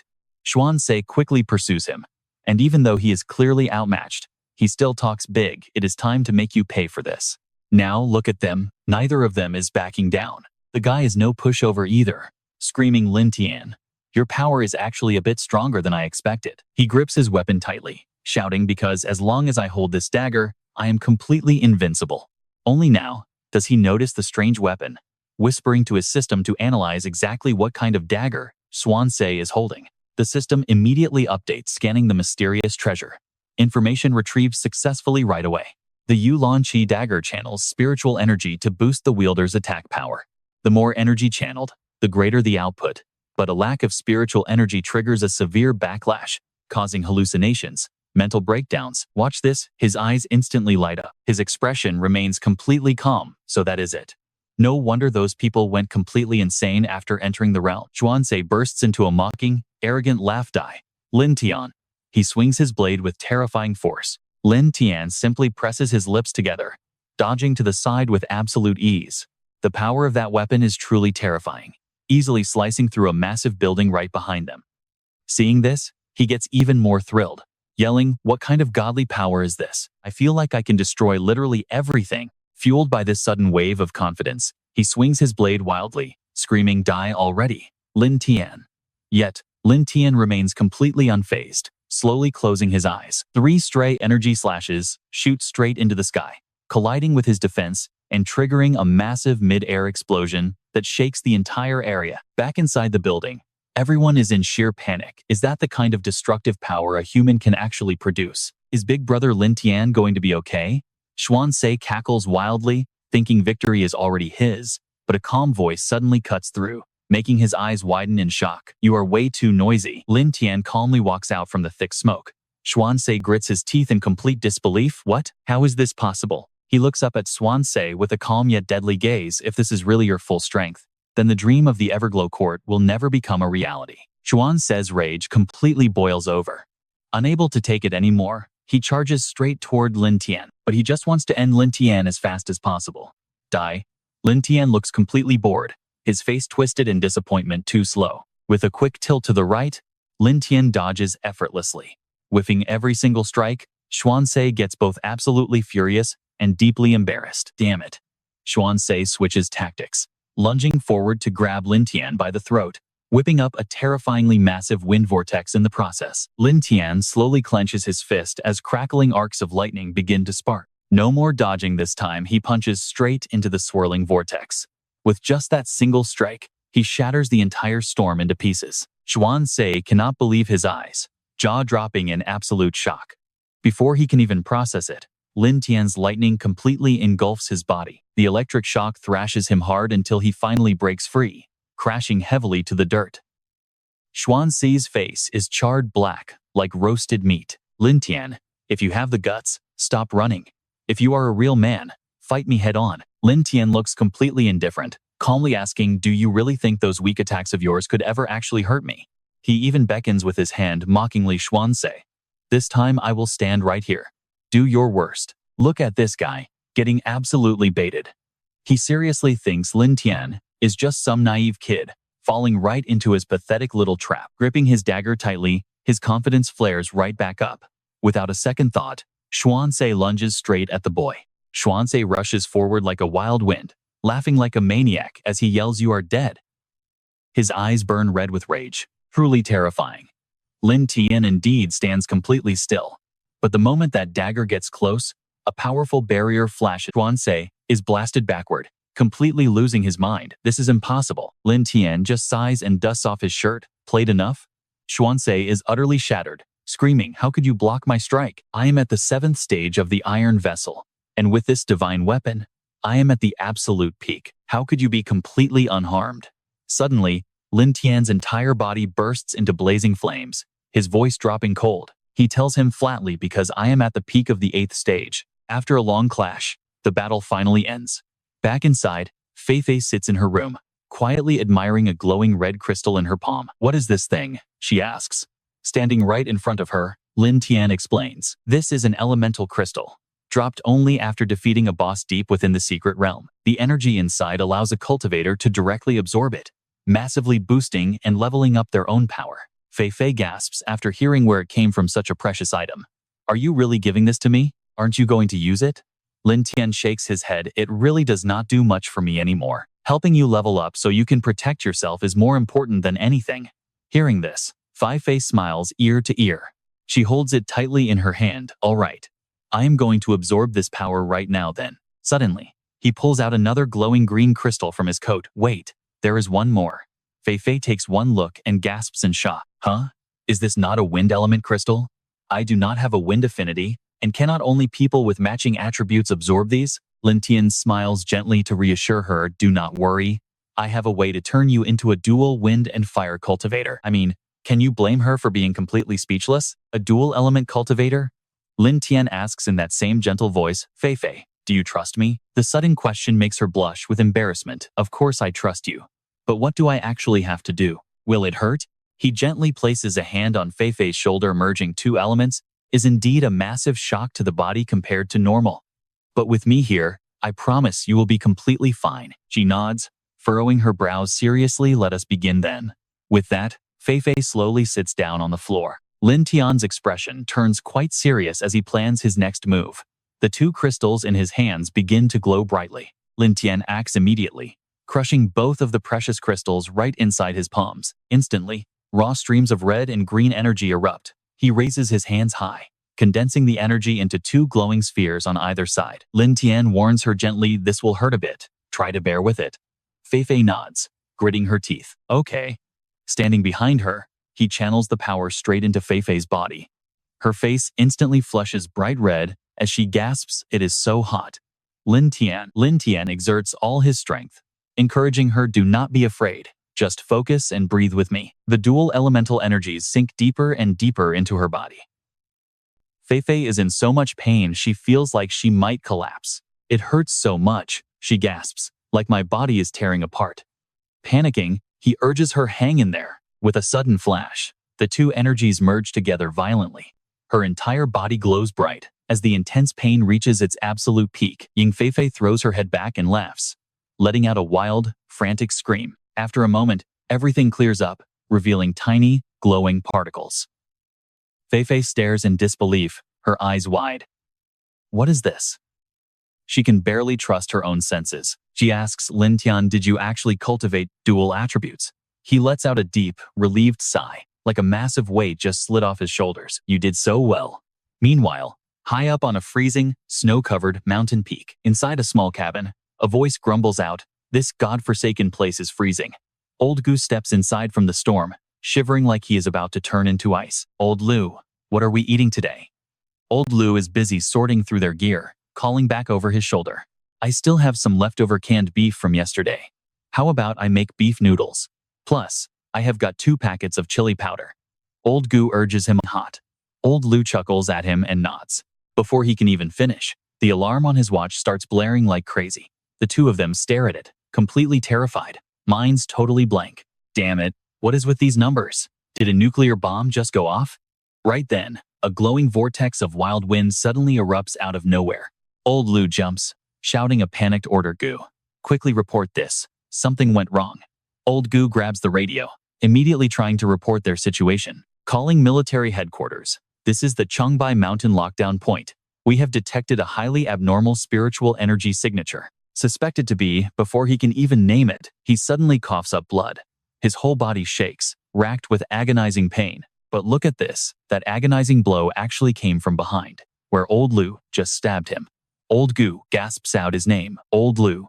He slowly turns his head, asking what he is doing. What on earth are you doing?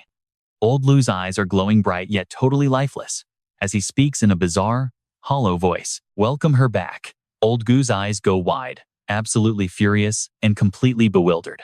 Welcome who back? Just who on earth is she? Old Lu coldly yanks the sword right out of Old Gu's body. Gu instantly collapses, all his strength completely drained. He clings to his final breaths, gasping out, Old Lu, what's wrong with you?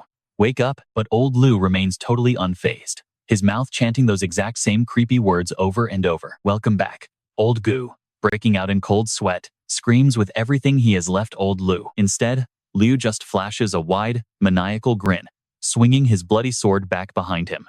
Welcome back. With a clean slice, Old Lu drags the blade across his own neck, ending his life. Gu freezes in absolute shock, his mind blank with terror at the sight.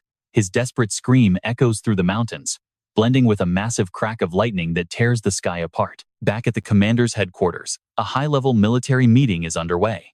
Reporting the situation to our superiors, a massive vortex of spiritual energy has formed directly over Mount Changbai. One of our 2 guards at the lockdown zone is critically injured, and the other is unresponsive. Hearing this shocking news, the entire room immediately breaks into hushed whispers and tense murmurs. Zhen Chuan adds that Liu Cheng showed clear, undeniable signs of mental instability, suggesting his mind was heavily corrupted by some external psychic force from the outside. He stares at the strange vortex on the screen, his mind flashing back to the past. You see where this is going, right? This is the exact spot where the Xuanzhe squad went totally mad years ago. He Jiang gulps in pure terror. Commander Shen, could that ancient tomb be behind all of this? He closes his eyes and admits, you are absolutely right. It looks like everything we fought for 5 years ago has ended in complete failure. He rubs his chin, analyzing the situation, mental corruption, spatial anomalies, and a spiritual energy vortex. This is definitely not your typical dungeon. Deng Qian sits nearby and chimes in our current world, normal soldiers just are not going to cut it anymore. Zhen Chuan suddenly leaps up, burning with anxiety, slamming both hands onto the table. If that's the case, we need to immediately contact the spiritual cultivation guild masters across all regions. Everyone salutes and shouts in unison, understood. Hearing this, the commander hesitates for a second. As for Lin Tian, I will notify him myself. His face tightens with deep, lingering anger. The unsettled business from 5 years ago? This time, they must put an end to it once and for all. Cut to a massive military base, where Lin Tian is deep in thought inside a lab. He stares at the dagger, sensing the sometimes strong, sometimes weak, almost like the blade is breathing. Then he commands his system to inspect the weapon. The interface quickly pops up. The dagger is named Fractured. Weapon type, mental type amplifier. Grade is currently undetermined. suspected to be an ancient relic. Core ability is mental resonance. By channeling mental strength, the user can briefly boost their raw attack power, reflex speed, and overall spiritual energy output by a massive mark. Side effects: anyone without sufficient mental strength will be slowly consumed by the weapon, resulting in severe mental breakdown, personality collapse, and eventually, absolute madness. Lin Tian narrows his eyes, just as I suspected. Analyzing Xuance's state, Lin Tian remembers him gripping the dagger. He is absolutely sure Xuance is not crazy. His mental strength was just too weak. Right on cue, Jin Chuan approaches from behind to report that 3 hours ago, the object's spiritual energy suddenly surged in a bizarre, abnormal way. Meanwhile, a strange incident also strikes deep within the ancient tomb complex hidden in the Chengbai Mountains. A vision of snowy peaks immediately flashes in Lin Tian's mind. He recalls a past life rumor about a hidden treasure discovered right there on Chengbai. Though back then, he was far too weak to ever join the hunt. But in this life, with the clue staring him right in the face, there is absolutely no way he is going to miss out on it. Lin Tian immediately makes up his mind and declares that he will make the trip. Jin Chuan raises both hands in gratitude, thanking him for his military service and offering any support he might need for the upcoming mission. Lin Tian rubs his chin. Fei Fei just finished her elemental fusion and still needs time to stabilize. Lang Yue's mental strength is also too weak for a place designed to counter her. Suddenly, Yu Ting's smile flashes in his mind. Of course, Yu Ting is the one. He asks about Yu Ting's level. Zhen Chuan is shocked, wondering why he'd bring a second-stage Iron Meridian. Lin Tian explains her massive mental strength will shield her from the ancient tomb's spiritual pressure. Look at this brutal blizzard. We are cutting to a helicopter, struggling to push through absolute chaos over the freezing, snow-covered peaks. Yu Ting sits inside, asking nervously how she can help since she is only at the second stage of Iron Meridian, far behind his power level. Up in the cockpit, Ye Huang sighs, wondering if Miss Su is even hearing herself right now. Only the second stage? There are barely any cultivators who can even dream of reaching the Iron Meridian realm in the entire military and association. He quickly reassures her, you need more confidence. Reaching the second stage of Iron Meridian is already incredibly impressive. Lin Tian hands her the dagger, telling her to grab the hilt and feel it. Yu Ting takes it, gasping as the razor-sharp tip suddenly glows with blinding light. Blazing aura immediately erupts from the blade, catching her off guard. As she lets out a soft gasp, he quickly asks if she feels a headache, rapid heartbeat, or intense emotions. Yu Ting hesitates, explaining it feels like someone is knocking inside her head. Lin Tian praises her, noting she has true talent, which leaves her totally curious. He explains that the trace of aura she just absorbed would have driven any ordinary cultivator completely insane on the spot. Yu Ting can only gasp in absolute disbelief. Lin Tian assures her that her mental wave is exceptionally stable, giving her a massive tolerance against abnormal spiritual frequencies. He urges her to believe in herself, but a violent shake suddenly rocks the helicopter. Ye Huang yells in a panic that they are under attack. Lin Tian immediately turns to the window and spots a massive beast soaring up from below. The creature drags a monstrous snowstorm behind it, threatening to rip their small helicopter right out of the freezing sky. Instantly, the cabin fills with red warning lights. Terrified, Ye Huang suggests they fall back immediately before the engine completely fails them. Lin Tian stands up, calmly telling him to open the side door instead. The pilot screams in absolute shock, but Lin Tian just tells him to follow his count to 3. Ye Huang panics, yelling that they are 10,000 meters up, but Lin Tian ignores the protests and coldly starts counting down. 1, 2 instantly rings out in the cabin. Ye Huang grits his teeth, cold sweat dripping down his face. By the count of 3, the pilot slaps the red release switch, letting the massive cabin door slide open right before Lin Tian. Leaping straight into the freezing blizzard, Lin Tian floats calmly in midair to face the black dragon. This is the moment we've been waiting for. His fist clenches as a blinding flash of energy shoots out, ending this game of hide and seek. The scene shifts. Lin Tian unleashes his devastating thunder flame palm, shooting a column of concentrated spiritual energy into the sky that strikes the black dragon and makes it scream in agony. Back in the cabin, Ye Huang watches in terror, wondering what kind of nightmare this monster is. Outside, the massive black dragon finally shows itself through the smoke, letting out a deafening, prideful roar. Seeing the beast, Yu Ting starts sweating in fear, realizing its oppressive aura puts it at least at the 5th stage of Iron Meridian. Terrified, Ye Huang turns to Miss Su and nervously asks if they should make a run for it. Meanwhile, the giant beast circles around, while Lin Tian remains completely unfazed, floating calmly in midair. Yu Ting screams a warning, but Lin Tian just sneers in contempt, calling it mere child's play, before effortlessly blocking every single strike from the beast. Enraged, the dragon charges back in, but Lin Tian instantly matches its speed, extending his hand toward its neck as raw lightning crackles wildly around them. It roars frantically from inside that powerful barrier. The black dragon struggles to spread its wings and escape. Lin Tian just smirks, think you can leave? A second later, he unleashes it, his signature Thunder Flame Fist. A blinding streak of light instantly crashes straight into the black dragon's chest. The beast coughs up a massive spray of blood. Losing all momentum, it starts plummeting from the sky. Ye Huang stares in complete shock, whispering if this is even humanly possible. Is Big Brother Lin actually some kind of god? Wu Qing just smiles in quiet agreement. This is the true, terrifying strength of Captain Lin. Time passes as heavy snow blankets the mountain under the pitch-black night. Meanwhile, in a dark, secluded spot, Xiaoling, Jingxing, and Lily have arrived. Looking around anxiously, he asks young Master Qin if they will be fine sneaking in since the military already sealed this place off. Xiaoling just glances over, completely dismissing him. Trouble? What could possibly happen? He looks up with massive confidence, sneering that the military is absolutely nothing compared to their great family. Xiaoling waves his hand in pure disgust, saying that to be polite, they are just managers, but realistically, they are just dogs kept on a leash. Lily suddenly chimes in, mentioning she heard rumors about the military training some kind of crazy genius. Word is, this guy already reached level 8 of the Iron Vessel realm, which gets Xiaoling's attention. Wait, are you talking about that Lin Tian guy? Level 8 of the Iron Vessel? Those military jokers really love exaggerating things. Xiaoling raises his pinky finger to mock them, laughing that the military's pathetic, tiny resources could never train anyone. To reach a level like that? He crosses his arms, muttering that if they could do that, he would be way past level 5 by now. Xiaoling rants on, boasting that their family resources are triple or even 5 times what the military has, including high-tier techniques, rare elixirs, and secret opportunities. Things those low-level soldiers could never even dream of touching. He smugly concludes that this Lin Tian guy is probably just a fake hype product generated by the military's PR team. Jingxing immediately flatters him from behind, saying young Master Qin's words make perfect sense. Only Lily looks serious, thinking what we're all thinking, do these two idiots really not know there's always someone stronger? Xiaoling starts cracking his knuckles, loudly declaring that if he ever runs into Lin Tian, he will teach him a painful lesson. He will show him that their great family is not to be disrespected. Just then, Wu Qing steps out and demands to know who they are. She warns them that the military has sealed this area off.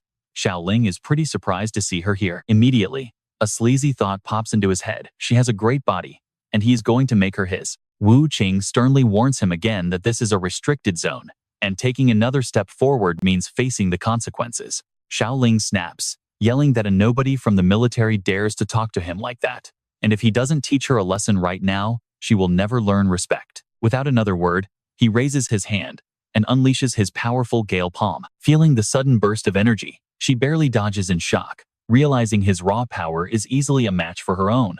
Xiaoling smirks and mocks her reflexes, calling them useless before they both charge forward and begin trading blows in a blur. But Wu Qing can't hold her ground and gets forced back. Seeing this, his lackeys excitedly cheer for young Master Qin, while Wu Qing angrily warns them one last time that she will call the military if they keep attacking. He just laughs arrogantly, mocking the idea that the military can control him. Furious, Wu Qing charges forward, yelling at him for his sheer audacity. She concentrates her energy and fires her frost palm, catching Xiaoling off guard as he struggles to block it without backing down. As she continues her relentless assault, Xiaoling is privately shocked, wondering how this random girl could possibly possess this level of power. His two sidekicks watch in absolute shock, amazed that she can block Qin Xiaoling head-on and even launch a counterattack. She is definitely no ordinary opponent. Suddenly, Wu Qing lands a solid hit to his stomach, making him grit his teeth in fury. He is completely furious about losing face in front of Lily. He wildly roars out that she has successfully managed to provoke him. Cracking his neck with a sinister look, he sneers that he originally just wanted to teach her a lesson, but now he changed his mind. Glaring deeply, he declares he wants her dead right here, and immediately swallows a mysterious pill without any hesitation. Within seconds, his body erupts with massive energy. He smugly brags, telling her to witness the true power of a peak level 6 iron vessel. Realizing things are getting way too dangerous, Lily screams for Qin Xiaoling to stop before he actually ends up killing her. But he shows absolutely no mercy and unleashes a deadly gale palm. Wu Qing gasps at his terrifying speed, quickly summoning her frost shield to protect herself from the impact. Xiaoling just laughs, calling her attempt completely useless as he violently smashes right through her defensive barrier. He lands a heavy punch straight into her stomach. Wu Qing is knocked backward, clutching her midsection in absolute agony. So this is the power of a 5th stage Iron Vein cultivator or higher. Wu Qing collapses to the dirt, coughing up blood. Right then, Xiaoling turns his gaze toward her in complete shock. Lily watches in disbelief, thinking to herself, she actually survived a direct hit from a 6th stage Iron Vein. He grins with excitement. Such willpower. It would be a waste to kill you. I will give you a chance to be my loyal servant. I can make your life very comfortable. Wu Qing spits back instantly. Keep dreaming. The twisted Xiaoling raises his hand with a dark sneer. I will break your spirit and turn you into my most obedient pet. But right then, Lin Tian steps out of the shadows, cold as ice. A pathetic peak 6th stage Iron Vein. And you dare to act this arrogant? Xiaoling flinches, instantly leaping backward in shock. The other two watch this go down, their faces turning absolutely pale with fear. Xiaoling panics in terror. How is this possible? When did this guy get behind me? Meanwhile, Lin Tian calmly points a finger and offers a deal. Lin Tian demands with a suffocating aura, break your own 2 arms right now. Or else, he warns, you die. He roars in fury, stop playing tricks on me. Xiaoling throws a massive punch, screaming that he wants to see what this kid can actually do. Watch this, he charges forward without another word, aiming to kill. But Lin Tian casually summons lightning, flicking it forward with effortless grace. Instantly, Xiaoling is blasted off his feet, crashing backward. He cannot believe it, screaming in absolute denial inside his mind. How is this possible? My strongest punch was just casually blocked like it was nothing. Lily watches, completely frozen in shock. Qin Xiaoling is a peak 6th stage Iron Vein cultivator. Realizing this terrifying truth, a horrible thought crosses his mind. Did this guy actually hold back his strength the entire time? Now, Lin Tian slowly floats up into the air, asking with deadly calm, should I assume you were trying to pick a fight with me? Xiaoling shivers in sheer terror. The gap in power is way too massive. He is completely untouchable. Instantly, he clasps his hands and bows deeply to apologize. Senior, please forgive me. I was blind to your greatness and acted foolishly. Lin Tian just lets out a mocking laugh. You fight when you want, and stop when you feel like it. Life does not work that way. Xiaoling starts pleading desperately. Senior, I belong to the prestigious Qin family, one of the most powerful clans in the entire Dragon Kingdom. Lin Tian shrugs it off coldly. I do not care about some Qin clan, but I do know one thing. He raises his voice, declaring that anyone who hurts his people must pay the price. In a flash, Lin Tian closes the distance. Xiaoling's face twists in pure horror. Lin Tian buries a brutal punch straight into his gut, sending him crashing hard into the stone wall. Xiaoling spits up a mouthful of blood, unable to stand. Lily's eyes widen. How could he break someone like Qin Xiaoling with just a single punch? Lin Tian looks down, warning him, you should be glad Wu Qing is still alive, or you would be a cold corpse by now. Xiaoling cowers, stammering out, I would never dare. Please forgive me, Senior. Lin Tian glares with a cold challenge. If your family has a problem with this, tell them to come find me. The defeated heir grinds his teeth, cursing in his mind. Damn it, I will bring my family back here and slaughter you. He gently helps Wu Qing back onto her feet, asking with genuine care if she can stand. She nods back, showing her stubborn resolve. Captain Lin, I am fine. Lin Tian gently pats her shoulder. Do not move. Let me use my spiritual energy to stabilize your injuries. Honestly, you can't blame Lily for being blown away. He crushed Qin Xiaoling with a casual strike. Yet, here he is, casually treating someone else like nothing happened. She reminds herself that crossing a man like him would mean instant death. Right then, a deafening screech echoes through the ruins. Lily panics, covering her ears tightly. What on earth is that? Xiaoling gasps. The ancient tomb is opening. This is a massive wave of mental energy crushing our senses. She instantly realizes what is happening, so that is it. The stronger your cultivation level, the harder this mental pressure hits you. The crushing pressure he feels right now must be far worse than mine. But then, Lily gasps in pure shock. Wait, what? Before her eyes, Wu Qing and Lin Tian look completely unaffected. He asks calmly, I have stabilized your internal energy. Can you walk now? She nods with firm determination. Captain Lin, I can walk. This tiny bit of mental pressure is nothing.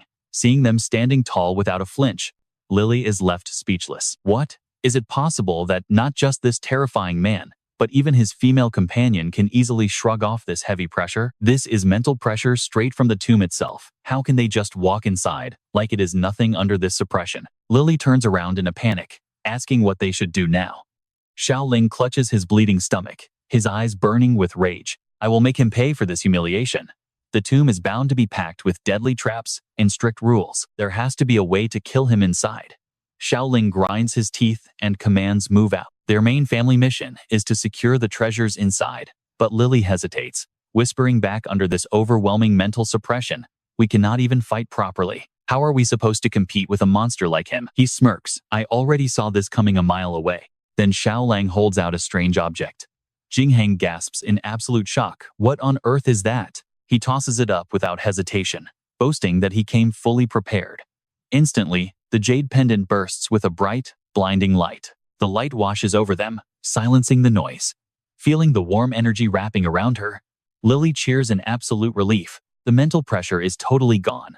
Looking up in curiosity, she wonders what kind of treasure could suppress the heavy energy of this ancient tomb. Xiaolang explains smugly, this is a protective jade pendant that my family elders specially prepared just for me. To fight off the mental pressure here, we brought way more than just this. My family invested heavily in this tomb run. He pats his bag, confidently assuring them that he still has plenty of backup treasures, just in case things go wrong. More than enough to get through. Then Xiaolang sneers in mockery. Did your families prepare absolutely nothing for you? The others can only offer an awkward, forced laugh. Meanwhile, inside the dark cavern, Yuqing grows cautious. Captain Lin, what is this place? Stopping at the center of the room, she looks around. Which path do we take? Suddenly, his side blade starts to vibrate with a strange signal. Sensing the reaction, Lin Tian frowns and looks back. Without a word, he swiftly draws his weapon. Lin Tian points his blade forward. Stopping right in front of a hidden door, he yells, we go this way. They quickly step inside together. But as a strange, mysterious mist suddenly wraps around them, Yuqing panics. Captain Lin, what on earth is happening? Lin Tian stays completely calm. Do not panic. This is just a teleportation array. Suddenly, a blinding flash of light erupts right before them. Before they can even react, they are pulled into an entirely new space. What lies before them is a dark, incredibly dense forest. Looking around, Lin Tian wonders, is this actually a secret pocket dimension hidden inside the ancient tomb? Right then, she bends down and suddenly gasps in horror. Yuqing yells, Captain Lin, this is bad. We are standing on a swamp. Lin Tian reaches out and yells, hold on tight. Instantly, they leap into the air, narrowly escaping the sinking swamp. They land perfectly on solid ground. But wait, now the earth is shaking and warping. Watch closely. Something big is coming. The next second, an army of skeletons erupts from beneath the soil, completely surrounding them. They stare at the duo with hollow, hungry eyes. Yuqing looks around in absolute terror. Is this the kind of nightmare zone Captain Lin has been fighting in? She turns to him in a panic. Captain Lin, which way do we break through? Lin Tian murmurs to himself, break through? No. These skeleton soldiers do not have any killing intent at all. Their spiritual energy feels surprisingly peaceful. He gently holds out his blade. Are you looking for this? Seeing the glowing blade, the skeletons freeze in their tracks. Then, the entire undead army drops to one knee to bow. Stunned by this sudden turn of events, Yuqing gasps, what is happening? Are these skeleton soldiers actually paying respects to us? Lin Tian nods with satisfaction. His theory proven correct. This dagger from the Changbai Mountain ancient tomb is definitely no ordinary weapon. Moments later, the ground shifts back to normal. The skeleton army quickly aligns themselves into two neat, orderly rows. Seeing this, she asks curiously, what should we do now? Do we actually follow the path they are showing us? He agrees decisively, since we are already here. Let's just go with the flow and see where this path leads us. Meanwhile, back at the center of the crossroads, Jingheng asks anxiously, young Master Qin, which path should we take from here? Xiaolang urges her, Lily, use your family's astrology. She nods, all right, but the laws here are chaotic. I can only use divination to check for danger. Lily pulls out a talisman, focusing deeply as she begins chanting.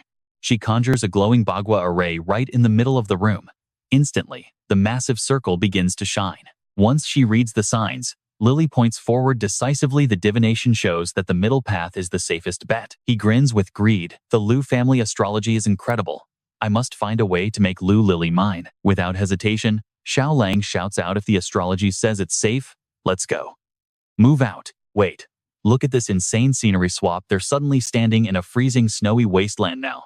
What is even happening? Jiang gasps in disbelief. How does a place like this exist here? But before he can finish, an arrow suddenly shoots toward them. He leans back in a panic to dodge it, shouting out in anger, "Who's there?" Blocking their way is another army of skeletons. Seeing them block the path, Xiaolang is utterly speechless. This was supposed to be the safest route. Instantly, the skeletons draw their bows. Seeing them ready to shoot, he barks orders Zhou Jingheng, "Block those arrows. I'm going to take these monsters down." Jingheng obeys instantly. Within a fraction of a second, the deadly arrows come flying straight at them. Jingheng manages to summon a fire shield just in time. Feeling the intense pressure, he panic thinks, how are these arrows so powerful? Spotting an opening, Xiaolang sneers, "Now's my chance." He lunges forward, throwing a massive punch. Jingheng cheers in excitement, as feeling the heat. Xiaolang whips around and warns him not to get distracted because they are already here, right on cue. The skeleton army marches in with weapons raised, swinging a razor-sharp strike right at him. Shocked, Jingxing shoves him out of the way, but another skeleton is already launching a sneak attack from behind. Jumping in to back him up, Xiaolang unleashes a burst of energy at the monsters, telling them to go die. Caught off guard, the skeleton army is instantly swept up in a massive tempest. He leaps high and orders everyone to follow him out. Meanwhile, in a completely different secret zone, Lin Tian and Wu Qing stand before a mysterious gate, slowly making their way deeper inside. Spotting something strange, she calls out to Captain Lin to check this spot. It looks exactly like the dagger in their hands. He silently ponders. It seems Wang Schwantz and his crew must have stolen that short dagger right from this very spot. Frowning, Lin Tian pauses. But wait, here is where things take a sharp turn. He suddenly senses something dangerous behind him. Lin Tian quickly catches the incoming weapon in midair. Seeing this, Wu Qing gasps in absolute shock. An arrow. Looking around in a panic, she wonders why this is happening. Unfazed, he directly commands the attacker to show themselves. Lin Tian snaps the arrow, declaring he knows where they are hiding. Without a word, a mysterious figure steps out boldly. When the figure emerges, Wu Qing is stunned to see a girl standing right before them. A living person? Staying on guard, they both freeze for a few seconds. Lin Tian frowns, asking if she was among the people they encountered back at the tomb entrance. Wu Qing firmly confirms that she only ran into Qin Xiaolang and his group back there. He narrows his eyes, analyzing the situation. It seems she slipped in during the chaos, meaning plenty of factions want inside this ancient tomb. Lin Tian raises his hands to defuse things, explaining that he is with the military and does not want any trouble. Furious, Lu Chang curses out, "Damn it, have they even evolved enough to speak the human tongue now?" Without another word, she draws her bow to attack, shouting to kill all the monsters as her arrow flies straight at him. Dodging the shot, Lin Tian sighs in frustration. Why do these people always need a beating before they will talk nicely? As Lu Chang fires another shot, Lin Tian reluctantly sighs. Since she refuses to talk things out, he unleashes his energy, warning her not to blame him. In the blink of an eye, he successfully blocks her arrow using his crackling electric shield. Stunned, she gasps out in pure shock. But before she can even react, Lin Tian instantly teleports directly behind her. Panicking, Lu Chang whips around, wondering what kind of monster this is. She quickly realizes she needs to open up some distance. Lightning fast, he reaches out to block her escape route. Pinning her down, he leaves Lu Chang, struggling helplessly, in absolute pain. With his opponent completely pinned, he coldly asks if they can finally have a civilized conversation now. Lu Chang grits her teeth in anger. "Shut up, you phantoms need to stop acting so righteous." She fiercely vows that even if she dies, she won't let a monster steal her face to harm her comrades. Confused, he repeats the words, "Phantoms? Comrades?" Piece by piece, Lin Tian starts putting it together. Could it be? He reasons with her calmly, if he really were one of those phantoms, she would already be dead by now. Retracting his deadly aura, Lin Tian pulls his hand back and seriously offers to let her go, hoping they can calmly share some information with each other. Perplexed by his mercy, Lu Chang wonders why he did not kill her, hesitantly asking if they really are not phantoms. Lin Tian pulls out his ID badge, introducing himself as Lin Tian, sent by the military to investigate this Changbai Mountain ancient tomb. Stunned, Lu Chang asks if they are truly with the military, immediately demanding to know how they even managed to get inside. He points out the entrance has been sealed for years, but he calmly explains that the outside world has changed drastically. Just a few days ago, the Changbai Mountain tomb entrance reopened. The military sent us to investigate, though other dangerous rogue factions also sneaked inside. Curious, Lin Tian asks if he can assume she and her comrades have been living inside this secret zone for a very long time. Wu Qing gasps out in shock. Wu Qing wonders if humans can really survive here so long. Lu Chang cautiously responds, saying a suspicious ID badge and some empty words are not enough to earn her full trust. After all, this involves the actual survival of her teammates, so she absolutely cannot afford to be reckless here. Without a word, Lin Tian confidently pulls an object out from his pocket, asking what if he is not mistaken. He shows her the short dagger.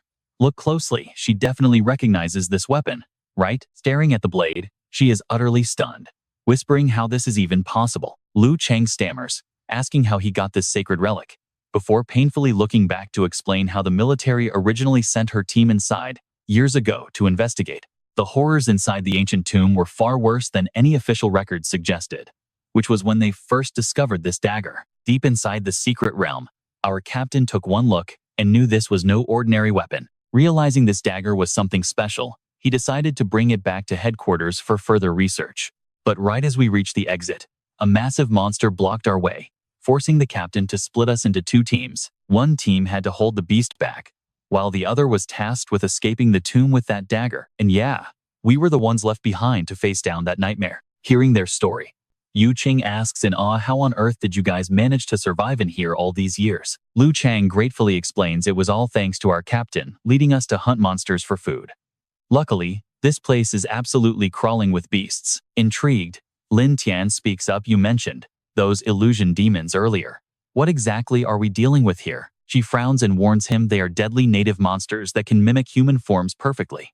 The second you let your guard down, they will slaughter you and devour every single trace. Lu Chang explains her earlier hostility, which is exactly why I assumed you guys were monsters when we first crossed paths. Realizing the truth, Lin Tian nods in understanding before formally introducing himself. I am Lin Tian, and this is my partner, Su Yu Qing. Commander-in-Chief Shen, from the military headquarters, sent me to investigate the strange spiritual energy shifts inside the Changbai Mountain's secret realm.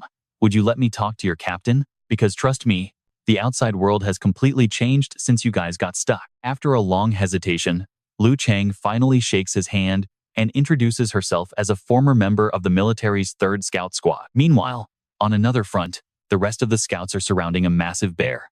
The old man yells out with pure battle fire, let's see what you've got. With that, he slashes straight at its arm. The giant beast roars in fury, immediately retaliating with a lethal swing of its massive claws. Knocked off balance, the old man crashes to the dirt.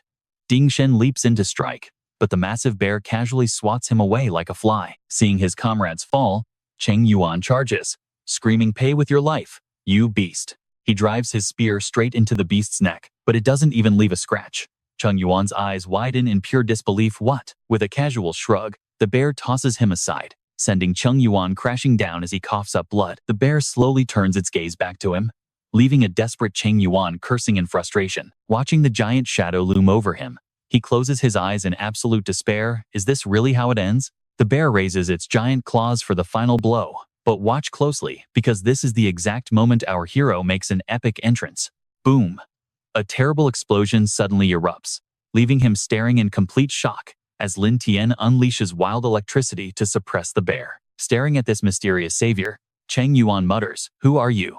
Lin Tian just glances back with a cold warning, stay down. Lin Tian flares his energy. The bear simply cannot handle the sheer force and gets sent flying backward into the dense bushes. Cheng Yuan gasps in absolute terror. What kind of power is this? Even the old man is shaken, noting he blew it back in one shot. But the beast isn't done. It roars, rising back up to furiously smash through the protective barrier. Breaking free, the maddened beast lunges straight at them. The old man screams for everyone to run, but Lin Tian still just stands there calmly. Lin Tian whispers coldly, I already gave you a chance to run. Without a second thought, he lets his aura explode. Locking his stance, Lin Tian prepares to charge head-on, his voice dropping low as he calls out lightning style. He drives his thunder flame fist directly into the beast's giant forehead, unleashing an absolutely massive crushing power that instantly freezes the bear before its head completely explodes. The massive beast collapses, completely lifeless. The old man watches in terror. He literally pulverized that thing with a single punch. Lin Tian quickly turns and jogs over, asking the shell-shocked trio if they are all doing okay. The old man mutters in suspicion that power cannot belong to a human.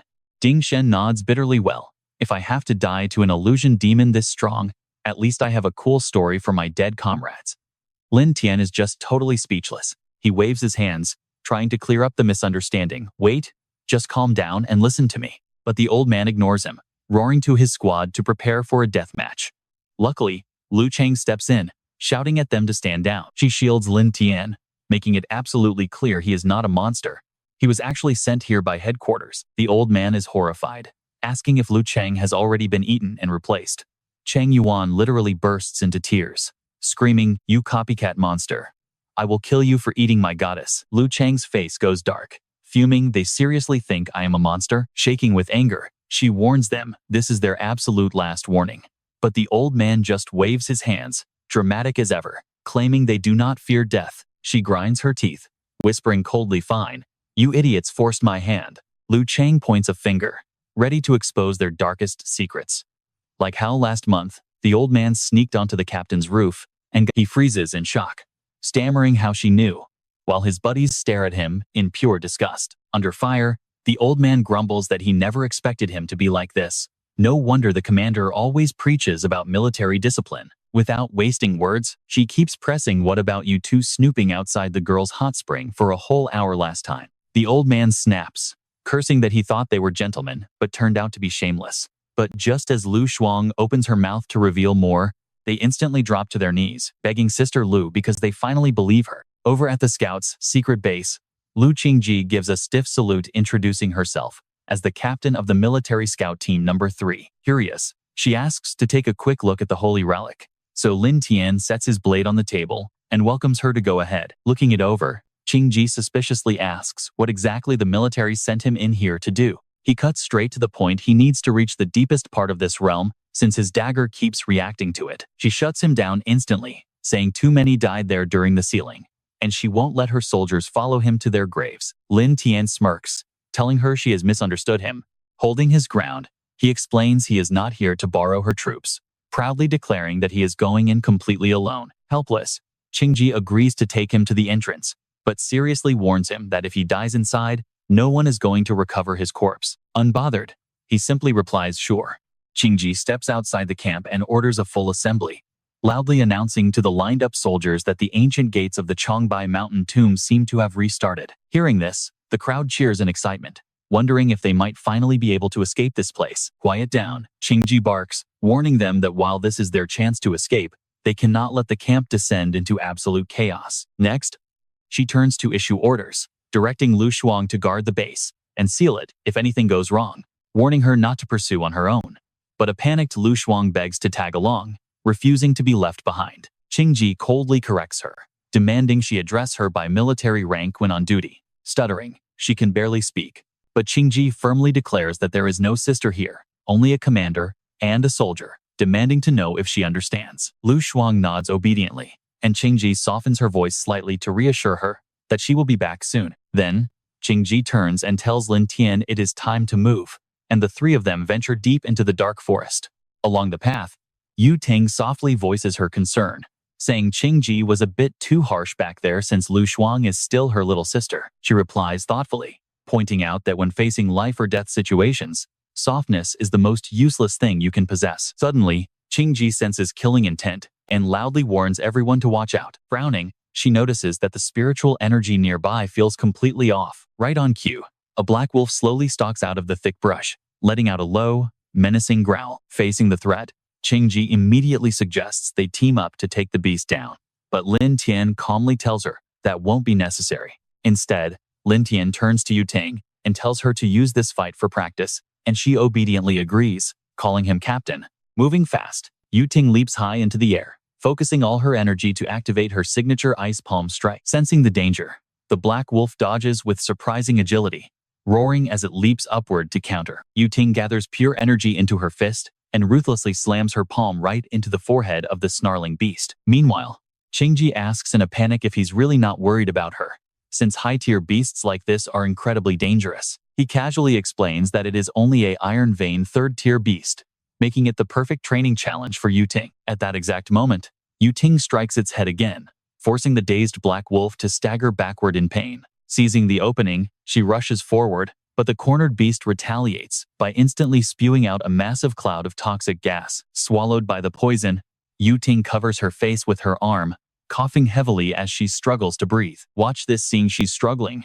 Lin Tian prepares to step in, noting her lack of real combat experience, but suddenly, Qingji rushes forward yelling a warning, throwing a powerful, decisive punch straight into the black wolf's skull. Instantly, the beast's head shatters into pieces as Qingji completely obliterates it, leaving Lin Tian watching with his eyes wide open in surprise. Reaching out, she asks if she is alright, and Yu-Ting takes her hand, breathing a sigh of relief. Qingji firmly warns her never to let her guard down before the monster is completely dead. Lin Tian steps over, reminding her that even a second of hesitation in battle can easily get her severely injured or killed. Looking down in embarrassment, Yu-Ting promises Captain Lin she won't be careless again, while Qingji stands behind them, deeply suspicious of this Lin guy. Earlier, that guy did not even show a single reaction. Qingji figures that if she had not acted fast enough, this poor girl would already be a corpse. Qingji secretly decides that once they reach the secret realm, she will not let Su Yuqing follow Lin Tian inside. She is convinced that a talent with such fast forward a bit, and the trio has ventured deep inside, eventually stopping right in front of a massive gate covered in strange ancient runes. On top of that, raw waves of energy are pulsing across the surface. Qingji steps forward to explain that this is the exact sealed zone she mentioned earlier. She warns him that whatever is locked behind this gate makes the monsters they met outside look like cute little puppies. Qingji cautions them on what to do if they encounter anything inside, but the sudden movement right before her eyes makes her freeze and ask what on earth is happening. The sealing energy on the gate begins to violently surge, and a terrifying, blood-red glow starts bleeding out from the cracks. Suddenly, a massive demonic arm claws out. Su Yuqing screams in absolute terror. "Sister Lu, watch out!" The giant claw lunges at Qingji in a flash, forcing her to immediately dive to the side to avoid getting crushed. Qingji quickly recovers her balance, but the grotesque arm keeps stretching further out as a chilling, inhuman screech echoes from deep within the gate. Right after, two glowing red eyes pierce through the dark. A terrifying, white-faced demon beast bursts out from the seal. It unleashes an earth-shattering roar, and its target is none other than Qingji. Its predatory gaze locks onto her, preparing to tear her to shreds. Qingji has no choice but to deploy her defensive barrier, mentally screaming that the monster is just too fast. The beast pounces, slamming directly into her shield. It knocks Qingji flat, sending her sliding violently. She twists her body, dragging her limbs along the ground to break, before looking up in shock at the creature's immense, overwhelming power. The nightmare is not over. The beast roars again, immediately lunging forward for another vicious strike. It unleashes a flurry of razor-sharp claws, but Qingji barely manages to leap back in time. The relentless, lightning-fast, the beast draws back its massive arm, prepping its ultimate killing blow. Qingji watches with sheer dread, mentally realizing that the gap between her power and this monster is just too massive. Wait, look at her terrified face.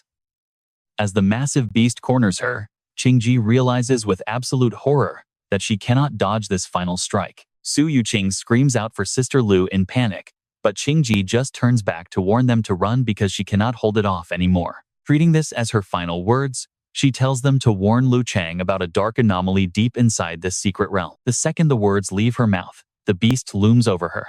Qingji closes her eyes. Is this the end? But right at that critical moment, a sudden kick slams directly into the monster's face, sending the massive beast crashing to the side. Qingji slowly opens her eyes, realizing she is completely unharmed, and stares at the young man standing in front of her in utter disbelief.